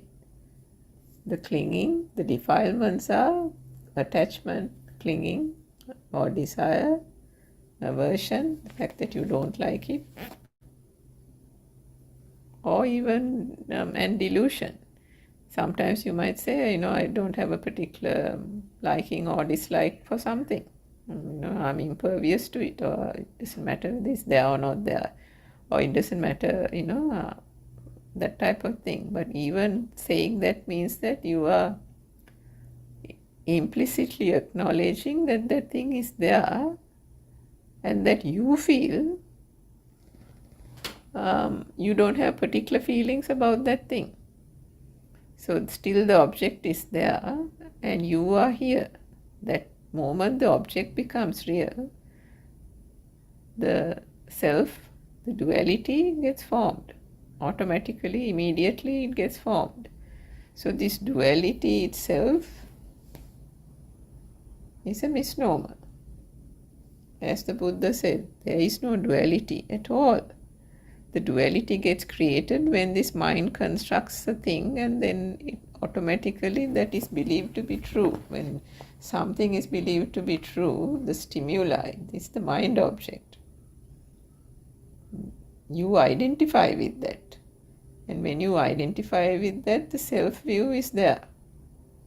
And it is because of that self-view, and when the self-view is there, self-perception, and that self-vibration, the feel of you being alive, is also there. So what is the focus point of this Dhamma philosophy is this self-vibration. For the cessation of suffering, the self-vibration has to be the thing that has to come to an end. Because as long as the self-vibration, the feel,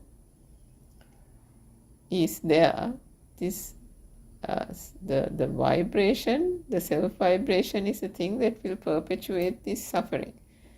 The suffering, as we call it, of the birth and death that occurs in this cycle of this samsaric cycle of birth and death is what we call that continuity of the self-vibration. Because if that self-vibration is not brought to a complete zero, the vibration, what is the innate nature of the vibration? It will telepathize somewhere else. So here we are not talking about a consciousness going from birth to birth, life to life. It is just a vibration. If it is not brought to an end, the vibration will telepathize to another similar frequency vibration, which is how this entire existence is occurring.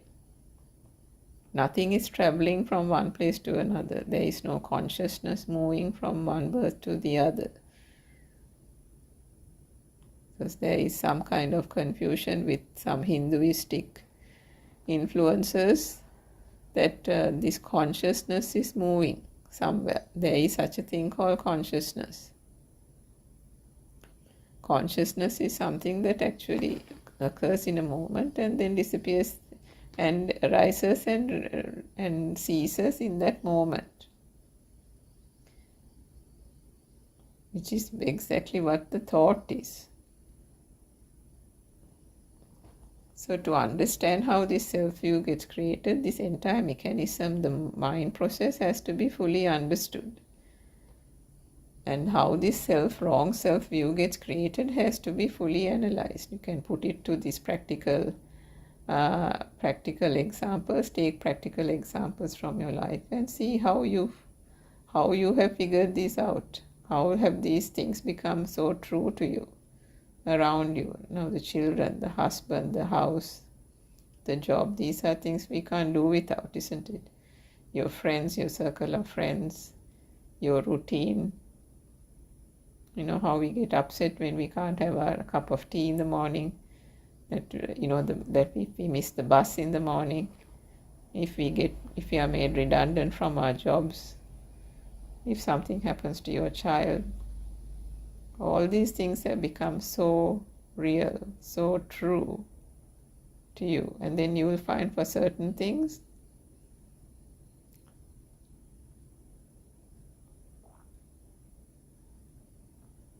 there is enormous sorrow if something happens. Then that is where the perception has become strong and strong and strong. Over the years, it has created such a power, because that thought has been associated for ever so long, and it has been given so much of power, saying, I like that, I love this, I love this, I love this so much, that now the moment the thought comes, that feeling, that powerful feeling of love, emotions, everything is overwhelming you. The moment you say, if I say your son and you have a son, that kind of overpowering feeling, emotion comes to you, isn't it? How does that even happen, that feel? That is the identification with that thought. When I say thought, because it is just a thought, isn't it? You didn't have a son. Was the son always there for you? Before you were married, you didn't have a son. Before you were married, you didn't even have a husband. But now what has happened? The husband has become very real to you. You can't do without your husband. You might get annoyed with your husband, but whatever it is, you still love your husband. You get irritated by him, to get irritated even from time to time. There is still a husband, isn't it? The husband is very much true now. The spouse is very much true, very much there. And you can't think of a world without the spouse. You can't think of a time when the spouse is not around. It's beyond thinking. Sometimes you deliberately don't want to think about it. Why? Because it has become such a strong emotion, strong bonding. How did this bonding happen? Can you see that this is continuous association of those perceptions? The husband ultimately was what? An image and a sound put together. And then the touch sensation was also tagged onto it. The feel sensation. Any kind of fragrance that maybe your spouse wore, like certain clothes. All that will all combine to form the collective perception, the collective thought of spouse. Your spouse. So now it has become your spouse also, isn't it? So when one identifies with an object, you become the spouse. Because anything that happens there, you are affected because of this bonding, this perception that is real. The moment something is taken to be real, even from a physical sense of something being there, even a material thing or a person like the spouse, you want to protect the spouse, you want to love the spouse, you want to go on trips with the spouse, you want to make a family with the spouse, you want to have a nice house and live in that with the spouse. So everything is with the spouse. The spouse has become very real. Not only has the spouse become real, now everything else also has become real. make a family. Now that also that is also a learning, isn't it? What is family? What do you mean by making a family? What do you mean by living in a house? What do you mean by, getting married? How many conventional world concepts have we taken on by way of perceptions? These have become so real, so entrenched, helped by a world and society who are also living in ignorance by not knowing the truth, not knowing the Dhamma. So these are encouraged. These are taught. These are taught as good values. These are taught as the normal way society and life goes on, that people grow up, get educated, get married, have children, buy a house, have a job, retire. This is the way the conventional society goes. And so these are also learned by everyone. It is actually nobody's fault. The way this whole thing occurs is a natural process. So understanding the Dhamma philosophy will give you the understanding that this is a natural occurrence. But with that comes the greater realization that this self-view that got created in the process, that one thing is that the outside world that we have called as objects, people and things are all mind creations, and then that these are not real. And if those are not real, can there be a self here that is experiencing it, observing it? No, right? So that self-view, that alive sense of feel, arose due to the sense of existence of all this.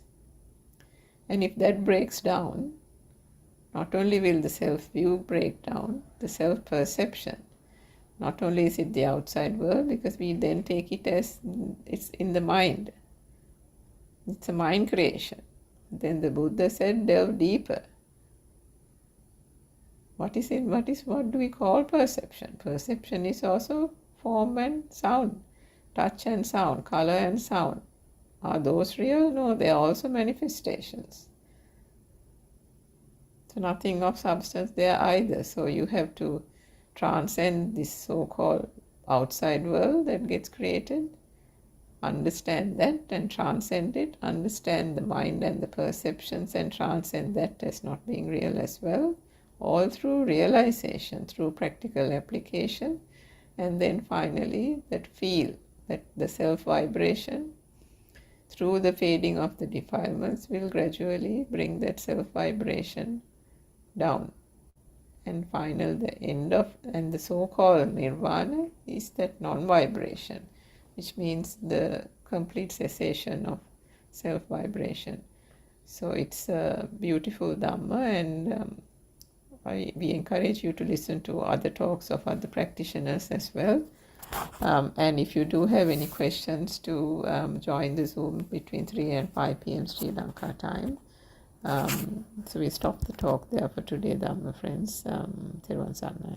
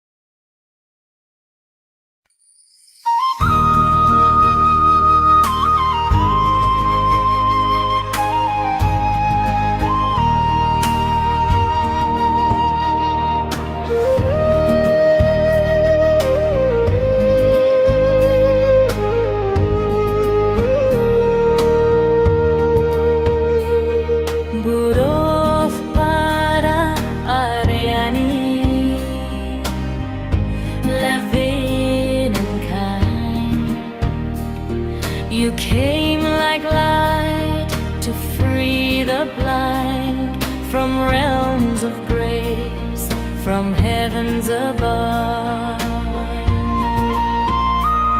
You walked among us with boundless love. Buddothpado Aryani, Buddothpado Aryani.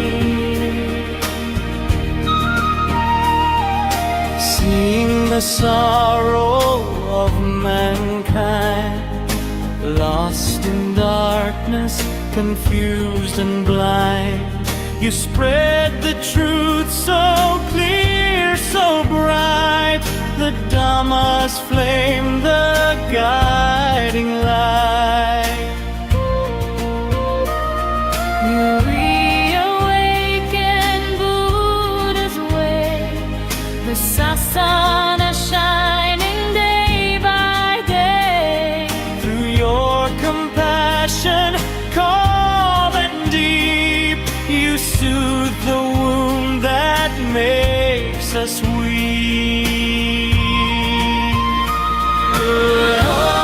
Buddothpado Aryani, you show the path through gentle words and sermons vast. Step by step, you lead us on until the night the fear is gone. Buddothpado Aryani,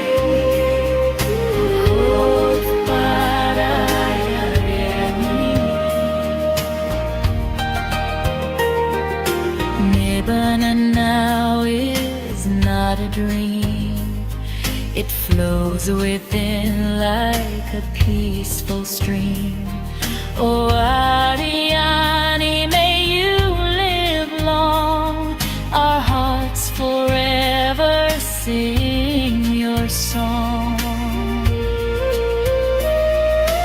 May you live long, oh noble guide.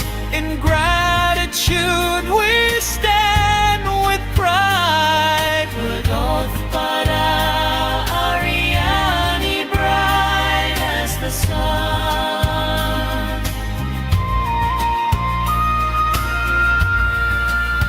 May your holy work never be done.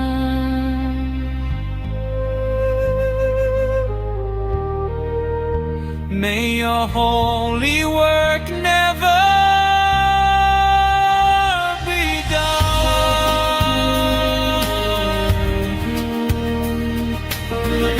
Buddothpado Aryani, Buddothpado Aryani, Buddothpado Aryani, Buddothpado Aryani.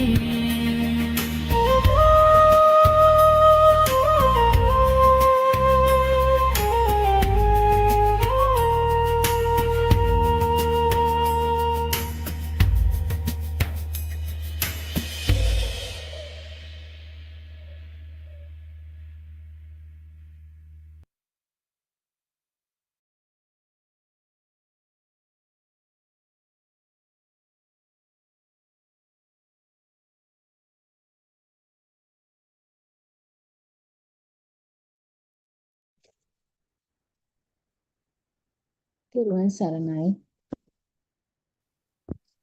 First of all, I would like to pay my utmost respect to Buddothpado Aryan Wahanse, our Kalyana Mitrayanan Wahanse. පාද නමස්කාර කරමි බුද්ධෝත්පාද ආර්යයන් වහන්සේ අවසරයි.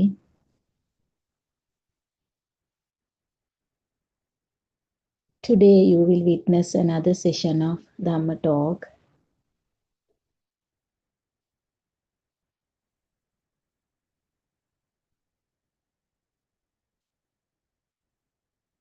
As we all know,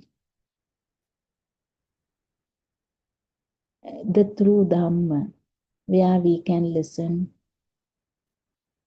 from Buddothpado sermons is the pure truth. Most of you experience this while listening to these Buddothpado sermons. You know that you have understood what pure Dhamma is, what true Dhamma is. Before listening to this Dhamma, we were living in a mundane world. The world became true for us. But after listening to this true Dhamma, we understood that what we think outside is only a thought.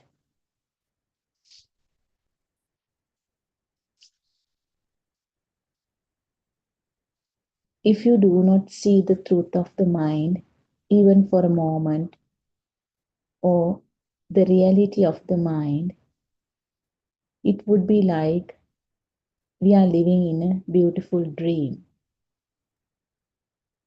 So when we talk about dreams, it is not a truth. It is not true, isn't it? So mind is a dream, an illusion. So one day we will have to wake up from this beautiful dream, because our mind is the illusion, the dream. Our mind oscillates. Sometimes the mind is happy, sometimes it is sad. And also, we are really scared that we will lose whatever around us. Maybe the loved ones, maybe our family, or our son, daughter. So all these dreams we have in our mind,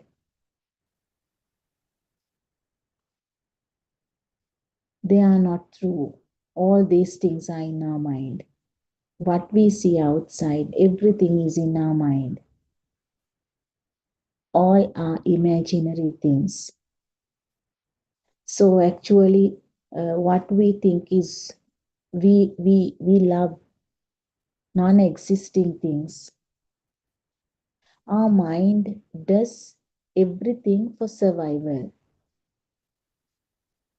Sometimes it is attached, sometimes it is not attached to everything around.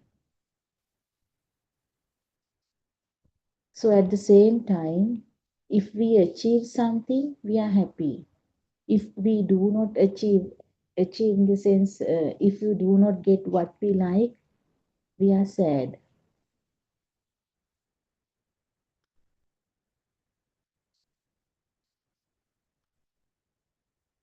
What we don't know is that the mind creates automatically and also unknowingly.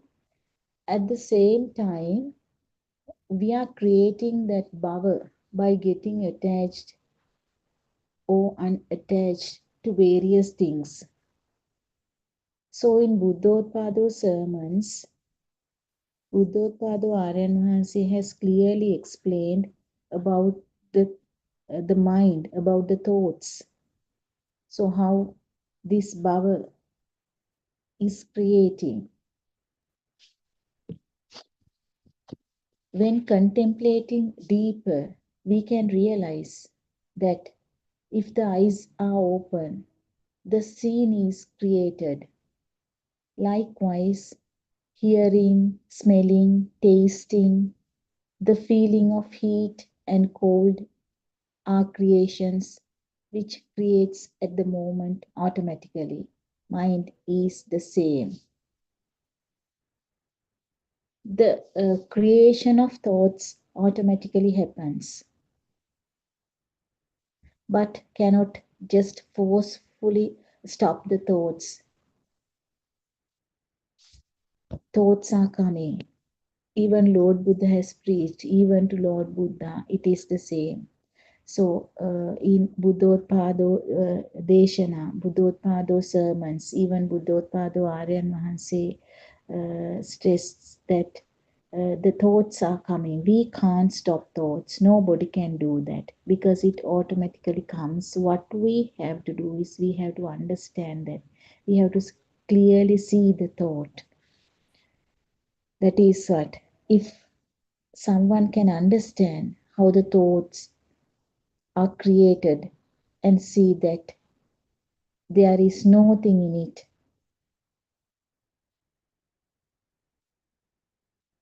There is nothing in a thought. The freedom of mind starts to happen. This is the only way to get rid of suffering. There is no other way. This is the path to freedom.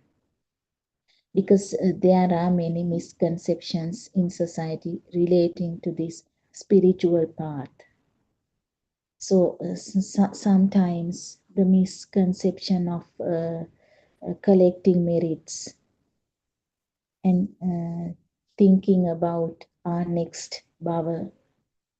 We thought about our next bhava and we wanted to collect merits or the heaven we had in our mind.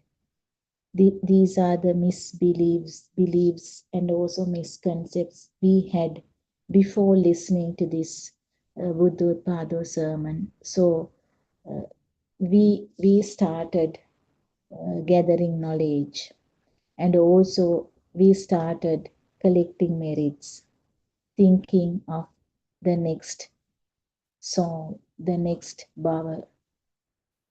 So we wanted to, just like we are depositing money in a bank, we wanted to deposit merits, thinking our next, clinging. We wanted to cling on next. Likewise, it went on. So we wanted to collect, accumulate the merits as well. So how did we do that? By giving alms giving, and sometimes by giving donations, and also sometimes we participated in so many ceremonies, and also programs of seal programs we never missed. Sometimes weekly programs, sometimes the poet day programs in a temple, and also meditation retreats. How many retreats we have engaged in. So by all these things we wanted to accumulate merits. Because of these beliefs and misconceptions in our spiritual path. But we understood that this is not the real path of what Lord Buddha has preached. This is not what real path the Lord Buddha has preached.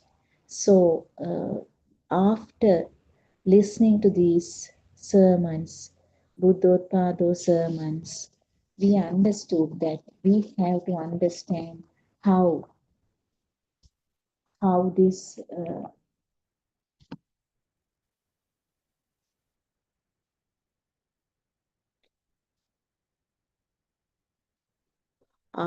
we understood that there is no so-called soul or individual self or me. So we have to understand that there is nobody here, only the functioning of these faculties. There is no I, me, my concept here. So if somebody asks you whether you like to lose this so-called soul or individual self or me, definitely you will say no, because you are so attached to that I-ness. So you don't want to lose it. So if somebody says that there is no so-called soul or individual self or me, you are afraid of getting rid of that.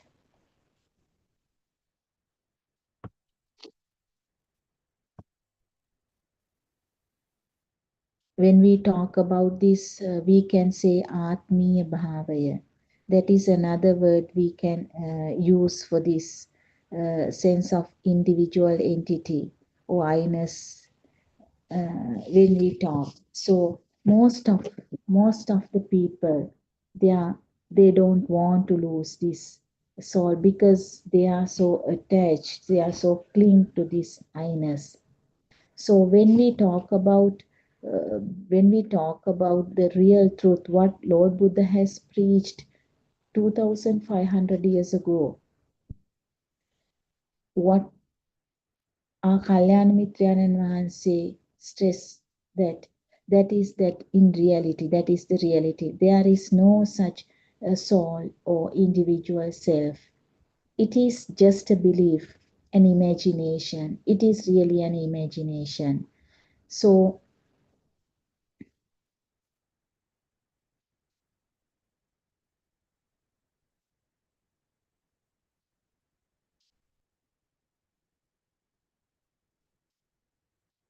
because of that, you don't like, and also you are afraid of, we are afraid actually, you are afraid of losing your non-existent self or non-existent me.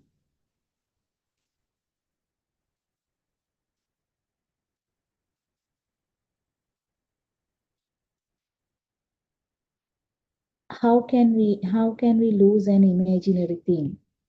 How can we lose a thing that does not exist? So that is the problem. You have to think deeply. If there is nothing, you don't want to be afraid of that.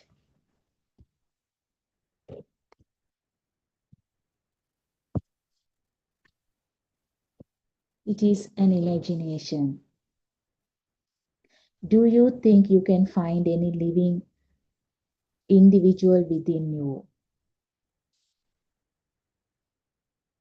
Have you ever questioned this sense of individual self-awareness?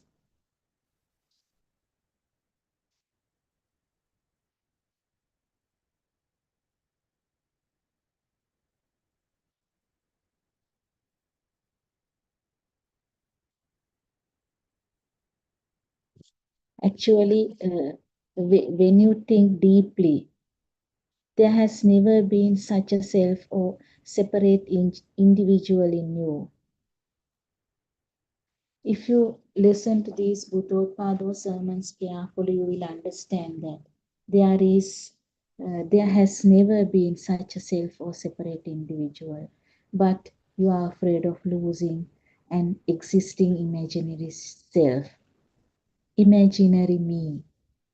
Here we use the term self, soul, individual self, I-ness, even Atmiya Bhavaya to express the same meaning. So,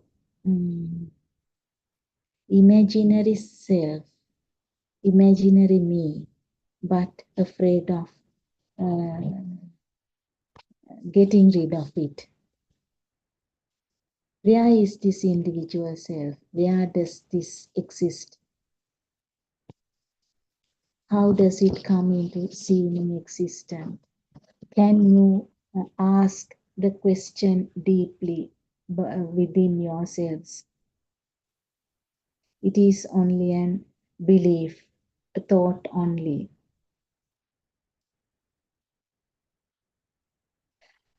If you can recognize of the fact that there is no such individual self or this I-ness or the soul, so-called soul, even Atmiya Bhavya, it is knowing the nature. That is to say, knowing Dhamma. It is the complete understanding of Dhamma. So you will not believe this. That is true. This is knowing the truth. This is not merely an intellectual understanding. This is this will be a life-changing recognition.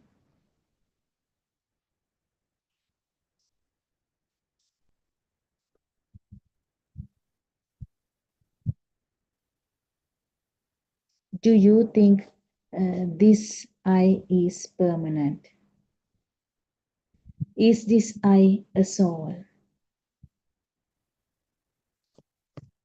The I is the activity of seeing. If you consider, if you take an example, the book, as we always take an example, very common example, you can say, what I see is a book. So when we can analyze this, book is a word. It is a sound. Is there a book in that sound? Or is there a sound in the book? Where is the sound? Where is the book? How did this book come into seeming existence? So actually this I is not permanent. What you have to do is you have to understand it in the correct sense. With the activity of seeing, the I is created at the moment by your own mind. You have to recognize this. So if you recognize this, then only you can say I is impermanent. It is not the soul. It is not permanent. It is not a soul.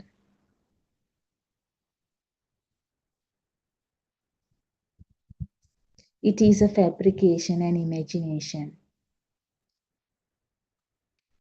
You never find a thing called a book.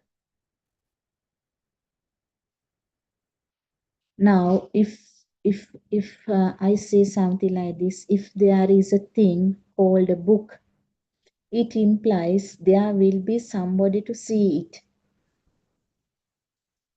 A book cannot exist without somebody seeing it.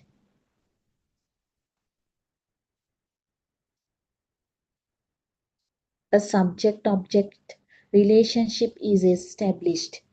Is it the truth? We should investigate so-called somebody and the book. Is there an individual self?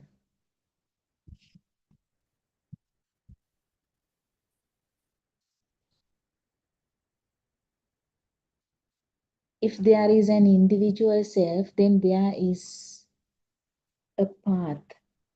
The sense of individual self is called bhavaya.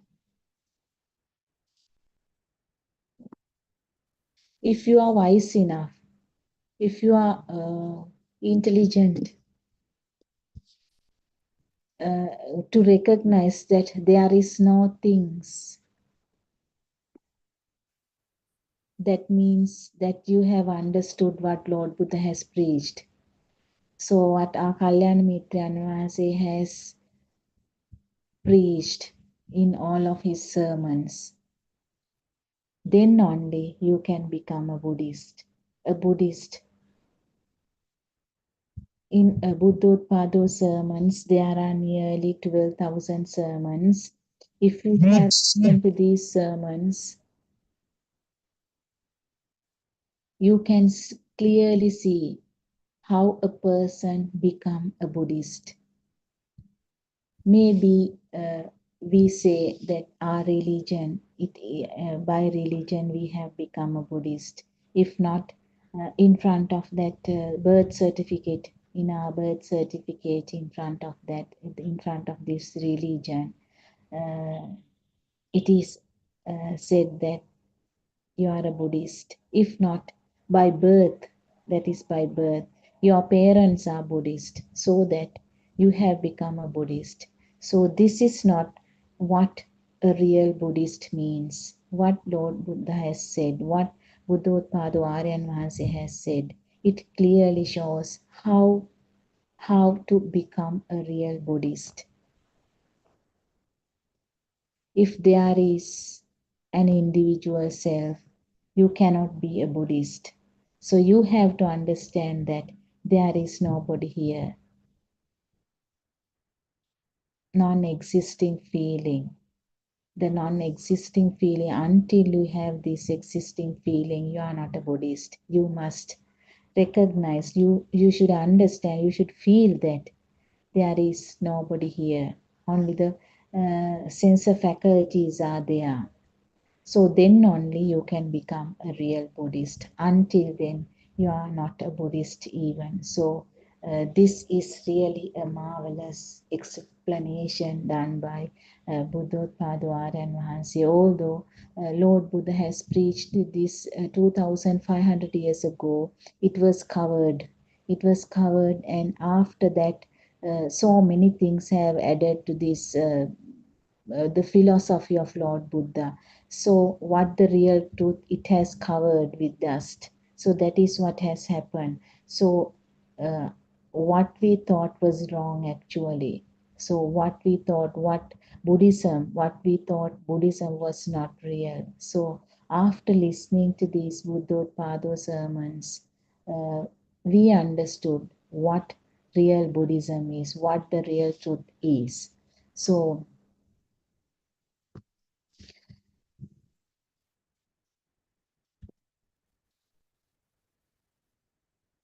is there an individual self? By seeing through your eyes, you say a book, but book is merely a sound. It is just a word. And in that sound, there is no thing. Word or sound is empty of anything. I received only color. Here, color implies both form and color. That color does not contain a book. You will not find anything in color.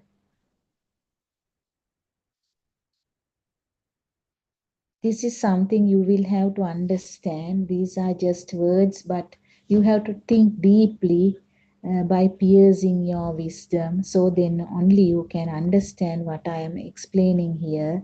It is your own experience. You have to trust your own recognition. When you see the book, you have a sense of I, seeing the book. Is it not? Then how can this self or individual entity come into existence? You have to ask yourself and you have to check it. Is the sound a self? Is the color a self?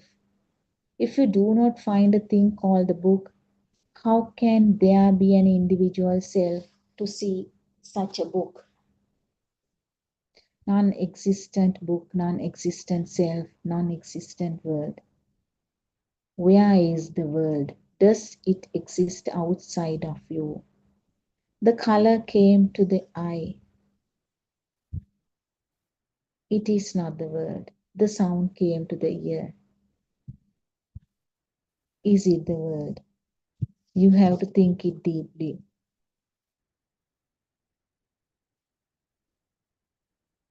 Whatever you perceive, are those real? No, they are just mental constructs. Understanding the functioning of the six senses is called seeing the world created by the six senses.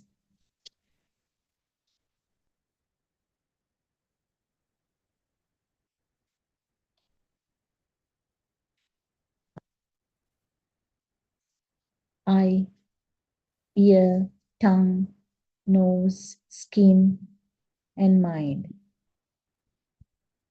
Mind is created as a result of 5 sensory sparks.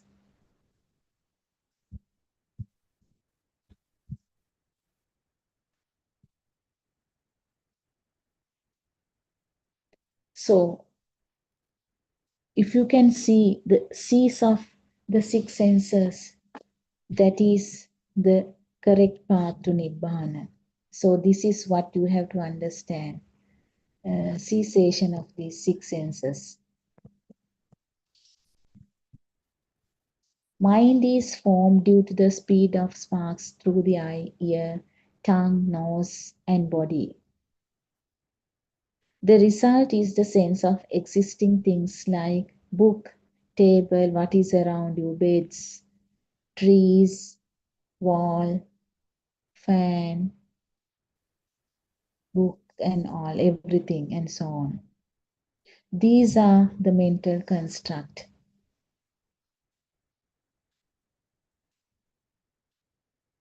In reality, actually, there are no such existing things as books, tables, beds, fans,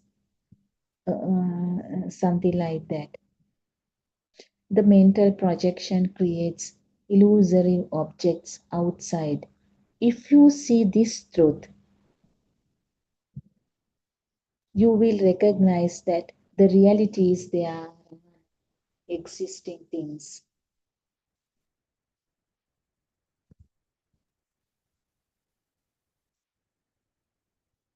They simply appear when appropriate conditions are present. That is what is happening. So once you see through this illusion, you don't want to worry about the word. So you don't want to be afraid that you will lose the things, because there is nothing to lose. You don't want to worry about that. You don't feel sorry about that. There is no sorrowfulness.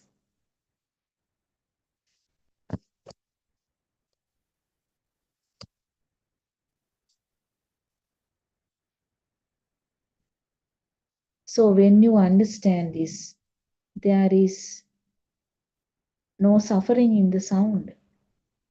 There is no suffering in the color.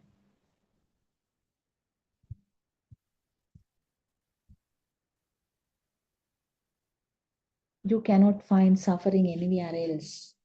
Can you? No, you can't. It is the mental construct that you created by binding color and sound together.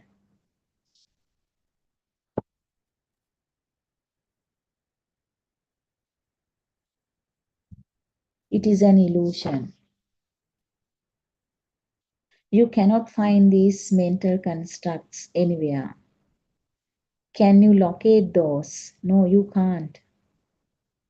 They simply appear and disappear.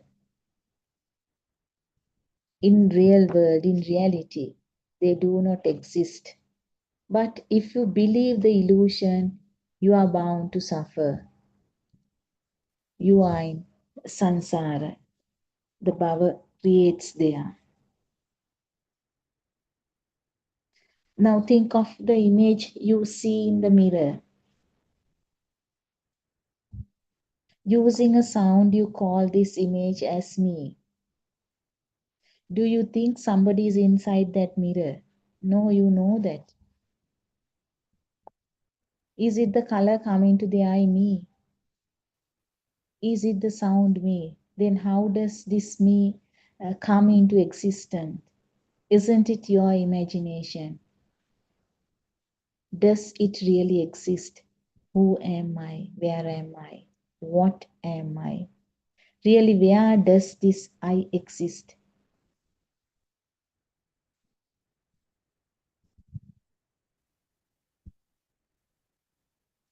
So what is this I refer to? From where did this I come from?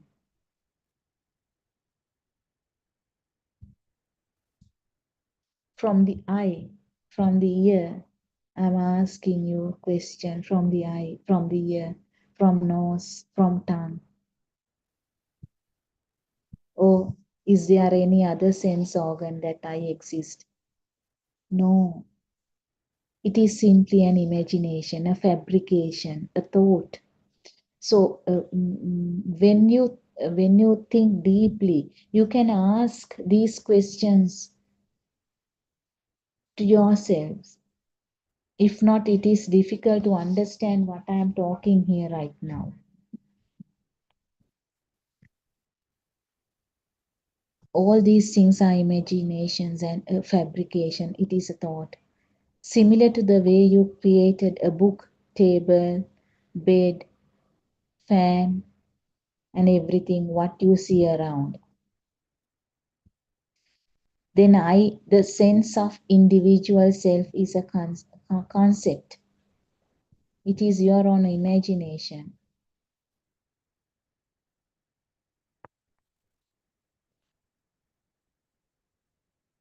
This is a wrong identification.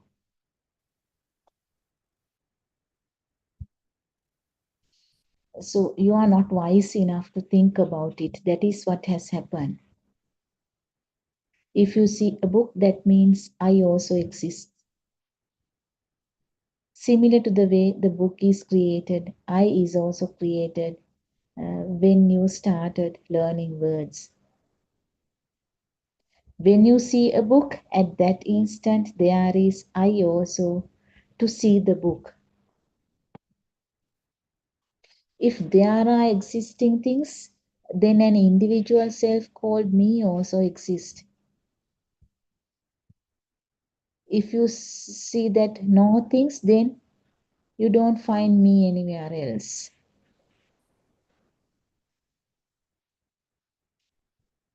You should clearly understand here no things means there are no things as you habitually perceive them to be.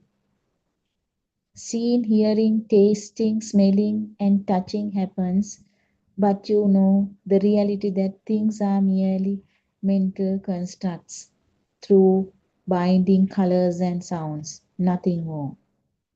They simply appear and disappear. With this, you will recognize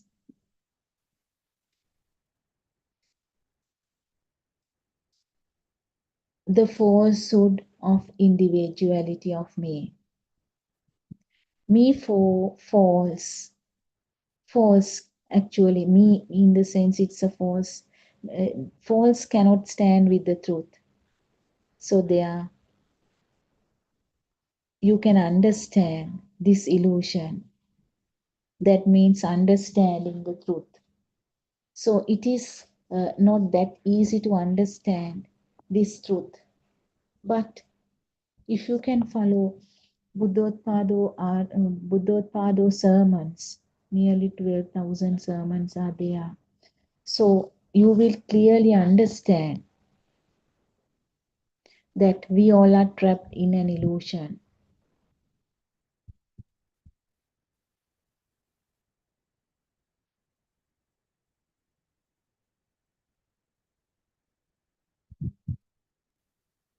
So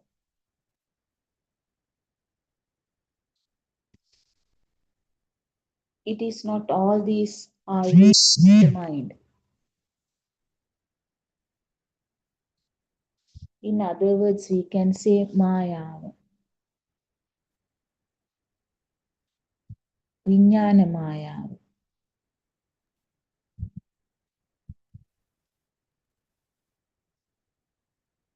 Because of this Vijnana Maya,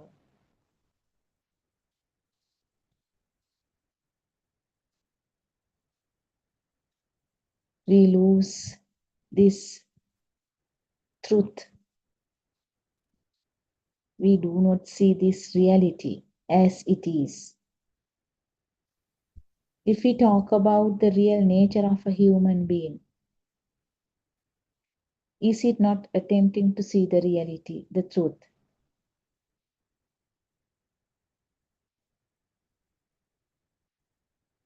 We should see the reality, even for a moment.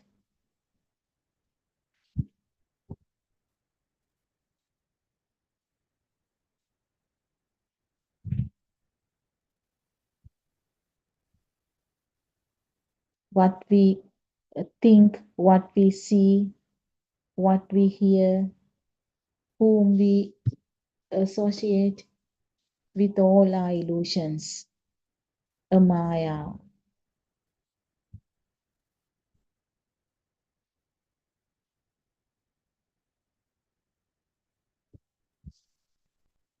Our mind knows whether we are happy or sorrowful. Mostly we become sorrowful because of the fear of losing imaginary things, as I told you earlier.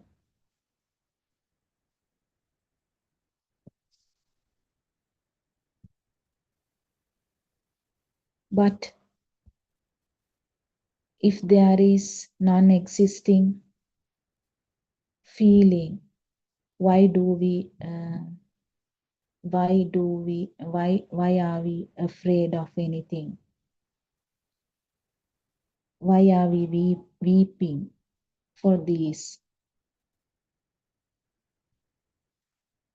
We are human beings. Being a human, we have the capacity to understand it. But do you think animals can understand this? No, animals can't understand this. The capacity, the capability of human being is that because being a human, we should know the truth. That is why we are born to know the truth. It is irrelevant who you are, what you are, and your social status. Being a human, it is important to know the truth. If not, that is really a bad luck. Because being a human, only to be a human being can understand this truth. Animals or other creatures, they can't understand this truth.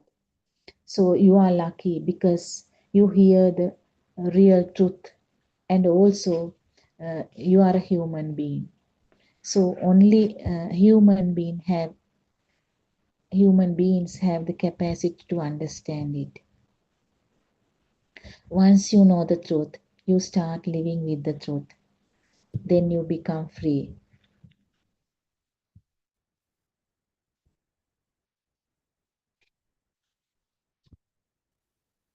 Once you see this truth, you will not again be caught up with this Maya.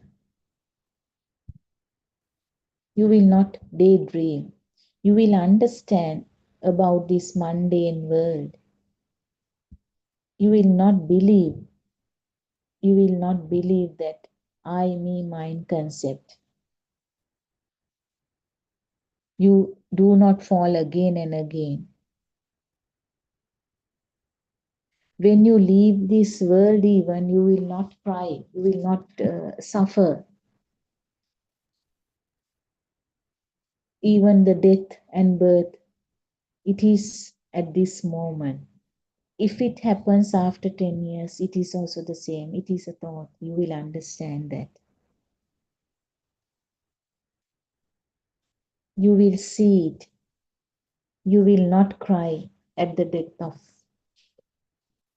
somebody else's. You know it is only a thought. It will become only a thought to you.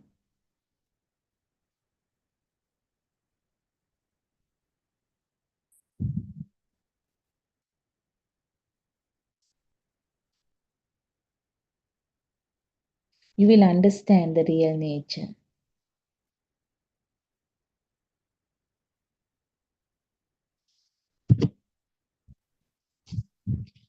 And also, just imagine now, if we do not lose things in this world,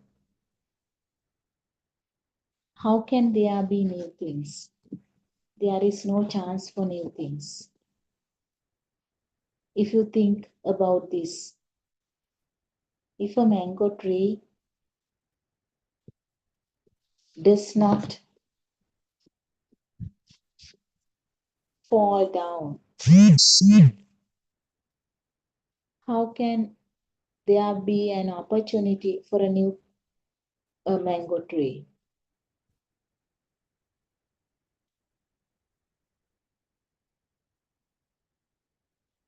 There is no room for another mango tree. So this is nature, what we have to understand. So likewise, we have to live, giving chance to the next generation. This is nature. There exists only nature.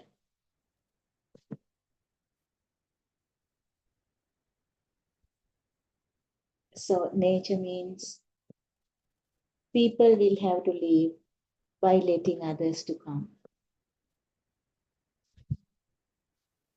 So we are giving space, we are giving room for the next. So the same thing happening in even in trees, even human beings. It is also the same. Once the mother plant dies, the baby plant comes.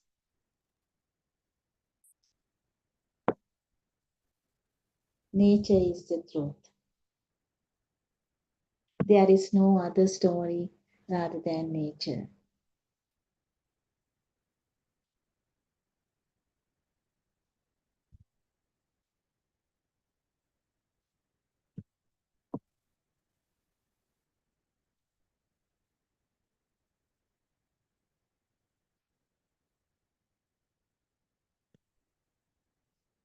So what we have to do is we have to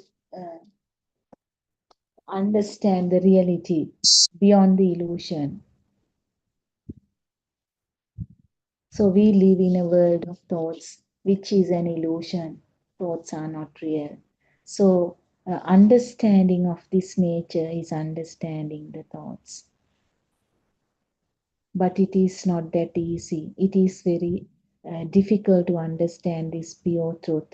So Buddothpado Aryan Vahanse is trying his level best to give this pure truth, what Lord Buddha has preached 2500 years ago. He is trying his level best from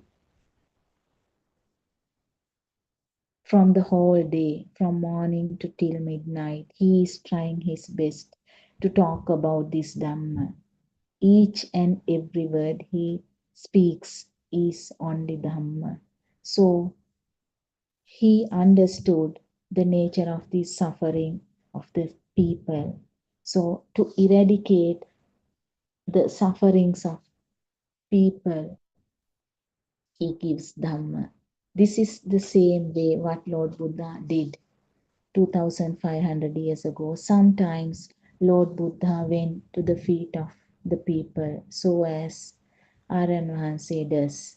He goes from place to place. He meets people and he gives Dhamma. He is trying his level best, irrespective of the religion, caste, the gender. He gives Dhamma to everybody equally, with his compassion, with his love. So what we have to do is we have to understand this true Dhamma to eradicate our sufferings. If not, we have to continue this samsara journey.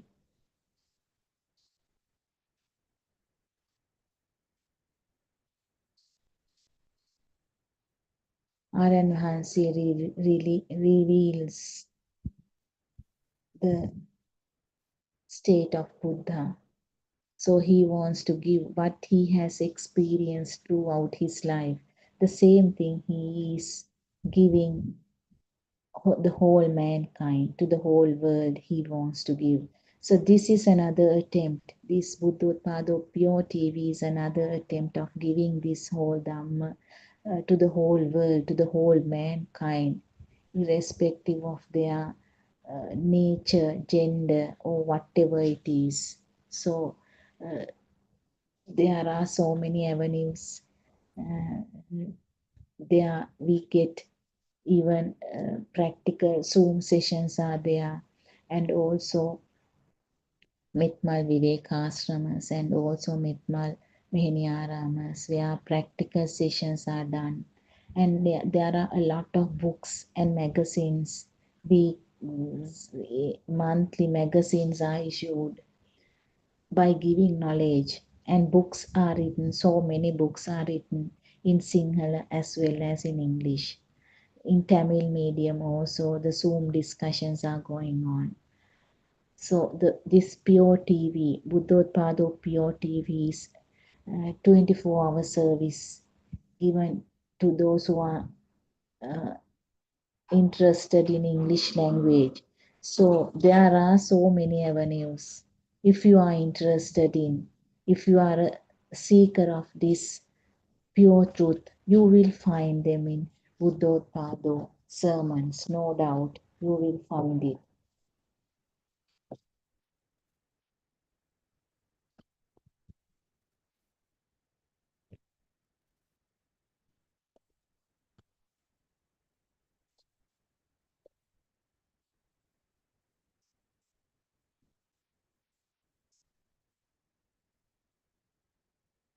So it's time to wind up this Dhamma talk. I would like to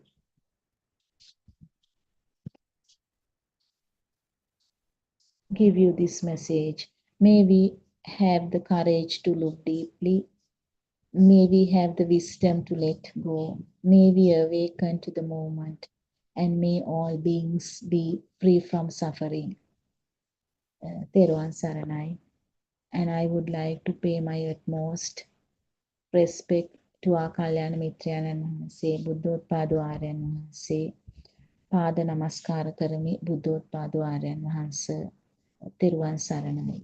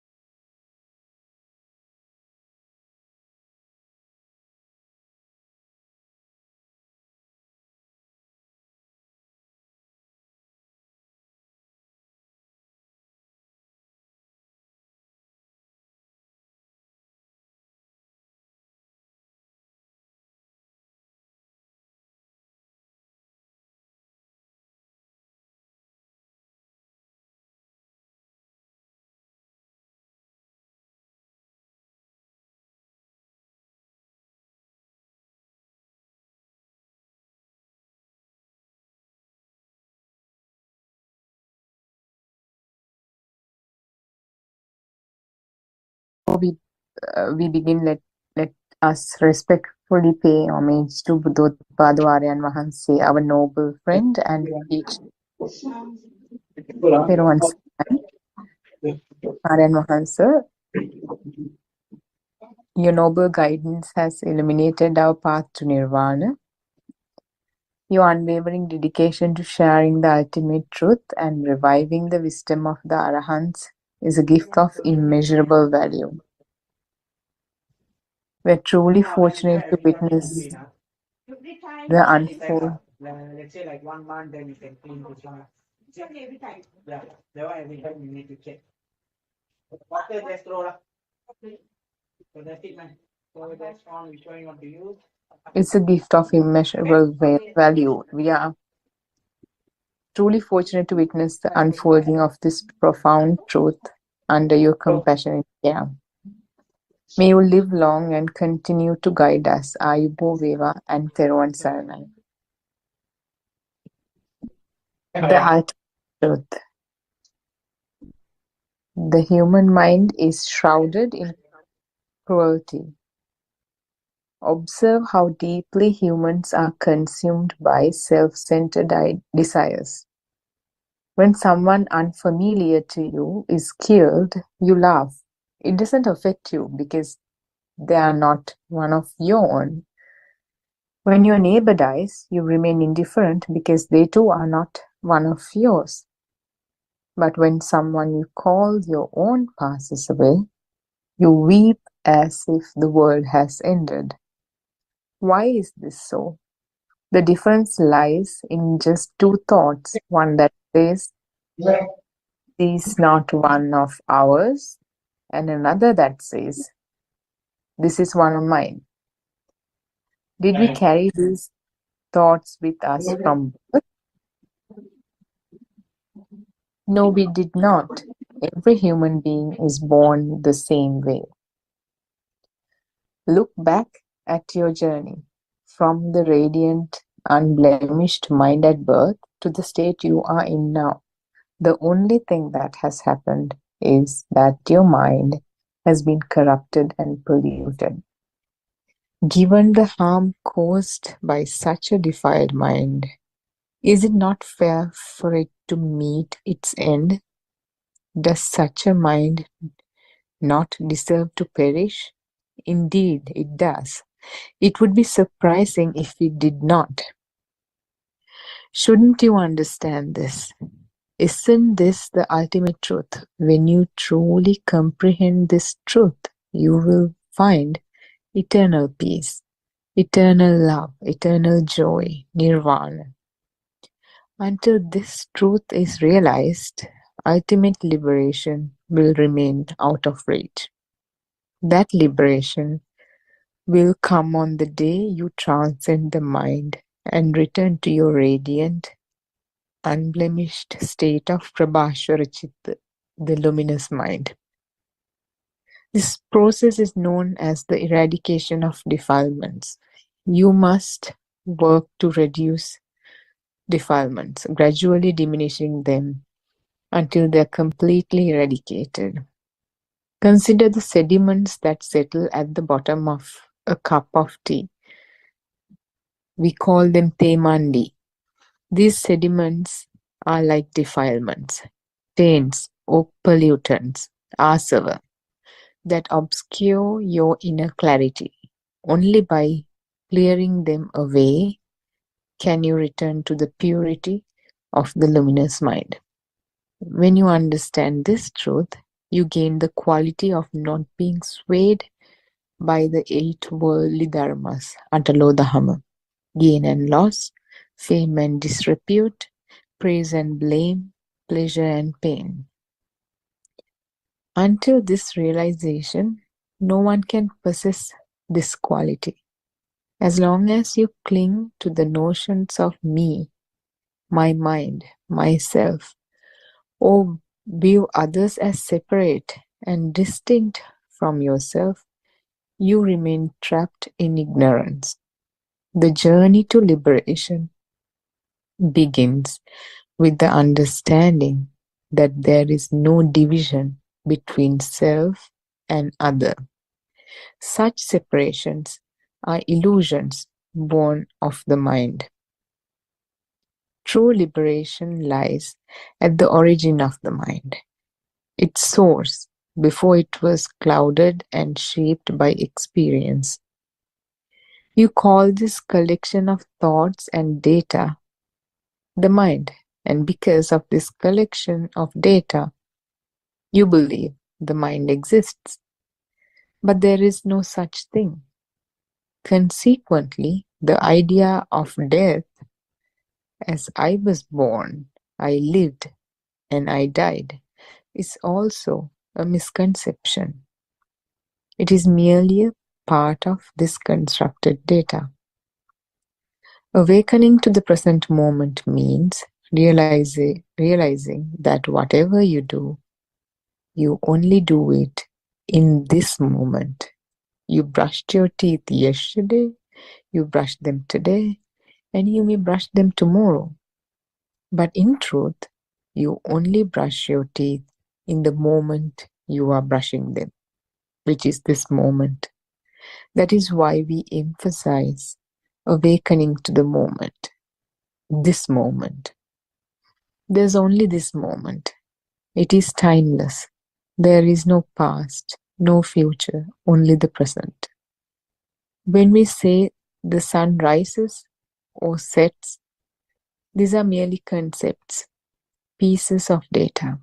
The earth orbits the sun, and we label this experience as sunrise and sunsets. Sun doesn't orbit around earth, but the word sunrise and sunset kind of gives that feeling. Therefore, these labels are not the truth. Likewise, when we say a day has passed because the sun rose in the east and it set in the west, this too is untrue. All that truly exists is this moment. Whatever happens, happens now, in this particular moment. Turn your attention to your present physical posture. The mind, which travels around the sun and the world, should be brought back to the posture you are in right now. Whether sitting or standing, focus your mind on this moment. Regret over the past or dreams of the future, everything occurs in this present moment. Can you change the past by dwelling on it? Can you bring it into this moment? No. Similarly, however much you plan or dream about the future, can you manifest it in this moment? If you slipped and fell, you would die in this moment. Dreaming about the future is futile unless you act on it in the present. That is why we say you only have this moment. In this moment, a thought appears and vanishes. Turn your head to the left and you see an apple tree. Turn it to the right and you see a wall. The thought created when you look at the apple tree is not the same thought as the one created when you look at the wall. If you turn one way, you might feel sadness. Turn another, and you might see a flower and feel joy. See how quickly the mind changes. Observe the phases of the mind as they shift rapidly. Examine these changes very closely. Do not waste time examining the minds of others. It is a futile endeavor. Instead, focus intently on your own mind and the changes within it. This path will lead to the cessation of suffering. You will arrive at a state of mind free from suffering.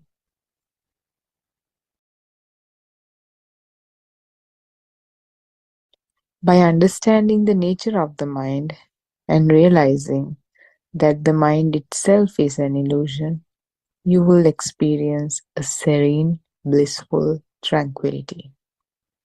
Etang santang etang pranitang yadidang sabba sankara samato. Meaning that is peaceful and that is blissful and tranquil. All mental formations are settled. Do you feel what this means? Slowly, you approach your source, Prabhasvara Chitta. You transcend birth and death, conquering both. You will experience eternal tranquility.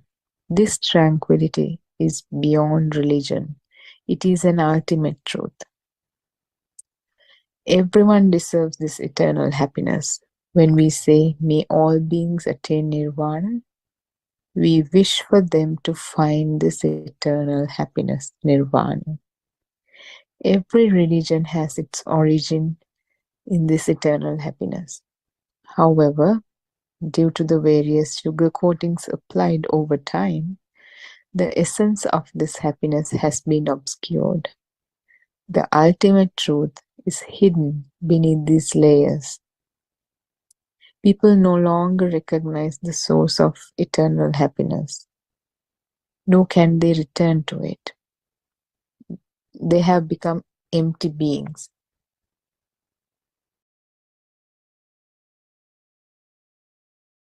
Ignorant of the ultimate truth, intellectually empty. Their insides are clouded by these sugar coatings.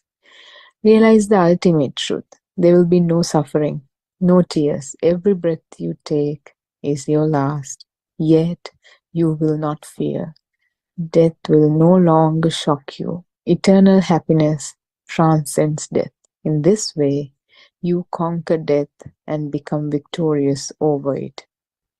How blessed it is to take your last breath in eternal happiness while others cry and suffer on their deathbeds. Imagine the relief of departing this world in peace. Discard all empty thoughts, those without substance, core, or essence. Face the truth with courage. Truth is the truth, and one day you will realize it. Theruvan Saranai. That's all for today. Yeah. Theruvan Saranai Harshi, I think it's a wonderful speech. Thanks very much for that explanation. I think Dr. Chandani might join with us later. I think Harshi, will you please explain to us what is this Atalo Dahama? Why it is important, and can we experience some kind of resistance to external thing once we know this Dhamma? Theruvan Saranai Harshi. Theruvan Saranai, can you give me a second? Yes. So Atalo Dahama is No, I gain and want, yeah, just let me know. I mean, kind of, we understand what is this Atalo Dahama, this Tapaduka yeah. and all that. Yes. Yeah. Yeah. So you know what it means is I think, if correct me if I'm wrong, it's when we see this truth, you know, if you're in the mundane plane, you when you are going through life, when certain things happen, you will have ups and downs, you know, because the external world has become real to you. But when you realize this truth, I think even the wisdom of truth, Satyajnana itself, is mostly good enough for you to understand that, you know, there's no point in worrying over these, you know, gains and losses, reputation or disreputation or whatever it is. The 8 points in the Atalo Dhamma. There's no point, because it's already created in your mind, and there's no truth to it. There's no external world existing. So there's no reason for you to, because every time when you know the wisdom of truth, you will be applying it to your you will be watching your thoughts carefully, and while being in concentration, you know, there's no point. So every time there's a ill will, hate, greed, delusion, all that, Atalo Dhamma, what is there is also another way to call them is also Raga, Dvesha, Moha. That is the same thing, your desires. So there's no point, you know, you see the truth then and there. So it just, defilements slowly disappear, and it gives you so much of strength to I was listening to last night's discussion also. There Aryan was talking about how the wisdom of truth itself gives this strength and courage to face everything, that you don't have fear anymore, which is the truth, which we also to a certain extent experience in our lives. So that's what I think, but you can add more and expand on it. Randima, thank you very much. Theruvan Saranai. Theruvan Saranai Harshi. Yeah, that's true. I think we can get Lalana also to this conversation. Is Lalana joining us? Yeah. Hi, Theruvan Saranai. I think, Lalana, you also can expand a bit on it. I mean, this Atalo Dahama thing, actually, that was kind of a syllabus, right? Before we learned this true Dhamma. But I think now we understand gradually sort of resistance to, you know, sort of balance we experience. So in our day-to-day life. So I just want to, if will you please explain to us, taking your practical life example, how this Dhamma has helped you in Atalo Dhamma related things?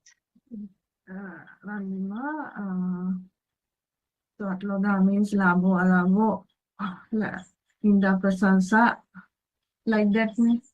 Yeah, yasa, ayasa, yeah. Yasa ayasa, ninda prasansa. Right? So this is, we thought those 8 points, those days within ourselves. That means I am there. Soul is there, right? With the soul, we match these concepts, right? So therefore, even though we know these 8 points, our mind shaped, right? When we had losses, when we faced some losses, and and someone scolded us, what will happen? According to my experience, my mind shaked, right? I tried to balance it, right? But I couldn't. To a certain level, I could manage, but for a long period of time, as long as that thought became real, I had a trouble, right? Because I am there. The thought was become real for me. I thought there is someone outside. They are the ones calling me. Sometimes when they praise me, I was happy with that word, but I couldn't realize what it was, right? But when I realized mind is an illusion and there is no person called as me, myself, I am, right? So because of the thought, I trapped all these points. I couldn't manage. For an example, I'm telling you, I lost my money. I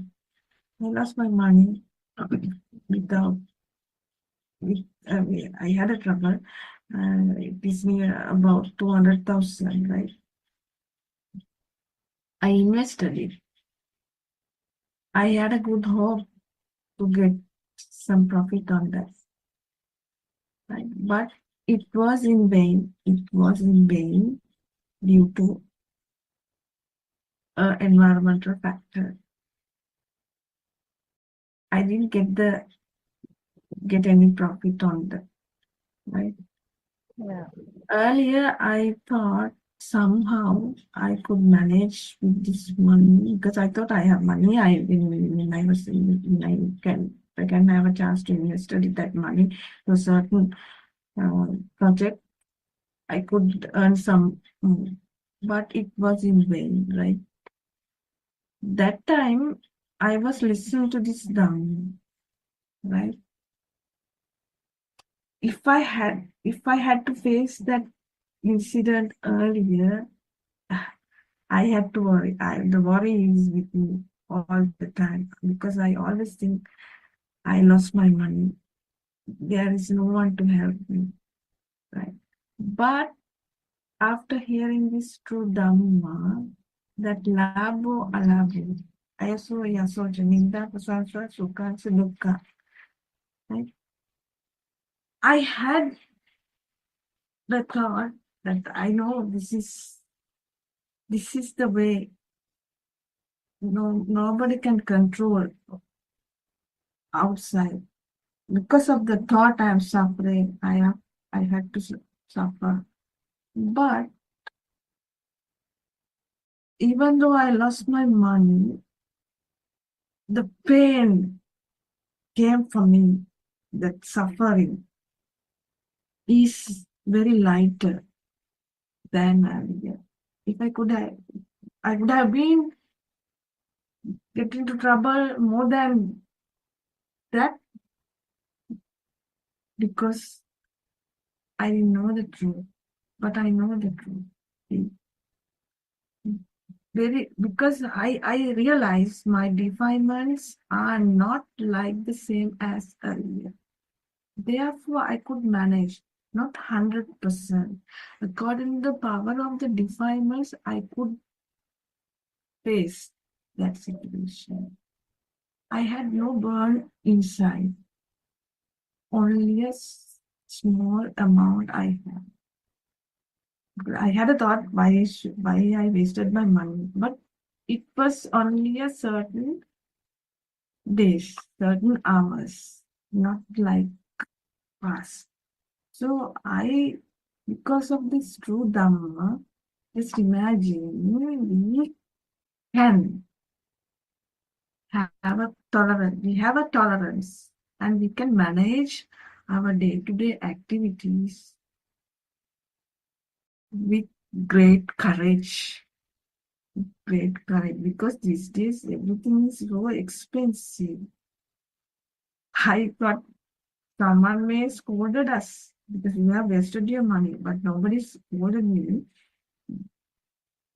Somehow I could manage this situation without very less burning inside me.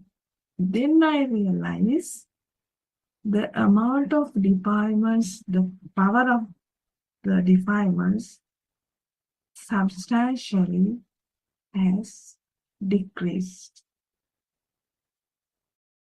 Right? When I gone this part, I had a great loss even because one of my not a cousin, my brother passed away, right? He was very close to me. At that time, the shock came to me. But only 2-3 days it was with me. The burning inside, the great loss for me. I know, I feel it.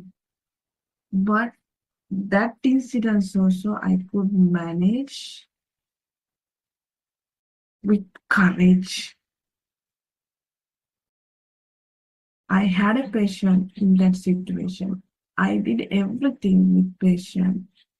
I didn't even the tears came to my eyes. I shed tears, but I could manage everything at that situation even because of Dhamma.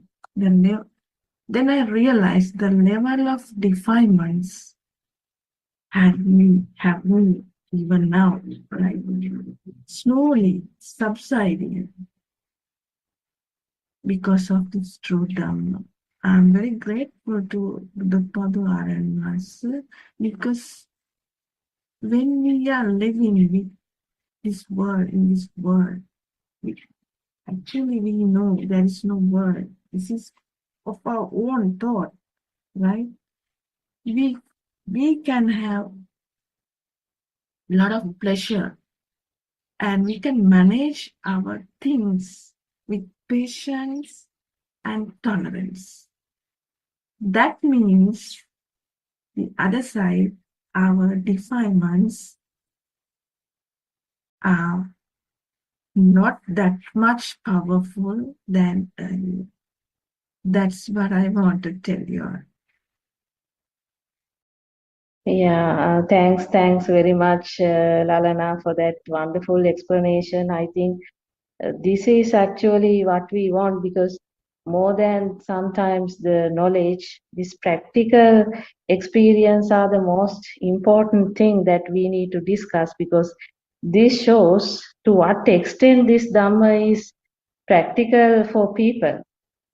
So I think this is very important, Lalana. I thank you once again for highlighting that by taking your own example. So actually, life, if you take this life, is kind of a journey, and it's not a bed of rose. So there will be some ups and downs, you see. So anyone has to face. So most of the time, Aryan Wahanse highlight to us that you don't have to wait until you become Patachara. So this Dhamma is important for you when you come across, certain situation. This Dhamma will help you. So, so you will observe after hearing this true Dhamma. I think your level of resistance, level of tolerance, and level of balance. There would be some difference you will experience. So I think Lalana pointed out how she observed her tolerance level when she faced certain incidents. So surely that's why we say this Dhamma is highly practical thing. I'm sure Dr. Ravi also joined with us. So will you please add your input also to this, Dr. Ravi? Are you in a position to talk? Yes, Ms. Ranma. Teruvan Saranai to all of you, and very good morning. Teruvan Saranai. So I couldn't listen. Today actually we start discussing about this Atalodahama thing. Actually, I picked that from Harshi's speech. Actually, Harshi gave a very wonderful speech, and Harshi and both Lalana explained about this Atalodahama and how true Dhamma has enabled kind of them to have some tolerance or kind of balancing. So actually we want to talk around that, because that is something we have to that's kind of an indication, right? To what extent your tolerance kind of That's it. Maybe you can support with your practical examples, life experience. Yes. Actually, when you talk about this Atalodhama thing, the insults and appreciations, good, bad, happiness and sorrow, and all things, I think those things are applicable for if you are an ordinary person, if you are in the ordinary person only, these things will be applied, I think. So if you see the truth in it, if you see there is no one is there to feel, no one is there to experience these Atalodhama, so that Atalodhama will not be effective, I think, for a person who is in the noble pathway. But we are in the transition period, that we are moving from ordinary level to the noble Arya Marga. So that transition period, we tend to feel the difference, the prior experience, and now how we experience that Atalodhama now. So as we know this true Dhamma, as we are moving forward in this pathway, so as Lalana clearly said, we can feel the difference. So how we interacted earlier with this Atalodhama thing and those things, and how we interact with them today. So there is very clear demarcation in between. So if you take, so if I see a patient, or if I do some kind of a work which has been assigned by our director, so it's kind of a little bit burden or responsibility for me. But at the deeper level,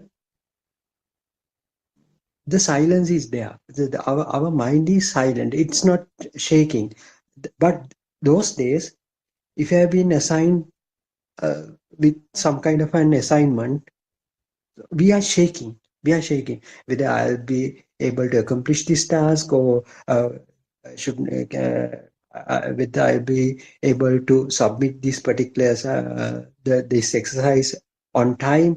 So we were shaking because I was shaking actually from top to bottom. Now yes, I'm accepting those challenges, but it does not give such kind of a shakiness into my deep into me. So I know, and also the most fascinating thing here is I can see that I am not shaking either. So my state now I can see by myself. I don't know how to express it. So then I tend to compare with my previous instances. So earlier I was shaking I was shaking from my entire body, but now it's just an kind of assignment that has been given with the target. So if I am if I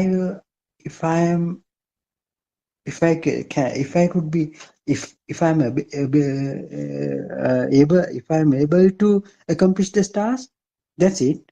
If I don't, it also not that much of a problem. So this is how I deal with the day-to-day activities at the moment, because it's just another challenge or another instance. So that's how that's how this life moves on. I don't know. I can't express these things very clearly, but for this is the thing. So actually, the word the burn inside is a very correct word, because actually it was a burn previously with the. So we were struggling. We were struggling. Our mind was struggling. So if I do not if I could not accomplish this task, what would our director say? What would the other people say? So many problems were there. But now we don't bother about it. I don't bother about it because now I realize everything is a thought. So I think the way the way I came to this state by seeing the true Dhamma is in it, because that doesn't mean I contemplate true Dhamma each and every moment, but now I know that true Dhamma, that understanding act on me every time, at every moment. So that is how you can liberate from your mind. That is the way how you come out from this mind, and eventually you will be not affected by this Atalodhama. Even you get a great appreciation, it won't be a big thing for me. If I get a big kind of a humiliation, who cares? Who cares? If there is no such a thing, a person call me, so anybody is under that field. So I don't know. So that's what. So I think the people who are in this forum, and most of the people now, also they are not shaking with this Atalodhama thing at the moment. They are not burning. So that doesn't mean that we have understood that Atalodhama. What we did was understanding the true Dhamma. We understanding the true Dhamma only. So everything won't be a thing. Everything won't be a real if you understand this true Dhamma. So it's a nice way. It's kind of a nice way to practice this true Dhamma when you are dealing with the day-to-day activities. I mean, so I personally didn't do any kind of a Pratipadava as Aryan Mahansi preached. What I did was I incorporated this true Dhamma into my real life. So I practice it at my workplace either. Even at the home, sometimes some disputes come, but only thing we can do is we do is let them go. I think letting them go is the answer, because we know everything is not real. We are dealing with kind of a mental image. So why do we bother? Atrodhama is also a part of this mental image. So it's kind of an illusion. So that is my understanding, Randima. Yeah. Thanks very much, Ravi, for that explanation.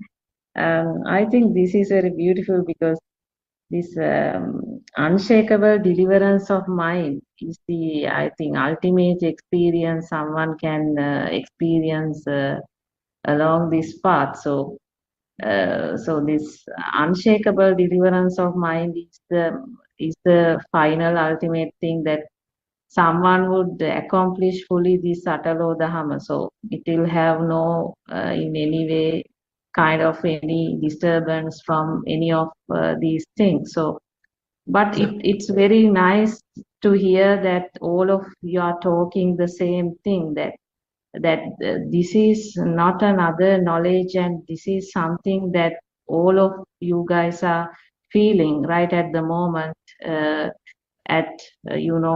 at your day-to-day life. So I think this shows how this true Dhamma has helped all of you to be happy, because this Atalodhama is a thing where you suffer, because sometimes because what happens before knowing this Dhamma, there was a soul to satisfy. So actually, so that soul may be working or doing something, expecting kind of a appreciation from somebody. So that's why that soul has so much of pressure, and it was so much in mind to satisfy somebody.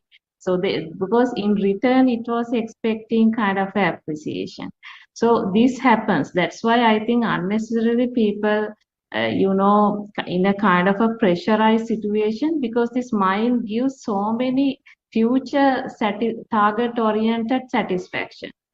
For example, maybe let's say we have a child, and sometimes that mother would be expecting some satisfaction, from the child. So in a way, like for example, it won't give certain targets to the child, and when the child achieve those milestones, mother gets some kind of a happiness. So if you analyze behind each and every task, someone is doing something expecting kind of some satisfaction in return.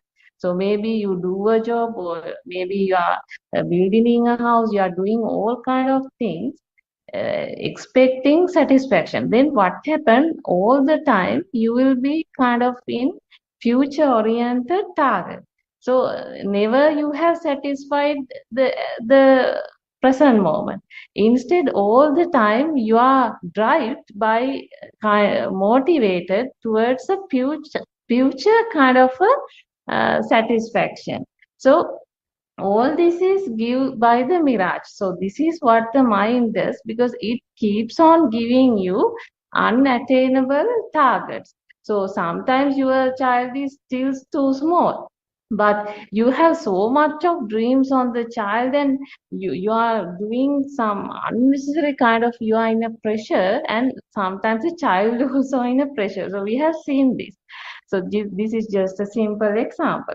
But what happens when you understand this true Dhamma, you become very neutralized, because there is no soul here. So you understand this is a natural system, and this is a natural phenomena. So this is just a sense system, and that feel comes, feel goes. So this feel could be anything. This feel could be sapper, this feel could be dukkha. So it can be pain, or it can be pleasurable. So I mean, once the soul is out, I think that burden of this feel, I mean, you won't bother. So you are not get affected. You are not get affected by the situation. So naturally, it will not become a thing for you. So you are not caught in the film. So you understand the film, and this is the nature life. Because I think this Dhamma is important, because in a life, you can't all the time get appreciation. You can't all the time get, sapper. So even though we see some pleasurable, they are actually behind it. It's not the pleasure.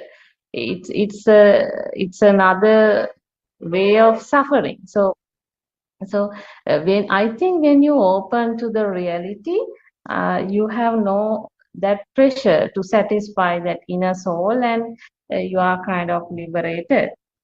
So I think we have Sudharma here.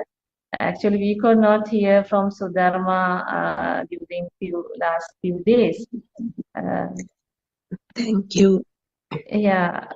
Thank you, Miss Randima. Yeah. My worship to Venerable Aryan Vahanse, Buddothpado Aryan Vahanse, I Theruvan think Saranay. Aryan Vahanse has also joined with us. Yes, Please Miss accept my Randima. humble worship, Aryan Vahanse.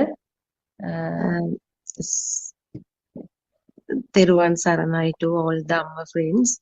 It is such a fascinating topic, Miss Randima, today. The Atalo Dhamma, or the 8 worldly conditions. In simple terms, the gain, loss, fame, disgrace, then praise, blame, pleasure, pain.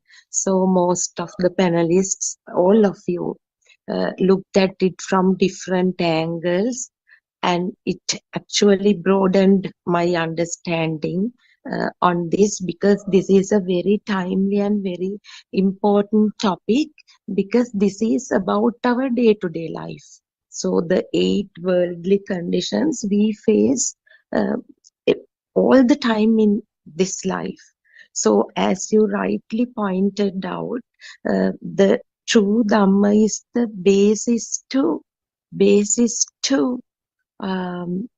get rid of the feeling that it happens to me. These conditions are happening to me. That was the belief I had, because before, if I elaborate on my personal experiences, I have, as most of you also disclosed, I have faced lot of losses, sufferings in my life.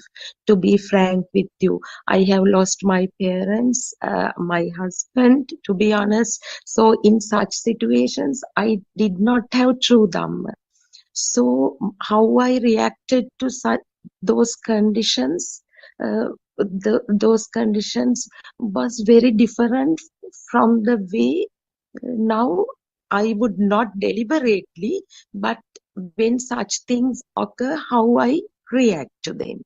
So if I quote Aryan Vahanse's example that you have to see through the dewdrop which is on a blade of grass from a different angle to see the rainbow.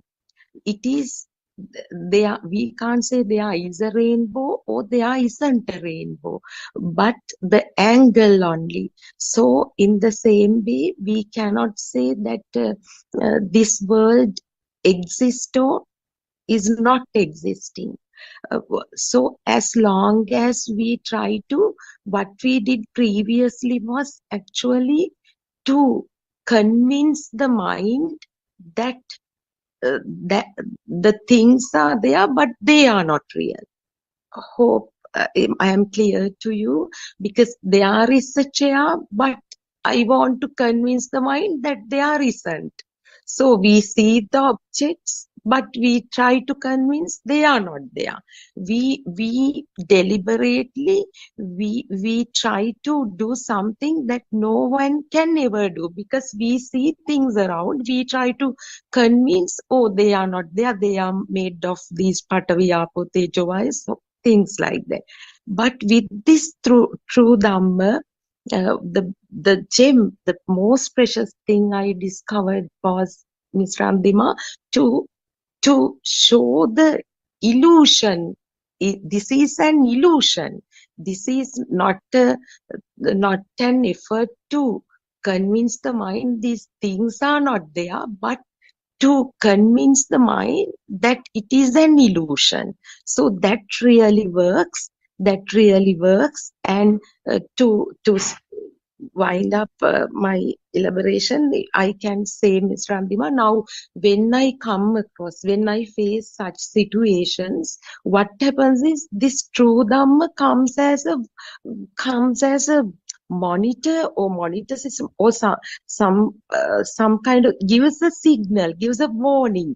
Okay, now you are on the verge of jealousy. Now you are on the verge of sadness. So some reminder comes. So this true Dhamma comes as a reminder. So that way our life becomes easy, and a lot of changes in the way that we perceive the non-existent world takes place. So thank you very much. Theruvan Saranai. Namaskara Veva Aryan Wahanse.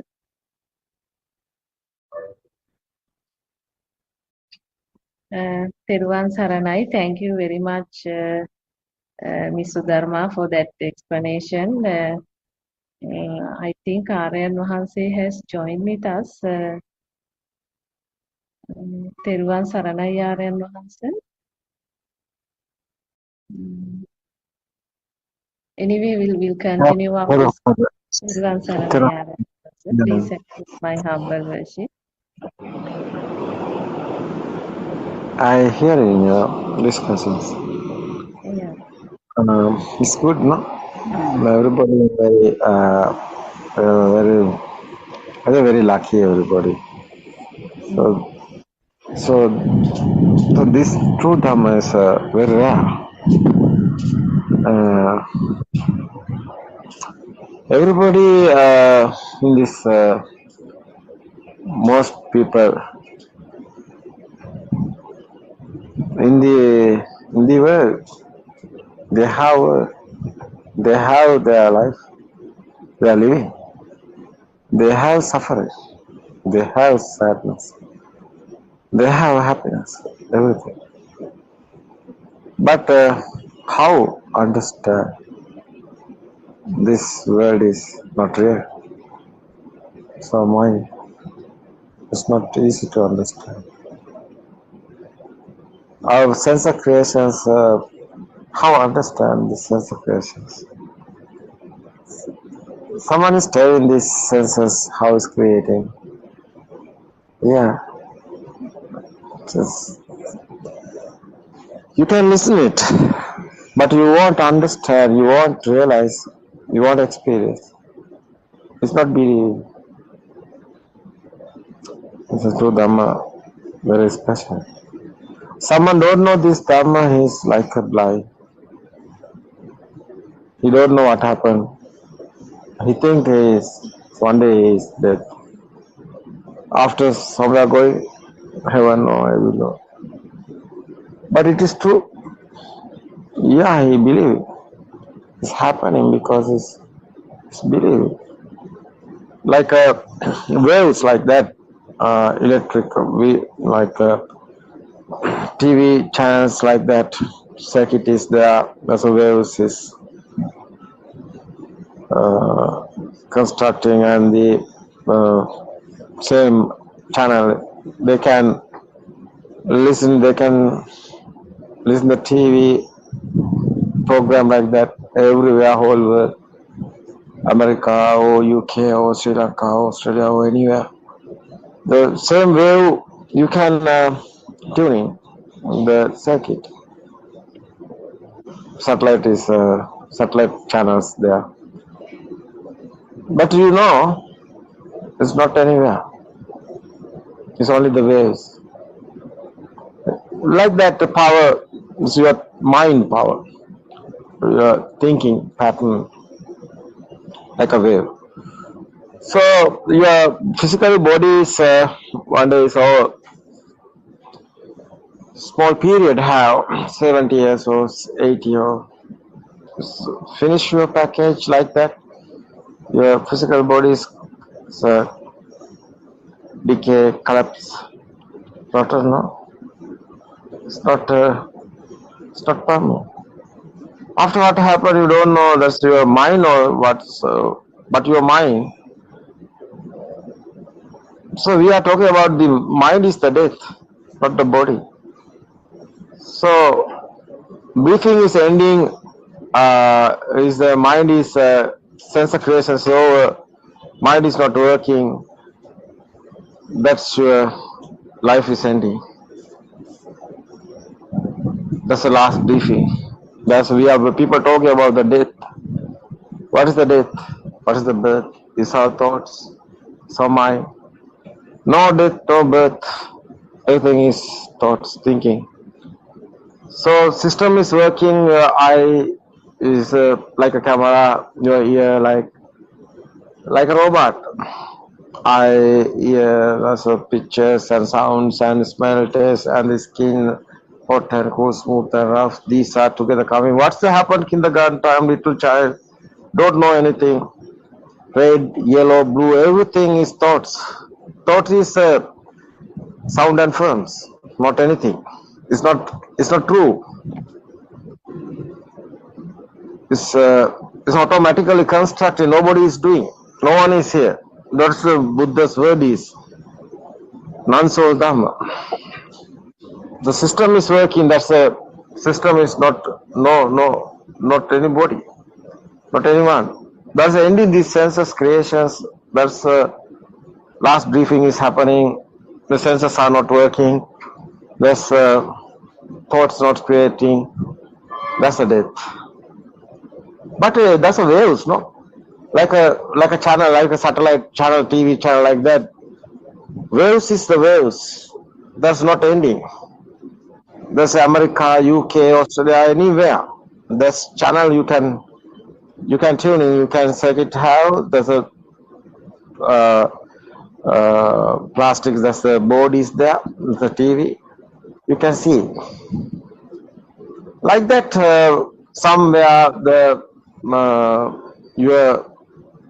your waves, telepathy. No one is going. Nothing is happening. Nobody is going. That's wisdom is not like that. But where's the place?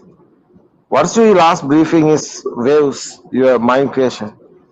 It's same. It's a telepathy. Where's the play? Where's the body? Is senses creating same is waves there. That's your cycle of birth. It's not easy to understand, but it's happening. You can realize, you can experience it without believing. It's not trust. It's happening. So some people are thinking after death everything is over, but it's not real. Because one day he can experience.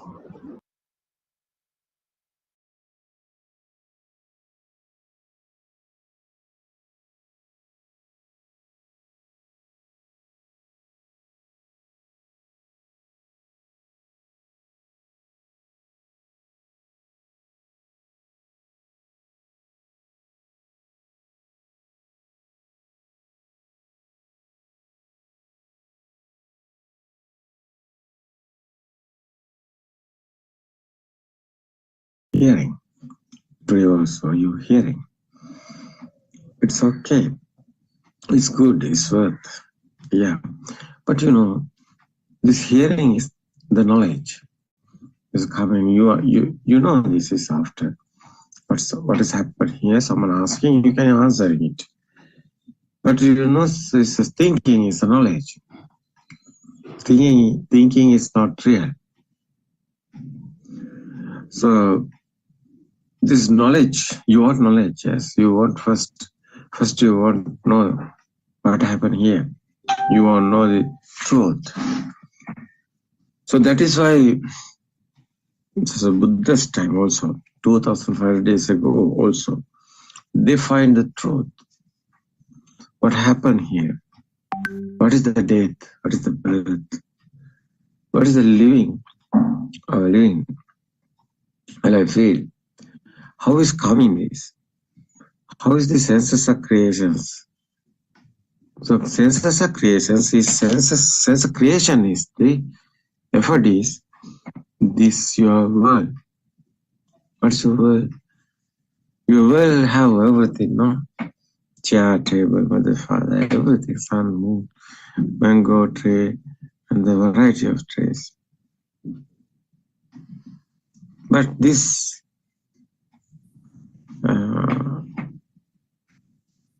this Dhamma, someone don't know this Dhamma. So people, you also, everybody have this experience. Is sometimes coming is dislike, sometimes coming ill will, hatred, raga, and this is Buddha's word is a moha. Raga desha moha. So raga desha is the always continuing. Moha is avidya. You don't know the truth, you are in moha. What is this? This very word. This the Four Noble Truths we discussed before. So, right vision, right thoughts, right speech, right action, right livelihood. So, right effort. What is this effort? Is sammavaya. Right mind, mindfulness. What is this? Sammavayama, samma sati, samma samadhi. As awareness is here. So right consciousness is the final effect. It's a nothingness. It's not no anything is there. It's your mind ending. What's the mind is normally working, but not powers. That is time. So varna samvedi, varna pati samvedi. Yeah, that's a so what is varna? Varna is colors. How is colors is coming? Eye creations. Color is a sound only. Yeah. That is why it's the baby's kindergarten time. Given the sound, everything. But teacher showing the picture. And this is very interesting. How is this thoughts value is coming? We explained this 2 days ago. How is this alive feel is coming? How is this value is coming? Without value, without this feel, normally, what's your life? What's your life is time? You don't know the truth. You don't know what happened here. So normally, people thinking they have everything is happened to him, but someone understood this Dhamma. Everything is happening. Only incident. Nothing happened to anybody. That is the very worth, I think. So this right vision is the main part of this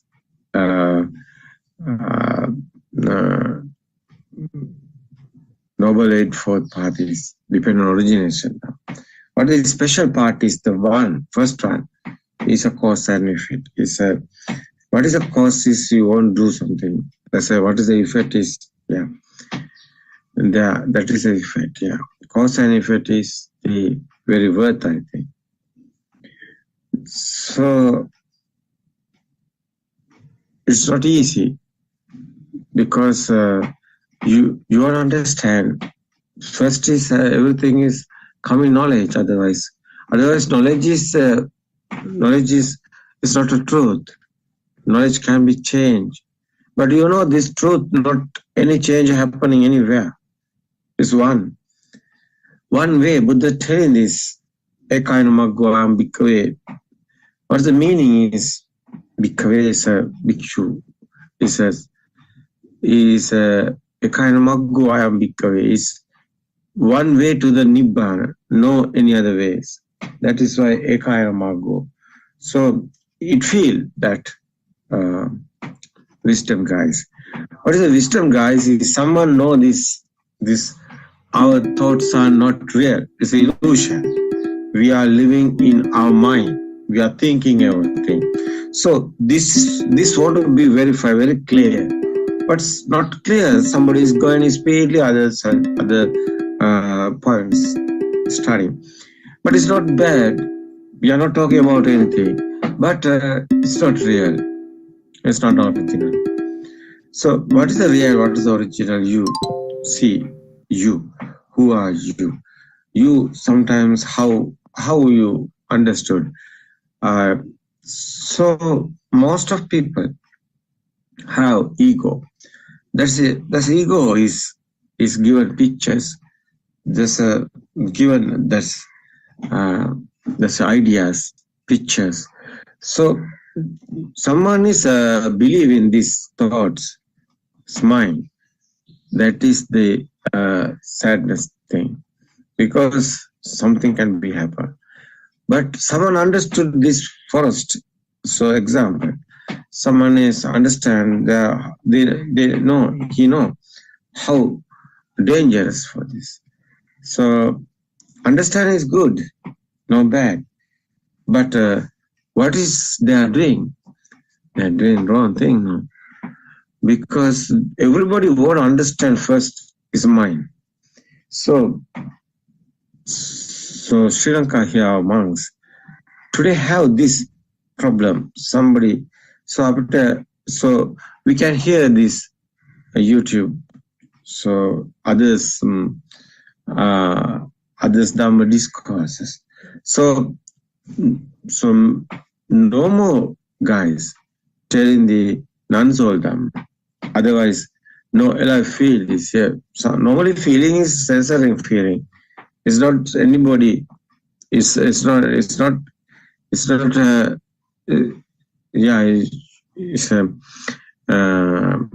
very worth, I think. So you know that normally that's how your lifestyle is going. How's your what do you think about that's your this Nibbana way, Nibbana path. So first is the knowledge is a Satya Jnana. Everybody know now this. There's a Kruta Jnana is the second one. Is a Kruta Jnana is the third one. So Satya Jnana is there's a Buddhist philosophy. What is Buddha explain this word? What is the truth is here? That one is a Satya Jnana. What is a Kruta Jnana? It's a Kruta Jnana is a practically experience. You can get it. It's no doubt about it after that. That is why it's a Kruta Jnana. So many people is a Kruta Jnana try to doing. Yeah, it's okay. That's you can try it because you stimulus are coming, thoughts are coming. You can realize this one real or no. So someone understood it's not real. It's illusion. It's our mind. So it's a sound and forms and other five senses of feeling is there. No any other. These are together coming. That's the thought. So we explain this. Every thoughts have value inside, like a magnetic power, like electric power. So this type of this rhythm of going everybody. That's lifestyle. people talking about the they have birth, they have death, they have that's a death. They are thinking everything. They have birth, they have death, they have alive somebody. That's the existential field is given this. So existential field, otherwise existence is chair, table, kindergarten time, that's a little baby. So he knows that's now after chair, table, mother, father, everything is like a data. It's okay. But it's interesting is it's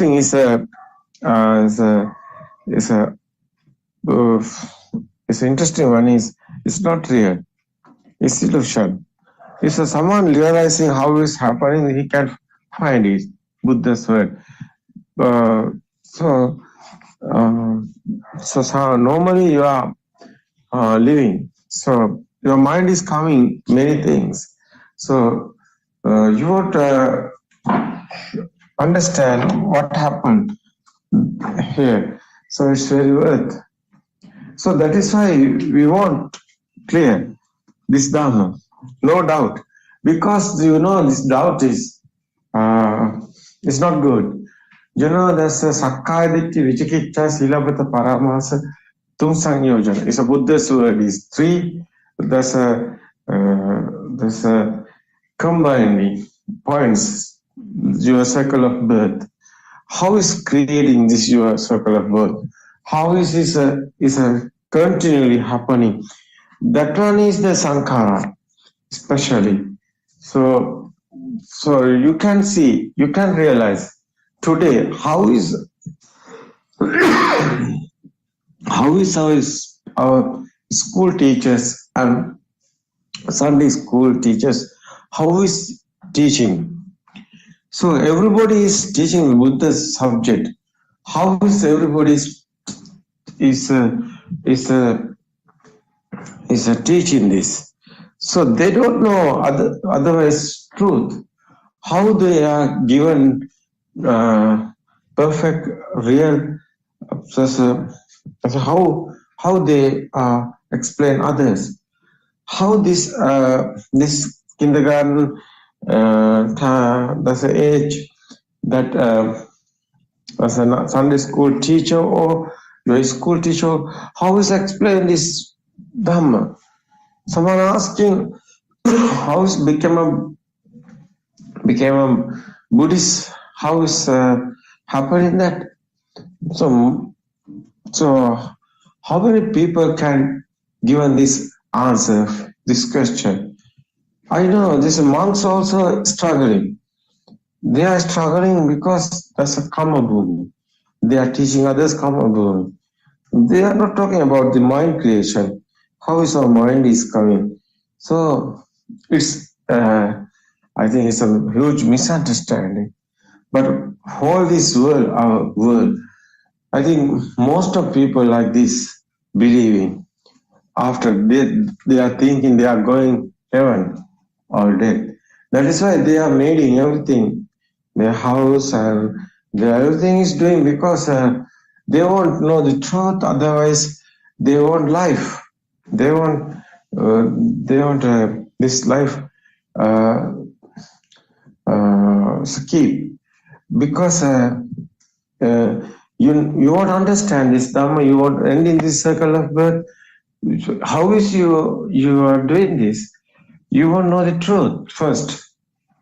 That's not only the Dhamma, not only the word, not only the any other type of subject. It's a real. It's your story. Every story is there. You can understand. It's very worth, yeah. So you have encourage. You want to encourage. You want to. That's a Buddha's word is the virya. Saddha, virya, sati, samadhi, prajna. Panch indriya dharma. It's a Buddha's word is 5.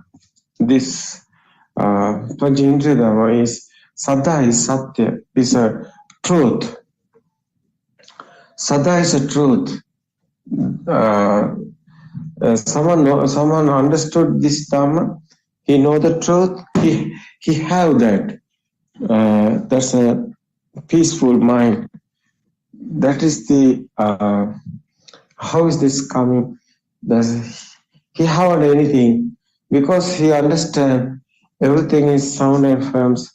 So it's very worth, I think, understand first what is the happen here. So doctor also try to explain that. So this is the very worth point is our mind creation. That is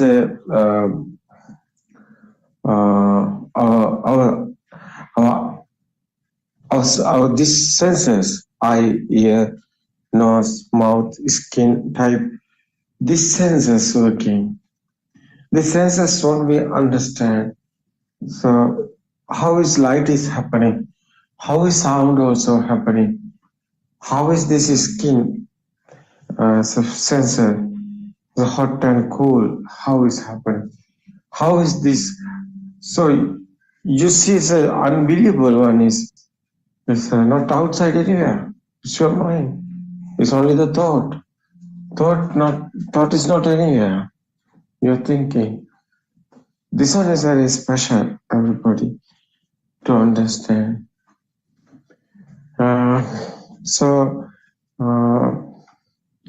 We won't talk about this today. Yes, it's the final day before yesterday. Also, we are talking. We discussed why all people in illusion.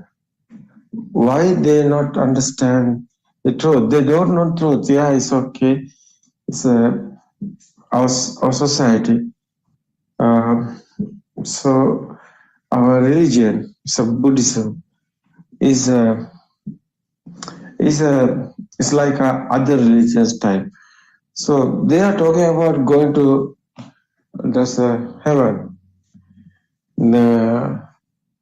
They are thinking that they are someone doing the bad things. They are going evil. So this is happening because there's a generating the power. So someone don't know this Dharma. Any other idea? He thinking is good work is good. Yeah. Bad work is bad. Yeah. Good guys, good work. The good guy is going heaven. Bad guy going heaven. But it's not really happening. So someone try to end in the suffering. He won't end the is bad experience. So people talk about pim pow, so peanut and power, but they are trying to go in that way. They are trying to doing good things, and they are thinking about going after the good place. But you cannot realize this. It's not Buddha's way. Buddha left it because how do you know how much you have defilements? You don't know. That is how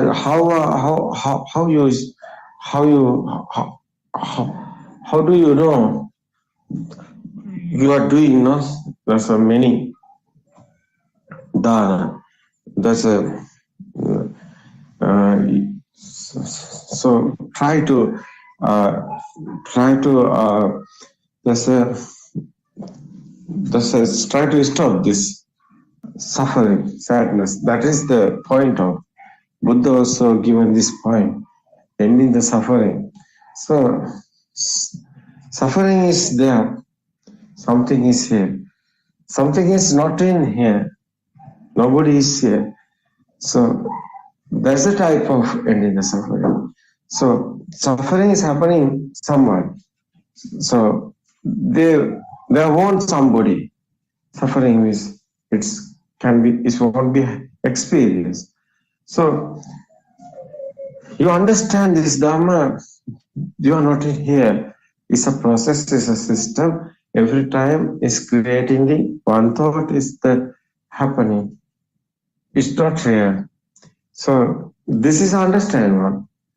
So someone understood this Dhamma is okay. Karma bhumi is over. Action and effect Dhamma is on. So real is the coming in front, the cause and effect Dhamma. Because that illusion is over. So that one is the avidya, is a illusion. So it's very worth, I think, understand our sense of creations. Sense of creations is given this different ones in this world and everything. It's your inside is senses are creating, your inside is power is generating, otherwise automatically is happening. So this power is going, this first is your vision, want to be right, bad ideas, guys. So more today also, like a Buddha's time. So not easy to explain the truth because how much you get in this, because you have experienced bad experience, the wrong experience, wrong vision you have. So, but you don't know it is wrong. You're thinking it is good, but it is not. Because that way, someone is doing something to find the Nibbana, but he's going wrong way. How is happening is not happening. That is why we want to talk about it. It's a very worth. Our story is not a syllabus.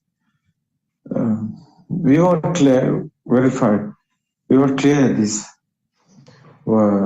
This you can read that Tripitaka, the Buddha Jain Tripitaka. So there's a sutra, there's a Pali, but single meaning sometimes you realize be careful because sometimes you can't see that, but you know this Dhamma, you understand. So someone understood this Dhamma. So that is a special, because without understanding this Dhamma, nothing to do anything. Everything is normally happening. Everything is normally happening. He thinking he is alive. He is doing everything. That is why he has sadness and suffering. So this is the point of understanding. It's want to be verified, very clean. So this point is understand. So everything is sound and firm. Is after that. It's okay. Some period you are realizing practically. You are trying to do something because you are thinking, and you are thinking. Your stimulus, your thoughts are coming inside. Awareness is creation happening. Inside awareness is creations happening. So that's the jnana. So you can feel it. It's not a thinking. It's a feel. It's a tranquility and peace and calm mind is coming. No inside pain, no inside burning. So this understand one. Yeah, but what you want is experience, because the experience practically it's not after it's not believing, it's not trust. It's an experience you have. It's okay. That is a type of confirm what is that happen here. So we have experience. Many guys asking the knowledge. They are in knowledge. Many of them in knowledge. The inside the awareness, they are not, their attraction is given inside awareness. You won't, you won't think this one. This someone is someone is looking the this way, especially this inside awareness. It's not a normal awareness. Normally awareness is somebody is doing something is there. That's a normally. But super awareness we are talking. Buddha's is cause and effect. That's a vidarsana. Vidarsana is not a samatha. Samatha is no more stimulus, no more thoughts. There's no given to value. So samatha, we are talking about concentration meditation. Is not ending the suffering. It's not ending the defilements. So it's not ending the sadness, because there's a doing that leg cross sitting and breathing and exhaling and the concentration meditation people, but they don't know how is this soul is happening, how is this life feel is coming, how is this mind is creations. They don't know. That is why they are in illusion. They are thinking they are living outside. So they are thinking they are living outside. How they can find the truth? They can't do that, because various of animals have individually themselves have that's the world. This world is individually just everybody. That's there are mind creations given, not anywhere. That is why it's not happening to outside. Someone thinking outside is not this Dhamma. It's your mind creations. So that especially is the your life feeling, your soul. That creation is effort is that one. It's very special, I think. Is understand.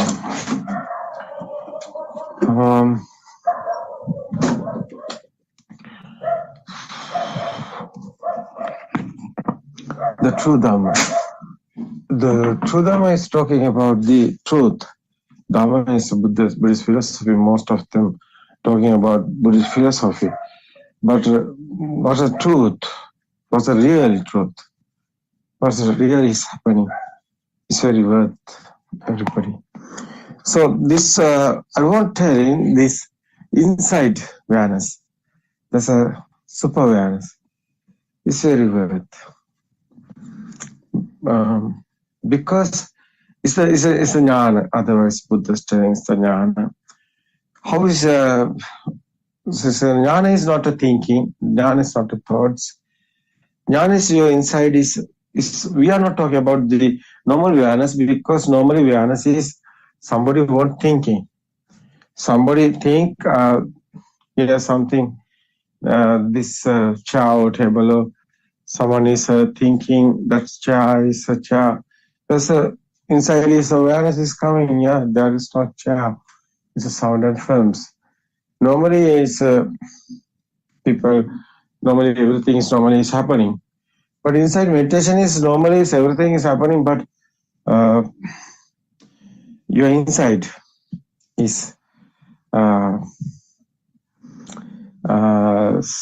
that's no any value is coming.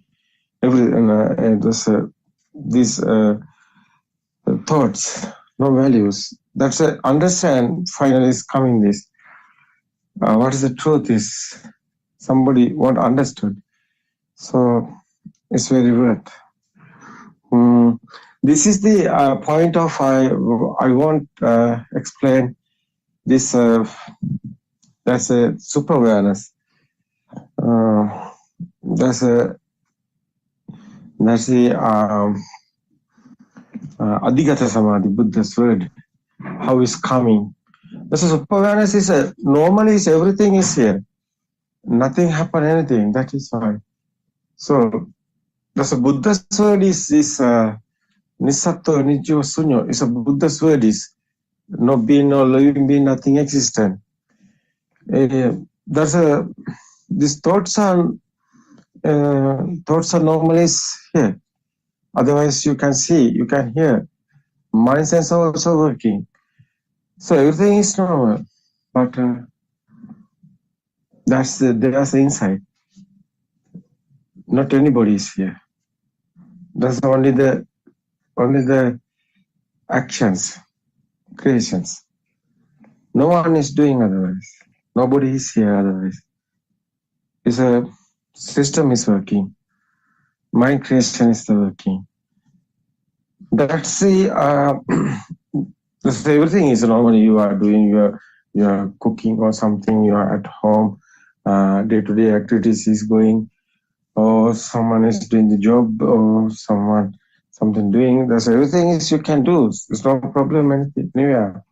Nothing happen. Nothing change anything. But your inside is not value is coming. That's the ending suffering. That's very good. That one is how is coming. That's understand one. First you want to know the truth. This is special. So I like someone have question or something. So this non-soul Dhamma and the cause and effect Dhamma. So more people in action and effect, but it's not Buddha's word.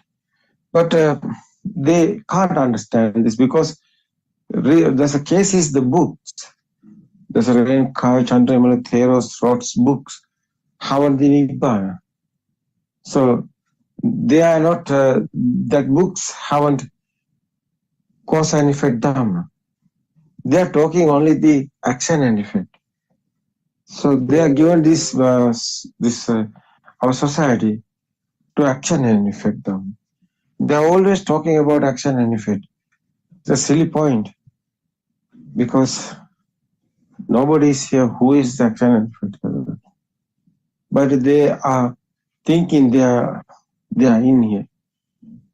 And how they can get this done? It's not easy. So more people today, whole world, is struggling here.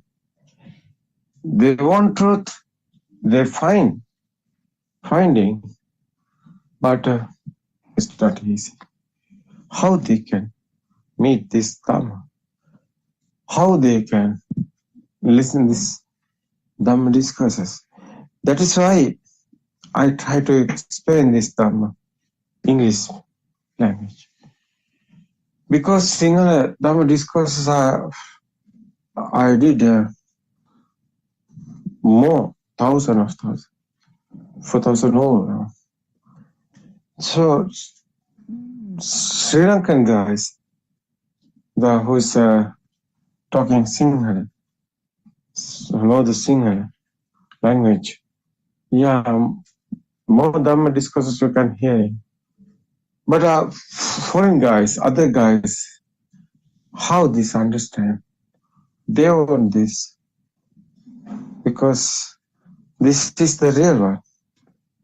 How they understand? That is why they want English. I say, I want to do this. Actually, it's my duty. I want to do this English language. Yeah. It's coming day by day. Yeah. So I'm trying to explain this is my side. So your side you have, you want you want to encourage, you want this your side have, so especially is the Sandhitikadam, is no one can given easily. Because your inside is crowd becoming the truth. It's a experience. You want experience otherwise. So someone can join with me and discussion what is how is the cause and effect and how is the action and effect done. Why people in action and effect yeah, it's okay. Why Sri Lanka here, you know, over there 90% over there in misconception. So they are thinking they are in Buddhist guy. I'm talking about the Buddhist people. Only the Buddhist people. So, Buddhist guys, I think, yeah, it's 90,000, 90 second. So 19 plus, I think. That's in misconception. They are in action and effect. Most of them. So same Buddhist time, Buddha's time. Buddha's time they are in action and effect otherwise. Buddha said Jatila Niganta Brahman. Today not Jatila Niganta Brahman. Today they are thinking they are Buddhist. That is why we are talking about as a Niganta Bhikshu. A Niganta is a Buddhist. Why? They are in action and effect. They don't know cause and effect. They are thinking action and effect, cause and effect. They are thinking everything is same, but it's not same. Action is effect. You are going, you want something outside. Action is effect, someone going outside is permanent because outside is real. That is why they are going that way. But inside meditation is a cause and effect. It's very rare. It's not common. It's not easily coming to you. You won't find it. That is right. It's okay. Somebody can join with me and your words given us.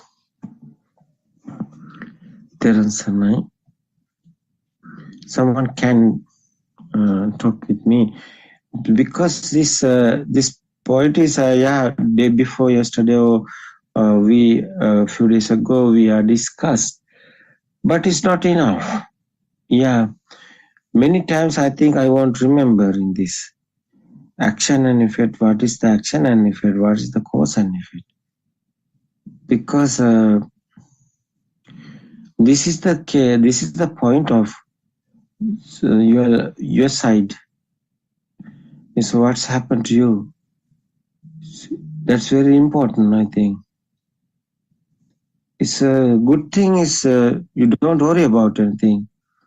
Everything can be happen to happily. It's a good one. Because I feel, my feel is like that. So this era is very valuable in Sri Lankans. So other countries have some problems at the same time, especially the next year. So they are thinking their wrong vision. So they are going that way today also. They are making many weapons and they are making them very. So this is destroyable items, weapons also. They're destroyable items. It's if you want again and again think about it. So especially is the action and effect. So you remember something, example is, so your baby, if you're married, is okay. Your baby is coming to you, with you, sometimes office. So you're thinking this example,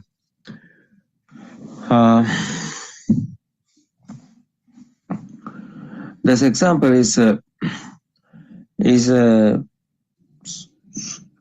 you. So normally that's a silly mind is.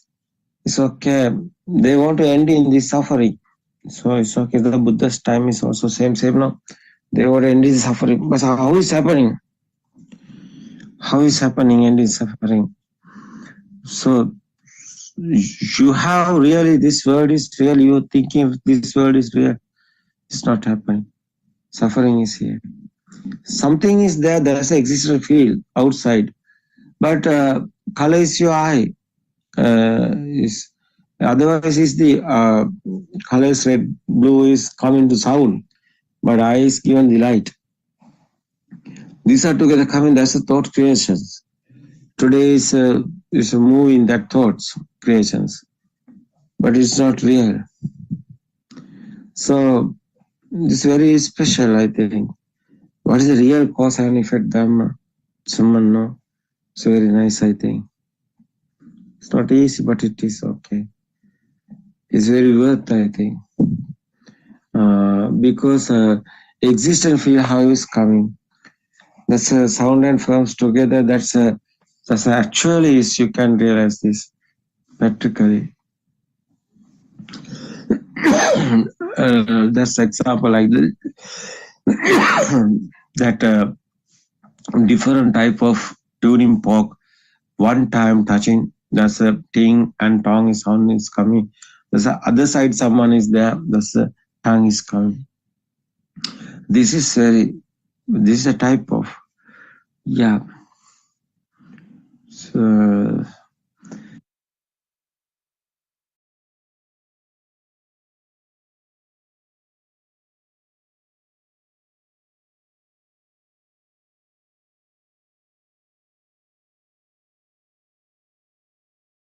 sometimes attachments, sometimes disattachment. So sometimes ill will, sometimes an illusion. No, that type of illusion. No, what's the word? Delusion. Yeah. So how this writer book? How type of so craving? How much craving have you? Someone craving is a little bit. Someone craving, a huge craving. How is the writing? Craving only the word. So we are not writing a little bit craving, the huge craving, or this type of craving, 100 craving. Oh, we can't tell it. So it's a feel. So it's an experience. No. Someone that is I think is not success writing this Dhamma. It's not 100% is there. So we can get the message only, but we want inside, we want practicing. That's our prayer is how is the fading is the experience now. We can't write it. It's our experience now. That's a practically. That's why it's a Buddha telling this Dhamma is a practical. It's not a believing. It's not a trusting. If someone telling, but why you believe? Why are you trust it? Well, so you can experience now. After it's okay. It's just okay because you have experience. So practically, his experience is the best. Buddha's word is that this one, no? Yes, sir. What do you think, doctor? This Dhamma is the Dhamma today, I think. Especially not easy, unbelievable, because it's our mind. Otherwise, someone don't know the how is mind creating, how much he helped us. No? Yeah. No. This mind creating is the special one. First, we won't know. So we can explain the others. Someone understood this. How is mind creating? That's why, Dr. Ravi, you understand. You try to understand how is mind creating. It's okay. You are. How long, Doctor, you get this Buddothpado Dhamma discourses and hearing? How long? About 15 months by now. 15 months. 15 months is 1 year and 2 months. Yeah, okay. 3 months. Yeah, about. 1 year and 3 months. It's okay. I understood. I realized. Dr. Ravi now understand now how some type of understand. It's okay. I think it's a 75% or sometimes. So I can't tell him. You are the know how is your understanding. But you are sometimes explaining. My mind is coming. Not few things. Some things you have to catch it. New. I think it's a future time. You can finish. We can't finish because ending this path is the comment, that is the finish day. But at that day, until no. Yeah. When is the coming that day? So we are in the student like that. So ending the path is okay. It's okay. But Kalyana Mitra won't you finish this game because someone won't you experience one, because sometimes some guys I have experienced, some guys going this way, and one time is coming, is thinking, doubting and upset, going the other way. So after everything is over, after some period he know it's okay. He know with us. He not with us. But after a few months after, he's coming again. I asked him, where is this period is going? I don't know how are you, the path is going now. How is your experience? So struggling at that time because it's going the other way and the other misconceptions coming head and what to do.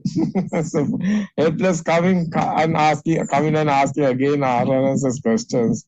What is this RNS? How is this? So this is very, very dangerous because you not believe your mind. Mind telling you everything. Yeah, this is correct or wrong or everything given telling the mind. But this path is not a mind. Mind something telling you that be careful. Careful. Mind telling everything is mind. No? We are thinking. We have an other choice. So we are going on with mind. But people try going this way. What is RNS is telling? You're not going with mind. Be careful. You won't find the field. Field is not mine, but unbelievable is a field. As a field, how is catching? He not success catching the field. He not success catching the field. He's in the mind. He don't know. He's thinking I'm in the field. Unbelievable helpless is coming because he thinking this is field, but it is mine. He don't know. He can't manage it. He can't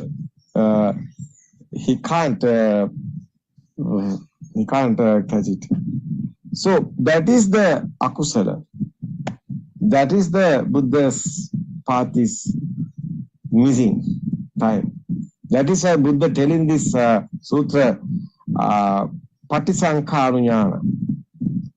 That's a Sankara Upeksha Jnana is the finished one. Is the final. Is a Pali. Is a English word is Patisankharunyana. This way is a right or no? He can't understand because he haven't experience. He can't tell in this. That is the helpless time. So someone inside field is given the direction correctly. This is the way and this is the, so it's a field. It's not a mind. is feeling it. Yeah, this one is the way. This my feel is there. So my pleasure is a defilement of fading. So that's inside is a message is coming, not mind. That is the key. So that is the address. So you missing the address, you missing the key. Where are you go? No, you haven't the road. So someone is looking the wrong way and wrong vision is coming. He can't manage it. Mind, especially this misconceptions and these mistakes given you to mind. Be careful.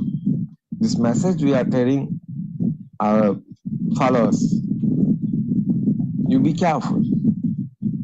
Sometimes mind is given you to message. This is a feel. Unbelievable. Mind is given this message. This is a feel. So cheating, no? Mind given this cheating. That's the mirage. No? How is understand that helpless time? That's follows. How is understand? No, it's not easy. So actually, he wants some support. He wants this type of Zoom discussions and others. Some type of experience someone have. I think is your duty is here because RNS is only the one person. So RNS have physical body, no. RNS can't stay here every time. But people want every time to support because who is the guy today in Sri Lanka or somewhere have this experience and telling the especially this correct path? Few guys, no guys. I don't know who is in telling this final way. It's not easy. It's not easy. It's very difficult because it's experience have what. We can't tell it's a knowledge, no, it's a book type, no. But experience is very difficult. So I'm looking everybody, YouTube or internet or so as a Google is here, everybody we can realize. So I'm not finding anyone. I don't know. What do you think about that? Yes, I know. So I also searched everywhere. So there was no, so what they mix up is the karmapala and the cause and effect and the hetupalavada. Hetupalavada and the karmapalavada. So they mix up and tell. So we can't understand anything. So actually we got to know that the Buddha has preached the Hetupala Dharma only from through the Dhamma sermon. So I must say, I am not a person who went for Sunday schools even. So I didn't go Sunday schools. So I had very limited knowledge in normal Dhamma. So that's why I don't know the most of the words in Pali even. So, but when I first listened to one of your Dhamma, so about 15 months back, then a feel came to me, this is the reality. So from that day onwards, I didn't listen any of other sermons. So earlier also I didn't listen them because I felt there's nothing to be taken as real. So that's why I didn't listen to other Dhamma sermons. But from that day onwards, so I kept listening to sermons. So yes, now without no doubt, I know this is the truth. So other than that, there's no truth anymore. So So actually, we can't find in the internet, in the Google or anywhere this truth. No one preaches this except in these Buddothpado sermons. I don't know, sir. Yeah, that is why that's not a person. That's a Dhamma is the special. I like to telling everybody, you don't find a person.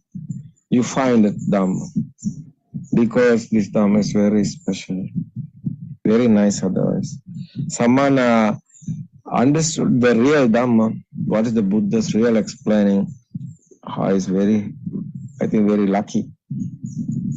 How much lucky he, because everything is so. Someone clarify, someone understand this Dhamma. Everything is so no problems after that. So Dhamma is the very special. So I'm also not talking about the present, my side. I'm talking about only the Dhamma. So I want to explain this Dhamma, and I want to explain the experience. So not a knowledge, not a book writing. It's an experience. It is very worth, I think, everybody.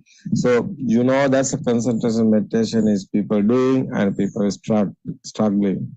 So how is studying this cause and effect Dhamma? This is not a concentration meditation. So I'm trying to do my best. There's sutras there. Buddha's explaining the insight meditation.